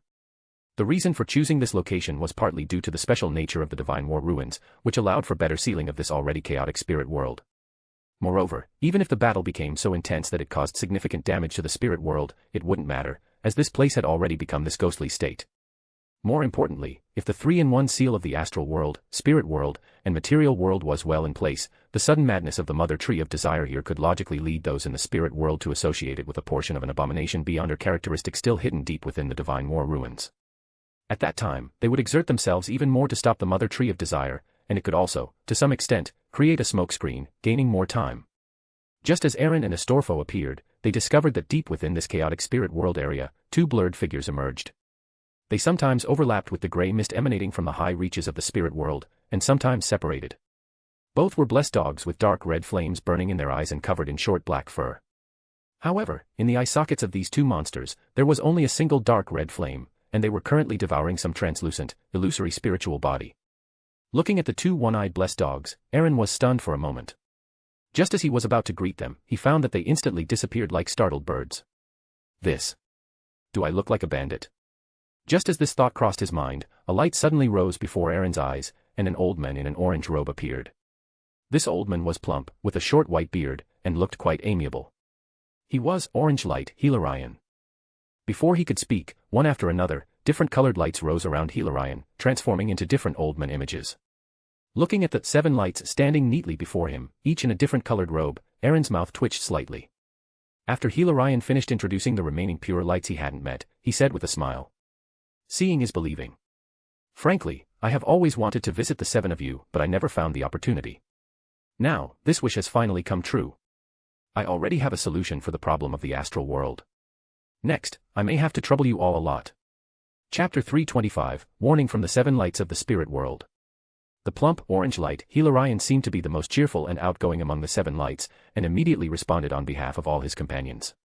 Duke Aaron, you don't need to be so polite. With the apocalypse approaching and outer gods lurking, this is what we should do. Red light Elmariah, wearing a diamond crown, nodded gravely and added. Although we still cannot confirm whether the great ruler above the spirit world has awakened, we hope that you can help that young man with Sapphira Castle's aura in the real world. Aaron was not surprised by this request. As the 7 lights of the spirit world, although their own beyonder characteristics were very high, they were also restricted by the spirit world itself. Most of their interference in the real world was achieved through avatars. In the matter of helping Klein return to the great ruler above the spirit world's throne as soon as possible, the 7 lights of the spirit world could not be too proactive, otherwise it would almost be equivalent to telling him on. This was also why Orange Light Hilarion was willing to help him and even tell him about the passage to the forsaken land of the gods deep within the abyss after detecting the aura of the nation of disorder on him and by him from the very beginning. I will keep my promise and do my best to protect him. The birth of the Lord of the Mysteries is already imminent. After making a promise in front of the 7 lights, Aaron pondered for a moment and immediately asked. I learned from Evernight Goddess that after the Night Emperor fell in the 4th epoch, his divine kingdom shattered, but several fragments still remained. One of them was obtained by God of Steam and Machinery, and as far as I know, it was eventually given to Roselle, who was then the son of Steam. Do you know the final whereabouts of that fragment? Regardless of whether this battle succeeded in the end, the 7 lights of the spirit world would definitely be watched by the 7 deities and other existences in the short term. Aaron would need to avoid contact with them for a period of time, so some questions needed to be asked now while the 7 lights were gathered. Hearing Aaron's question, a thin old man in a lemon-yellow robe with a long white beard, standing beside Red Light Elmariah, smiled and explained. Duke Aaron, you must be aware of Roselle's situation, or rather, all high-ranking individuals within the 7 Orthodox churches have such a problem. Once a pathway produces a deity, even a pope can at most reach sequence 2, but Emperor Roselle was bestowed the title of Son of Steam after he initiated the Steam Age. To show the importance of Roselle, the one who had already changed his honorific name to God of Steam and Machinery at the time bestowed that divine kingdom fragment upon him. Roselle was indeed exceptionally talented, but this was also the beginning of his tragedy. It was precisely by using that divine kingdom fragment that he avoided the gaze of the gods and us, secretly going to the moon, and was almost defenselessly contaminated by the mother goddess of depravity. Aaron raised his eyebrows, not expecting that the great emperor had actually used that divine kingdom fragment to go to the moon. However, he felt that Roselle being able to do this without anyone knowing was more likely due to Mr. Door's guidance. Thinking this, Aaron nodded slightly towards Yellow Light Weniton, who had spoken, signaling him to continue. Although this pure light had not been seen before, he was not unfamiliar with it, as Yellow Light had previously made prophecies of the apocalypse and family curses to a traveler of the Abraham family, which were recorded in the Spirit World Chronicles. Stroking his white beard, Yellow Light Weniton added in a gentle tone. The last time that divine kingdom fragment appeared was when Roselle was planning to advance to Black Emperor. Although I don't know exactly how he did it, there is no specific revelation in the spirit world, but it is certain that he used this item when he forcibly advanced to Black Emperor across pathways. But after he ascended to godhood, the relevant information in the spirit world was distorted, and even we cannot glimpse the final whereabouts of the item you are looking for. You can try asking Bernadette or Benova Gustav, you might find relevant clues. Hearing the first half of the sentence, Aaron gently shook his head. He had already been to Emerald City, and he had read all of Roselle's diaries preserved by Bernadette. Perhaps the corresponding diaries were lost, or Roselle simply didn't record it in his diaries, as Aaron hadn't found any information about the Night Emperor's divine kingdom fragment. This was why he was so surprised when he learned from Evernight Goddess that Roselle had once obtained another divine kingdom fragment. But upon hearing the name Benova Gustav, Aaron paused, realizing that he had focused too much on Bernadette and neglected Roselle's second son. Perhaps he could sound out this angel through Bernadette. Given his position in the Church of God of Steam and Machinery, he could at least know whether this item, which Roselle once held, was still within the Steam Church. If God of Steam and Machinery had not reclaimed that divine kingdom fragment, the greatest possibility was that Roselle had taken it back to that mysterious island in the Fog Sea. Aaron sighed in his heart and could only keep this matter in mind. Neither of these two possibilities was a good answer for him. The worst possibility was that it was still controlled by Roselle. If it had been before, it would have been fine, but now that he knew from Adam that the mother goddess of depravity was also coveting the nation of disorder, how could he dare to go to that island? Without the beyonder characteristic of sequence 1 or even a king of angels, it was no different from delivering a grand gift to their doorstep. As the symbol of the meditation domain, blue light Kutumi, with love and wisdom as his own traits, amiably changed the subject. Duke Aaron, sealing the spirit world requires the concerted efforts of us 7 lights, so we may not be able to help with the specific battle. Therefore, I need to remind you of some points to note. Seeing Aaron nod, the old man, whose forehead was bound with a sapphire and whose mouth was surrounded by a thick beard, continued. Your messenger should have informed you of the origin of that angel wandering in the spirit world, but it is not by us that he can resist the invasion of the mother tree of desire in the spirit world. More importantly, he himself was formed by the fusion of an ancient bane beyonder characteristic separated from the chained god and a terrifying sealed artifact. That terrifying sealed artifact was personally crafted by the ancient sun god in the third epoch using the remains of giant King Ormur. After this existence fell in the cataclysmic era, he, who was then only the god of spirit creatures, obtained that sealed artifact. Only the remaining ancient god will of Ormur can barely prevent the contamination of the mother tree of desire. Therefore, never underestimate him just because he has lost his sanity. Aaron raised his eyebrows slightly, subconsciously looking at Astolfo beside him. He had heard similar questions from his messenger, but perhaps because it was a separated imprint that recondensed in the spirit world, the memory was not complete. A sealed artifact made from the remains of giant King Ormur. Referring to the current god of combat, that likely contains the sequence 2 glory characteristic with the will of an ancient god. Recalling the exaggeratedly huge and terrifying body in the spirit world, Aaron's face twitched slightly. Similarly corresponding to glory, the city of silvers, proof of glory, protected the city-state in the land of darkness from wave after wave of monster invasions, and its defensive power was absolutely maxed out. Nodding silently to indicate that he already knew, Aaron thought for a moment and tentatively asked. Do you know how the chained god was eroded by the mother tree of desire to the point of being unable to resist? Astolfo only knew that the main body might have been eroded by the system, but he did not know the specific process. But the chained god's erosion happened 1,000 years ago, and the primordial one barrier was much stronger then than it is now. Without special circumstances, how could a king of angels be so cowardly and completely controlled? Even now, with the primordial one barrier about to break in a few decades, the more terrifying mother goddess of depravity has not dragged the sanguine into the water, only creating an artificial vampires who worship the primordial moon. Even if Lilith secretly protected them, it was enough to show that the influence between sequences alone was not enough to make the chained god fall to such a state. Looking at each other, Purple Light, Saint Germain, holding an amethyst, replied. In the cataclysmic era at the end of the third epoch, he, who was then only the god of spirit creatures, obtained the uniqueness of the chained in addition to that sealed artifact. This is also why he later changed his title to Chained God. But he never successfully accommodated that uniqueness until the end of the War of the Four Emperors and the beginning of the fifth epoch. If there is no way to accommodate the uniqueness, then before holding the ritual and advancing to sequence 0, the uniqueness is a burden rather than an aid to a sequence 1 angel. And he also had to avoid death, who dominated the southern continent at that time. This is also why the chained god was largely unknown throughout the fourth epoch. Aaron looked at Purple Light Saint Germain with some surprise. He himself knew the method of accommodating uniqueness. After the fall of the ancient sun god, the most feasible method currently was to reconcile the uniqueness into an incomplete beyonder potion and consume it with a simplified version of the deity ascension ritual. He didn't find a suitable opportunity throughout the fourth epoch, and he was also targeted by death. Aaron silently mourned for the chained god for a few seconds. Perhaps he should have asked Will Septon for some luck. I wonder if I can forcibly suppress the justiciar uniqueness by relying on the nation of disorder after I have the beyonder characteristic of a king of angels. As Aaron thought this, Purple Light Saint Germain's words did not stop there. With the beginning of the fifth epoch and the fall of death, the raging sea formed, and the chained god established the Highland Kingdom. The information we can glimpse indicates that for some unknown reason, the chained god secretly entered the abyss once for 100 years, and when he reappeared, he had successfully accommodated the uniqueness. But in less than 100 years, the abomination Saya was born. Now it seems that the trip to the abyss was more like a carefully prepared trap. We speculate that there was a problem when the chained god went to the abyss to try and accommodate the uniqueness, and the mother tree of desire seized the opportunity, thus completing the erosion relatively easily. Looking at Astolfo, who stood silently beside him, Aaron sighed, unsure how to comment, and also understood why the philosophy of the hedonists had such a high similarity with the devil pathway. He then asked with some interest. Then do you know the chain's deity ascension ritual? Orange Light Hilarion took over the conversation and responded in a calm tone. This knowledge has corresponding mysticism attached to it and is not in the spirit world, but from our observations, the chains ritual should be closely related to binding madness and suppressing desire. Nodding, Aaron ended the topic. Knowing the information warned by the 7 lights of the spirit world, he should also make some preparations. Raging Sea, Dilius Island, Port Area. Night had already fallen, and the previous storm had quietly receded, with crimson moonlight shining through the thick clouds. Daily Simone, wearing a spirit medium robe and with blue eyeshadow and blush, walked aimlessly on the street, attracting a lot of attention. As one of the outposts of the safe passage, most of the people on Dilius Island, apart from the natives, were ruthless individuals eager to venture into the southern continent. Even though Daily's attire was somewhat peculiar, many people were still eager to make a move. However, just as they were about to take action, several translucent, eerie faces with a greenish glow would reflect in their pupils, and a chill far more biting than the sea breeze would emerge in their hearts.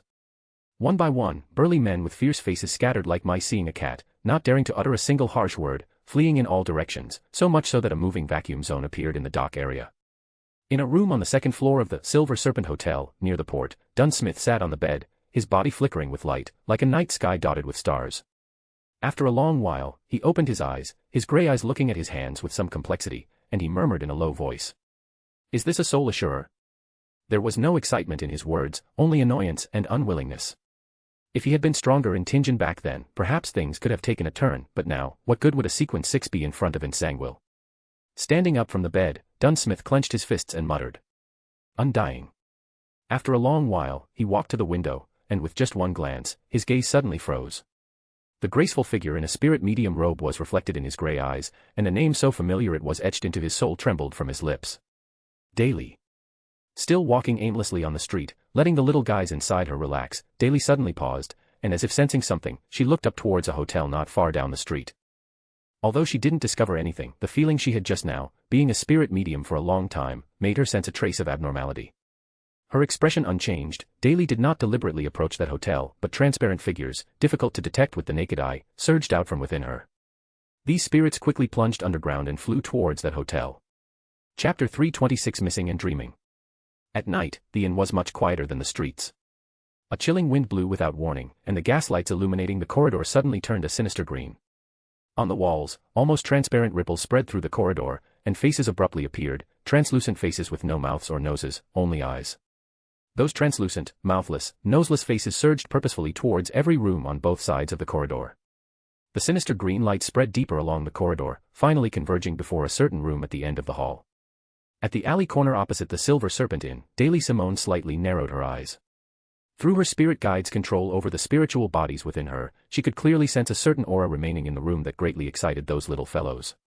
Without hesitation, she manipulated the spiritual bodies to surge into the room. From the shared perspective, there was nothing else of value in the room except for the slightly wrinkled bedsheets, which proved that someone had indeed stayed there. Frowning slightly, Daily Simone was about to conduct a more detailed inspection when a cacophony of sound suddenly reached her ears, making her instinctively look towards the harbor. Under the dim crimson moonlight, a massive black and red ship emerged. The entire hull was enveloped in sinister green ghost flames, which flickered and refracted various colors, each seemingly corresponding to the different desires of the beholder. A bizarre altar was set up on the ship's enormous deck. Gruesome, bloody human heads, organs, limbs, and blood moved on their own without wind, piling up layer upon layer and appearing as if they were melting candles. They formed a short tree of flesh and blood, its surface uneven, like the shell of a walnut. Thump. Thump. Thump. Inside the tree of flesh and blood, a heart seemed to be beating, strong and powerful. Even from a great distance, that thumping sound seemed to echo in her mind. Daily Simone grunted, her eyes subtly tinged with a bloody hue, and evil thoughts continuously sprouted within her. As a veteran Red Glove who had experienced numerous missions in the southern continent, Daily Simone immediately sat down to calm her mind, meditating cross-legged.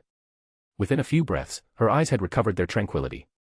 The astonished crowd watching in the harbor district, however, did not react as intensely as Daily, as if that thumping sound, which permeated spiritual bodies, only affected beyonders closely related to the spirit world and spiritual bodies, such as spirit guides. Looking at the bizarre ship, which seemed to have merely passed by the Dili News Island and was gradually moving away, Daily Simone recalled certain records from the telegram and murmured in a low voice.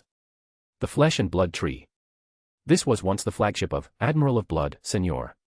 After this great pirate was killed by Duke Aaron in Byam, it had been taken over by the new pirate king, King of Blood Moon, and became his new flagship. Daily Simone withdrew her gaze from the direction the flesh and blood tree was departing, and upon resharing her vision, she found that the residual aura in the room had completely dissipated. She did not continue her investigation. Daily left only one spiritual body to observe whether anyone would return to the room, then departed back to the airship. She had to quickly report the news of the King of Blood Moon's appearance nearby to Lord Crest Sessima. In the dark corner of the Silver Serpent Inn's back alley, a black briefcase lay on the ground. Dunsmith supported himself with his hand and slowly rose from the ground. He hadn't expected Daly's spiritual perception to be so keen now. Even though he had withdrawn his gaze in time, he was still discovered. Inside the room, the residual aura from consuming the Sequence 6 Soul Assurer potion also attracted those spiritual bodies. Fortunately, at the crucial moment, the appearance of the flesh and blood tree disrupted Daly's investigation, otherwise he, hiding in the Silver Serpent Inn's back alley, would certainly have been discovered. As the prerequisite for Spirit Warlock, Soul Assurer also possessed a considerable degree of control over spirits, and naturally heard the terrifying thumping sound from the flesh and blood tree. Although both were Sequence 6, Dunsmith, who had just advanced and hadn't yet managed to restrain his spirituality, was more greatly affected. Taking a deep breath, Dunsmith emanated a faint glow, like a night sky adorned with stars, soothing the agitated natural spirits around him, restoring them to a calmer state, and simultaneously erasing his own traces. After completing all this, he paused for a moment, pressed down on the brim of his black top hat, and walked without hesitation towards the deeper darkness. He was a vengeful person who had lost everything, having no right and unable to stand before Daly again. That would only bring disaster. Townsend Street, at the border of Empress Borough and West Borough in Backlund. Klein stood in a dark, quiet alley. Even without looking up, he could see the layers of magnificent palaces and tall Gothic bell towers in the distance.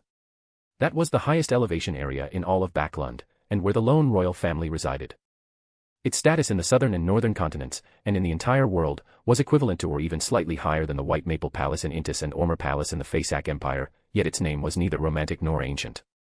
It was called Soderlak Palace, and in ancient Fasak, that word meant balance. Klein curled his lips, withdrew his gaze from the famous Clock of Order, and looked towards the other side of the alley. From the shadows where the gas streetlights could not reach, a figure slowly emerged, wearing a golden shell mask that revealed the lower half of his face. After observing in secret for a long time, and after divination confirmed there was no danger, Klein stepped out of his hiding place and walked towards the men with the golden mask. The golden masked man from Military Intelligence 9 was still wearing a black tailcoat. His light brown eyes swept over Klein as he approached and said, "What happened again?" Listening to the somewhat resentful tone, Klein was first taken aback. Logically speaking, the information he provided last time, if not a great achievement, at least demonstrated his role as an excellent detective. Could it be that there were further developments regarding the Aurora Order that he didn't know about? With that thought flashing through his mind, Klein solemnly repeated what he had told Caspus at the Braves bar, the only difference being that this time he emphasized the intervention of the Punishers and his own worries. "You've gotten into trouble, so you hope to use the background of Military Intelligence 9 to avoid being arbitrarily handled by those hot-tempered brutes." The Golden Masked Man instantly understood what Klein's words implied. "From the moment you joined Military Intelligence 9, even if you are only a peripheral member now, we will guarantee your basic rights." His words were decisive, but he immediately added, "The premise is that you are truly unrelated to this matter." After contacting his superior from Military Intelligence 9, Klein glanced at the already dim sky, stepped onto the street outside, and took the last public carriage back to 15 Minsk Street. Klein's expression paused slightly as he paid the fare and stepped off the carriage, noticing a figure pacing anxiously at his doorstep. Using his enhanced vision, he recognized the tall, thin Dr. Allen, wearing gold-rimmed glasses. His heart suddenly skipped a beat, and a phrase unconsciously surfaced in Klein's mind: something abnormal must be demonic. Gritting his teeth, Klein walked up, deliberately making his footsteps more audible to avoid startling Dr. Allen, who had just experienced the Talum incident that morning. He asked with some confusion, "Dr. Allen, what brings you here so late?" Hearing Klein's voice, Dr. Allen, who had been pacing and muttering softly, finally looked up and said eagerly, "Sherlock, you're finally back." Then he looked around furtively and lowered his voice. "You're a famous great detective now, you must know a lot of people, right?" "Ah, I guess so." Klein didn't understand what the other party meant, so he just gave a perfunctory reply.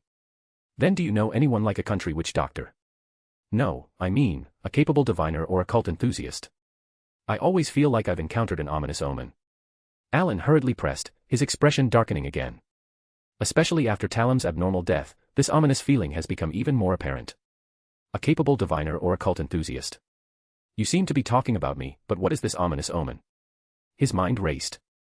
Klein opened the door, invited Dr. Allen into the room, brewed 2 cups of Earl Grey tea, and asked gently, Alan, tell me in detail, what have you encountered that makes you feel it's an ominous omen?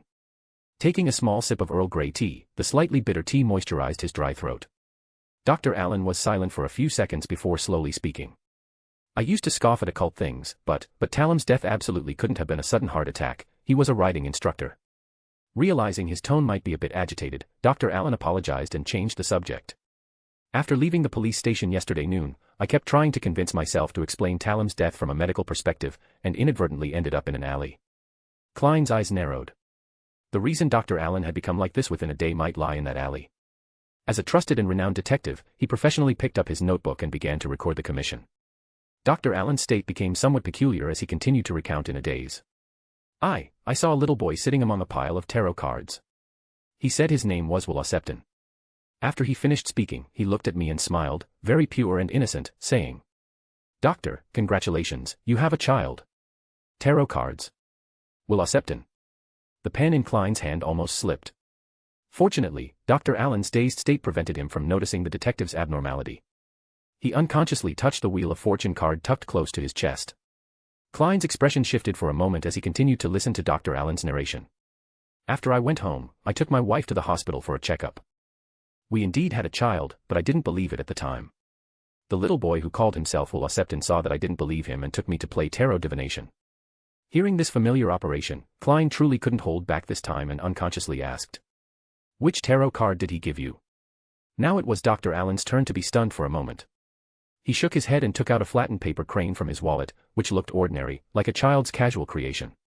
"He didn't give me a tarot card. He only divined many secrets that only I knew, but after I believed him, he refused to take money and instead gave me a paper crane." Hearing this treatment, which was quite different from his own, Klein quietly activated his spirit vision, carefully scrutinizing this doctor he had known for a long time, wanting to discern some difference. Feeling somewhat uncomfortable under Klein's gaze, Allen still continued. "From yesterday night until tonight, I've been having the same nightmare. I dreamed of that child, Septon." Klein's face twitched slightly. Dream interpretation was his specialty, even more so than deduction, but when it involved that old monster who had lived for who knows how long, he wasn't so confident. Before Klein could speak, Allen reminisced to himself. "I can't remember the specific details and process of the nightmare anymore. What I remember most vividly is a tall, dark, pointed tower, with a silver-white giant snake coiled around it. It was slowly wriggling, looking at me with cold, emotionless red eyes. Sherlock, what's your advice? Or, do you know any experts in the field of the occult? A silver-white giant snake. A dark, tall tower." Klein took a sip of red tea, and under Allen's expectant gaze, he pondered before speaking. "My advice is to go to the church of the deity you believe in, describe what you've recently encountered to the bishop, and then ask him if there's a solution. Allen, I remember you are a follower of the Evernight goddess, right?" Scratching his hair, Allen didn't agree with Detective Moriarty's suggestion and mumbled softly. "But I went to the church this morning to pray to the goddess, attend mass, and donate money and items, but it didn't work. I still had that nightmare tonight, otherwise I wouldn't have come to find you in the middle of the night." Klein subtly averted his gaze from the paper crane, put away his notebook, and suggested, "You should be able to try to meet a higher-ranking bishop through the charity clinic. They might have more effective solutions there." Looking at Dr. Allen, who was lost in his own confusion, Klein finally added in his mind, "More accurately, those higher-ranking bishops will convey your matter to the Nighthawks, and they will then notice the abnormality about you." Outside the Sonia Sea Safe Passage, the battlefield of gods. Aaron quietly gazed at the boundless ocean burning with golden flames. This was the outermost periphery of the battlefield of gods, where the residual divine power was relatively sparse. He had just cleared the surrounding islands. His judgment domain was somewhat suppressed here, but perhaps due to the integration of Night Emperor's Divine Kingdom fragment, which elevated its essence, it could still envelop part of the outer areas under full support. With the unique nature of the battlefield of gods itself, it was enough to minimize the impact on the real world.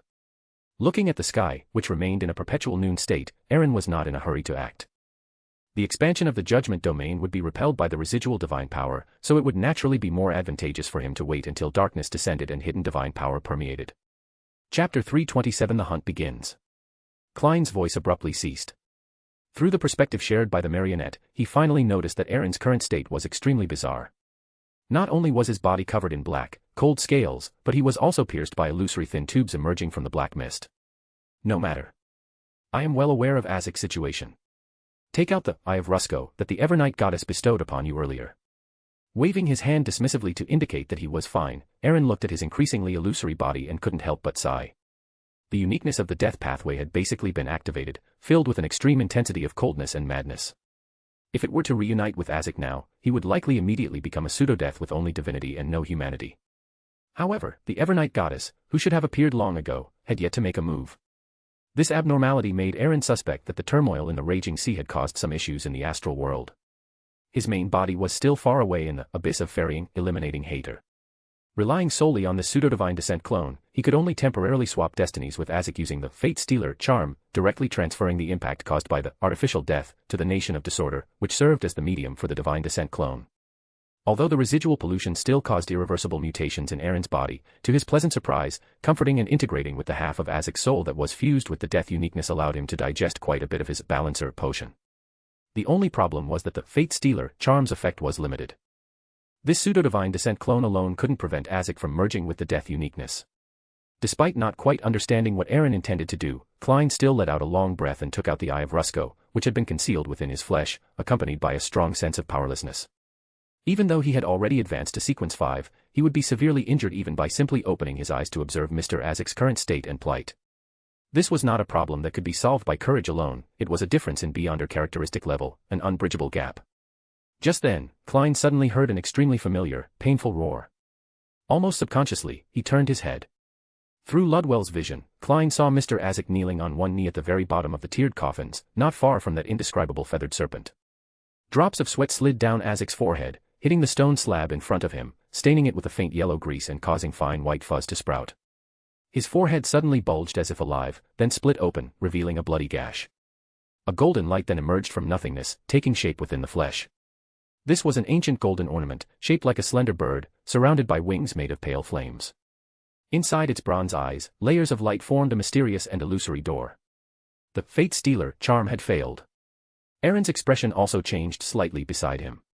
He cursed under his breath, somewhat suspecting that the dice of probability, sealed within the Nation of Disorder, had taken the opportunity to affect him with its terrifying misfortune.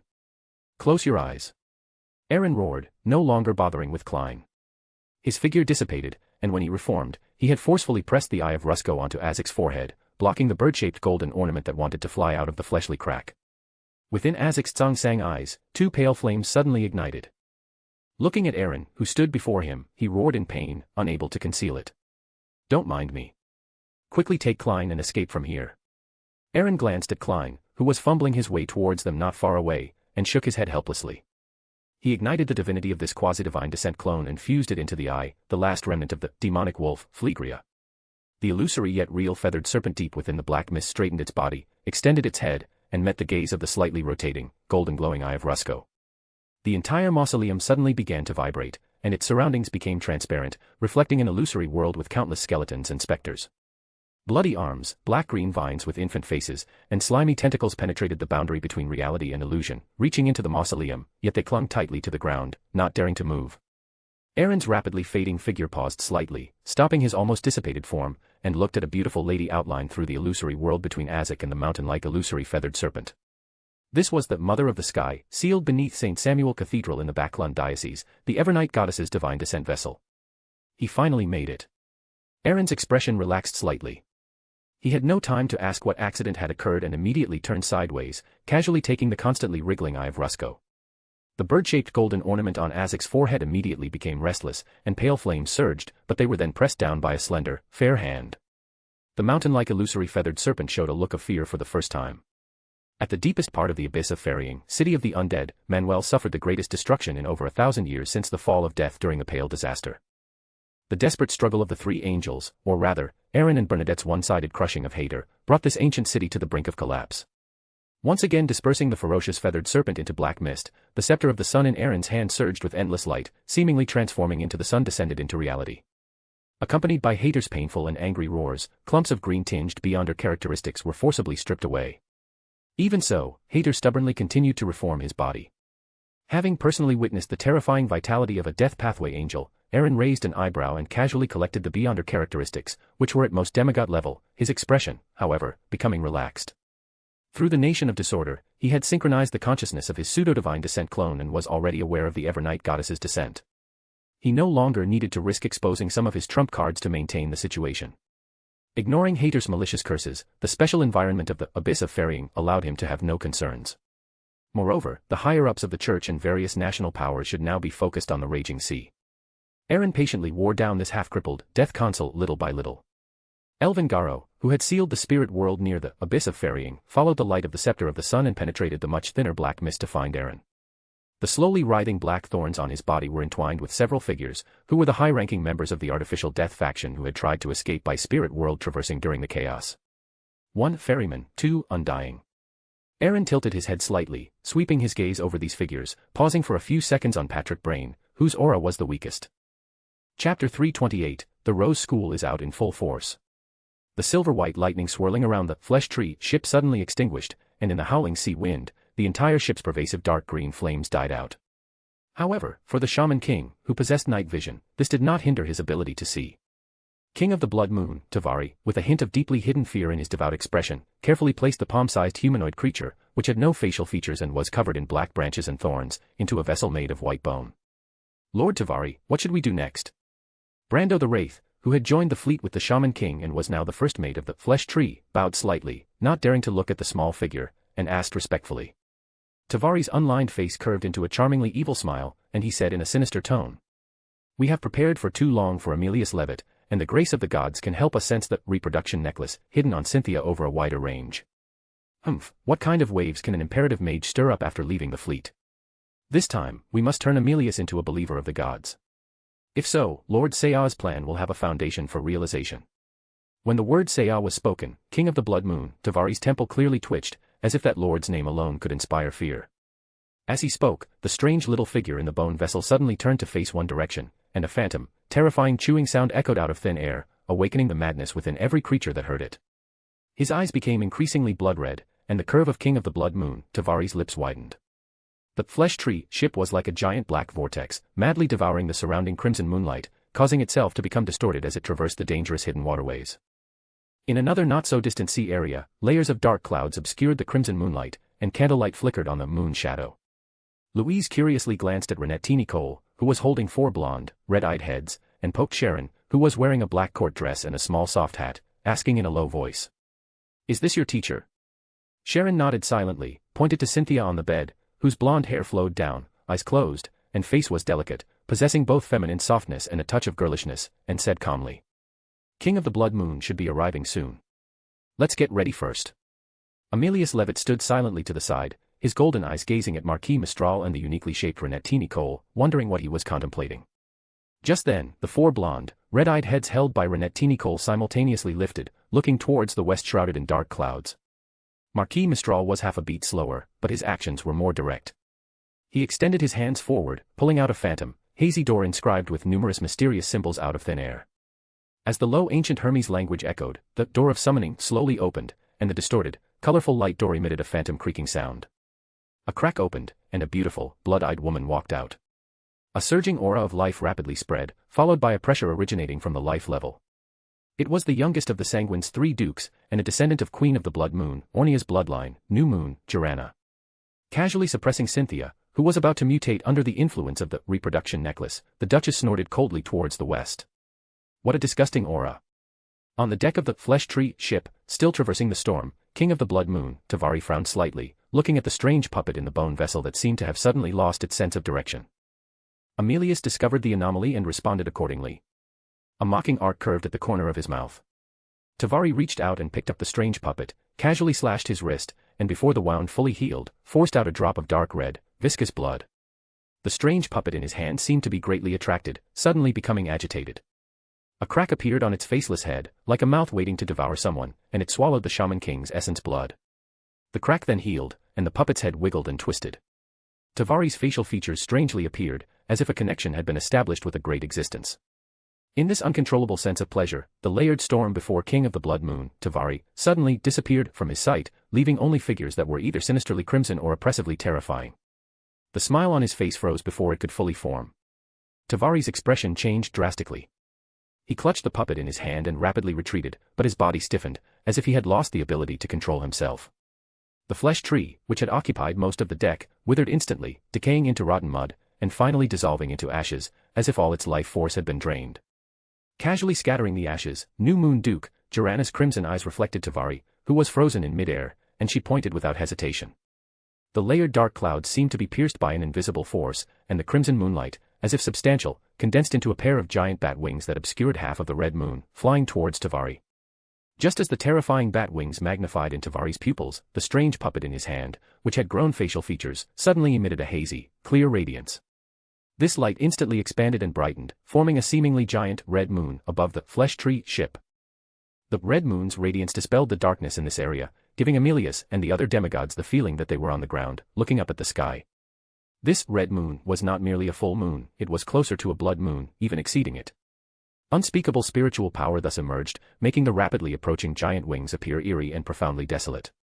Even Emilius, who knew the strangeness of the Rose school of thought and had forcefully suppressed his inner desires with an imperative beforehand, could still feel his inner malice expanding and an unimaginable change brewing within his body. Not to mention Louise and Marquis Mistral, who were already on the moon pathway, as the authority of the moon itself included reproduction and fertility. At the same time, on the giant bat wings that obscured the surroundings and created darkness, countless white fine hairs grew densely, appearing exceptionally horrifying. New Moon Duke, Joranna, snorted coldly, changing her point to a grasp. The giant bat wings covering the sky rippled with faint light, and all the white fine hairs fell off. Louise's slightly bulging belly also shrank back. In these few short seconds, Tavari's clothes suddenly disintegrated, revealing his chest and abdomen. There seemed to be an even stranger face embedded there, as if it had grown out of the Shaman King's body and was connected to his internal organs. Its eyes and mouth were like crescent moons, exuding an unspeakable strangeness in the moonlight. As the red moon rose, this strange face was dyed a vivid red, as if soaked in blood. It then visibly softened, turning into a pool of still wriggling bloody mud, covering the puppet along Tavari's arm, and an even more terrifying aura emerged. Tavari, freed from the puppet's control, ignored the large hole in his chest. This was not a particularly serious injury for a Shaman King. His figure instantly disintegrated into pieces of red scales, dissipating from his original spot, and rapidly reassembled in the distance. From the mud that had swallowed the puppet, two hands emerged, whose mere aura made people tremble. They were lusterless and lacked texture, like the shoddiest of puppets. Black, sticky liquid flowed on the surface of the hands, entwined with black thorns, and they struck away Renette Tinikal's spreading golden hair. This is another angel of the Rose school of thought, king of curses, Balanka. Louise, standing behind her grandfather Marquis Mistral, endured the stinging in her eyes, recalling the intelligence Sharon had provided before the operation. This second-in-command of the Rose school of thought, a sequence to existence, had descended from afar by leveraging prior arrangements on Tavari. The evil aura instantly caused the Rose school of thought members and their dependents on the flesh tree ship to either die directly, mutate, or madly attack their own people, with no one spared except Shaman King Tavari. Unexpectedly, this angel reacted so quickly. Knowing that staying here would only be a hindrance, Louise quickly abandoned her original plan, unhesitatingly grabbed Emilius Levitt, and followed him to quickly leave the battlefield and return to the moon shadow. This was also what Emilius Levitt and Aaron had agreed upon earlier. If an existence beyond a demigod appeared, he had the right to leave the battlefield, as his function as a decoy had already been perfectly fulfilled. Meanwhile, the battle in a certain chaotic spirit world area had become increasingly fierce. The angel's massive body, covered in yellowish-green liquid, was already full of scorch marks, and the giant greatsword, shimmering with orange-red light, that he had condensed in his hand had already shattered. Aaron's face was somewhat pale as he held the sun-chasing scepter. Even with the blessing of the nation of disorder and the sublimation of the judgment domain itself, his imperative could already affect angel-level existences. But ultimately, his spiritual strength was only slightly higher than that of a typical Sequence 3, far from reaching the angel level. Furthermore, he also had to maintain Miss Ariana's historical void image and the judgment domain, leaving him barely enough spiritual burden to maintain a single imperative. Considering the residual influence of the mother tree of desire, Aaron dared not use methods similar to a full moon to restore his spirituality, so he could only continuously borrow false spirituality from his past self through the ring of secrecy. Pale Zoroast, whose hair had turned completely white and was neatly combed back, stole the angel's ability to condense the twilight greatsword with a helpless expression. Every time Aaron sought him out, it was never an easy task. Although his current body was not his true body, its essence was extremely high. It was a Worm of Time clone that Aaron had specifically sought in Backlund after obtaining the only Grade 0 sealed artifact of the East Tak family, the Crown of Stars. As a neighboring pathway, the Crown of Stars' own authority, combined with the yesterday's reappearance charm, meant that even as a clone, Pale Zoroast at this moment had already surpassed ordinary Sequence 2 angels. Besieged by several angels and a Grade 0 sealed artifact, coupled with Astolfo's interference with the main body, this angelic body, which had already fallen into madness and chaos, was at an absolute disadvantage despite possessing the characteristics of a glory. Just then, the terrifying single eye at the top of the giant's greenish-black head, wrapped and entwined by evil vines, seemed to reach a critical point in its mad and violent aura. An extremely frantic roar echoed in the ears of all living beings in this spirit world area. This was the remaining madness, anger, and hatred of the former giant king, Ormer, before his death. Aaron's mind, impacted by this terrifying will, suddenly went blank. He temporarily lost all thoughts, and Ariana's historical void image disappeared as the summoning was lost. Without the hidden shielding, the Cyclops' chest suddenly turned crimson, like a red curtain, and a strange scene then emerged. At the core of that scene was a mummy wrapped in yellowing bandages. It was pierced by countless brownish-black branches and suspended in midair. Its belly was highly distended, and sometimes a certain part would bulge and then deflate, as if it were gestating new life. The mummy's mouth opened and closed, constantly screaming. Although Aaron, who had just recovered, could not hear the actual sound, a pain still resonated within his body and soul, making him gradually bear the mummy's suffering. The bound god. Enduring the pain coming from the depths of his spirit body, Aaron's eyes turned slightly cold. The mother tree of desire could not infiltrate too much power into reality. If one wished to pray to her and receive feedback at the angel level, a large ritual was required. After 1,000 years of erosion and assimilation, although there was interference from Giant King, Ormer's remaining will, that was ultimately a rootless duckweed. This body had essentially been assimilated into a ritual altar that could be activated at any time. However, there was also a certain difference and essential gap between the influence directly exerted by the mother tree of desire and the gaze she bestowed through the bound god. The illusory, scaleless snake, previously hidden in the void and never participating in the battle, its body flowing with strange circular patterns, quietly appeared. A shimmering river enveloped this spirit world area. The solidified projection of the bound god slowly etherealized, transforming back into a red curtain, hanging solitarily on the Cyclops' chest, like an protruding heart. Snake of Fate, restart. Looking at the concentrated pollution from the mother tree of desire, formed by the ritual, Aaron's eyes suddenly blazed, but before he could act, a wriggling mass of flesh covered in black viscous liquid brutally tore through this spirit world, forcing its way in.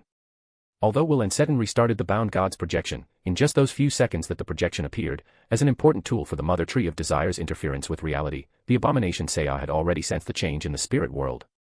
Chapter 329 The Wrath of the Mother Tree of Desire. The wriggling mass of flesh, covered in sticky black liquid, absorbed the surrounding yellowish-green fluid. As the flesh writhed, it transformed into a gigantic tree that looked as if it had been doused in oil, its spreading branches made of numerous arms protruding with strange things. On the trunk, on the surface of the viscous black liquid, countless bloodshot black and white eyeballs rolled around, and ear-piercing roars that directly attacked the spirit body swept outwards. Aaron's rationality was instantly cleared. The terrifying deformation curse seemed to penetrate the judgment domain, causing his body to subtly deform until a colossal, ancient, mottled phantom of a clock enveloped him. In that instant, dozens to hundreds of arms rapidly extended outwards. Some spread upwards, obscuring the 7 clear lights hanging high in the spirit world, while more converged from all directions, wrapping around the weak giant's body like tentacles. The massive phantom of a clock that had originally enveloped Aaron occasionally expanded, and the flow of time in this area seemed to become incredibly slow. The swarming tentacles, which looked as if they were trying to weave a black giant cocoon, also became sluggish. By the time the black giant cocoon fully closed, the giant, whose body was originally broken and whose aura was weak, dissipated like a bubble, replaced by a helpless pale Zoroast. Before being possessed by the enraged abomination, Sar, and turning into a true rag doll, a silver-black jewelry box inlaid with various gems appeared in pale Zoroast's hand. Then, he unhesitatingly opened its second layer. Box of the Outer Deity. The second layer of this sealed artifact, a Grade 0 sealed artifact that Aaron had obtained in Tinjin, could transfer living beings within its range to a specific scene it had recorded. Even though this was only an ability recreated using the Crown of Stars, apart from the third layer being unusable or unopenable, under Pale Zoroast's control, it was almost identical to the original. The 3-layered jewelry box, with a silver-black base inlaid with various gems, was quickly opened, revealing the scene inside the second layer. It was a pitch-black space, even the surrounding barriers seemed to merge into it, giving a sense of endlessness and bottomlessness. Moments later, countless glittering points of light illuminated the pitch blackness, as if it had transformed into a miniature cosmos, a miniature universe. These dazzling points of light rotated rapidly, causing the surrounding scene to change multiple times within a second. As early as before the hunt began, Aaron had discussed the worst-case scenario with Pale Zoroast, failing to quickly deal with the true body of their messenger, allowing the remaining Mother Tree of Desire's corruption to successfully connect with the abomination, Sar. Unlike the Mother Tree of Desire, which was isolated outside the Primordial One's barrier, the abomination, Sar, had sufficient ability to tear through the isolation Aaron had created and directly descend into the corresponding area. Aaron's plan was to use the recreated Box of the Outer Deity to transfer all of the descending abomination, Sar, and remove him from the battle. This would mainly create 3 problems. The most important and crucial one was that even if Sar were transferred, this abomination could quickly return to the battlefield by sensing it, and this time difference would not be enough for Eren to completely end the battle. Therefore, Sar needed to be transferred to a place that could pose a threat to him, or at the very least, could tie him down. The second problem arising from this was that the second layer of the box of the outer deity had randomness. It could only release a specific scene in a few instances. In most cases, the chosen location would inevitably undergo a mutation. Therefore, as the holder of this terrifying sealed artifact, although Eren had recorded several locations in the second layer of the box of the outer deity, he did not know what would happen when it was actually opened and used. This was also the last problem with using the box of the outer deity, as the user, no matter how large the area encompassed by the box of the outer deity, they would also be affected by it and be teleported to an unknown place. Ultimately, Eren rejected the idea of Elven Gallo making a move. High-sequence beyonders of the same pathway always had a particular restraint over lower-sequence beyonders, and could even exert some influence from a distance. The previous reign at Tyne-Kur and the former God of the Bound were very typical examples. Instead, Pale Zoroast, the old man, did not have much objection. After all, this was just a worm of time he had entrusted to the Crown of Stars. No matter where the box of the outer deity took him, it could not substantially harm his true body. The only thing Eren needed to worry about was that the randomly selected scene by the box of the outer deity should not be the cosmos. In that case, he would likely lose the Crown of Stars, and this required the protection of destiny. Unlike Eren, who cleverly used the Nation of Disorder to advance his sequence, Pale Zoroast, a true Sequence 1 angel, although his spirituality was also affected by the abomination, Sar's aura, and solidified quite a bit. However, it could not truly bind his body and soul. His vast spirituality surged into the box of the outer deity, maintaining its open state. Sensing the danger, Sar no longer cared about his anger. He abruptly inserted multiple pitch-black arms into the surrounding spirit world, causing the nearby chaotic area to suddenly boil and become covered in sticky black liquid. This continued to spread into the distance, eroding the void upwards, interfering with the overlap of reality and the spirit world, but it was already too late to stop it. In a blink of an eye, the scene within the second layer of the box of the outer deity changed, presenting a city enveloped in grayish-white mist, with a dark, illusory river vaguely appearing within the mist. The sudden change occurred within a few instants. Sar hadn't even had time to pray to the Mother Tree of Desire before he was teleported to Calderon by the box of the outer deity. This city of the dead had undergone a terrifying mutation after Eren left. The grayish-white mist that had originally only permeated the depths of Calderon had spread outwards, completely enveloping this city of the dead, with the echoing sound of illusory, undulating water. The recreated box of the outer deity, in Pale Zoroast's hand, whose figure had just solidified, had already disappeared. But he still raised his arm, and the black tentacles that had originally collapsed inwards, intending to crush himself into dust, strangely changed direction, reaching towards Calderon, which was enveloped in grayish-white mist.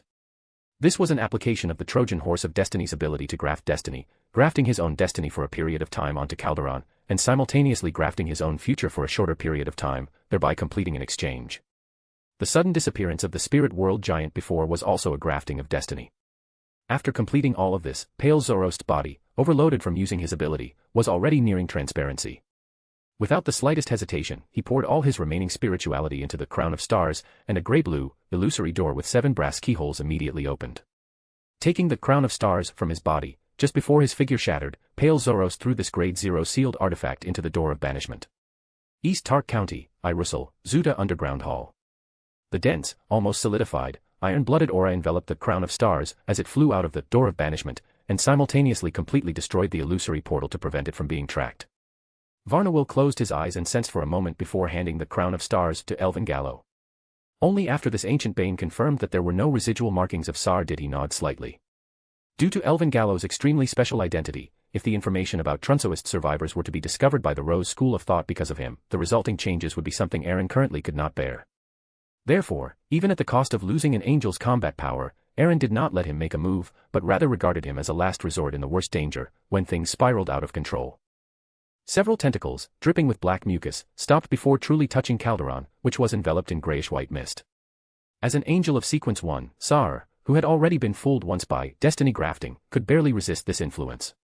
But what he didn't know was that the hidden dangers in Calderon had been completely triggered by Eren some time ago. Even without a direct attack, the undisguised tyrannical aura of the Sequence 1 abomination had already attracted the attention of certain existences. Just as Sar retracted his tentacles and prepared to return, the dense grayish-white mist suddenly split open, and a massive shadow appeared in the swaying illusory river water. It was a gigantic bird completely submerged in a tributary of the river of eternal darkness, suspended in the water, its body covered in feathers woven from pale flames and mysterious patterns. Even though it had been largely dissolved by the river of eternal darkness, revealing parts of its pitch-black, rotting skin oozing yellowish pus, the giant bird's eyes still seemed to be cast from bronze, containing layers of illusory doors. It was the undying bird ancestor, Gregory. The ancient death who opened the underworld. In Gregory's eyes, bronze light burst forth, instantly enveloping the abomination, Sar, who wanted to withdraw, seemingly wanting to drag him into the dark river water. Within the increasingly fragmented spirit world space, after Pale Zoroast and Sar disappeared simultaneously, Aaron endured his still stinging spirit body and took out a strange wolf-headed, snake-bodied sculpture. Illusory, layered darkness surged out, causing a colorless drop of liquid, carrying a strong aura of eternal stillness, to fall towards Astolfo's still struggling, true body. This was a drop of river of eternal darkness water that Aaron had prayed to the Evernight goddess for in advance. This drop of liquid fell extremely fast, accurately landing on the red curtain on Astolfo's true body's chest, on the solitary, protruding heart hanging there. Having lost Destiny Restart, the Mother Tree of Desire's aura, which had been growing little by little, immediately receded, losing its fluctuations, as if it had fallen into eternal sleep. Astolfo, who had been lingering around, did not hesitate at all. He seized the opportunity to actively merge into this massive body. In the single eye on the greenish-black giant's head, clarity and madness alternated. With Aaron's full assistance, who was in charge of the Nation of Disorder, this massive body trembled slightly and pulled a gigantic long sword from the void. The surface of this long sword was covered in orange-red light, emitting an aura of Twilight's arrival and the decay of all things.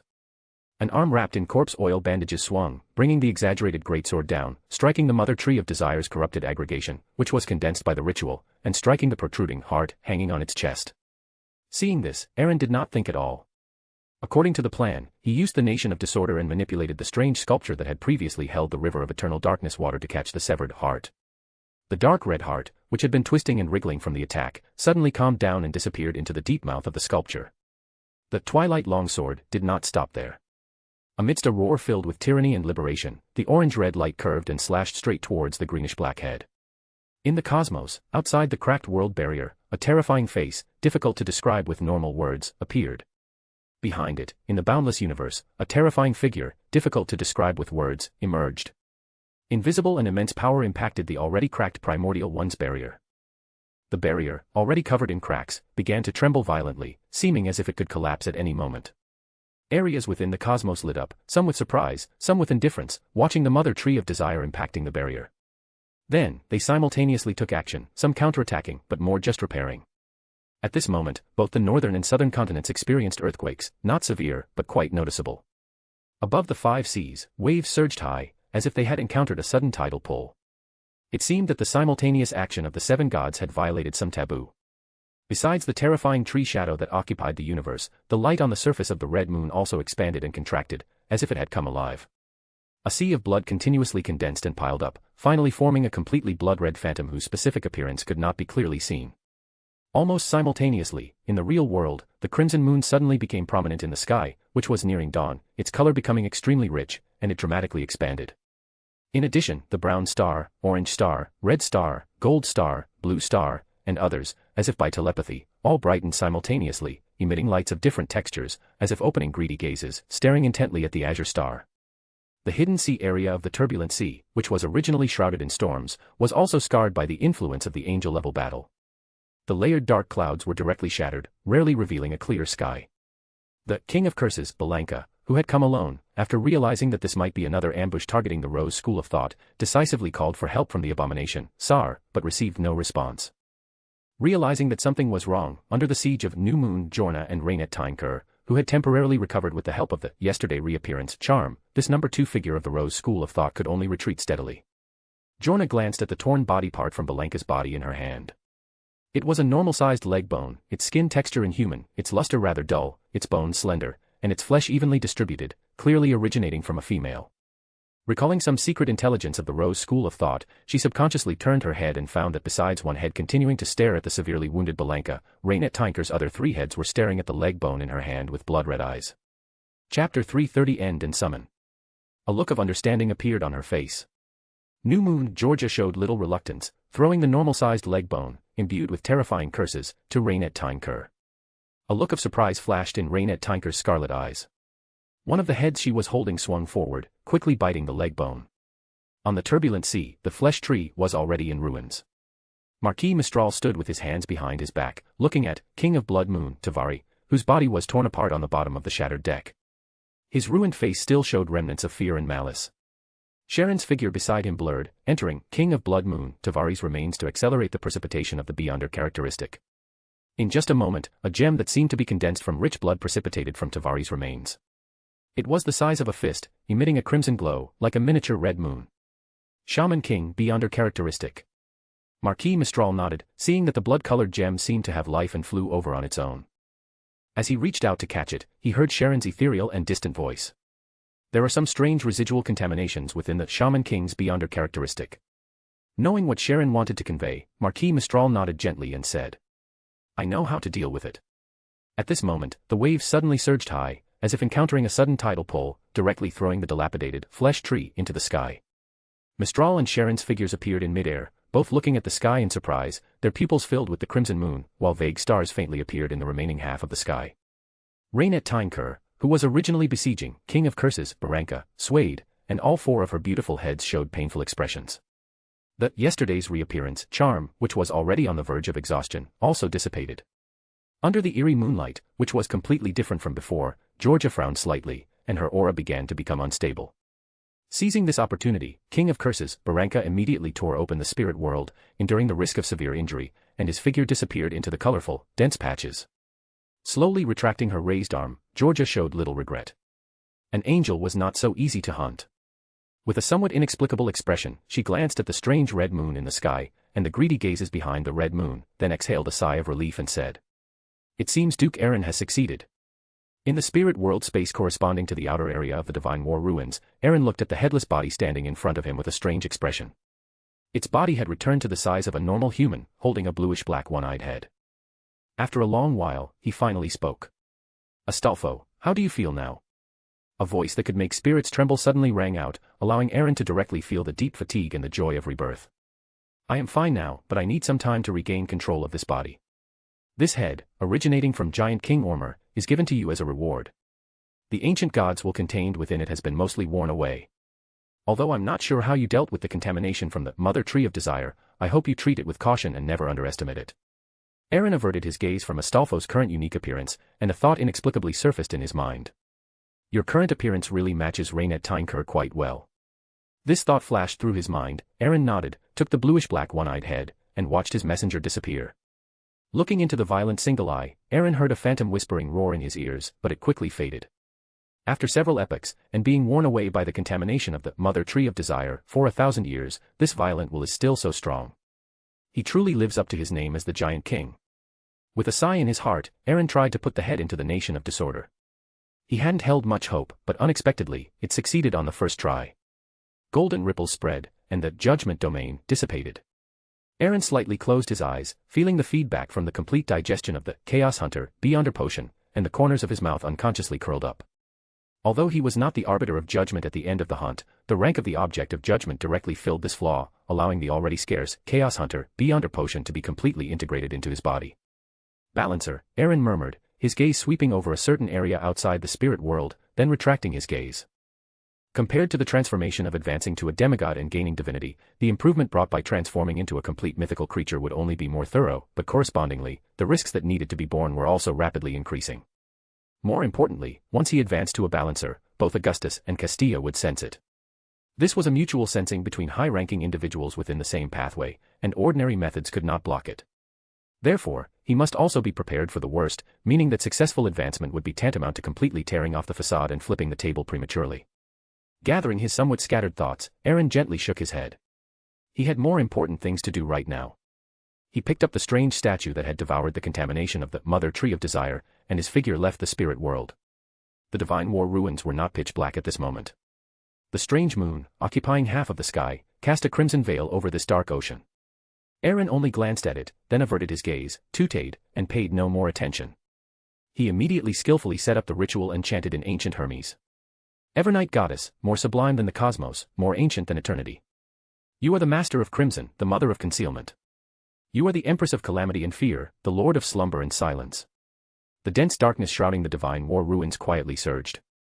Feeling this change, Aaron breathed a sigh of relief, then switched to normal Loanese and respectfully said, Goddess, the holy relic you bestowed has devoured the contamination from the Mother Tree of Desire, and consumed a drop of the river of eternal darkness. Furthermore, I used the outer deity box to teleport the abomination, Saya, to Calderon City. I am somewhat concerned that it might cause greater unforeseen circumstances. After a brief report, Aaron cautiously expressed his concerns. The last time he entered Calderon City, it had already caused a disturbance in the River of Eternal Darkness, and he almost clashed with the 2 previous deaths. Moreover, when he left Calderon City, he almost fought with Hadel, the former Archbishop of the Death Pathway. Amidst the dark and tranquil darkness, a deep black gate inlaid with numerous starlight appeared. The strange statue that Aaron had placed in the center of the altar moved without wind, slowly drifting into the deeper world behind the gate. During this process, Aaron did not receive any revelation, but this feedback itself indicated an attitude, which was that the worst-case scenario had not occurred, Adam had indeed fulfilled his promise, and the changes in Calderon were within the Evernight goddess's acceptable range. Just as Aaron was about to end the ritual, the deep darkness around him suddenly enveloped him. A moment later, he looked at the wisps of black gas emanating from his body and shook his head, sighing. I was unknowingly cursed by an abomination, but it might also be the doing of the bound god's projection. To think it could achieve this much in such a short time. My true vision didn't even detect it. Perhaps only when I return to the nation of disorder will the Sapphira's self-purification ability make me realize this. If this were any saint without divine favor, they would probably die suddenly after feeling safe. After dealing with the most urgent matters at hand, Aaron did not linger in this place. With the strength of the abomination, Saya, combined with the projection of the bound god, getting rid of Calderon was only a matter of time. He was not sure if this enraged abomination would revisit the place then. If they happened to run into each other, it would truly be a case of enemies meeting with burning eyes. Backlund, at the intersection of West Borough and Empress Borough, a core and livable location in Backlund, where a large number of nobles resided, and William Street was closer to Empress Borough. Klein reluctantly spent a hefty £70 to repurchase a set of high-end clothing to make himself look more presentable and not too conspicuous in this area frequented by nobles. Taking a sip of Sania blood wine, Klein flipped through the information he had gathered from his investigations this morning, his expression somewhat solemn.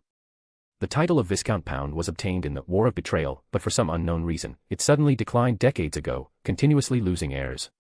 A few years ago, Raft Pound, who had already been demoted to Baronet Pound, sold his ancestral home to Duke Aaron, who was then only a baronet. Klein looked at the clearly recorded information on the table, his expression a bit conflicted. Ever since he saw Ince Zangwill in the scene shown by Rhodes, he had clung to this sole clue like a drowning man grasping at a straw, unwilling to give up. But he never expected that the only place Ince Zangwill appeared was now the property of Mr. Emperor.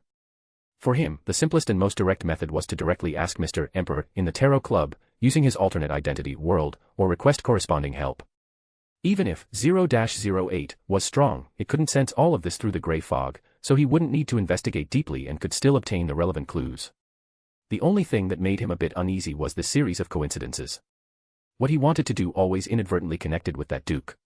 Moreover, he didn't know why Ince Zangwill appeared on William Street at that time. Due to the lack of useful information, Klein could only sigh and put away the papers on the table, planning to first find Baronet Pound to understand the situation. Pulling down his hat brim, Klein left the luxuriously decorated restaurant and took a carriage back to 15 Minsk Street, only to his surprise find another carriage parked in front of his door. Its exterior was dark and solid, with curtains on the inside of the windows, clearly not an ordinary vehicle.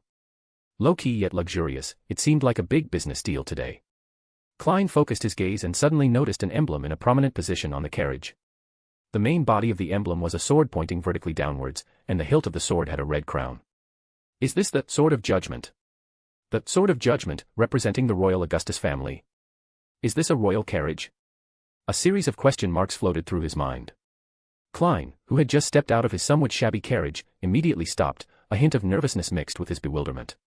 Before he could continue thinking, the curtain moved, and a meticulously dressed middle-aged gentleman stepped out. His shirt was impeccably white and crisp, and his long tailcoat had clear lines, without a single flaw. Compared to him, the clothes Klein had spent a full £70 to custom make seemed so shabby. Rich jerk. This thought flashed through his mind as Klein looked at the middle-aged gentleman walking towards him, his gaze sweeping over the deeply lined face, finally resting on the pair of serious, light brown eyes that held no hint of a smile. Excuse me, who are you looking for? Klein politely stepped forward and asked. The middle-aged gentleman stopped, took off his hat, and held it to his chest, bowing in the most standard posture. I am a butler, here to invite you on behalf of my master, Mr. Sherlock Moriarty. Talon was his friend, and he is saddened and perplexed by his death, and he heard that you were present at the time. No, I wasn't. Klein instinctively wanted to deny it, but ultimately nodded. Yes, I watched Talon die in front of me. That is truly a sad and regrettable matter. The old butler said sincerely, Are you willing to accept my master's invitation? Do I have a choice to refuse? Wouldn't that make me seem even more suspicious? Klein sighed in his heart, lifted the package in his hand, and looked at the other party, saying, "All right, but I was handling other commissions in Westboro this morning. May I first put these documents back in my room? If you are uneasy, you can come in with me." "No need, Mr. Moriarty, please be quick." The old butler bowed slightly and extended his white-gloved right hand, making way. Using his clown ability, Klein controlled his steps, displaying a mix of frankness and slight nervousness. He casually placed the document bag on the bed. He entered the washroom and quickly performed a divination using the sound of running water. Only after receiving the revelation that there was no danger did he breathe a sigh of relief. "I wonder which important person from the royal family wants to see me. I've already relayed the information I know to MI9 through the Golden Masked Men. Why am I still being summoned today?" His doubts did not diminish in the slightest. Klein walked towards the carriage with the royal emblem, and as he opened the well-soundproof door, he was slightly stunned, finding another familiar face. He instinctively spoke. "Dr. Allen."